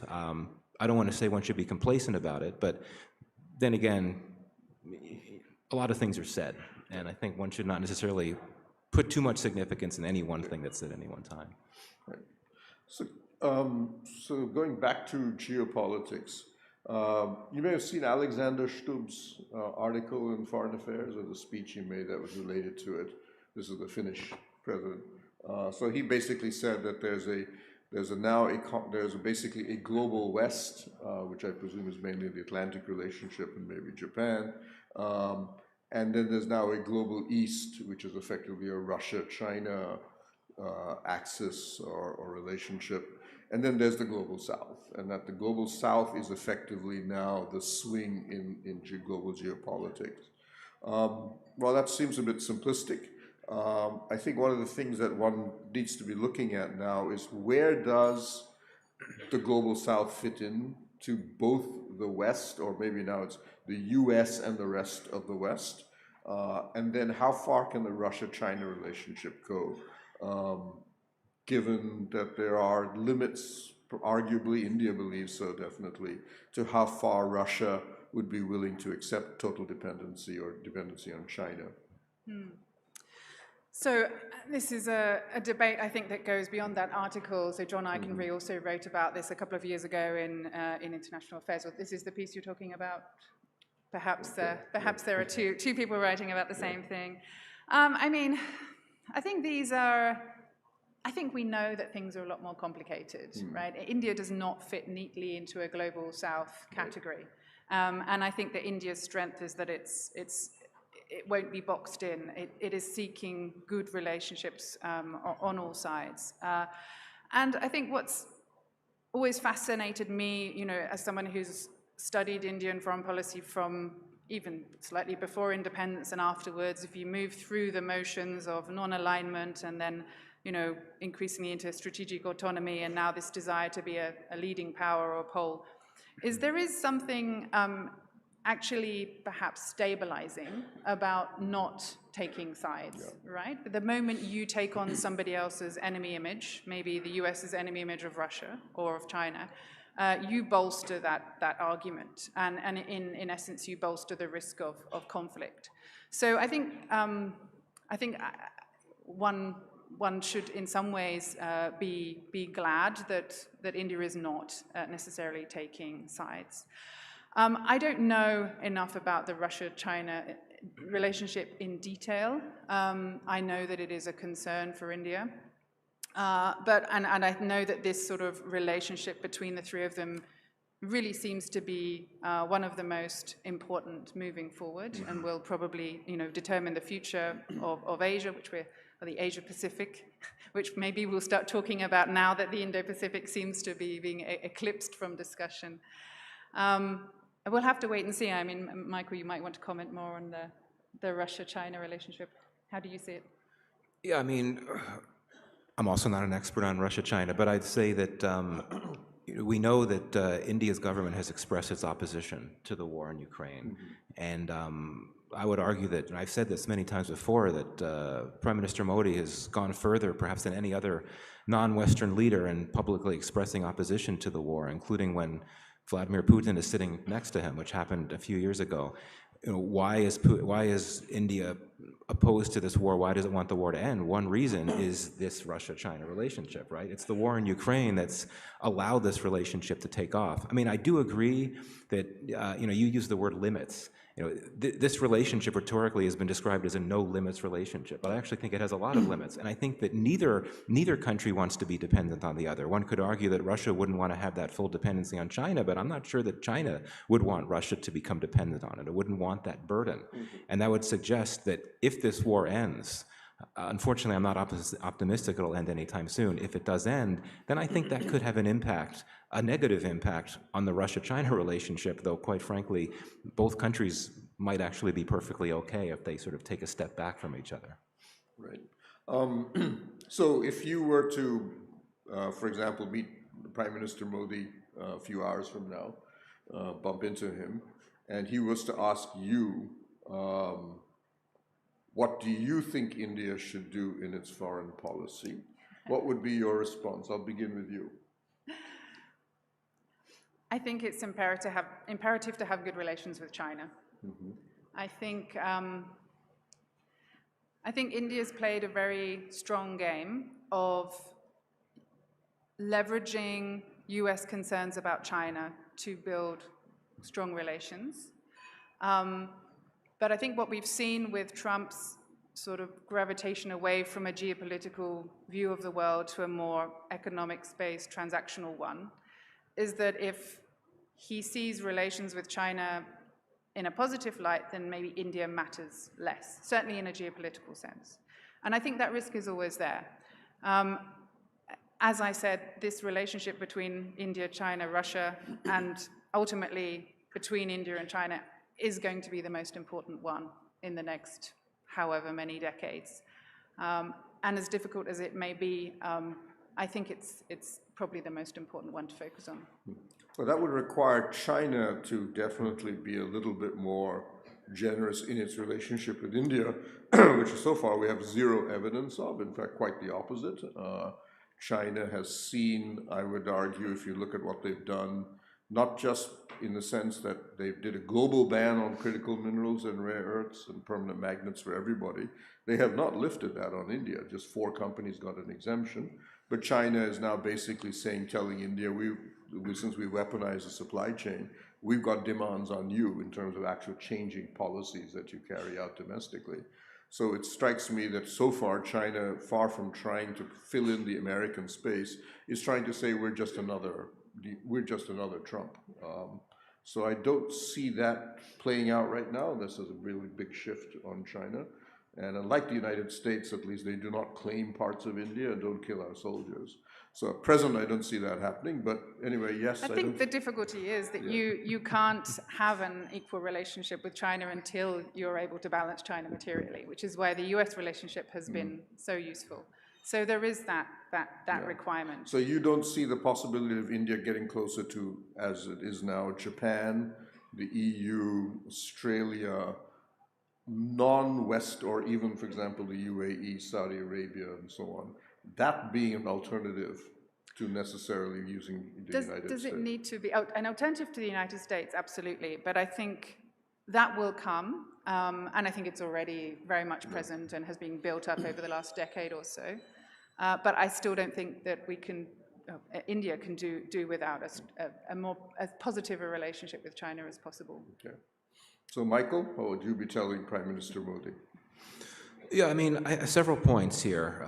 One, I think that I would advise him to acknowledge some of the very real concerns that the region, that the neighborhood has about India. That could get me politely shown the door if I were to offer that type of comment. But I think India faces challenges in its own neighborhood, and we've been talking really broad, really global. India's relationships with the big powers, with the U.S., with China, with Russia. But there's a lot that's been happening in this part of the world over the last few years, and I think that if we look at, for example, some of the perceptions that some of India's neighbors, some of its smaller neighbors, I'm not referring to Pakistan here, I'm referring to other countries, have about India. And if one travels around the region, as I have frequently in recent years, talking to interlocutors in Nepal, for example, expressing concerns about China, for sure, but expressing some concerns about India, how it conducts its relations with these countries, perceptions of India not fully acknowledging and being sympathetic to the concerns of these countries. That, I think, is important, given that India already faces significant challenges in the region that are of no fault of its own, quite frankly. But I think that the neighborhood is important.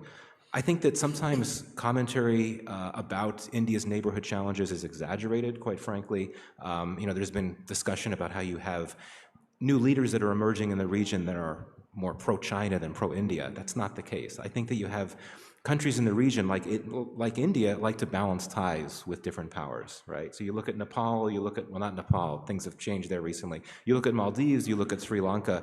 There have been new leaders that have come into power recently who have telegraphed a desire to strengthen ties with China. But neither the president of Sri Lanka nor Maldives have said that they want to back away from India. In fact, on the contrary, they said that they consider India to be a close partner. But still, India does face challenges, and I think it's important to acknowledge them all. Other advice I give, which might be received better, is that India clearly wants to project itself as an advocate on behalf of the global South. So does China, of course. This is an element of India-China competition. But I think that India is much more present and influential in some parts of the global South than other parts. And so, for example, Latin America, I think, is an area where India could stand to be more present. And if this is a serious foreign policy objective of the Indian government, which I think it is, I think there's something to be said for looking at the global South in a comprehensive fashion, geographically speaking. Okay, I think with that, I will bring this session to a close. The world is a big place, and it's a very troubled place, so we could keep finding new things to talk about. But thank you for both of you, and who knows, maybe you will actually get a chance to pass this on to the Prime Minister later in the day. Thank you. Thank you very much, Dr. Estrada, Mr. Michael Kugelman, and Pramit. Ladies and gentlemen, there is no break. We're moving on to the...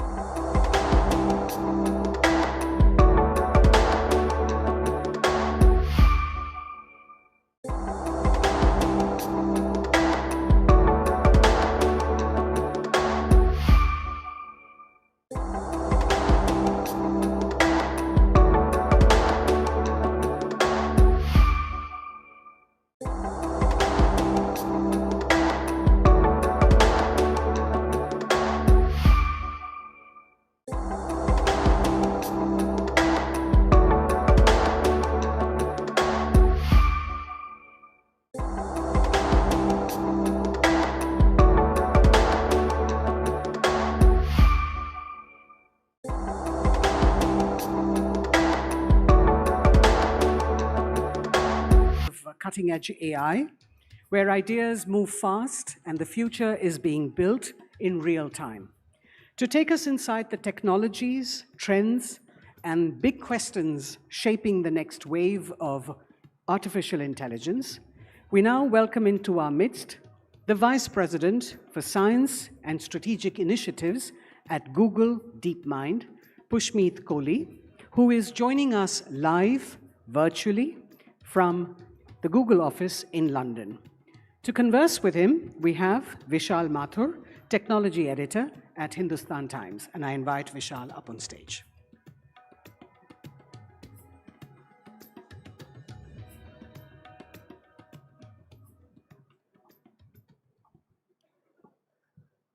Good afternoon, ladies and gentlemen.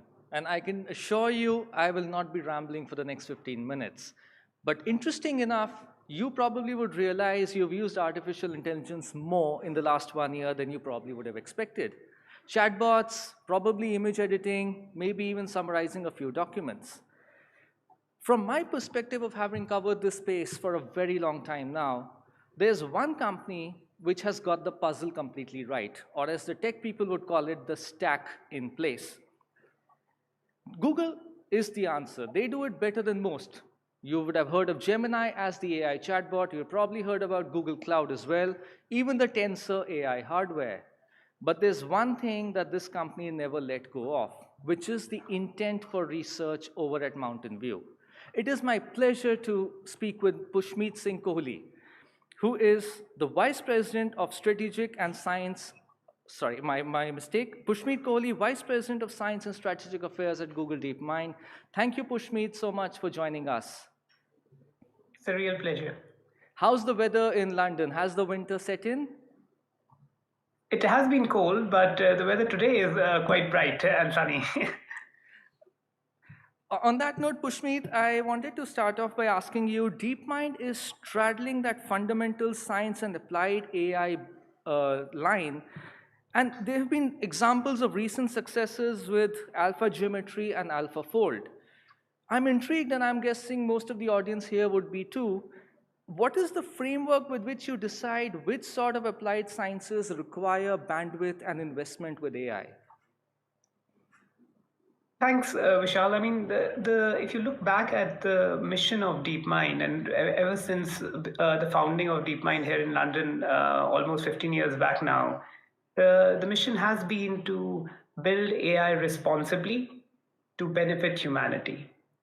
And so the benefit humanity sort of part, we believe one of the key things that AI can do to benefit humanity is to really push the boundaries of human knowledge, of what we know about the world that we live in, about ourselves as human beings, about life. And that we do through science by making progress in many scientific areas, and we have been very sort of fortunate to be able to sort of show the potential of AI in problems like the protein structure prediction problem and AlphaFold. So mainly our sort of focus is on what are these root node problems where AI can have transformational impact which will not just lead to some small improvement, but which will really transform the way society does something. AlphaFold is a great example in this as a case study. Before AlphaFold was announced by Google DeepMind, it used to take almost 5 years sometimes to figure out the structure of one single protein. And these proteins are the building blocks of life. Everything to do with drug discovery, to designing sort of new enzymes to deal with pollution and so on. Life is essentially made up of proteins, and yet we did not know the structure of these proteins, and it would have taken a huge amount of work and effort to uncover this knowledge. And what AlphaFold did is just made all of that sort of knowledge available extremely quickly. But in a matter of a few seconds now, anyone on the planet can figure out the structure of any protein on the planet, which would have taken millions of dollars and multiple years in the past. Pushmeet, the general conventional wisdom would suggest that LLMs are getting better and therefore they must be applied to more problems. But DeepMind's approach is different. It's more of a narrow approach where you tailor a model for a particular domain or a use case. How do you balance these two requirements? Our approach, Vishal, has always been to push the boundaries of AI and to develop the most powerful models. And when we think about like what are the most powerful and most competent models, essentially the way to measure intelligence is to figure out how quickly a model is able to accomplish a task. And we have ever since our founding been able to developing models which are ever more competent in solving harder problems and in a more general way, which require less data and less supervision. And so in some sense, LLMs are a natural progression of that longer term focus that we have had. We, on one side, we are working on building fundamental sort of breakthroughs that push the efficiency of AI models, makes them general, from coming up with new paradigms like deep reinforcement learning, which showed its benefits on sort of Atari and the legendary sort of Lee Sedol Go match in South Korea, to then sort of specialist models for AlphaFold. And in each sort of iteration, whether we were using a specific architecture like a transformer architecture or sort of improving it, or sort of using the models themselves like the Gemini generation of models, which now have been able to show competency across a wide variety of tasks, not just in answering questions about your everyday sort of questions that you might be interested in, but also deep mathematical problems. So Gemini DeepThink was one of our premier models which achieved gold medal performance at the International Math Olympiad. So this is not an easy thing, right? Very few people are able to sort of solve maths problems at that level, yet a very general purpose model like Gemini DeepThink was able to achieve that.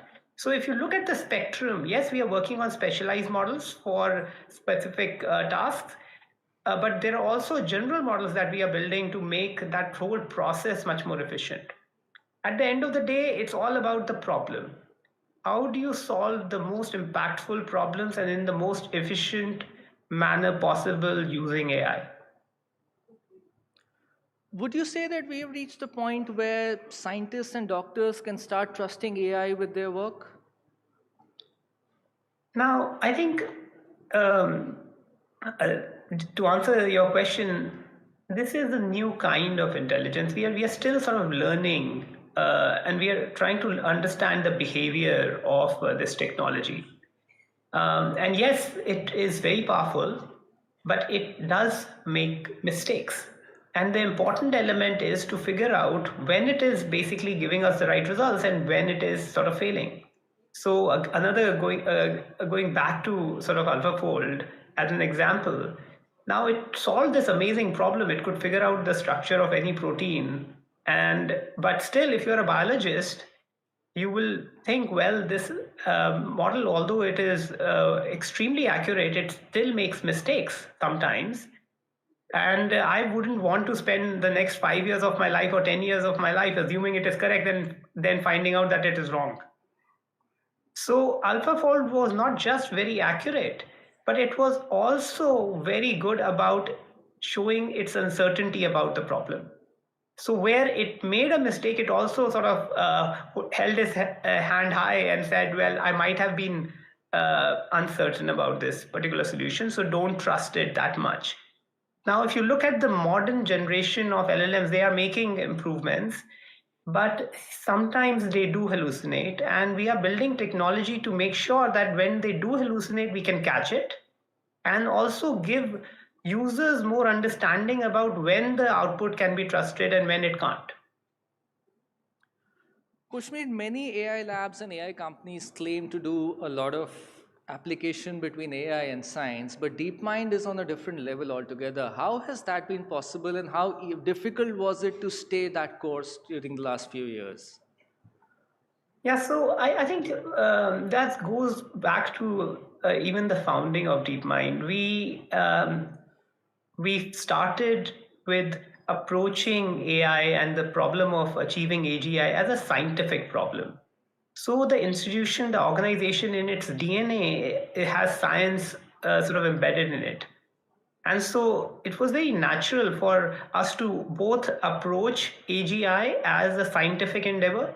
And then when we are thinking about where do we see the massive impact of AI, we see it in really pushing the boundaries of science, in bringing sort of new knowledge. So just to give you an example, we didn't stop at AlphaFold and said, well, we have solved an amazing sort of problem and let's declare victory, which we could have, like we won the Nobel Prize.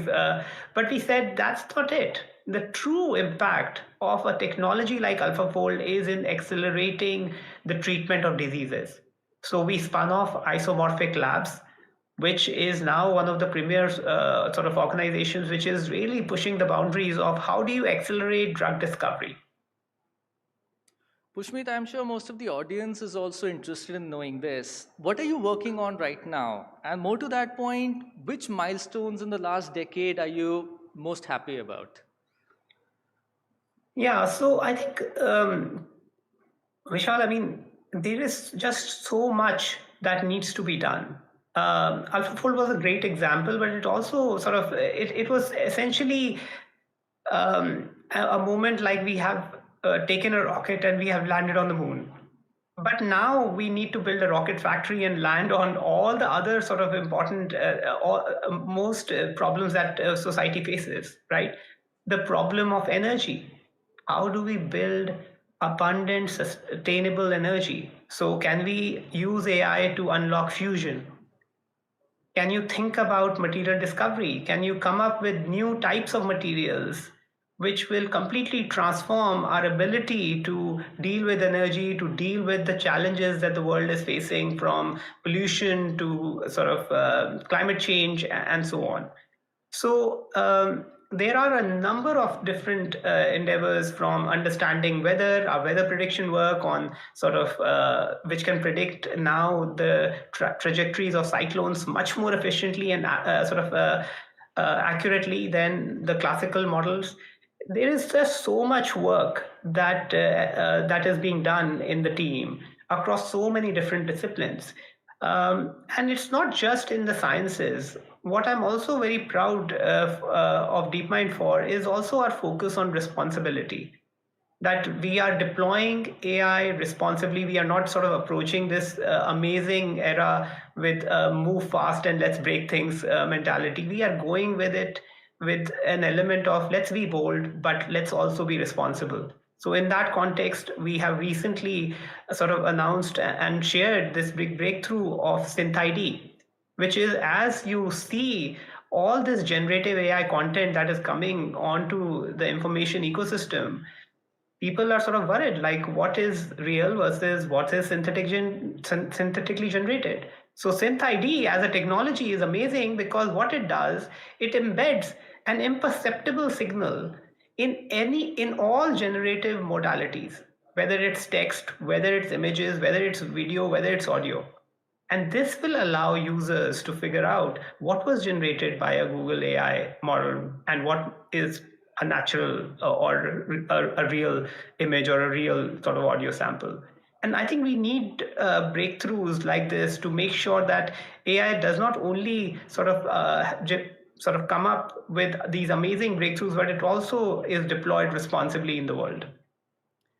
Pushmeet, I know 12 months is a very long time in the AI space, but I would still like to ask you, as we head into 2026, what are the big themes that you see in the space of AI and science in particular?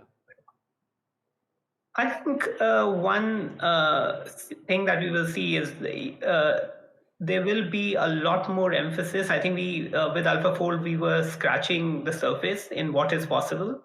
And we have made these fundamental advances in structural biology, but the implications in healthcare, in drug discovery, those we will see sort of really accelerating, right? Especially in healthcare, like a country like India has a huge potential in leveraging AI for healthcare. I would like to tell you that there are 180,000 researchers and students who are using AlphaFold in India. If you had told me that there are like almost 2 lakh people in India who are studying protein structures to sort of develop new drugs, understand disease, I would not have believed you, right? But it also shows the research ecosystem, how expansive it is now that there are almost 200,000 people who are using these technologies, and these technologies have been able to democratize innovation at such a fast pace. So we will see acceleration of science. We will also see acceleration of certain other technologies like agentic systems, right? Where AI systems get more autonomy and are able to do many more powerful sort of tasks. So these are the 2 sort of trends, but of course we need to make sure that these things are done safely, responsibly, and we don't just move too fast without due process.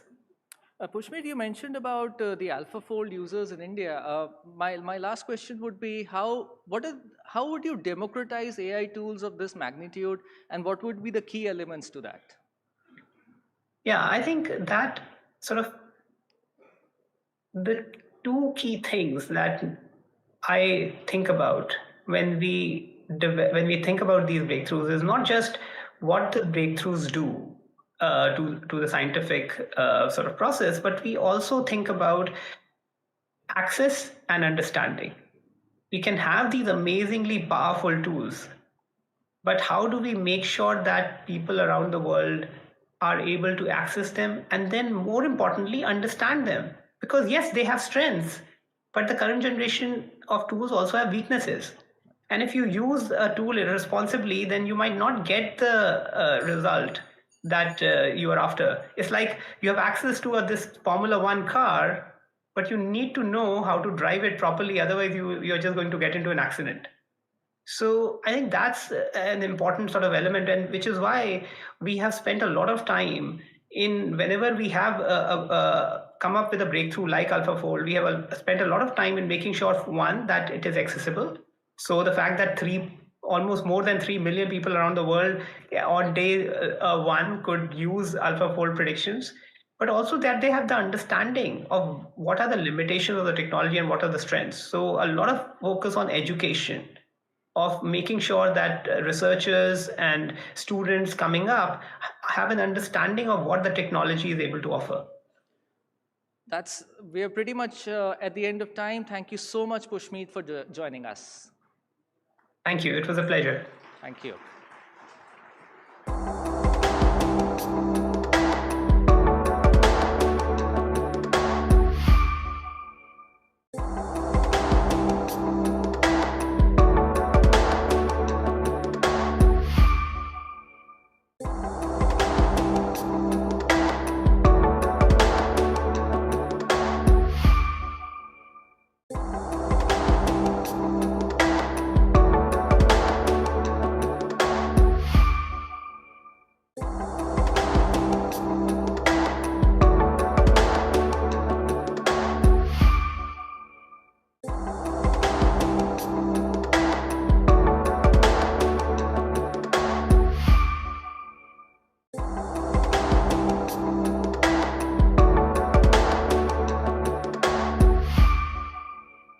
Delhi, and on a leader who plays a pivotal role in shaping its governance and growth.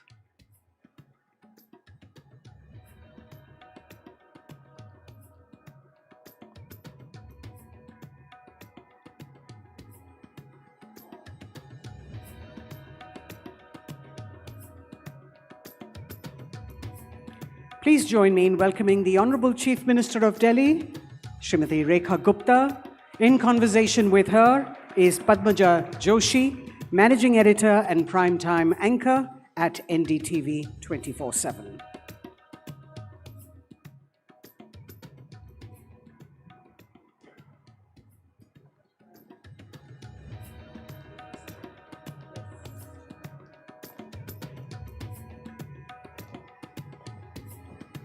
Please be seated, ladies and gentlemen.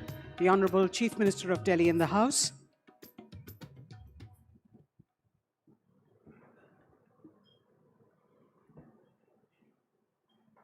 Ladies and gentlemen, let's start with a huge round of applause with Mrs. Rehka Gupta.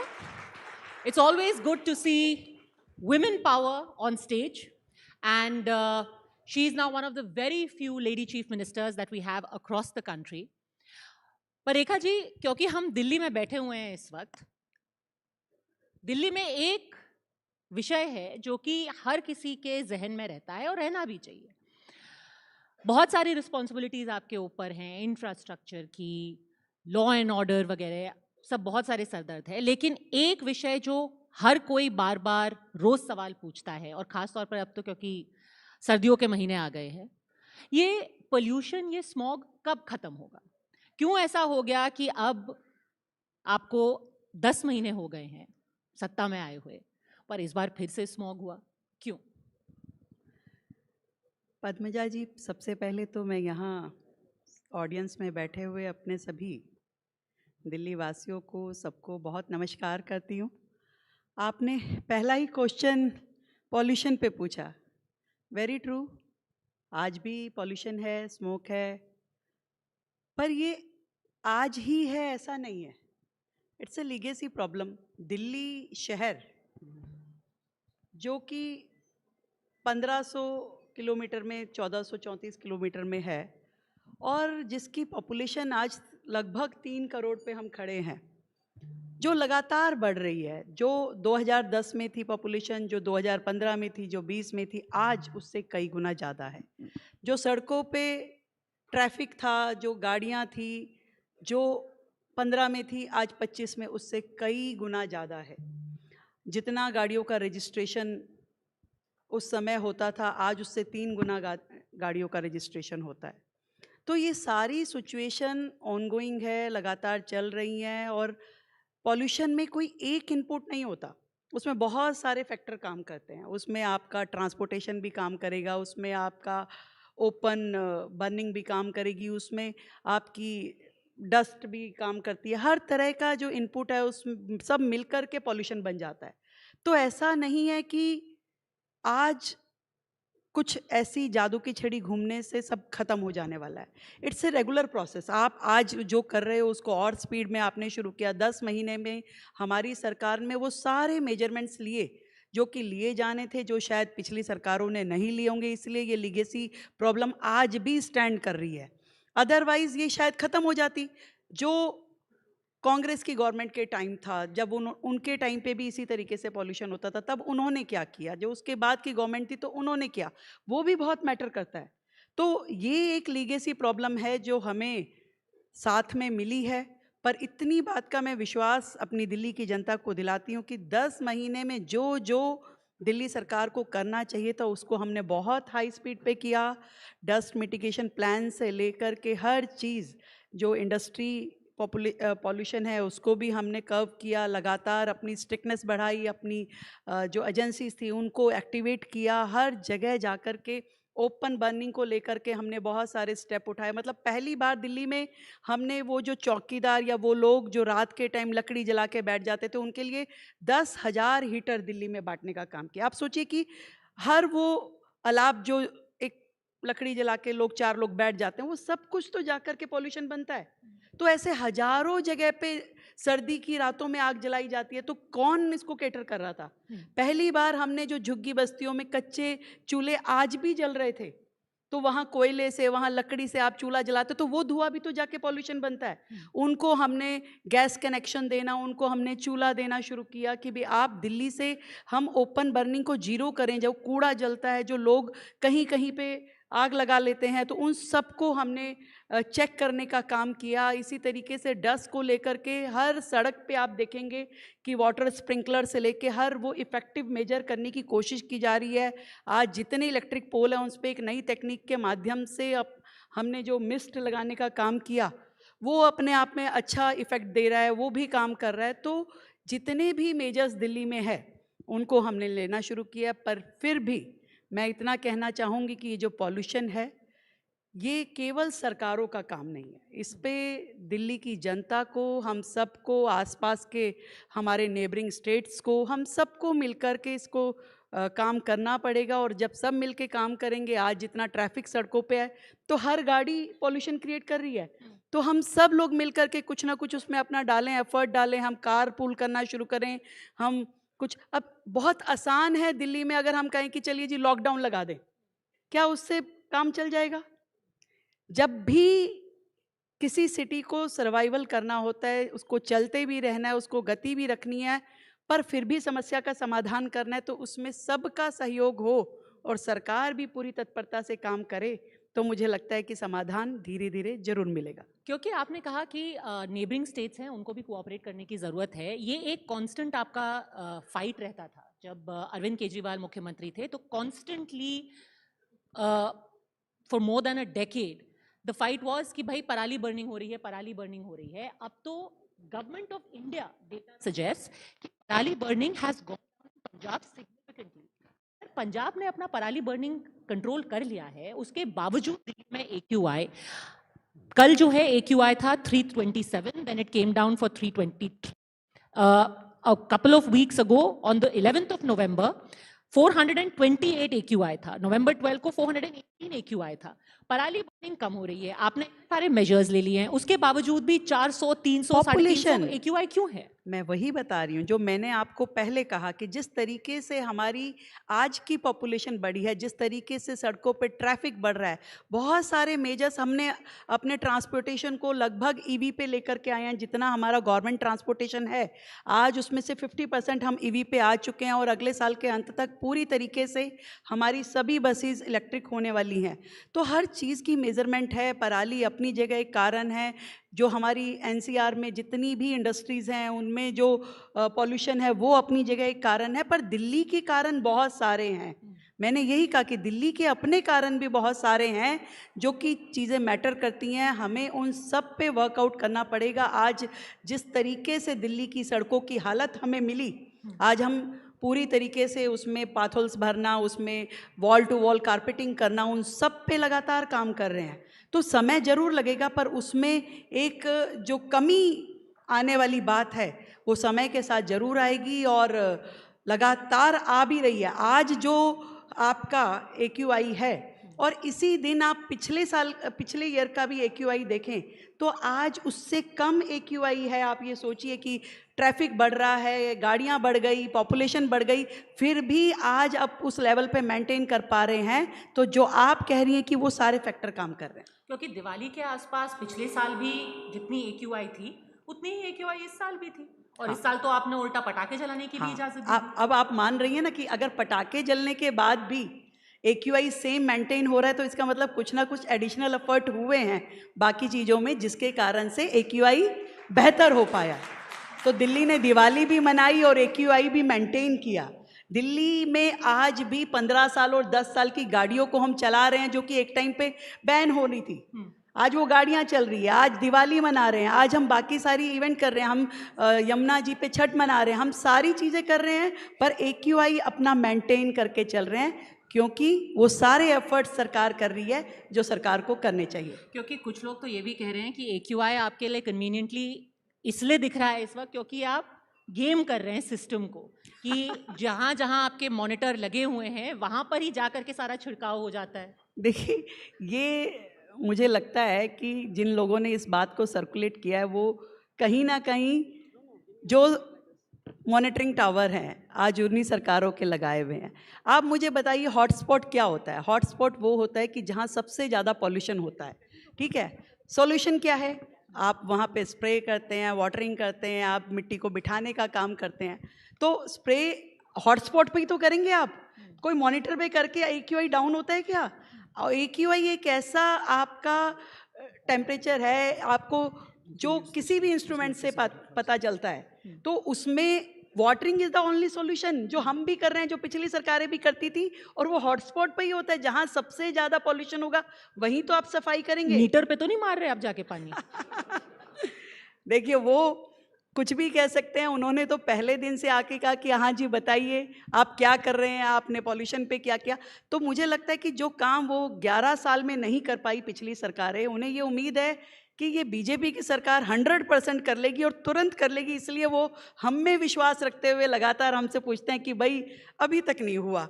तो उन्हें हम में ये विश्वास है। मैं धन्यवाद करना चाहती हूँ उन लोगों का, और निश्चित रूप में करके दिखाएंगे, इसका भी मैं विश्वास दिलाती हूँ। क्योंकि देखिए, एक बहुत मशहूर गाना है ना, जो वादा किया वो निभाना पड़ेगा।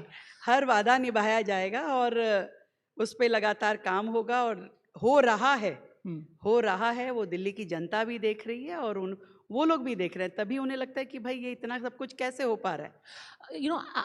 आपने कहा कि आप AQI मेंटेन कर रहे हैं, मेजर्स लिए जा रहे हैं, पर एक तो हवा की बात हो गई।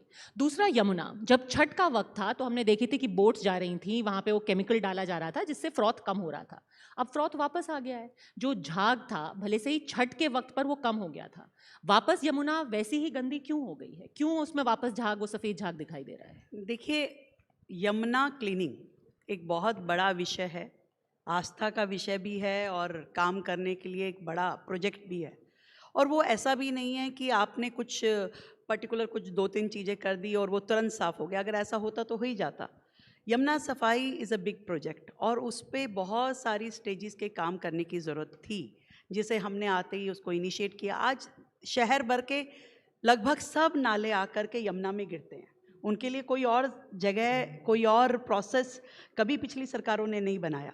आज हमारी सरकार आने के बाद उन सारे नालों को टैप करना, उन नालों पे STP बनाना, जो पुराने नाले बने हुए हैं उनको अपग्रेडेशन करना, वो सारा काम होने के बाद ही यमुना साफ कहलाई जाएगी। तो वो एक दिन का काम नहीं है। आज हमारी सरकार ने आने के तुरंत बाद इन सब चीज़ों पे काम करना शुरू किया। यमुना सफाई का एक विस्तृत प्लान बनाया और फ्लो कैसे बढ़े, जो वर्तमान में पानी आ रहा है वो कैसे साफ हो, हर चीज़ पे काम हो रहा है। जिस फॉगिंग की आप बात कर रहे हैं, जिस फ्रॉथ की, वो पूरे यमुना के स्पैन में नहीं है। एक जो हमारा ओखला बिराज है, उस ओखला बिराज का स्ट्रक्चर इस प्रकार का है कि वो ऊपर से नीचे गिरता है पानी, और क्योंकि ऑलरेडी पानी में इतने केमिकल होते हैं क्योंकि इंडस्ट्रियल इन्फ्लुएंट उसमें होता है, तो वो पानी जब नीचे गिरता है तो वो उसमें झाग बनता है। आप कहेंगे कि भी छठ के टाइम एक्स्ट्रा मेजर्स लेकर के उनको हटाया गया क्योंकि वो फेस्टिवल टाइम था, लाखों लोगों की आस्था उस समय जुड़ी थी, और उसके बाद से हम हर टाइम उसमें स्प्रे नहीं कर सकते।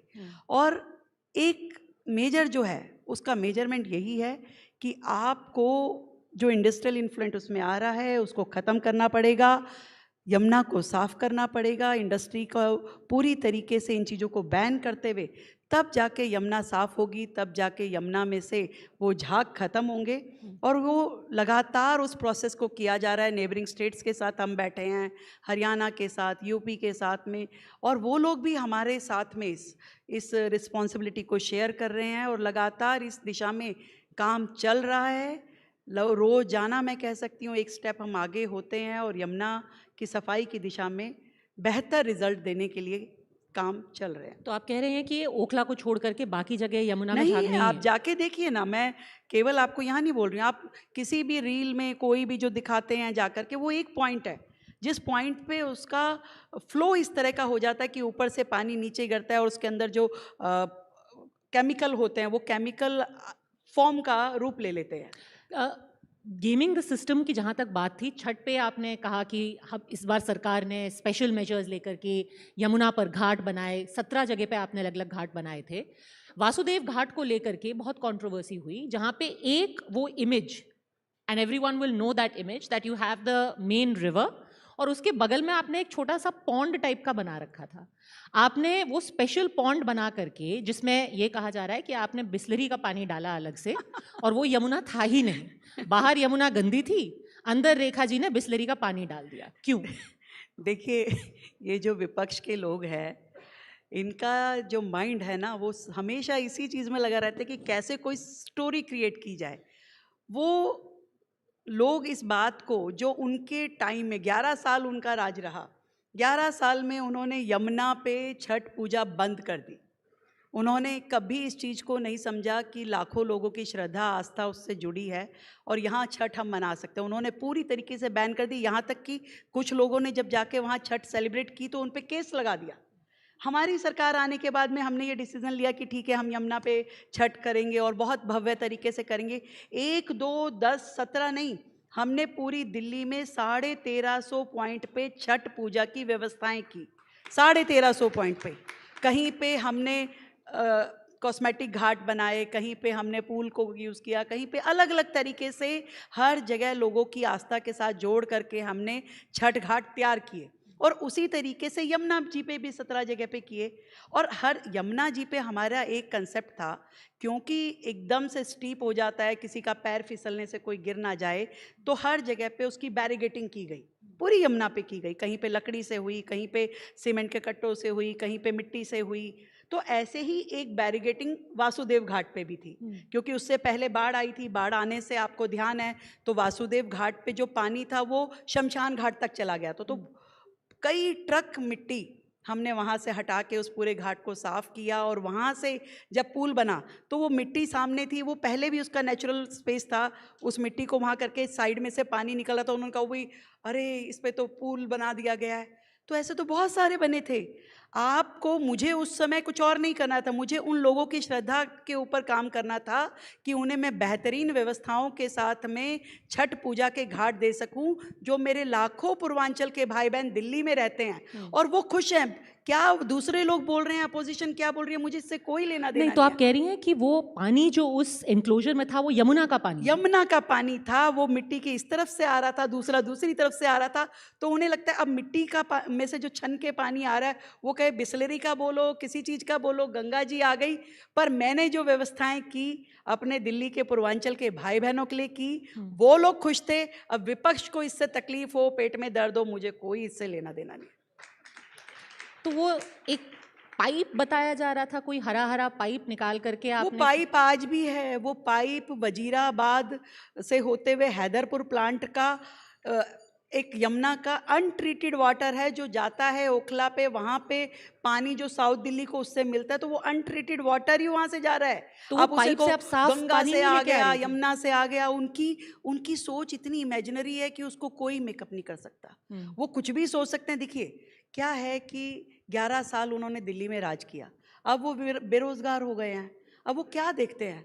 वो सारा दिन ये देखते हैं कि रेखा गुप्ता क्या कर रही है, रेखा गुप्ता ने ऐसा कैसे कर लिया, 6 साल हम तो कर नहीं पाए यमुना जी पे छठ, इन्होंने कैसे कर लिया, अब कैसे हो पा रहा है।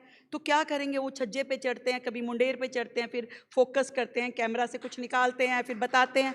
अरे भाई, उनको कौन जवाब देगा? दिल्ली की जनता जो मुझसे जवाब मांगती है मैं देती हूँ, उनके जवाबों का, उनके सवालों का कोई लेना देना नहीं है। कुछ तो लोग कहेंगे, लोगों का काम है कहना। पर एक चीज़ तो है कि जहाँ तक YouTube का सवाल है, फोकस तो आप ही के ऊपर है और सवाल वहीं पे आपसे पूछे जा रहे हैं और पूछे जाने भी चाहिए। देखिए अच्छा है, लोगों को रोज़गार मिलता रहना चाहिए। रोज़गार तो दे ही रहे हैं, चाहे वो रील के माध्यम से वो लोग बना के काम कर रहे हैं, चाहे मीडिया पे आके काम कर रहे हैं। नहीं तो कैसे काम चलेगा? आप इतना तो अप्रिशिएट करेंगे अपनी मुख्यमंत्री को कि रोज़गार दिए रखा है उनको, कम नहीं किया। चलिए, एटलीस्ट क्रिएटर्स इकोनॉमी में आप कंट्रीब्यूट कर रही हैं। पर ये मुद्दा जो है, मैंने इसलिए पूछा वासुदेव घाट का, क्योंकि ये बिहार में एक चुनावी मुद्दा बन गया। ये भी कहा गया कि दिल्ली में पूरा ड्रामा किया जा रहा है। ये बताइए वैसे आपका बिहार का एक्सपीरियंस कैसा रहा? आप मुख्यमंत्री बनी और मुख्यमंत्री से सीधे कितने 6 महीने के अंदर, 8 महीने के अंदर आप स्टार प्रचारक भी बन गई। बिहार का आपका कैसा एक्सपीरियंस था? देखिए, दोनों बातों का जवाब देना चाहूँगी। आपने कहा कि चुनावी मुद्दा बना, ये मुद्दा कुछ लोगों ने बनाने की कोशिश की, पर वो उनके अपने ही स्फीयर में अटका रहा। पर बिहार के लोगों ने, बिहार की जनता ने, पूर्वांचल के मेरे भाई बहनों ने हमें इतना आशीर्वाद दिया, इतना प्यार दिया, वो इतना खुश थे। आप एक एक चेहरा उस समय की आप निकाल के देखिए, आपकी खुद चैनल्स की रिकॉर्डिंग होगी, हर एक की आंखों में चमक थी, आशीर्वाद था, प्यार था। और वही प्यार और आशीर्वाद मुझे बिहार में भी जाके मिला, क्योंकि बिहार और दिल्ली अलग अलग नहीं है। वो लाखों परिवार, उनके सदस्य जो दिल्ली में रहते हैं, वो मन से बहुत खुश थे कि पहली बार सम्मान के साथ दिल्ली में उन्हें अपना ये महापर्व बनाने का मौका मिला। और वही प्यार और सम्मान उन्होंने मुझे बिहार में दिया। मुझे बहुत ही अच्छा लगा कि दिल्ली की इस बेटी को उन्होंने, बिहार के पूर्वांचल के भाई बहनों ने बहुत ही स्नेह और आशीर्वाद दिया। और बहुत बड़ी रिस्पॉन्सिबिलिटी है, क्योंकि दिल्ली ने महिला मुख्यमंत्री रही हैं, और शीला जी रही हैं, फिर आतिशी रही हैं, सुषमा जी रही हैं आपकी पार्टी से।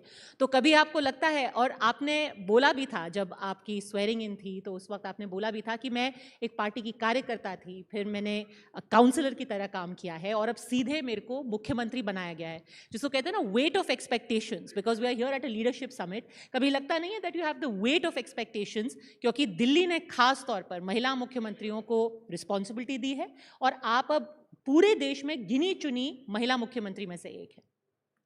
निश्चित रूप में दिल्ली की अपेक्षाएं, मेरी बहनों की अपेक्षाएं, पार्टी के कार्यकर्ताओं की अपेक्षाएं और दिल्ली की जनता की अपेक्षाएं, सबकी निगाहें, सबका विश्वास मेरे ऊपर है। और इसीलिए मुझे भी अपनी जिम्मेवारी का एहसास है। और जो मैंने अपने इस 10 महीने के कार्यकाल में 24/7 अपनी दिल्ली की जनता के लिए काम किया, कि केवल उनकी मुख्यमंत्री बन करके मैंने दिल्ली की समस्याओं को, विशेष रूप से जो लीगेसी प्रॉब्लम दिल्ली की है, उनको समाधान देने की कोशिश की है। वो केवल उस विश्वास के कारण कि मुझे आज उन सब के लिए जो उनका वर्षों की अटकी लटकी और भटकी समस्याएं हैं, उनके समाधान भी करने हैं। और उनकी दिल की जो तकलीफ़ें हैं, दिल्ली वालों का दिल तो खुश होना चाहिए, इसके लिए मैं काम कर रही हूँ, लगातार कर रही हूँ और करती रहूँगी। तो शीला जी जब थीं तो उनको शीला आंटी कहा जाता था। अरविंद जी जब थे तो वो मफलर मैन के नाम से फेमस थे। तो रेखा जी को क्या बुलाया जाए?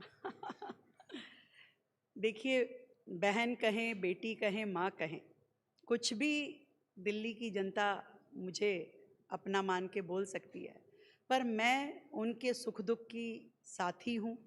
उनकी हर तकलीफ़ में उनके साथ खड़ी हूँ और उनकी हर खुशी में उनके साथ खड़ी हूँ। ये दिल्ली को कहना चाहती हूँ। रेखा दीदी, मैंने कहा ना कि जो एक दीदी बंगाल में है, एक दीदी दिल्ली में।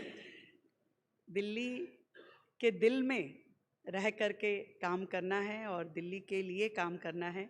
तो मेरे दिल्ली के भाई बहनों को मुझे खुशी इस बात की है कि उन्हें मैं वो समय दे पा रही हूँ जो जिस मेरे एक एक क्षण पे उनका अधिकार है और मेरे शरीर के हर कण पे उनका अधिकार है। इसलिए मैं हमेशा दिल्ली वालों की हूँ और उनके लिए रहूँगी।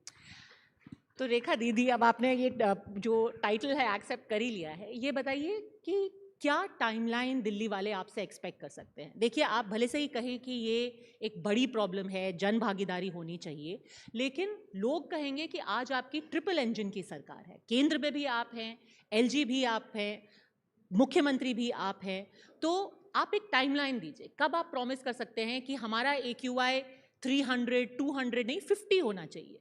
कब होगा हमारा AQI 50? कब यमुना जी में झाग खत्म हो जाएगा?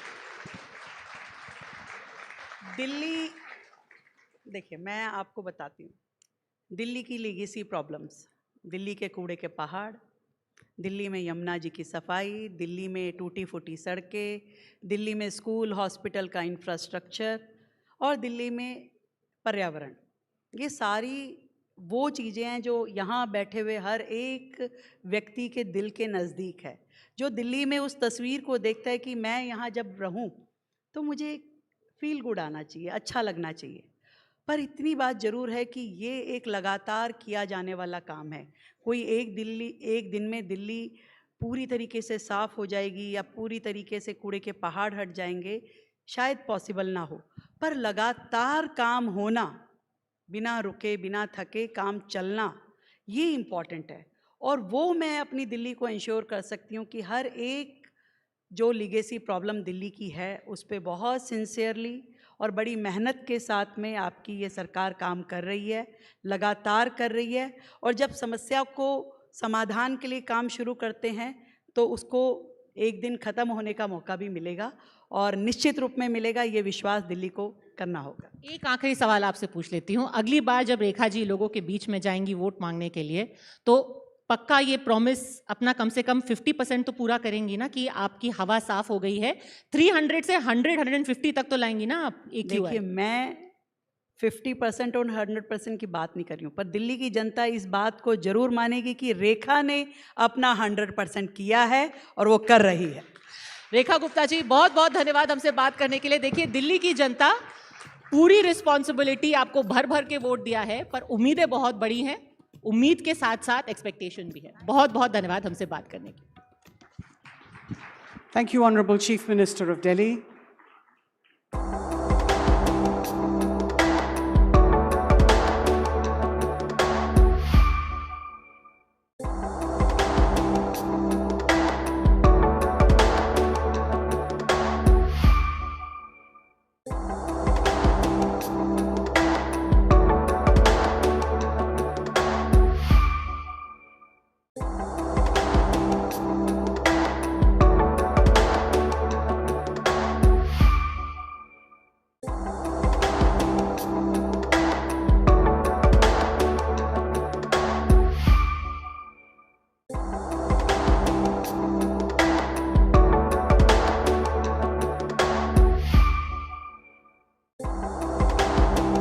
Brace yourselves now for a session that has been eagerly anticipated by cinephiles across the country. We have with us a legend whose very name evokes excellence, innovation, and unforgettable storytelling. Please join me in welcoming Aamir Khan, actor, filmmaker, and visionary. And to make this an unforgettable session, we are joined by Sonal Kalra, Chief Managing Editor for Entertainment and Lifestyle, Hindustan Times. Ladies and gentlemen, we give you Aamir Khan.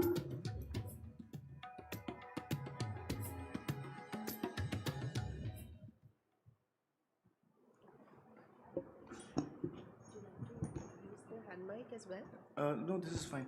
Okay. Hello, good evening, everyone.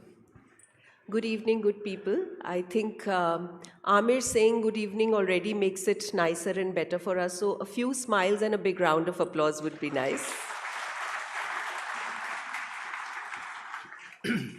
Well, as you know, the theme of this year's summit is Transformative Tomorrow. And I think In introducing him, I'd like to say that this is one person when it comes to Indian cinema who's led transformation by example. This reflects in the work that he does, this reflects in the films that he makes. He's someone who's not afraid of taking risks when it comes to bringing about a change. I've never seen a better fitment to the theme than this is. So Aamir, welcome and thanks for taking out the time to be with us. Thank you. You've had a great year, Aamir, with Sitare Zameen Par. At least there was this notion that it's becoming very, very challenging to get people into the theatres. It's seeping into us. Our consumption pattern is such that we feel aa jayegi, OTT pe aa jayegi, TV pe aa jayegi, and people are not willing. And also there are things that are getting said with respect to only a large action film is the one that should come in theatres. Larger than life is what is needed. Superhero films are needed. So in all of that talk, a film like Sitare Zameen Par coming and doing a 260 crore business was a complete game changer. It's very reassuring actually, because I always have believed in stories, and I feel that irrespective of genre, whether you're making an action film or a thriller, you still need a good story. Yeah. And with technology coming in, things change. Of course, things change. But what doesn't change is that people connect to stories, and I think that's very fundamental to my work, at least. Yeah. And any one compliment that you got for Sitare Zameen Par which completely blew you away? Well, it was very moving to see the reaction of audiences, especially people who are suffering with disabilities, who are neuroatypical.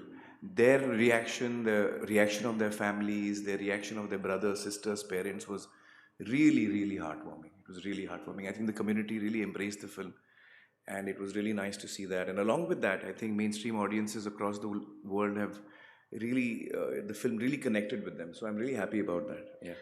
Aamir, when it comes to leading through disruption, you've always been a leader that's kind of brought about a disruption. I'm reminded of a time when, I still remember there was a Stardust headline which said that this is late 80s, that Mithun Chakravarti has more than 40 films right now in his kitty. He's working on so many shifts simultaneously.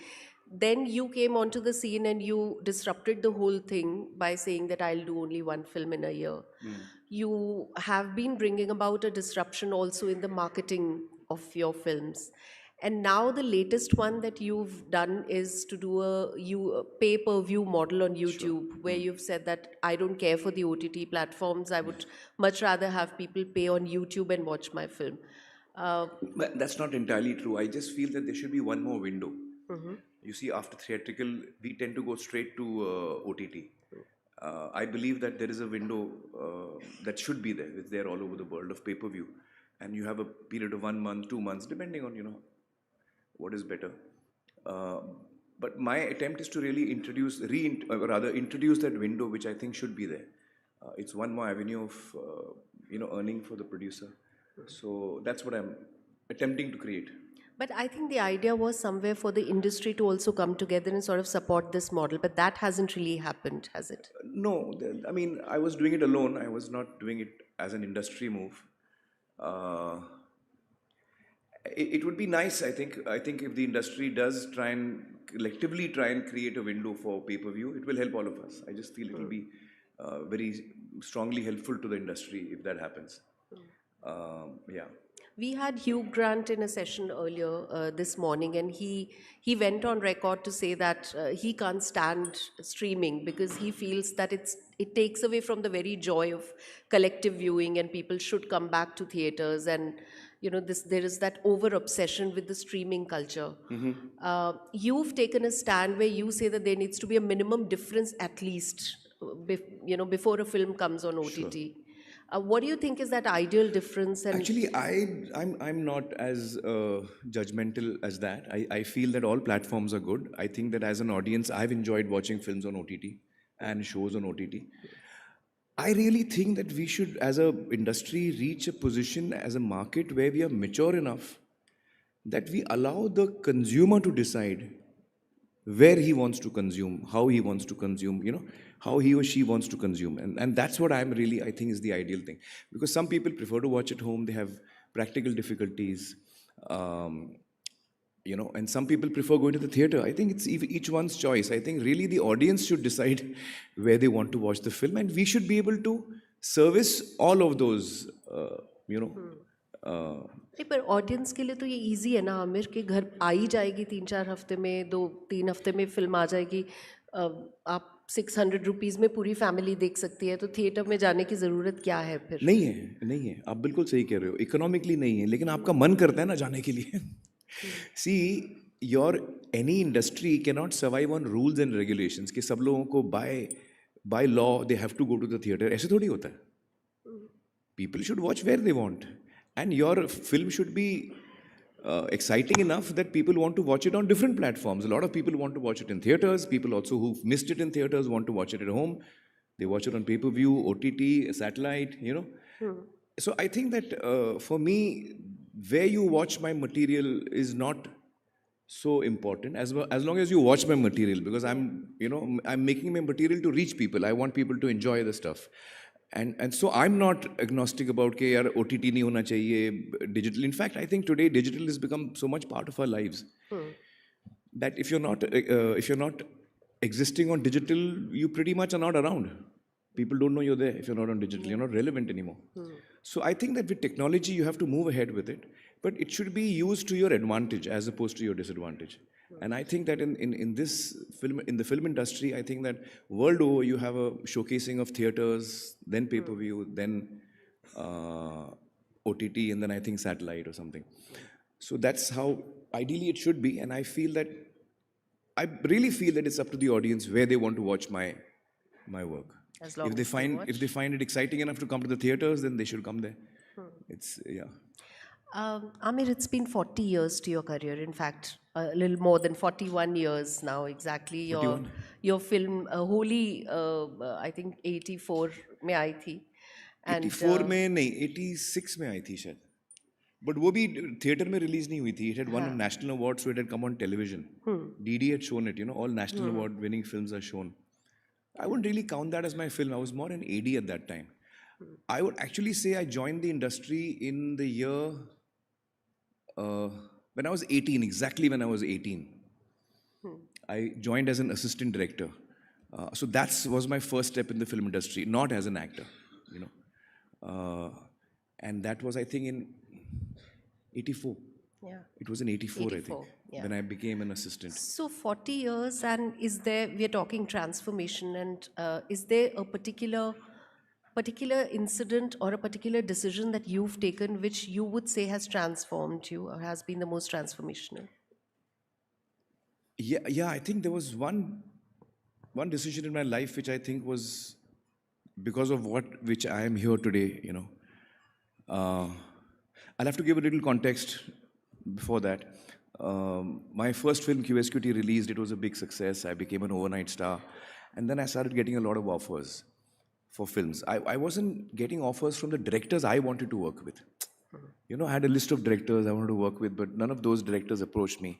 I think at that time, even after a super hit like QSQT, you still had to establish yourself as a star, you know, before the A graders wanted to work with you. So anyway, I was getting a lot of offers, and I signed some 8-9 films, thinking that the rest of the actors are doing 30, 40, 50 films. These films began, I realized what a big mistake I'd made. I'm not built to, you know, do 2-3 films together or, you know, 8-9 films together. So that is my first realization.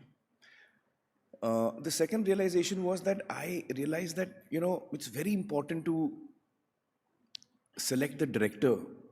Your director is the captain of the ship. It's very important to have the right director. Because if I hear a script and I'm thinking that it's a romantic scene and I'm imagining it's, you know, going to be shot in Kashmir or Kulu Manali in the mountains, the producer is thinking he'll shoot it in Khandala or Lonavala, which is 2 hours from Bombay. The director is thinking he'll shoot it in Lonavala, Khandala, and the producer has already booked Film City. There are 2 hills over there also. तो जाना था Japan, पहुंच गए चीन. So I realized in the first 6 to 8 months of working on these films that three things are very crucial for any film: the script, the director, and the producer. Unless these three are ticked off, I realized that I would not ever do a film again, and I was very unhappy with the work I was doing, to be honest. In the first couple of years of my career as an actor after QSQT, I was very unhappy. I think I was not happy with the projects. I was not happy. My sensibility didn't match with a number of the people I was working with. And to cut a long story short, these films started releasing eventually, and they started bombing. Ek flop hui, dusri flop hui, teesri flop hui. And then I was labeled one film wonder by the media, and rightly so. Those 3-4 films which had not done well had brought me to this situation, and the remaining 3, 4, 5, 6 films which I was working on, which were about to come, I knew how bad they were. So I was like, I'm sunk, because my career is going to, go down the drain in this manner. And I swore to myself, because I was so unhappy. I used to come home and cry in the evening. I was very unhappy with the work I was doing.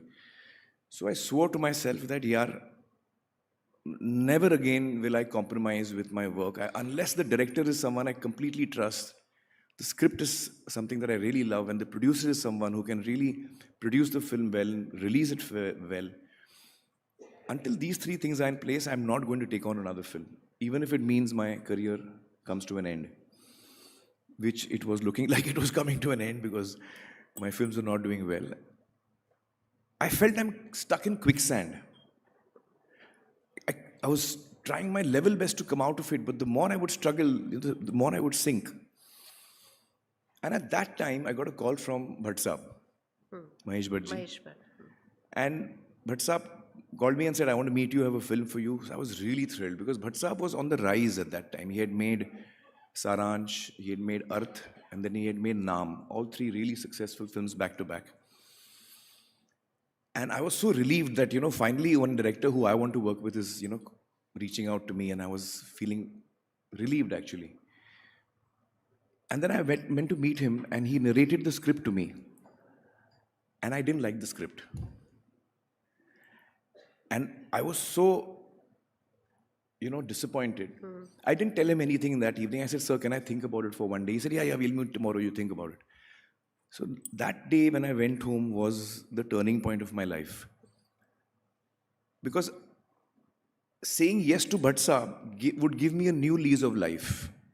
I would be able to absorb another 3 flops, because Bhatt Saab ki film aa rahi hai, So it's practically very, very important for me to say yes to this film. But I have decided not to do that. My heart is not in this. If I'm not excited by the script, I don't want to do it.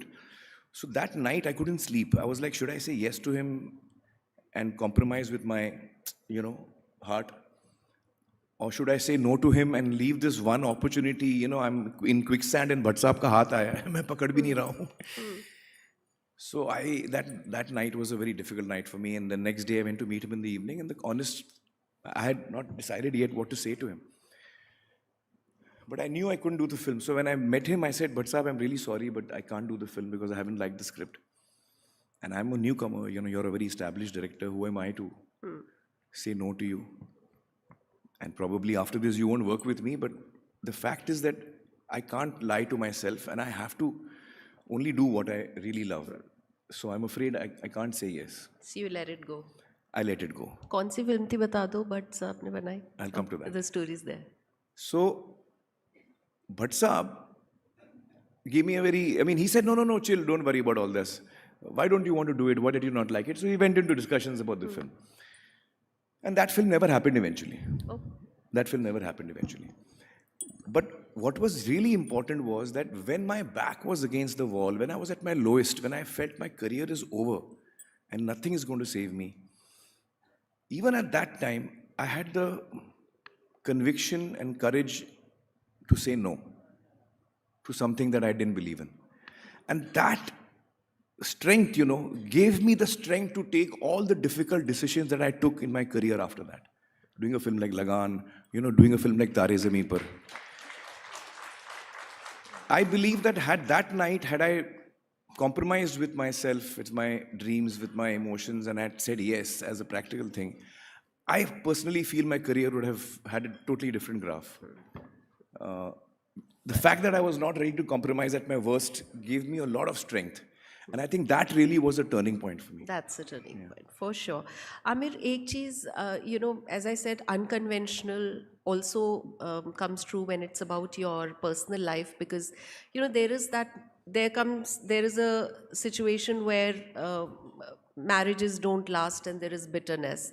Then there's another stage which is about being cordial with your exes. And then comes a stage where somebody's friends with the exes to the extent that you would make personal appearances. You've reached this third stage, and people wonder how there is so much harmony when it comes to Reena, Kiran, and how you relate to them, and this blended family that's come through.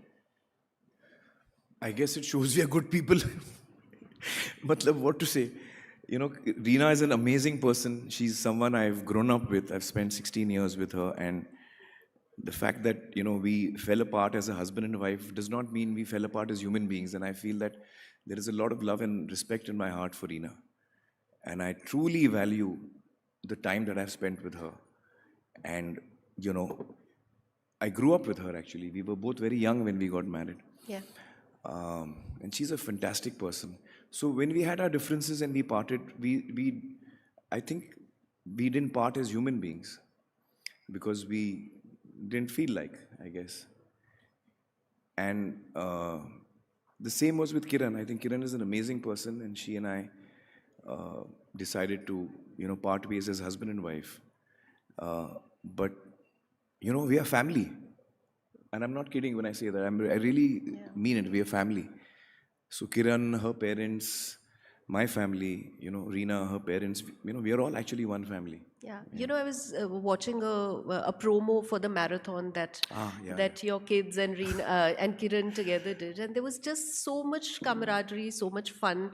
There was Ira, her husband, Junaid, Azad, Kiran. They were also. It's like Team Aamir when it comes to your entire family together. Don't say that to my children. Team Aamir, they'll immediately object.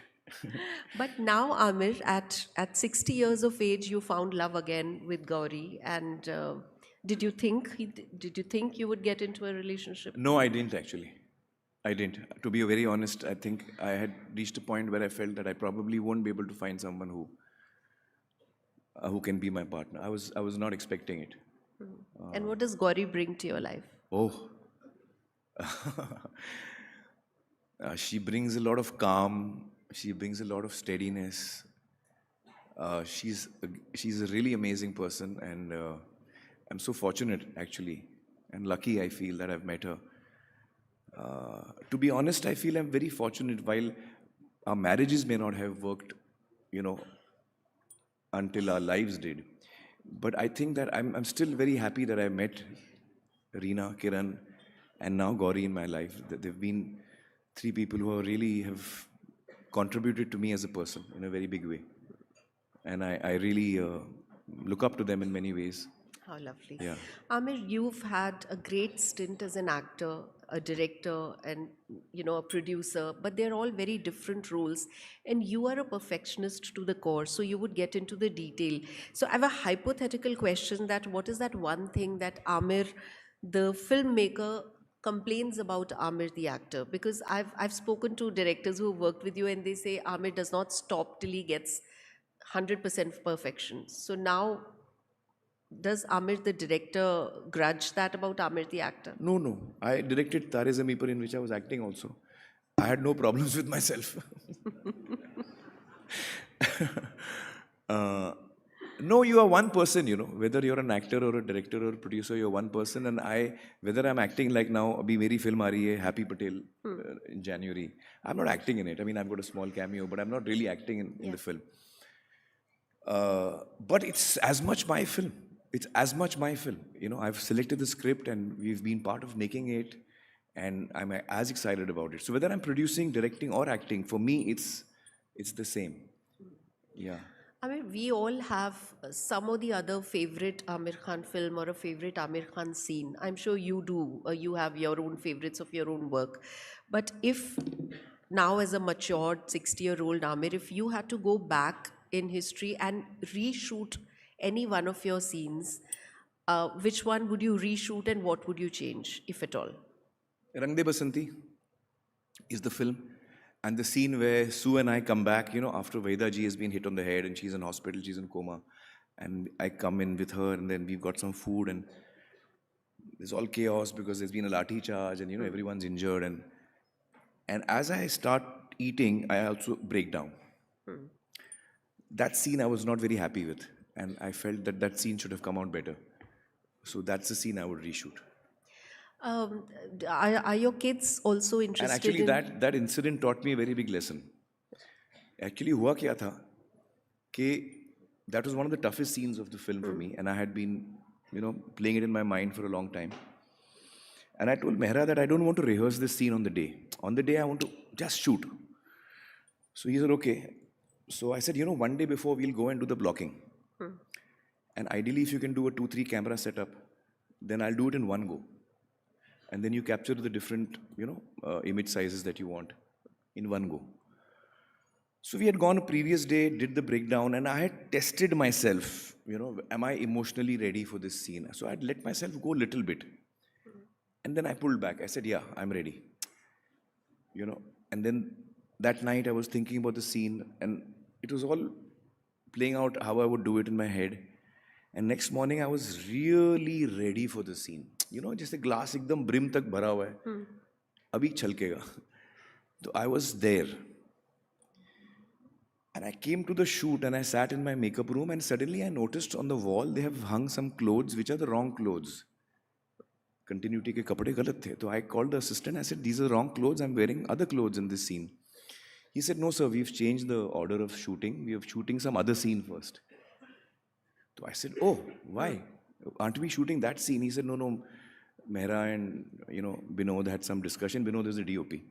So I called Mehra. Mehra said, यार Binod बोल रहा है हम लोग अगर night से शुरू करेंगे तो फिर वो 1.5 दिन we'll lose 1.5 days. When we shift the lighting and all that. So my training is of an assistant.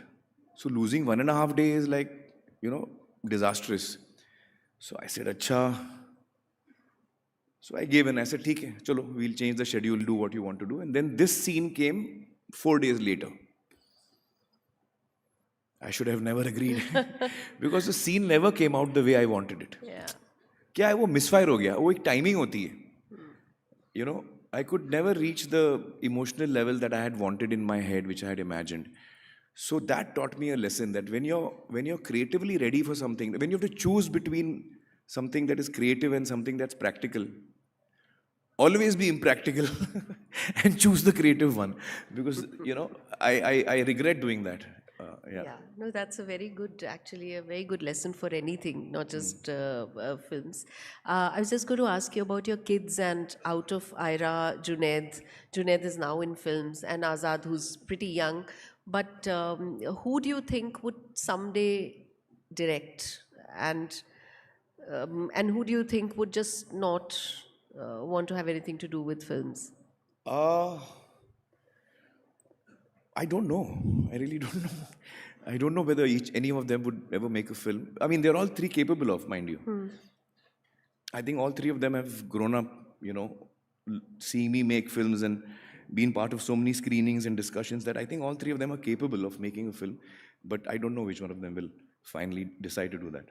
Is Azad fond of films? Your films? He's too young. He's 14 now. Ah. I don't even like asking him that question. It'll be too much pressure on him. Aamir, I asked on social media, I asked your fans if there was one question that they would want me to ask of you. Actually, 2 questions, there was a tie because all your fans wanted to know, you said you'd do 1 film in a year. So are you going to stick to that promise and which is the next film? Oh. And they want to know about Lokesh Kangaraja's film and whether you're doing that. Yeah. So, see, my intention is to do 1 film a year. In fact, my emotion is also to do 1 film a year. But वो होती नहीं है यार. I don't know what to do.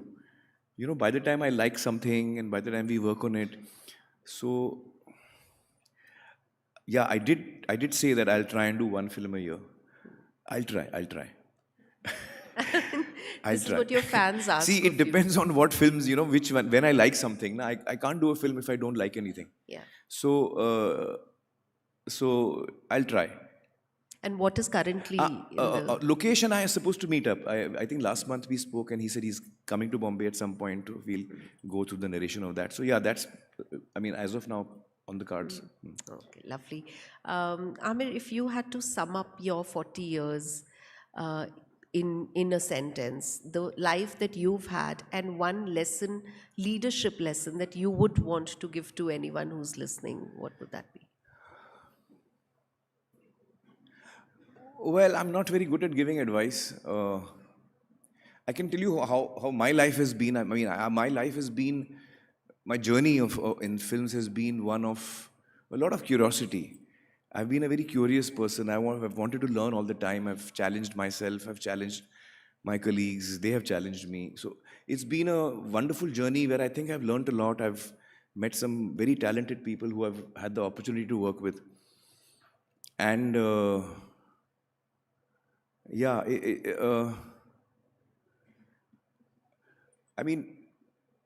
I've never thought so much far ahead. So all this has been unplanned. What has happened is unplanned, I just went after the film that I wanted to do at that time, really. And that's what I'm doing even now. So I didn't think so much about my So maybe go with career. the flow. I think that one of the things I've realized is that, okay, I'll tell you what I've learned. See, when I came into the industry, what happens is you come with your own ideas, you come with your own convictions of what you would like to do and how you would like to do. I'm sure all of us go through that, when we are starting our lives. And at that time, a lot of people who are experienced and who have been around for longer, sometimes they tell you, कि यार ऐसे नहीं होता है. This is not how things happen. And एक ही तरीका होने का मतलब तो I didn't follow that. I didn't listen to anyone and I didn't follow any rules. I did things the way I wanted to do. I broke the rules. I did what I believed in.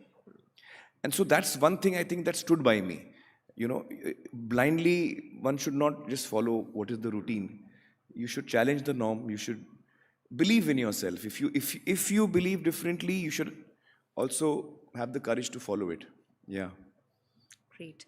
Aamir, we just have a couple of minutes left, and I don't know if all of you know him as a lovely, wonderful actor, but I don't know how many of you know that he also sings really well.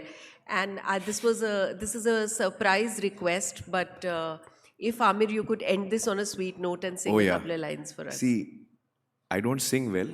I just love singing. So I have a good time. I don't know about you all. And I've also started learning, last couple of years. Classical? I'm learning classical, yeah. With my Guruji is Sucheta Bhattacharya. Okay. And she's an amazing teacher and I really enjoy my lessons with her. It's like, it's like you get lost in that 1.5 hour. It's, it's like a zone, Beautiful. तो फिर आप आखिरी के 1 minute में हाँ, मैं कुछ अच्छा सा गाना गाता हूँ. कौन सा गाऊँ? राग नहीं इतना मैं अभी time लगेगा वहाँ पहुँचने में. Well, I have sung a lot of rags with my teacher, but on my own I don't think I can. So let me sing some fun song. Oh मेरे दिल के चैन, oh मेरे दिल के चैन, चैन आए मेरे दिल को दुआ कीजिए. Amazing. With that, calls for an applause. And with that, we need to make way for the Prime Minister's session. And yes. Thank you so much, Aamir. It has been such a pleasure. And thank you for your time. Pleasure. Thank you so much. Ladies and gentlemen, Aamir Khan with Sunil. Thank you so much.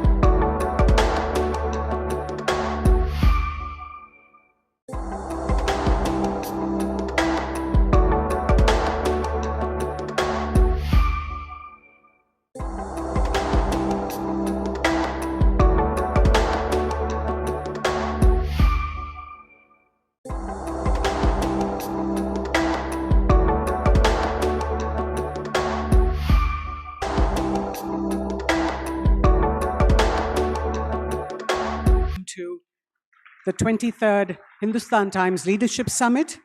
We have with us the Honorable Union Minister for Finance and Corporate Affairs, Srimati Nirmala Sitharaman, who will be in conversation with the Editor-in-Chief of Hindustan Times, R. Sukumar. Good morning, everyone.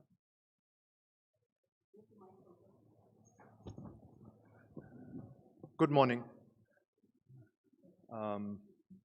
We are truly honored to have the Finance Minister here, and we are especially honored this year because I think this has been a milestone year for the Indian economy and also for the Finance Minister personally. We had the income tax changes in the budget. We had the new income tax law. She's the chairperson of the GST Council, which pushed through the rate rationalization. So it's been a year of big bang reforms. So I'm going to start with the obvious question, which is what next? Because you've done a lot of things that people have been speaking of for a long time, right? I mean, for the last 20 years, all of us have been writing about the need for a new direct tax code, and effectively that's what you've got now. There's been talk since 2017 of the need to rationalize GST, and that's what you've done again. So what next? What are or to just add to that, will the next set of reforms be big bang? And by big bang, I mean things like bank privatization, which a lot of investors are excited about, or will it be much more incremental in terms of ease of doing business?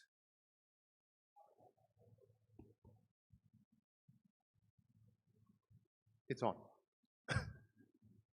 So good morning, and happy to be here in the HT Leadership Summit.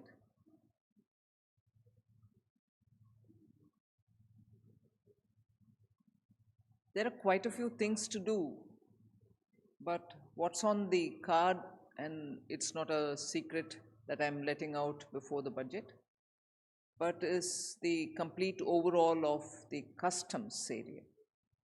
We need to have customs a lot more simplified for people to, feel that it is not too tiresome, cumbersome for them to comply with the expectations and the rules, to make it more transparent. And we are normally in some sort of a alignment with the World Customs Organization. So every standard that they peg for us and for the world, we normally comply and keep to that benchmark. But even with that said, I think in the execution, if I can just go back to the Income Tax Act for a minute, the commentary used to be that income tax rates are not the problem. Yes, we want lower and lower and lower rates, but it is the tax administration which causes the problem. It's the tax administration which becomes painful, sometimes agonizing, and therefore the not so nice coinage resulted in tax terrorism. So we have really worked on that and made sure that the income tax is no longer going to be seen as a tiresome exercise, simplify it, and also where it is possible to completely be faceless in letter and spirit, we have moved forward in that direction. Now the same virtues will have to be brought to customs, transparency, but at the same time, the risk of illicit contraband goods coming is still serious a problem. But can we then do a scanning of everything? Can we then keep the person away from it, the customs officials from it, so that there is no discretion? So we are looking at it in that sort of way comprehensively, other than the fact that we have brought down customs duties over the last 2 years steadily, but in those few items where we are still considered to be over the optimal rate, we will have to bring them down as well. So customs is my next big cleaning up assignment, if I can say that. Whether that will be categorized as big bang or not is for the media. It would definitely be big bang. You already have the record for presenting the maximum number of consecutive budgets, and although I know you don't keep track of these records, and you will better it next year.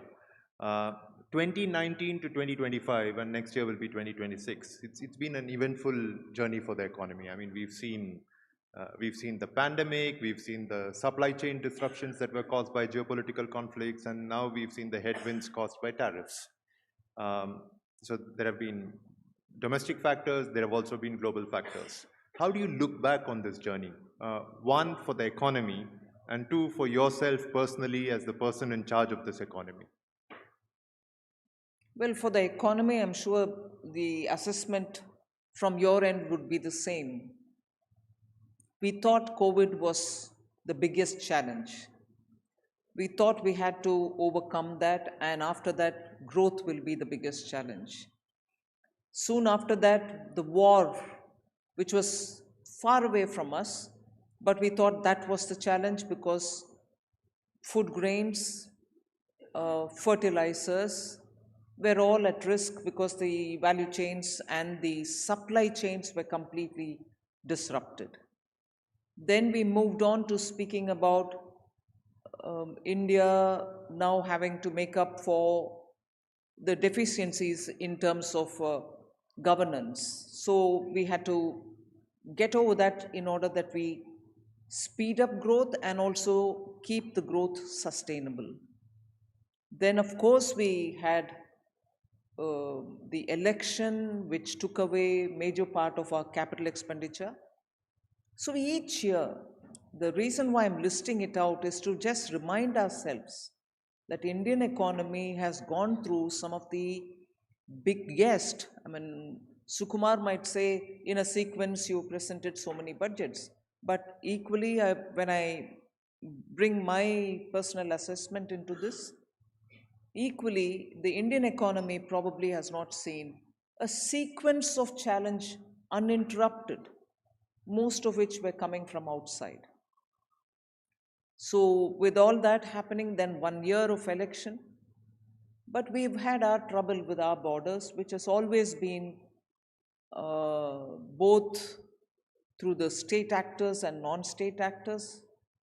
This time you saw what happened, particularly at a time when J&K was coming around, the economy was picking up, and economy under the central rule, much before the elected government came in, we had actually gone into the granular details of looking at the J&K economy, removing the undergrowth and really pushing it up so that it becomes buoyant.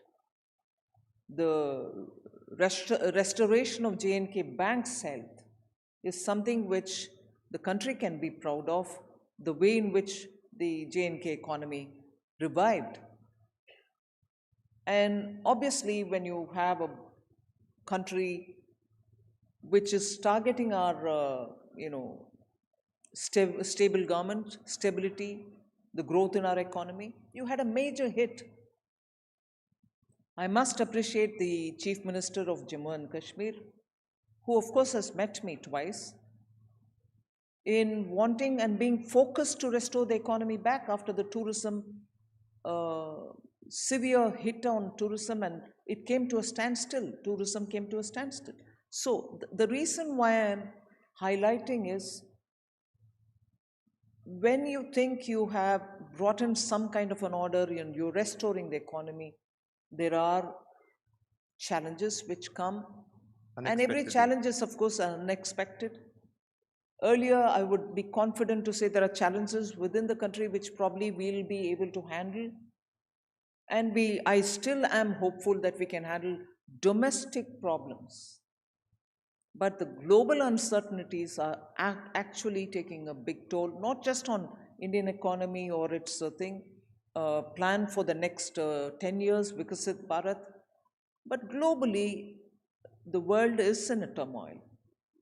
And we have to keep our heads high for the stable leadership Honorable Prime Minister provides and the stable policies which he is constantly insisting on, based on which our economy can be strong, our investments can be high.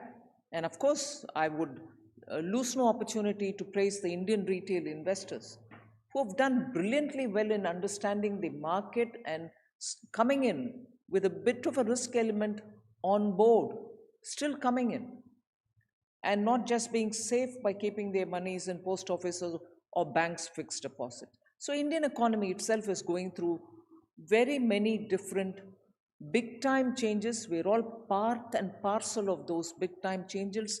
The macro picture is still not before us, I would think, or if it is before us, it is still a bit hazy.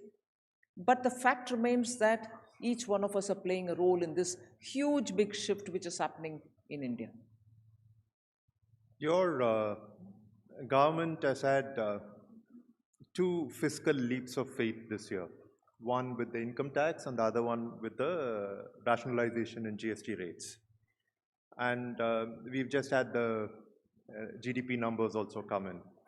Do you think their impact has been on expected lines? Because I think the larger assumption behind these changes was that with people having more discretionary income in their wallets, they would go out and spend. What does your assessment show? Well, on the income tax, it is only from 1st April this year. And the assessment of that will come only in the next year in terms of tax collection. But in terms of spending, we are seeing it already. And the GST changes, because it's across the board, it wouldn't do me any comfort if I just look at automobile sector and say, oh great, look at the increase in purchases. But I have to see other sectors as well. And when I'm talking about other sectors, they will have to be assessed over a slightly medium term rather than quickly 1 month's purchase, because that month happened to be a festival month. So both of them, therefore, income tax for the assessment side and for GST because of the festival month time, I will have to see how it plays out in the medium term. My expectation is when prices can come down, it's pure theory that people do buy more, spending goes up. Only when your tax rates reach a certain level beyond sustainable level, it plateaus out, demand plateaus out, the Laffer curve principle. So I would think both these will have a bearing, and it will be for all of us to see it from the coming few months. As it is, we saw the growth numbers for the second quarter. I think that will sustain, and overall this year's growth numbers will be 7 or beyond it as well. I think we are also at a stage where the real growth numbers are very, very heartening. But there is some concern over the nominal growth numbers, also because your tax revenue is linked to the nominal growth numbers. Does that worry you? Well, it's also a truth that we want our inflation to be down. Your deflator is now, where it can reach the bottommost. If anything, it has to rise a bit for stimulating growth. So we'll have to see. But it doesn't worry me. I think the factors are playing out, and they will find their own level. And so is before you ask me, so is the answer for rupee versus the dollar. No, I was just going to come to that. Rupee will have to find its own. No, I know that sitting in your chair, you probably can't say this, but a little inflation won't hurt, right? True, because for growth you need that little bit of boost. One of the concerns, because we've been speaking about consumption, one of the concerns is that the middle class especially, and of course Indians have a very broad definition of middle class.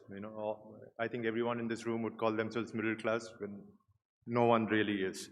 One of the concerns is that when the middle class is consuming more, there are fears that they're saving less. And lower savings has its own impact on the economy. Does this worry you? or do you think it's all right?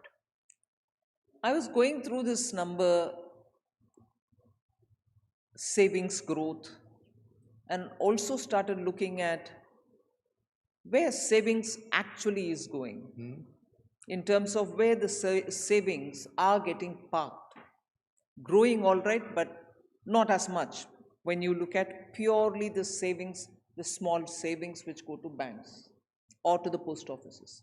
But if you were to look at monies which are going through the retail investors into the market, into the mutual funds, you see savings is also investment today. And therefore, if you look at the sum total of all these various categories, savings is not going down. And equally, whether through some kind of a bank assistance or credit taken from bank, I think the assets are also growing up. It's actually increasing in the hands of the middle class. So they may have loans to repay, but their total assets are also going up in terms of the number of people who have taken home loans or number of people who are paying, EMIs for additional rooms being built in their house. So when you look at the way in which assets are improving, or the buying of second houses, people who seek tax exemption for the second one, which is not given out on rent but is kept under ownership. We have not made a differentiation. A second house is also not being taxed, whether you let it on rent or it's your own, under your own possession. So savings today is finding various different ways of being parked and earning some interest out of it. So I don't think we should narrow the debate down to only look at what is going into the post offices or public sector banks in terms of savings in fixed deposits. Your budgets have consistently been very, very strong on the fiscal consolidation front. But we are seeing a worrying trend in states. Populist spending is going up, and freebies have now become a way of life. And I personally believe that we have to make a distinction between freebies and welfare, but because welfare is necessary, freebies are, it's just an incentive to vote for a particular party. Where will this stop? I mean, is this something that you've discussed with your fellow finance ministers in the GST Council? Not so much in the GST Council, but when they meet me one-on-one, we have been talking about it. I'm so much concerned about it, not because they're giving freebies, but because their budget cannot afford it. I'm more looking at it from the point of view of they borrow, some of them borrow to do this, or borrow for something, but this continues to be heavy baggage which pulls them down in terms of they not being in a position to service the high cost loans which have been taken a few years back. So I've been, well, I don't want to say counseling them, I don't want to say advising them. I've been having conversations to make sure that if they need some help from the center, not in terms of money, but in terms of sitting and sharing some thoughts on how to restructure their debt. If the central, Ministry of Expenditure, Ministry of Economic Affairs can sit together, the budget division can sit together with these officials from the states, we are trying to suggest that they may look into restructuring their loans, even if it means that they have to pay back some of those very expensive loans taken earlier with some penalty. They should do it because they are just not able to, some of the states are not able to service their loans. And borrowing to service the loan is very bad quality borrowing. And therefore, there's a lot of things happening on this. I'm talking with the states more as a, friend to a minister rather than as a Finance Minister, Government of India talking to the Finance Minister, State Government. I don't want that relationship at all. I'd rather talk to them and say, if there is a help you want me to do, I'll do it. And some states, I'm not naming them, across the board, no party lines here, some states have actually shown keen interest and benefited from it. actually benefited after having had their loans restructured. So I think it's time for all of us to keep reminding our states and the center, please do keep reminding me also, that we need to have a focus in reducing the borrowing. It cannot be that you keep doing both revenue and somewhat some capital expenditure with the borrowed money, because intergenerational burden is, I think, not right. I don't want to get into the ethics of it or the moral of it, but it's just not right. You can leave some borrowing. No state can run or no government can run without zero borrowing, with zero borrowing. But have freebies become a political compulsion? I mean, because every party, I think, feels pressure to do it. Well, politics is competitive. Okay. I want to come back to the rupee because there are multiple dimensions to this story. One is, of course, the economic dimension, which is so when a currency weakens naturally, right? And I would like to look at all the macro factors that are happening and all that, and you have to look at it economically and assess whether it's worrisome or not. But there is also a very strong you could say it's erroneous, but there's also a very strong nationalist and political aspect to the currency. Every time the currency weakens, people feel, oh my God, India has become weaker. Every time the currency weakens, parties, the opposition parties can raise the issue. Of course, it's another matter entirely that when you were in the opposition, all of you raised it so much better than the current opposition is doing. The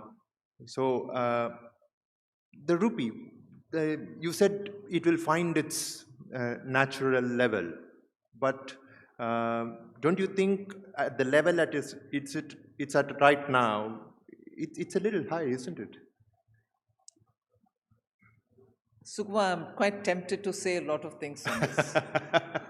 You should just feel free. But no, rupee, currency, exchange rates are all rather too sensitive. I'm not escaping your comment that, oh, when you were in the opposition, you did. Yes, when we were in the opposition, we did. And I'm glad you recognize that we did it much better, because the situation at that time in the economy was so absolutely pathetic. Your inflation rate was so high, particularly the core inflation was so high, the economy was fragile, and when your currency also takes a hit, it is nobody's bright spark that you will comment on the exchange rate. Every one of us did, and we did it definitely, and every session of the parliament we did it, and those of us who were not in the parliament then were saying it outside as well. I'm not saying the situation on the currency debate can be different. It can be the same even now, but look at the fundamentals of the economy. Look at where Indian economy stands. Look at the growth. Look at where we are pitched now, from fourth to the third sooner. So there are some factors which are very important factors, which position India in a different ledge, and as a result of which I think this currency debate will have to be circumscribed by those realities, rather than compare it black and white with the situation then and say, that time you criticized, now you tell me, now I'll tell you more about the economy before I tell you about the currency. So there are, I think, facts which have to play the fundamental for a debate. Now for the exchange rate, obviously, when your currency the value comes down, you think the natural argument would be, oh, for our exporters, it will be brilliant, they should capitalize on it. And I'm sure our exporters have started to benefit from it. I'm not saying, therefore, it satisfies me. But the fact also, some of the observers have said, by coincidence, and I'm not saying this is planned at all, let me underline this. By coincidence, some people observe that at a time when you had this tariff coming on you, this seems to be some respite. Doesn't convince me again. Even if it is true, I'm not going to be satisfied with that. But it is true that economy's strength will have to be, as they say in Parliament, read along with it. You know, section so and so read along with that. Please read this with that. Got it. We are out of time. Thank you very much, Finance Minister. I know you're extremely busy, and this is a very short Parliament session with lots of substance in it. Thank you once again. And given everything that she's done this year, and also because she saw us safely through the pandemic, could we please have a round of applause for the Finance Minister? Madam Minister, for being with us and sharing your invaluable insights. Ladies and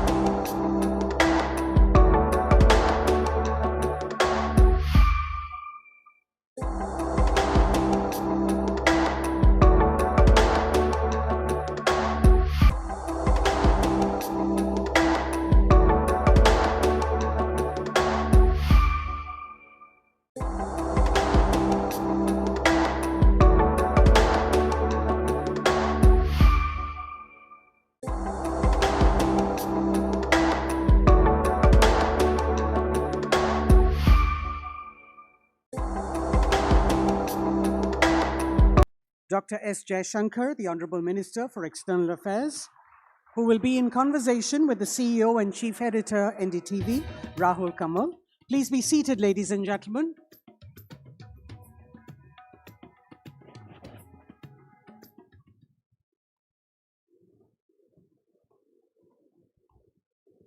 Hello and welcome. The theme of the Hindustan Times Leadership Summit 2025 is Transforming Tomorrow. And there cannot be a more fitting moment to host a conversation on the forces transforming the world. We are gathered here just hours after a widely watched and closely tracked visit by Russian President Vladimir Putin, a visit that once again placed India at the center of global attention. At this moment, questions around power, partnerships, and geopolitical balance feel sharper than before. And to help us understand what transpired in those closed rooms, what signals India intended to send, and how New Delhi is reading the shifting currents of global politics from Moscow to Washington, from the Indo-Pacific to our own neighborhood, we have with us the person steering India's foreign policy through these complex and competing pressures. As we look at how nations adapt, respond, and lead in an unsettled world, it is my pleasure to welcome the man who's been session. Please give him a rousing welcome. Prime Minister Narendra Modi, accompanied by the Chairperson and Editorial Director, HT Media Limited, Mrs. Shobna Bharatiya. May I now invite Mrs. Shobna Bharatiya to please welcome our Prime Minister.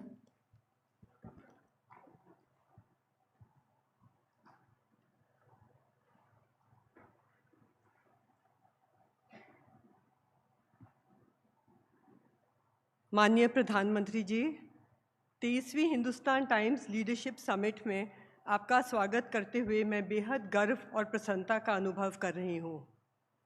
इस साल हमारे summit की theme transforming tomorrow है। भारत आज जिस मुकाम पर खड़ा है वह ट्रांसफॉर्म्ड टुमारो की जीती जागती बानगी है। आज हम चौथी लार्जेस्ट इकोनॉमी हैं और वह दिन दूर नहीं जब भारत विश्व की तीसरी सबसे बड़ी अर्थव्यवस्था बन जाएगा। आज जब दुनिया भर में प्रोटेक्शनिज्म और सेल्फ सेंटर्ड टेंडेंसीज बढ़ रही हैं तो तय है कि आने वाला सफ़र आसान नहीं होगा। भविष्य की चुनौतियों पर जीत के लिए कड़ी मेहनत ज़रूरी है, लेकिन यह भी इम्पॉर्टेंट है कि हम हमारे अचीवमेंट्स को भी सेलिब्रेट करें। सिर्फ 2 दशक पहले लोग AI का नाम भी नहीं जानते थे। भारत तब माइक्रोचिप्स नहीं, सिर्फ आलू की चिप्स बनाता था।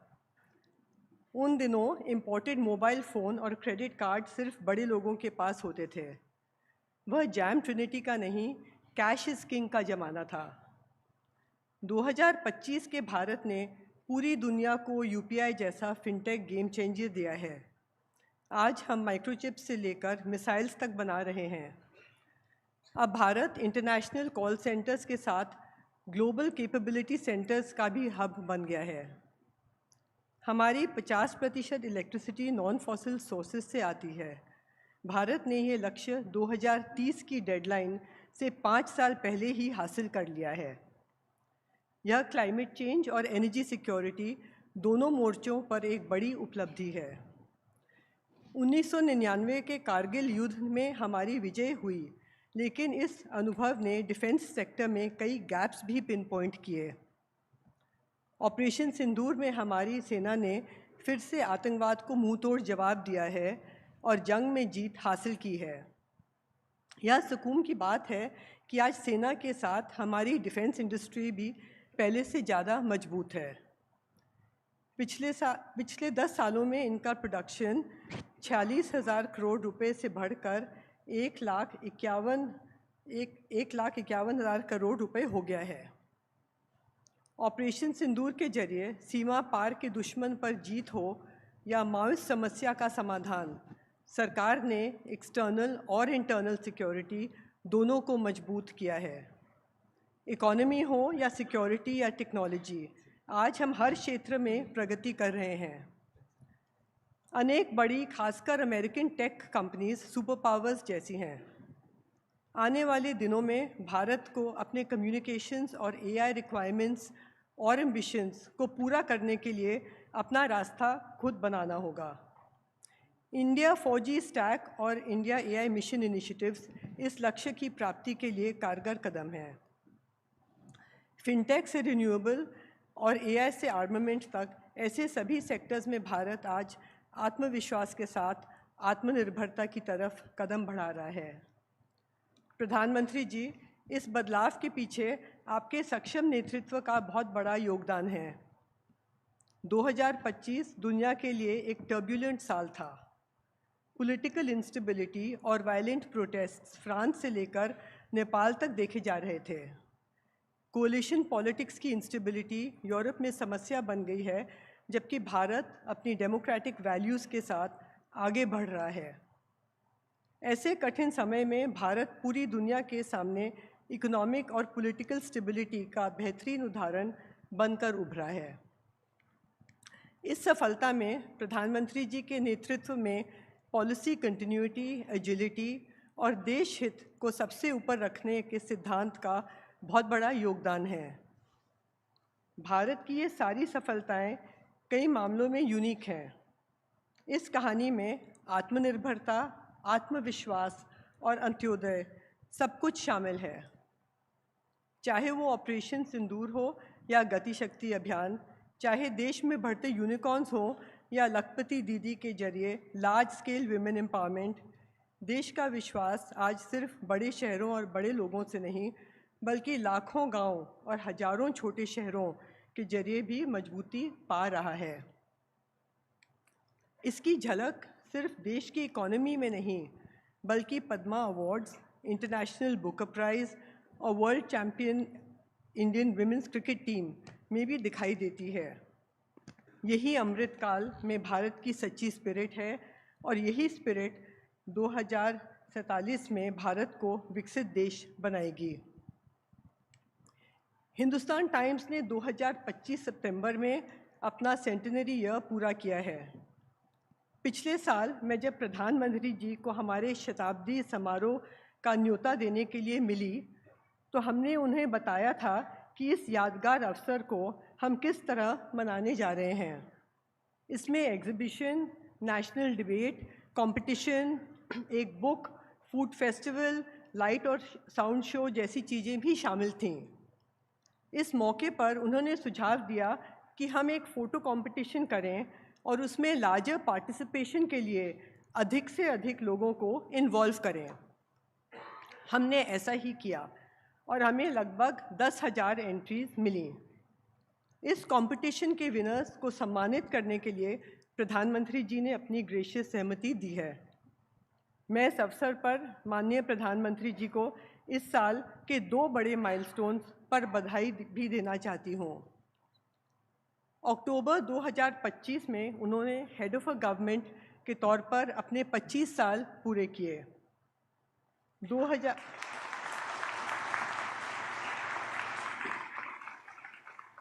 2001 से 2014 तक गुजरात के मुख्यमंत्री के तौर पर और 2014 से भारत के प्रधानमंत्री के रूप में। 17 सितंबर को उन्होंने अपना 75वां जन्मदिन मनाया है।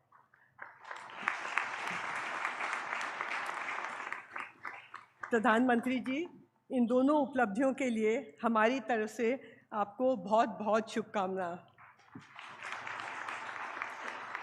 हम कामना करते हैं कि आप कई और सालों तक यूं ही देश की सेवा करते रहें। इन्हीं शब्दों के साथ मैं माननीय प्रधानमंत्री जी को अनुरोध करती हूं कि वो मंच पर आएं और फोटो कंपटीशन के विनर्स को सम्मानित करें। May I request all the recipients to please come up? We have 3 winners in each category. In the category Monuments of India, we have Prabhakaran Subramaniam in 3rd place, Shahzeb in 2nd place, but he couldn't attend. And in 1st position is Kishore Das.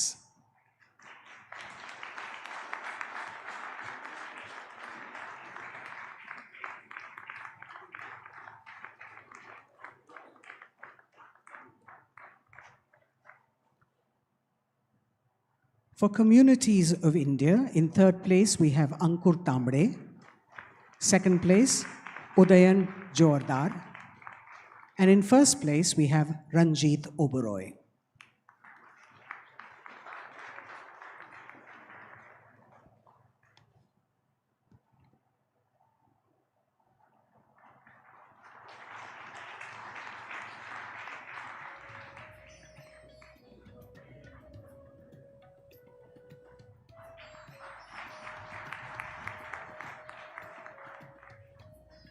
In the category Rivers of India, in third place is Shudipto Deb. In second position, Partha Pratim Saha. And in first place is Anjan Ghosh.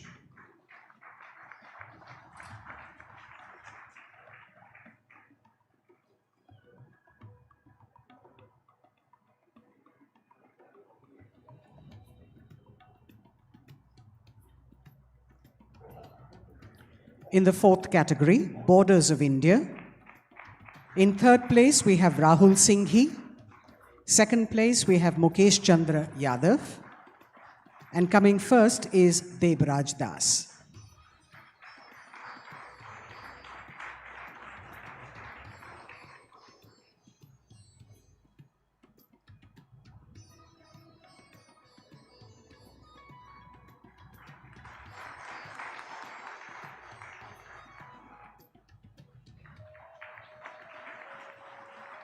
Thank you, Prime Minister, sir. May I now request all the winners to please pose for a group picture with the Honorable Prime Minister and Mrs. Bhartiya.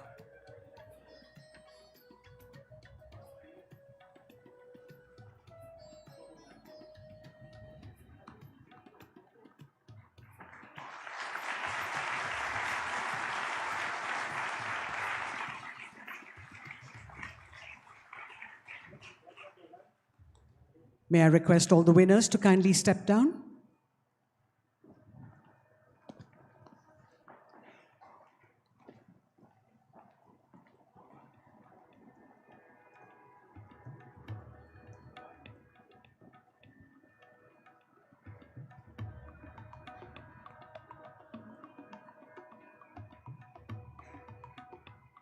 बहुत बहुत धन्यवाद प्रधानमंत्री जी. Your giving the awards has really encouraged all these young budding photographers. अब मैं आपसे निवेदन करती हूँ कि आप हमें संबोधित करें.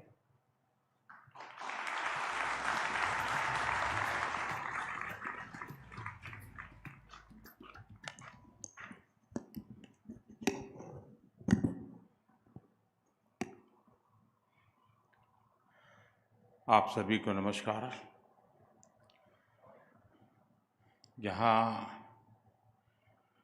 हिंदुस्तान टाइम्स समिट में देश विदेश से अनेक गणमान्य अतिथि उपस्थित हैं, मैं आयोजकों और जितने साथियों ने अपने विचार रखे, आप सभी का अभिनंदन करता हूँ. अभी शोभना जी ने दो बातें बताई जिसको मैंने नोटिस किया.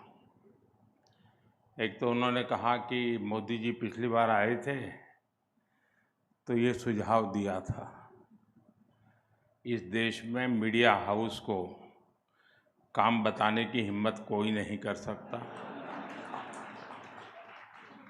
लेकिन मैंने की थी. और मेरे लिए खुशी की बात है कि शोभना जी और उनकी टीम ने बड़े चाव से इस काम को किया. और देश को जब मैं अभी प्रदर्शनी देख के आया, मैं सबसे आग्रह करूंगा कि इसको जरूर देखिए. इन फोटोग्राफर साथियों ने पल को ऐसे पकड़ा है कि पल को अमर बना दिया है. दूसरी बात उन्होंने कही, और वो भी जरा मैं शब्दों को जैसे मैं समझ रहा हूँ, उन्होंने कहा कि आप आगे भी, एक तो ये कह सकती थी कि आप आगे भी देश की सेवा करते रहिए, लेकिन हिंदुस्तान टाइम्स ये कहे आप आगे भी ऐसे ही सेवा करते रहिए.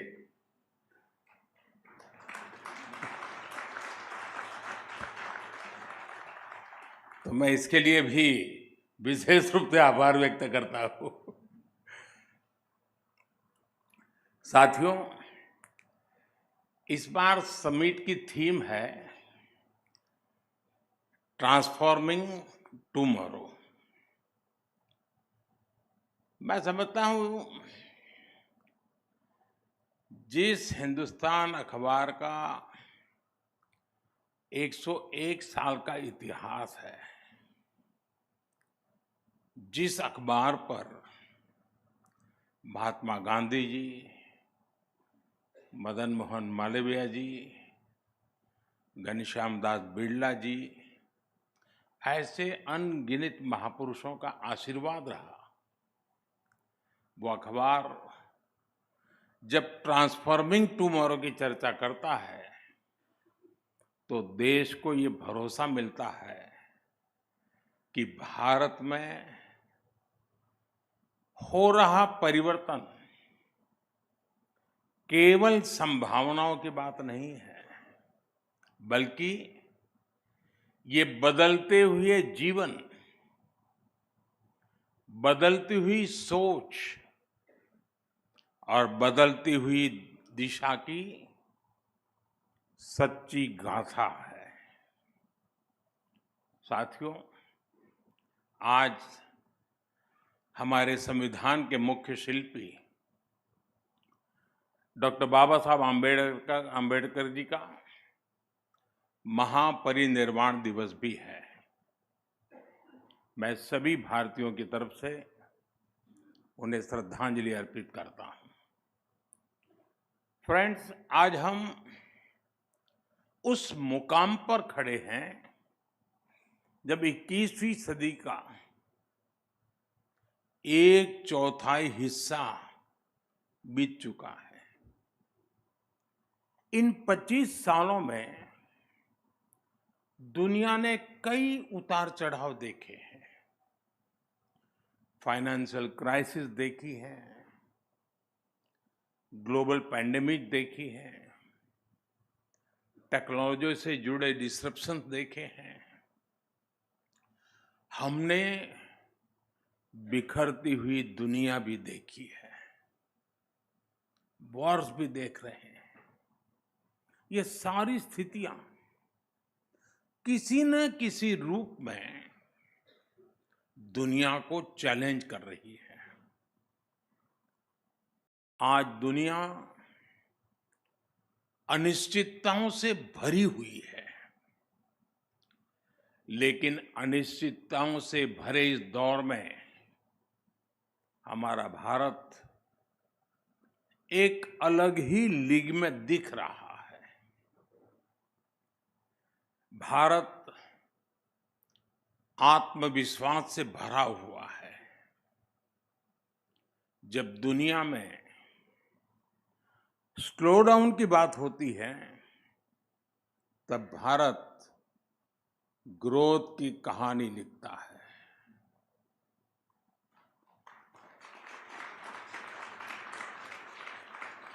जब दुनिया में ट्रस्ट की क्राइसिस दिखता है, तब भारत ट्रस्ट का पिलर बन रहा है। जब दुनिया फ्रेगमेंटेशन की तरफ जा रही है, तब भारत ब्रिज बिल्डर बन रहा है। साथियों, अभी कुछ दिन पहले भारत में Q2 के जीडीपी फिगर्स आए हैं। 8% से ज्यादा की ग्रोथ रेट हमारी प्रगति की नई गति का प्रतिबिंब है। साथियों, ये सिर्फ नंबर नहीं है, ये स्ट्रॉन्ग मैक्रो इकोनॉमिक सिग्नल है। ये संदेश है कि भारत आज ग्लोबल इकोनॉमी का ग्रोथ ड्राइवर बन रहा है। और हमारे ये आंकड़े तब है जब ग्लोबल ग्रोथ 3% के आसपास है, G7 की इकोनॉमीज औसतन 1.5% के आसपास है, 1.5%। इन परिस्थितियों में भारत हाई ग्रोथ और लो इन्फ्लेशन का मॉडल बना हुआ है। एक समय था जब हमारे देश में खास करके इकोनॉमिस्ट हाई इन्फ्लेशन को लेकर चिंता जताते थे। आज वही इन्फ्लेशन लो होने की बात करते हैं। साथियों, भारत की ये उपलब्धियां सामान्य बात नहीं है। ये सिर्फ आंकड़ों की बात नहीं है, ये एक फंडामेंटल चेंज है जो बीते दशक में भारत लेकर आया है। ये फंडामेंटल चेंज रिजिलियंस का है। ये चेंज समस्याओं के समाधान की प्रवृत्ति का है। ये चेंज आशंकाओं के बादलों को हटाकर आकांक्षाओं के विस्तार का है। और इसी वजह से आज का भारत खुद भी ट्रांसफॉर्म हो रहा है और आने वाले कल को भी ट्रांसफॉर्म कर रहा है। साथियों, आज जब हम यहां ट्रांसफॉर्मिंग टुमारो की चर्चा कर रहे हैं, हमें ये भी समझना होगा कि ट्रांसफॉर्मेशन का जो विश्वास पैदा हुआ है, उसका आधार वर्तमान में हो रहे कार्यों की, आज हो रहे कार्यों की एक मजबूत नींव है। आज के रिफॉर्म और आज की परफॉर्मेंस हमारे कल के ट्रांसफॉर्मेशन का रास्ता बना रहे हैं। मैं आपको एक उदाहरण दूंगा कि हम किस सोच के साथ काम कर रहे हैं। साथियों, आप भी जानते हैं कि भारत के सामर्थ्य का एक बड़ा हिस्सा एक लंबे समय तक अनटैप रहा है। जब देश के इस अनटैप पोटेंशियल को ज्यादा से ज्यादा अवसर मिलेंगे, जब वह पूरी ऊर्जा के साथ बिना किसी रुकावट के देश के विकास में भागीदार बनेंगे, तो देश का कायाकल्प होना तय है।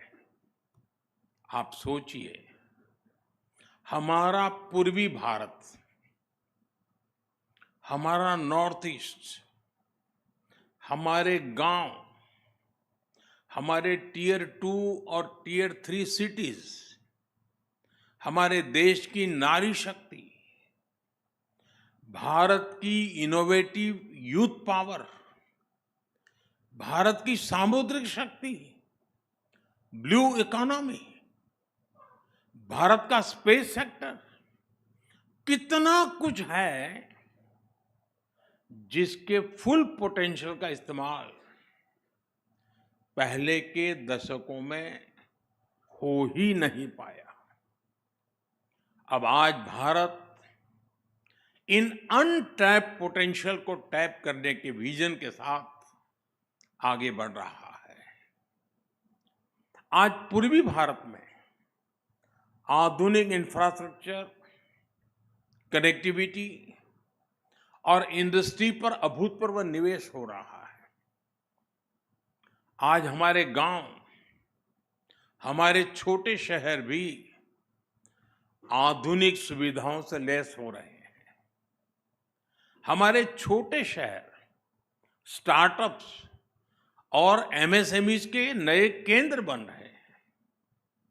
हमारे गांवों में किसान एफपीओ बनाकर सीधे मार्केट से जुड़े, और कुछ तो एफपीओ ग्लोबल मार्केट से जुड़ रहे हैं।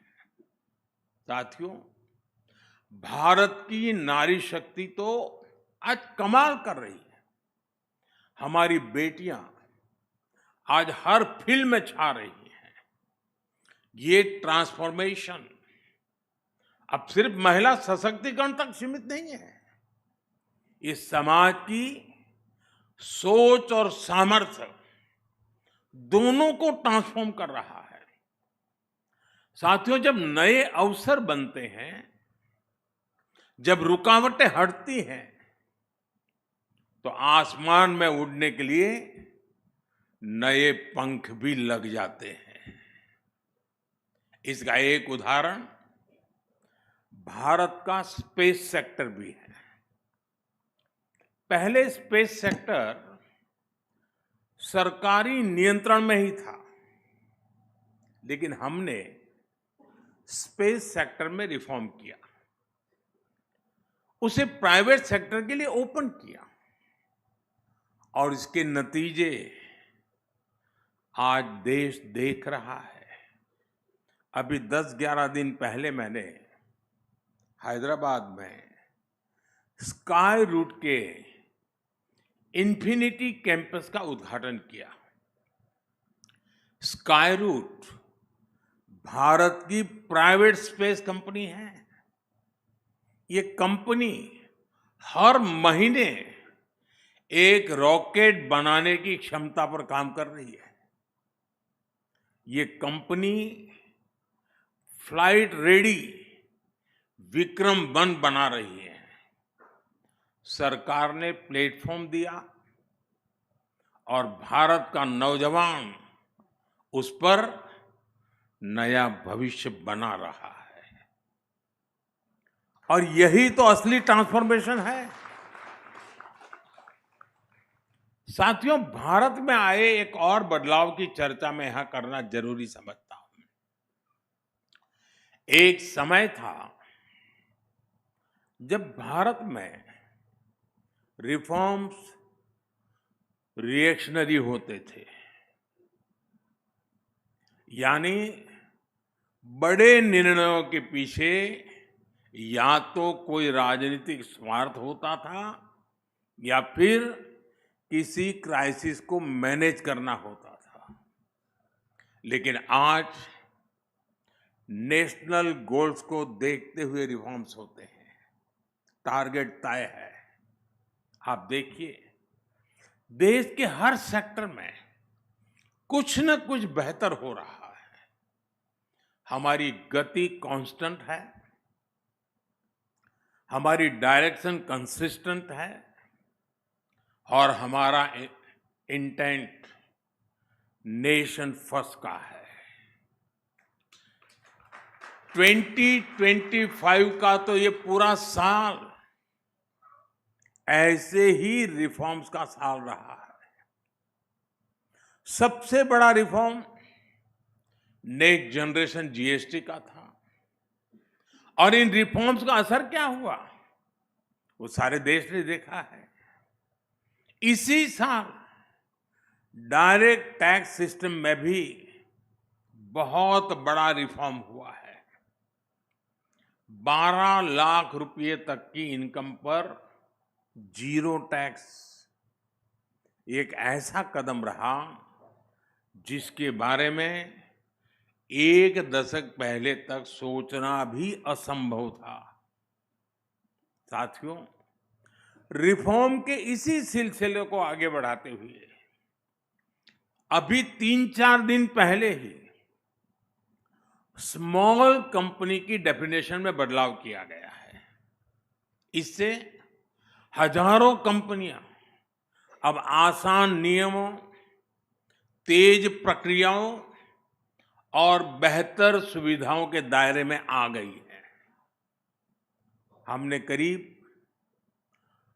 200 प्रोडक्ट कैटेगरीज को मैंडेटरी क्वालिटी कंट्रोल ऑर्डर से बाहर भी कर दिया गया है।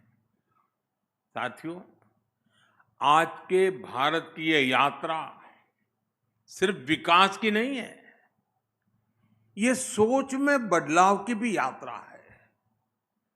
ये मनोवैज्ञानिक पुनर्जागरण, साइकोलॉजिकल रेनेसां की भी यात्रा है।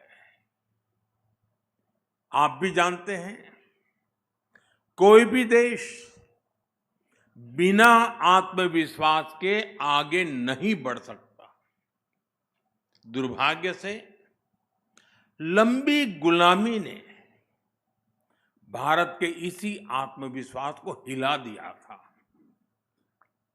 और इसकी वजह थी गुलामी की मानसिकता। गुलामी की ये मानसिकता विकसित भारत के लक्ष्य की प्राप्ति में एक बहुत बड़ी रुकावट है,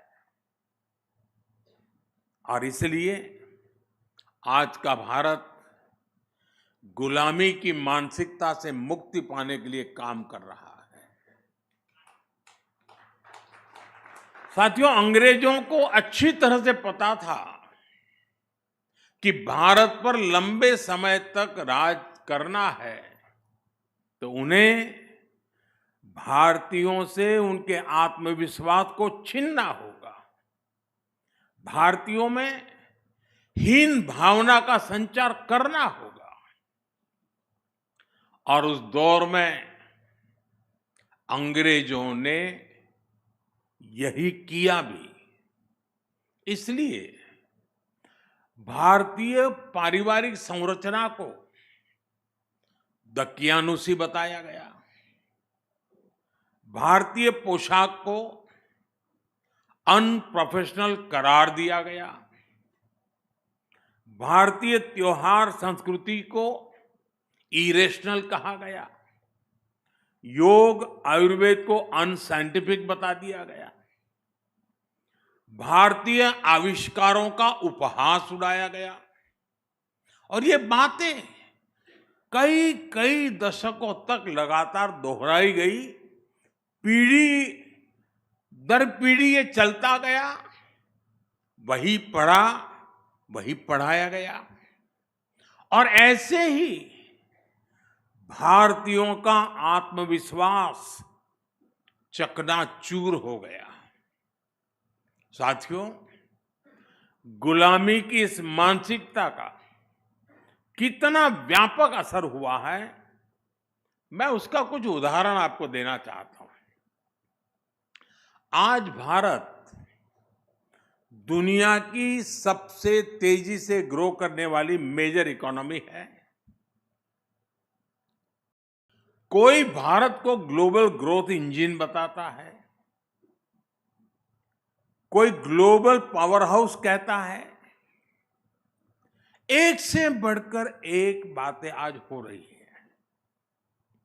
लेकिन साथियों, आज भारत की जो तेज ग्रोथ हो रही है, क्या कहीं पर आपने पढ़ा, क्या कहीं पर आपने सुना, इसको कोई हिंदू रेट ऑफ ग्रोथ कहता है क्या?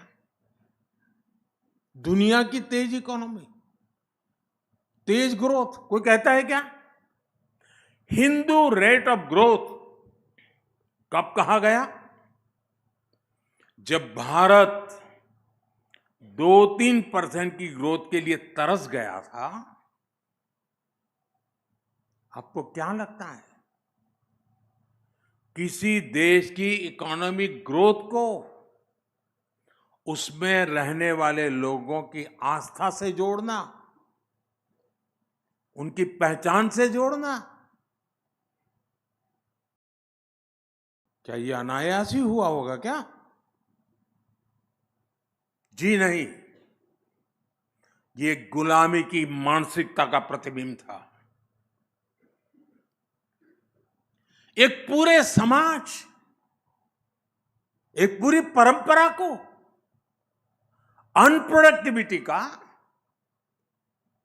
गरीबी का पर्याय बना दिया गया।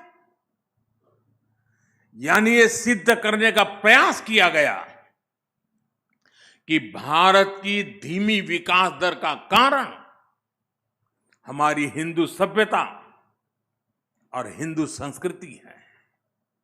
और हद देखिए, आज जो तथाकथित बुद्धिजीवी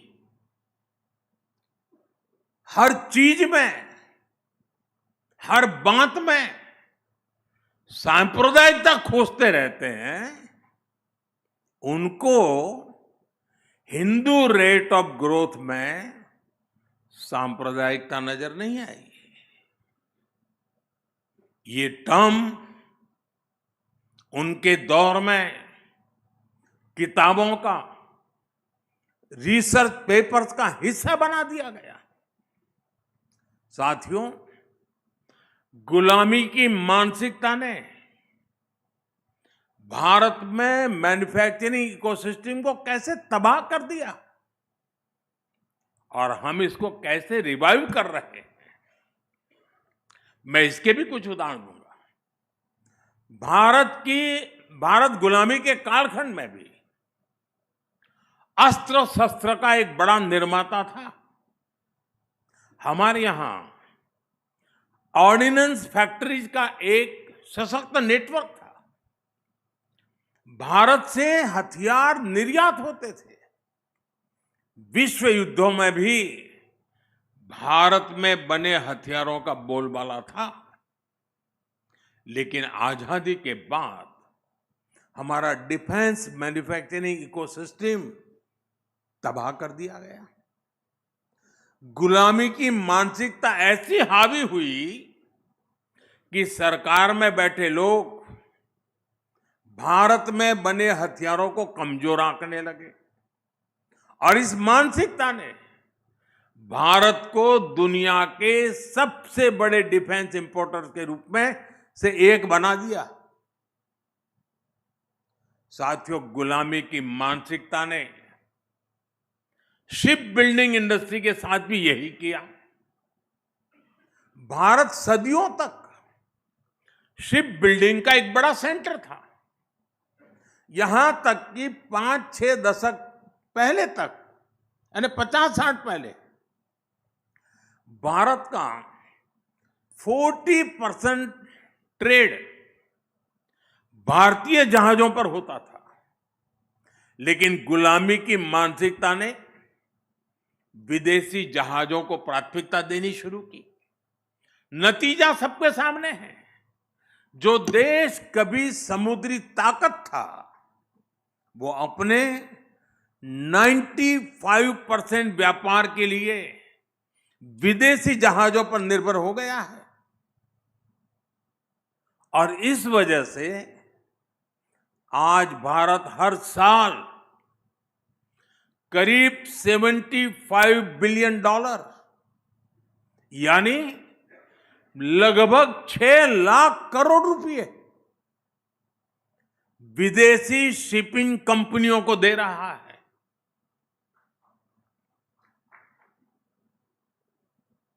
साथियों, शिप बिल्डिंग हो, डिफेंस मैन्युफैक्चरिंग हो, आज हर सेक्टर में गुलामी की मानसिकता को पीछे छोड़कर नए गौरव को हासिल करने का प्रयास किया जा रहा है। साथियों, गुलामी की मानसिकता ने एक बहुत बड़ा नुकसान भारत में गवर्नेंस के अप्रोच को भी किया। लंबे समय तक सरकारी सिस्टम का अपने नागरिकों पर अविश्वास रहा। आपको याद होगा, पहले अपने ही डॉक्यूमेंट्स को किसी सरकारी अधिकारी से अटैच कराना पड़ता था। जब तक वो थप्पा नहीं मारता है, सब झूठ माना जाता था। आपका परिश्रम किया हुआ सर्टिफिकेट, हमने ये अविश्वास का भाव तोड़ा और सेल्फ अटेस्टेंट को ही पर्याप्त माना। मेरे देश का नागरिक कहता है, ये मैं कह रहा हूं, मैं उस पर भरोसा करता हूं। साथियों, हमारे देश में ऐसे ऐसे प्रावधान चल रहे थे जहां जरा जरा भी गलतियों को भी गंभीर अपराध माना जाता था। हम जन विश्वास कानून लेकर आए और ऐसे सैकड़ों प्रावधानों को डिक्रिमिनलाइज किया है। साथियों, पहले बैंक से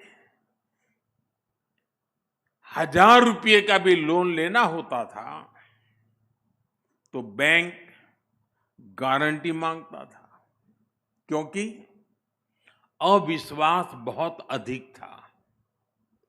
हमने मुद्रा योजना से अविश्वास के इस कुचक्र को तोड़ा।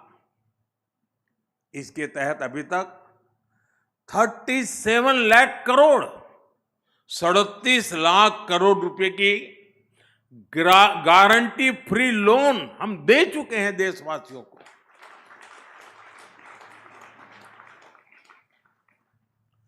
इस पैसे से उन परिवारों के नौजवानों को भी एंटरप्रेन्योर बनने का विश्वास मिला है। आज रेहड़ी पटरी वालों को भी, ठेले वाले को भी बिना गारंटी बैंक से पैसा दिया जा रहा है। साथियों, हमारे देश में हमेशा से ये माना गया कि सरकार को अगर कुछ दे दिया तो फिर वहां तो वन वे ट्रैफिक है। एक बार दिया तो दिया, फिर वापस नहीं आता है, जा गया। यही सबका अनुभव है। लेकिन जब सरकार और जनता के बीच विश्वास मजबूत होता है तो काम कैसे होता है? अगर कल अच्छी करनी है ना तो मन आज अच्छा करना पड़ता है। अगर मन अच्छा है तो कल भी अच्छा होता है। और इसलिए हमने एक और अभियान लिया है, आपको सुनकर के ताजुब होगा। और अभी अखबारों में उसकी, अखबारों वालों की नजर नहीं गई है उस पर। मुझे पता नहीं जाएगी कि नहीं जाएगी, आज के बाद हो सकता है चली जाए। आपको ये जानकर हैरानी होगी कि आज देश के बैंकों में हमारे ही देश के नागरिकों का 78,000 करोड़ रुपया, 78,000 करोड़ रुपये अनक्लेम पड़ा है बैंकों में। पता नहीं कौन है, किसका है, कहां है। इस पैसे को कोई पूछने वाला नहीं है। इसी तरह इंश्योरेंस कंपनियों के पास करीब 14,000 करोड़ रुपए पड़े हैं। म्यूचुअल फंड कंपनियों के पास करीब 3,000 करोड़ रुपए पड़े हैं। 9,000 करोड़ रुपए डिविडेंड का पड़ा है। और ये सब अनक्लेम पड़ा हुआ है, कोई मालिक नहीं उसका। ये पैसा गरीब और मध्यम वर्गीय परिवारों का है। और इसलिए जिसके हैं वो तो भूल चुका है। हमारी सरकार अब उनको ढूंढ रही है देश भर में। अरे भाई बताओ, तुम्हारा तो पैसा नहीं था, तुम्हारे माँ बाप का तो नहीं था, कोई छोड़ के तो नहीं चला गया। हम जा रहे हैं।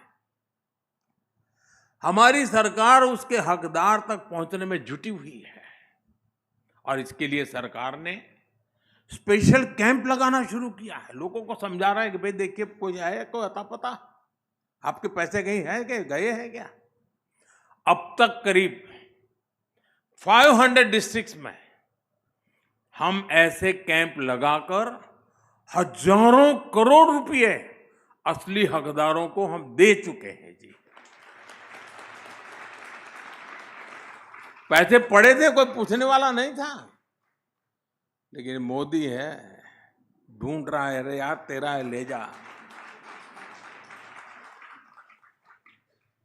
साथियों, ये सिर्फ एसेट की वापसी का मामला नहीं है, ये विश्वास का मामला है।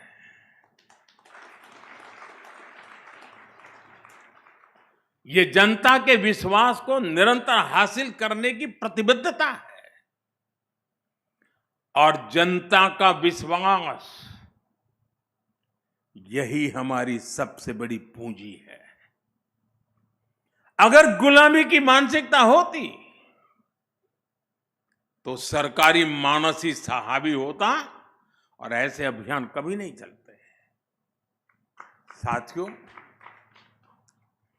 हमें अपने देश को पूरी तरह से हर क्षेत्र में गुलामी की मानसिकता से पूर्ण रूप से मुक्त करना है।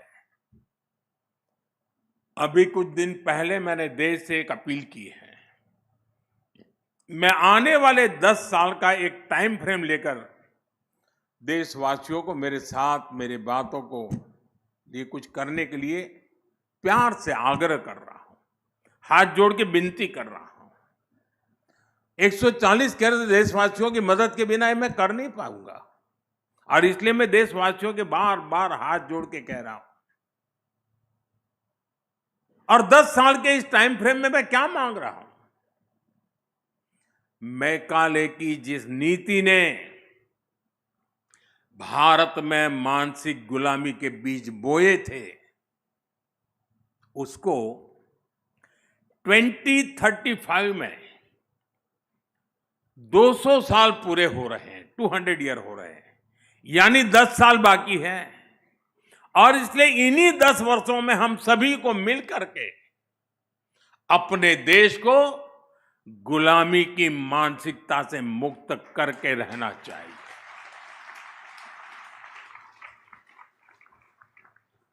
साथियों, मैं अक्सर कहता हूं, हम लीक पकड़कर चलने वाले लोग नहीं हैं। बेहतर कल के लिए हमें अपनी लकीर बड़ी करनी ही होगी। हमें देश की भविष्य की आवश्यकताओं को समझते हुए वर्तमान में उसके हल तलाशने होंगे। आजकल आप देखते हैं कि मैं मेक इन इंडिया और आत्मनिर्भर भारत अभियान पर लगातार चर्चा करता हूं। शोभना जी ने भी अपने भाषण में उसका उल्लेख किया। अगर ऐसे अभियान 4-5 दशक पहले शुरू हो गए होते तो आज भारत की तस्वीर कुछ और होती। लेकिन तब जो सरकारें थी उनकी प्राथमिकताएं कुछ और थी। आपको वो सेमीकंडक्टर वाला किस्सा भी पता ही है। करीब 50-60 साल पहले, 5-6 दशक पहले एक कंपनी भारत में सेमीकंडक्टर प्लांट लगाने के लिए आई थी, लेकिन यहां उसको तवज्जो नहीं दी गई और देश सेमीकंडक्टर मैन्युफैक्चरिंग में इतना पिछड़ गया। साथियों, यही हाल एनर्जी सेक्टर का भी है। आज भारत हर साल करीब करीब 125 लाख करोड़ रुपए का, 125 लाख करोड़ रुपए के पेट्रोल डीजल गैस का इंपोर्ट करता है। 125 लाख करोड़ रुपया। हमारे देश में सूर्य भगवान की इतनी बड़ी कृपा है, लेकिन फिर भी 2014 तक भारत में सोलर एनर्जी जनरेशन कैपेसिटी सिर्फ 3 गीगावाट थी, 3 गीगावाट थी। 2014 तक की मैं बात कर रहा हूं, जब तक कि आपने मुझे यहां लाकर के बिठाया नहीं। 3 गीगावाट पिछले 10 वर्षों में अब ये बढ़कर 130 गीगावाट के आसपास पहुंच चुकी है।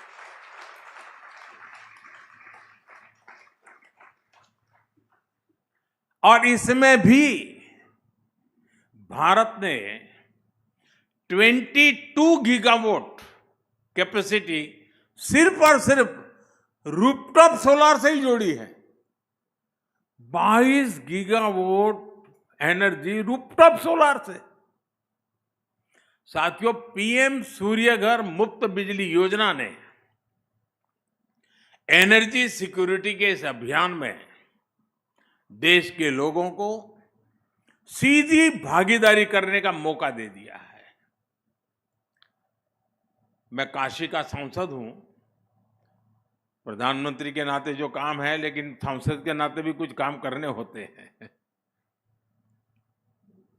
मैं जरा काशी के सांसद के नाते आपको बताना चाहता हूं, और आपके हिंदी अखबार की तो ताकत है, तो उसको तो जरूर काम आएगा। काशी में 26,000 से ज्यादा घरों में पीएम सूर्यघर मुफ्त बिजली योजना के सोलर प्लांट लगे हैं। इससे हर रोज डेली 3 लाख यूनिट से अधिक बिजली पैदा हो रही है और लोगों के करीब 5 करोड़ रुपए हर महीने बच रहे हैं, यानी साल भर के 60 करोड़ रुपए। साथियों, इतनी सोलर पावर बनने से हर साल करीब 90,000 मैट्रिक टन कार्बन एमिशन कम हो रहा है। इतने कार्बन एमिशन को खपाने के लिए हमें 40 लाख से ज्यादा पेड़ लगाने पड़ते हैं। और मैं फिर कहूंगा, ये जो मैंने आंकड़े दिए ना, ये सिर्फ काशी के हैं, बनारस के हैं। मैं देश की बात नहीं बता रहा आपको। आप कल्पना कर सकते हैं कि पीएम सूर्यघर मुफ्त बिजली योजना, ये देश को कितना बड़ा फायदा हो रहा है। आज की एक योजना भविष्य को ट्रांसफॉर्म करने की कितनी ताकत रखती है, ये उसका एग्जाम्पल है। वैसे साथियों, अभी आपने मोबाइल मैन्युफैक्चरिंग के भी आंकड़े देखे होंगे। 2014 से पहले तक हम अपने जरूरत के 75% मोबाइल फोन इंपोर्ट करते थे, 75%। और अब भारत का मोबाइल फोन से इंपोर्ट लगभग जीरो हो गया है।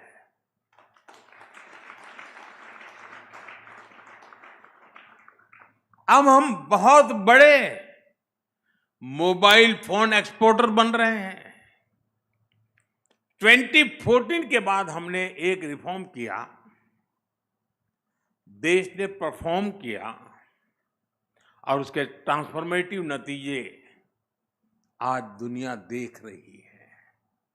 साथियों, ट्रांसफॉर्मिंग टुमारो की ये यात्रा ऐसी ही अनेक योजनाओं, अनेक नीतियों, अनेक निर्णयों, जन आकांक्षाओं और जन भागीदारी की यात्रा है।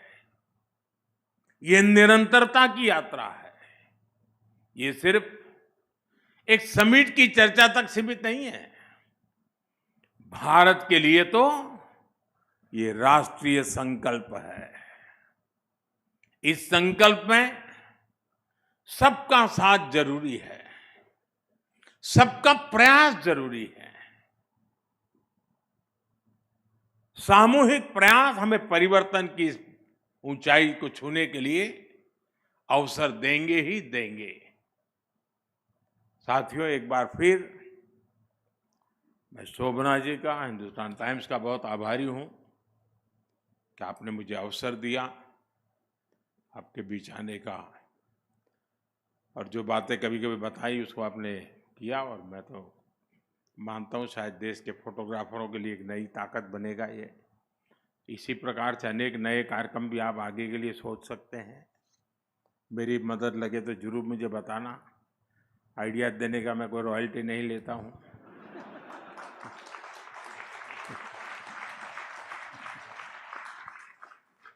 मुफ्त का कारोबार है और मारवाड़ी परिवार है तो मौका छोड़ेगा ही नहीं। बहुत बहुत धन्यवाद आप सबका। नमस्कार।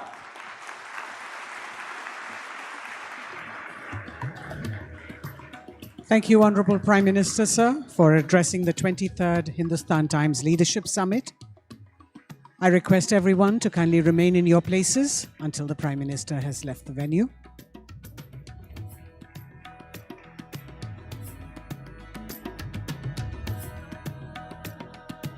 Thank you, ladies and gentlemen, for joining us for the 23rd Hindustan Times Leadership Summit. See you next year.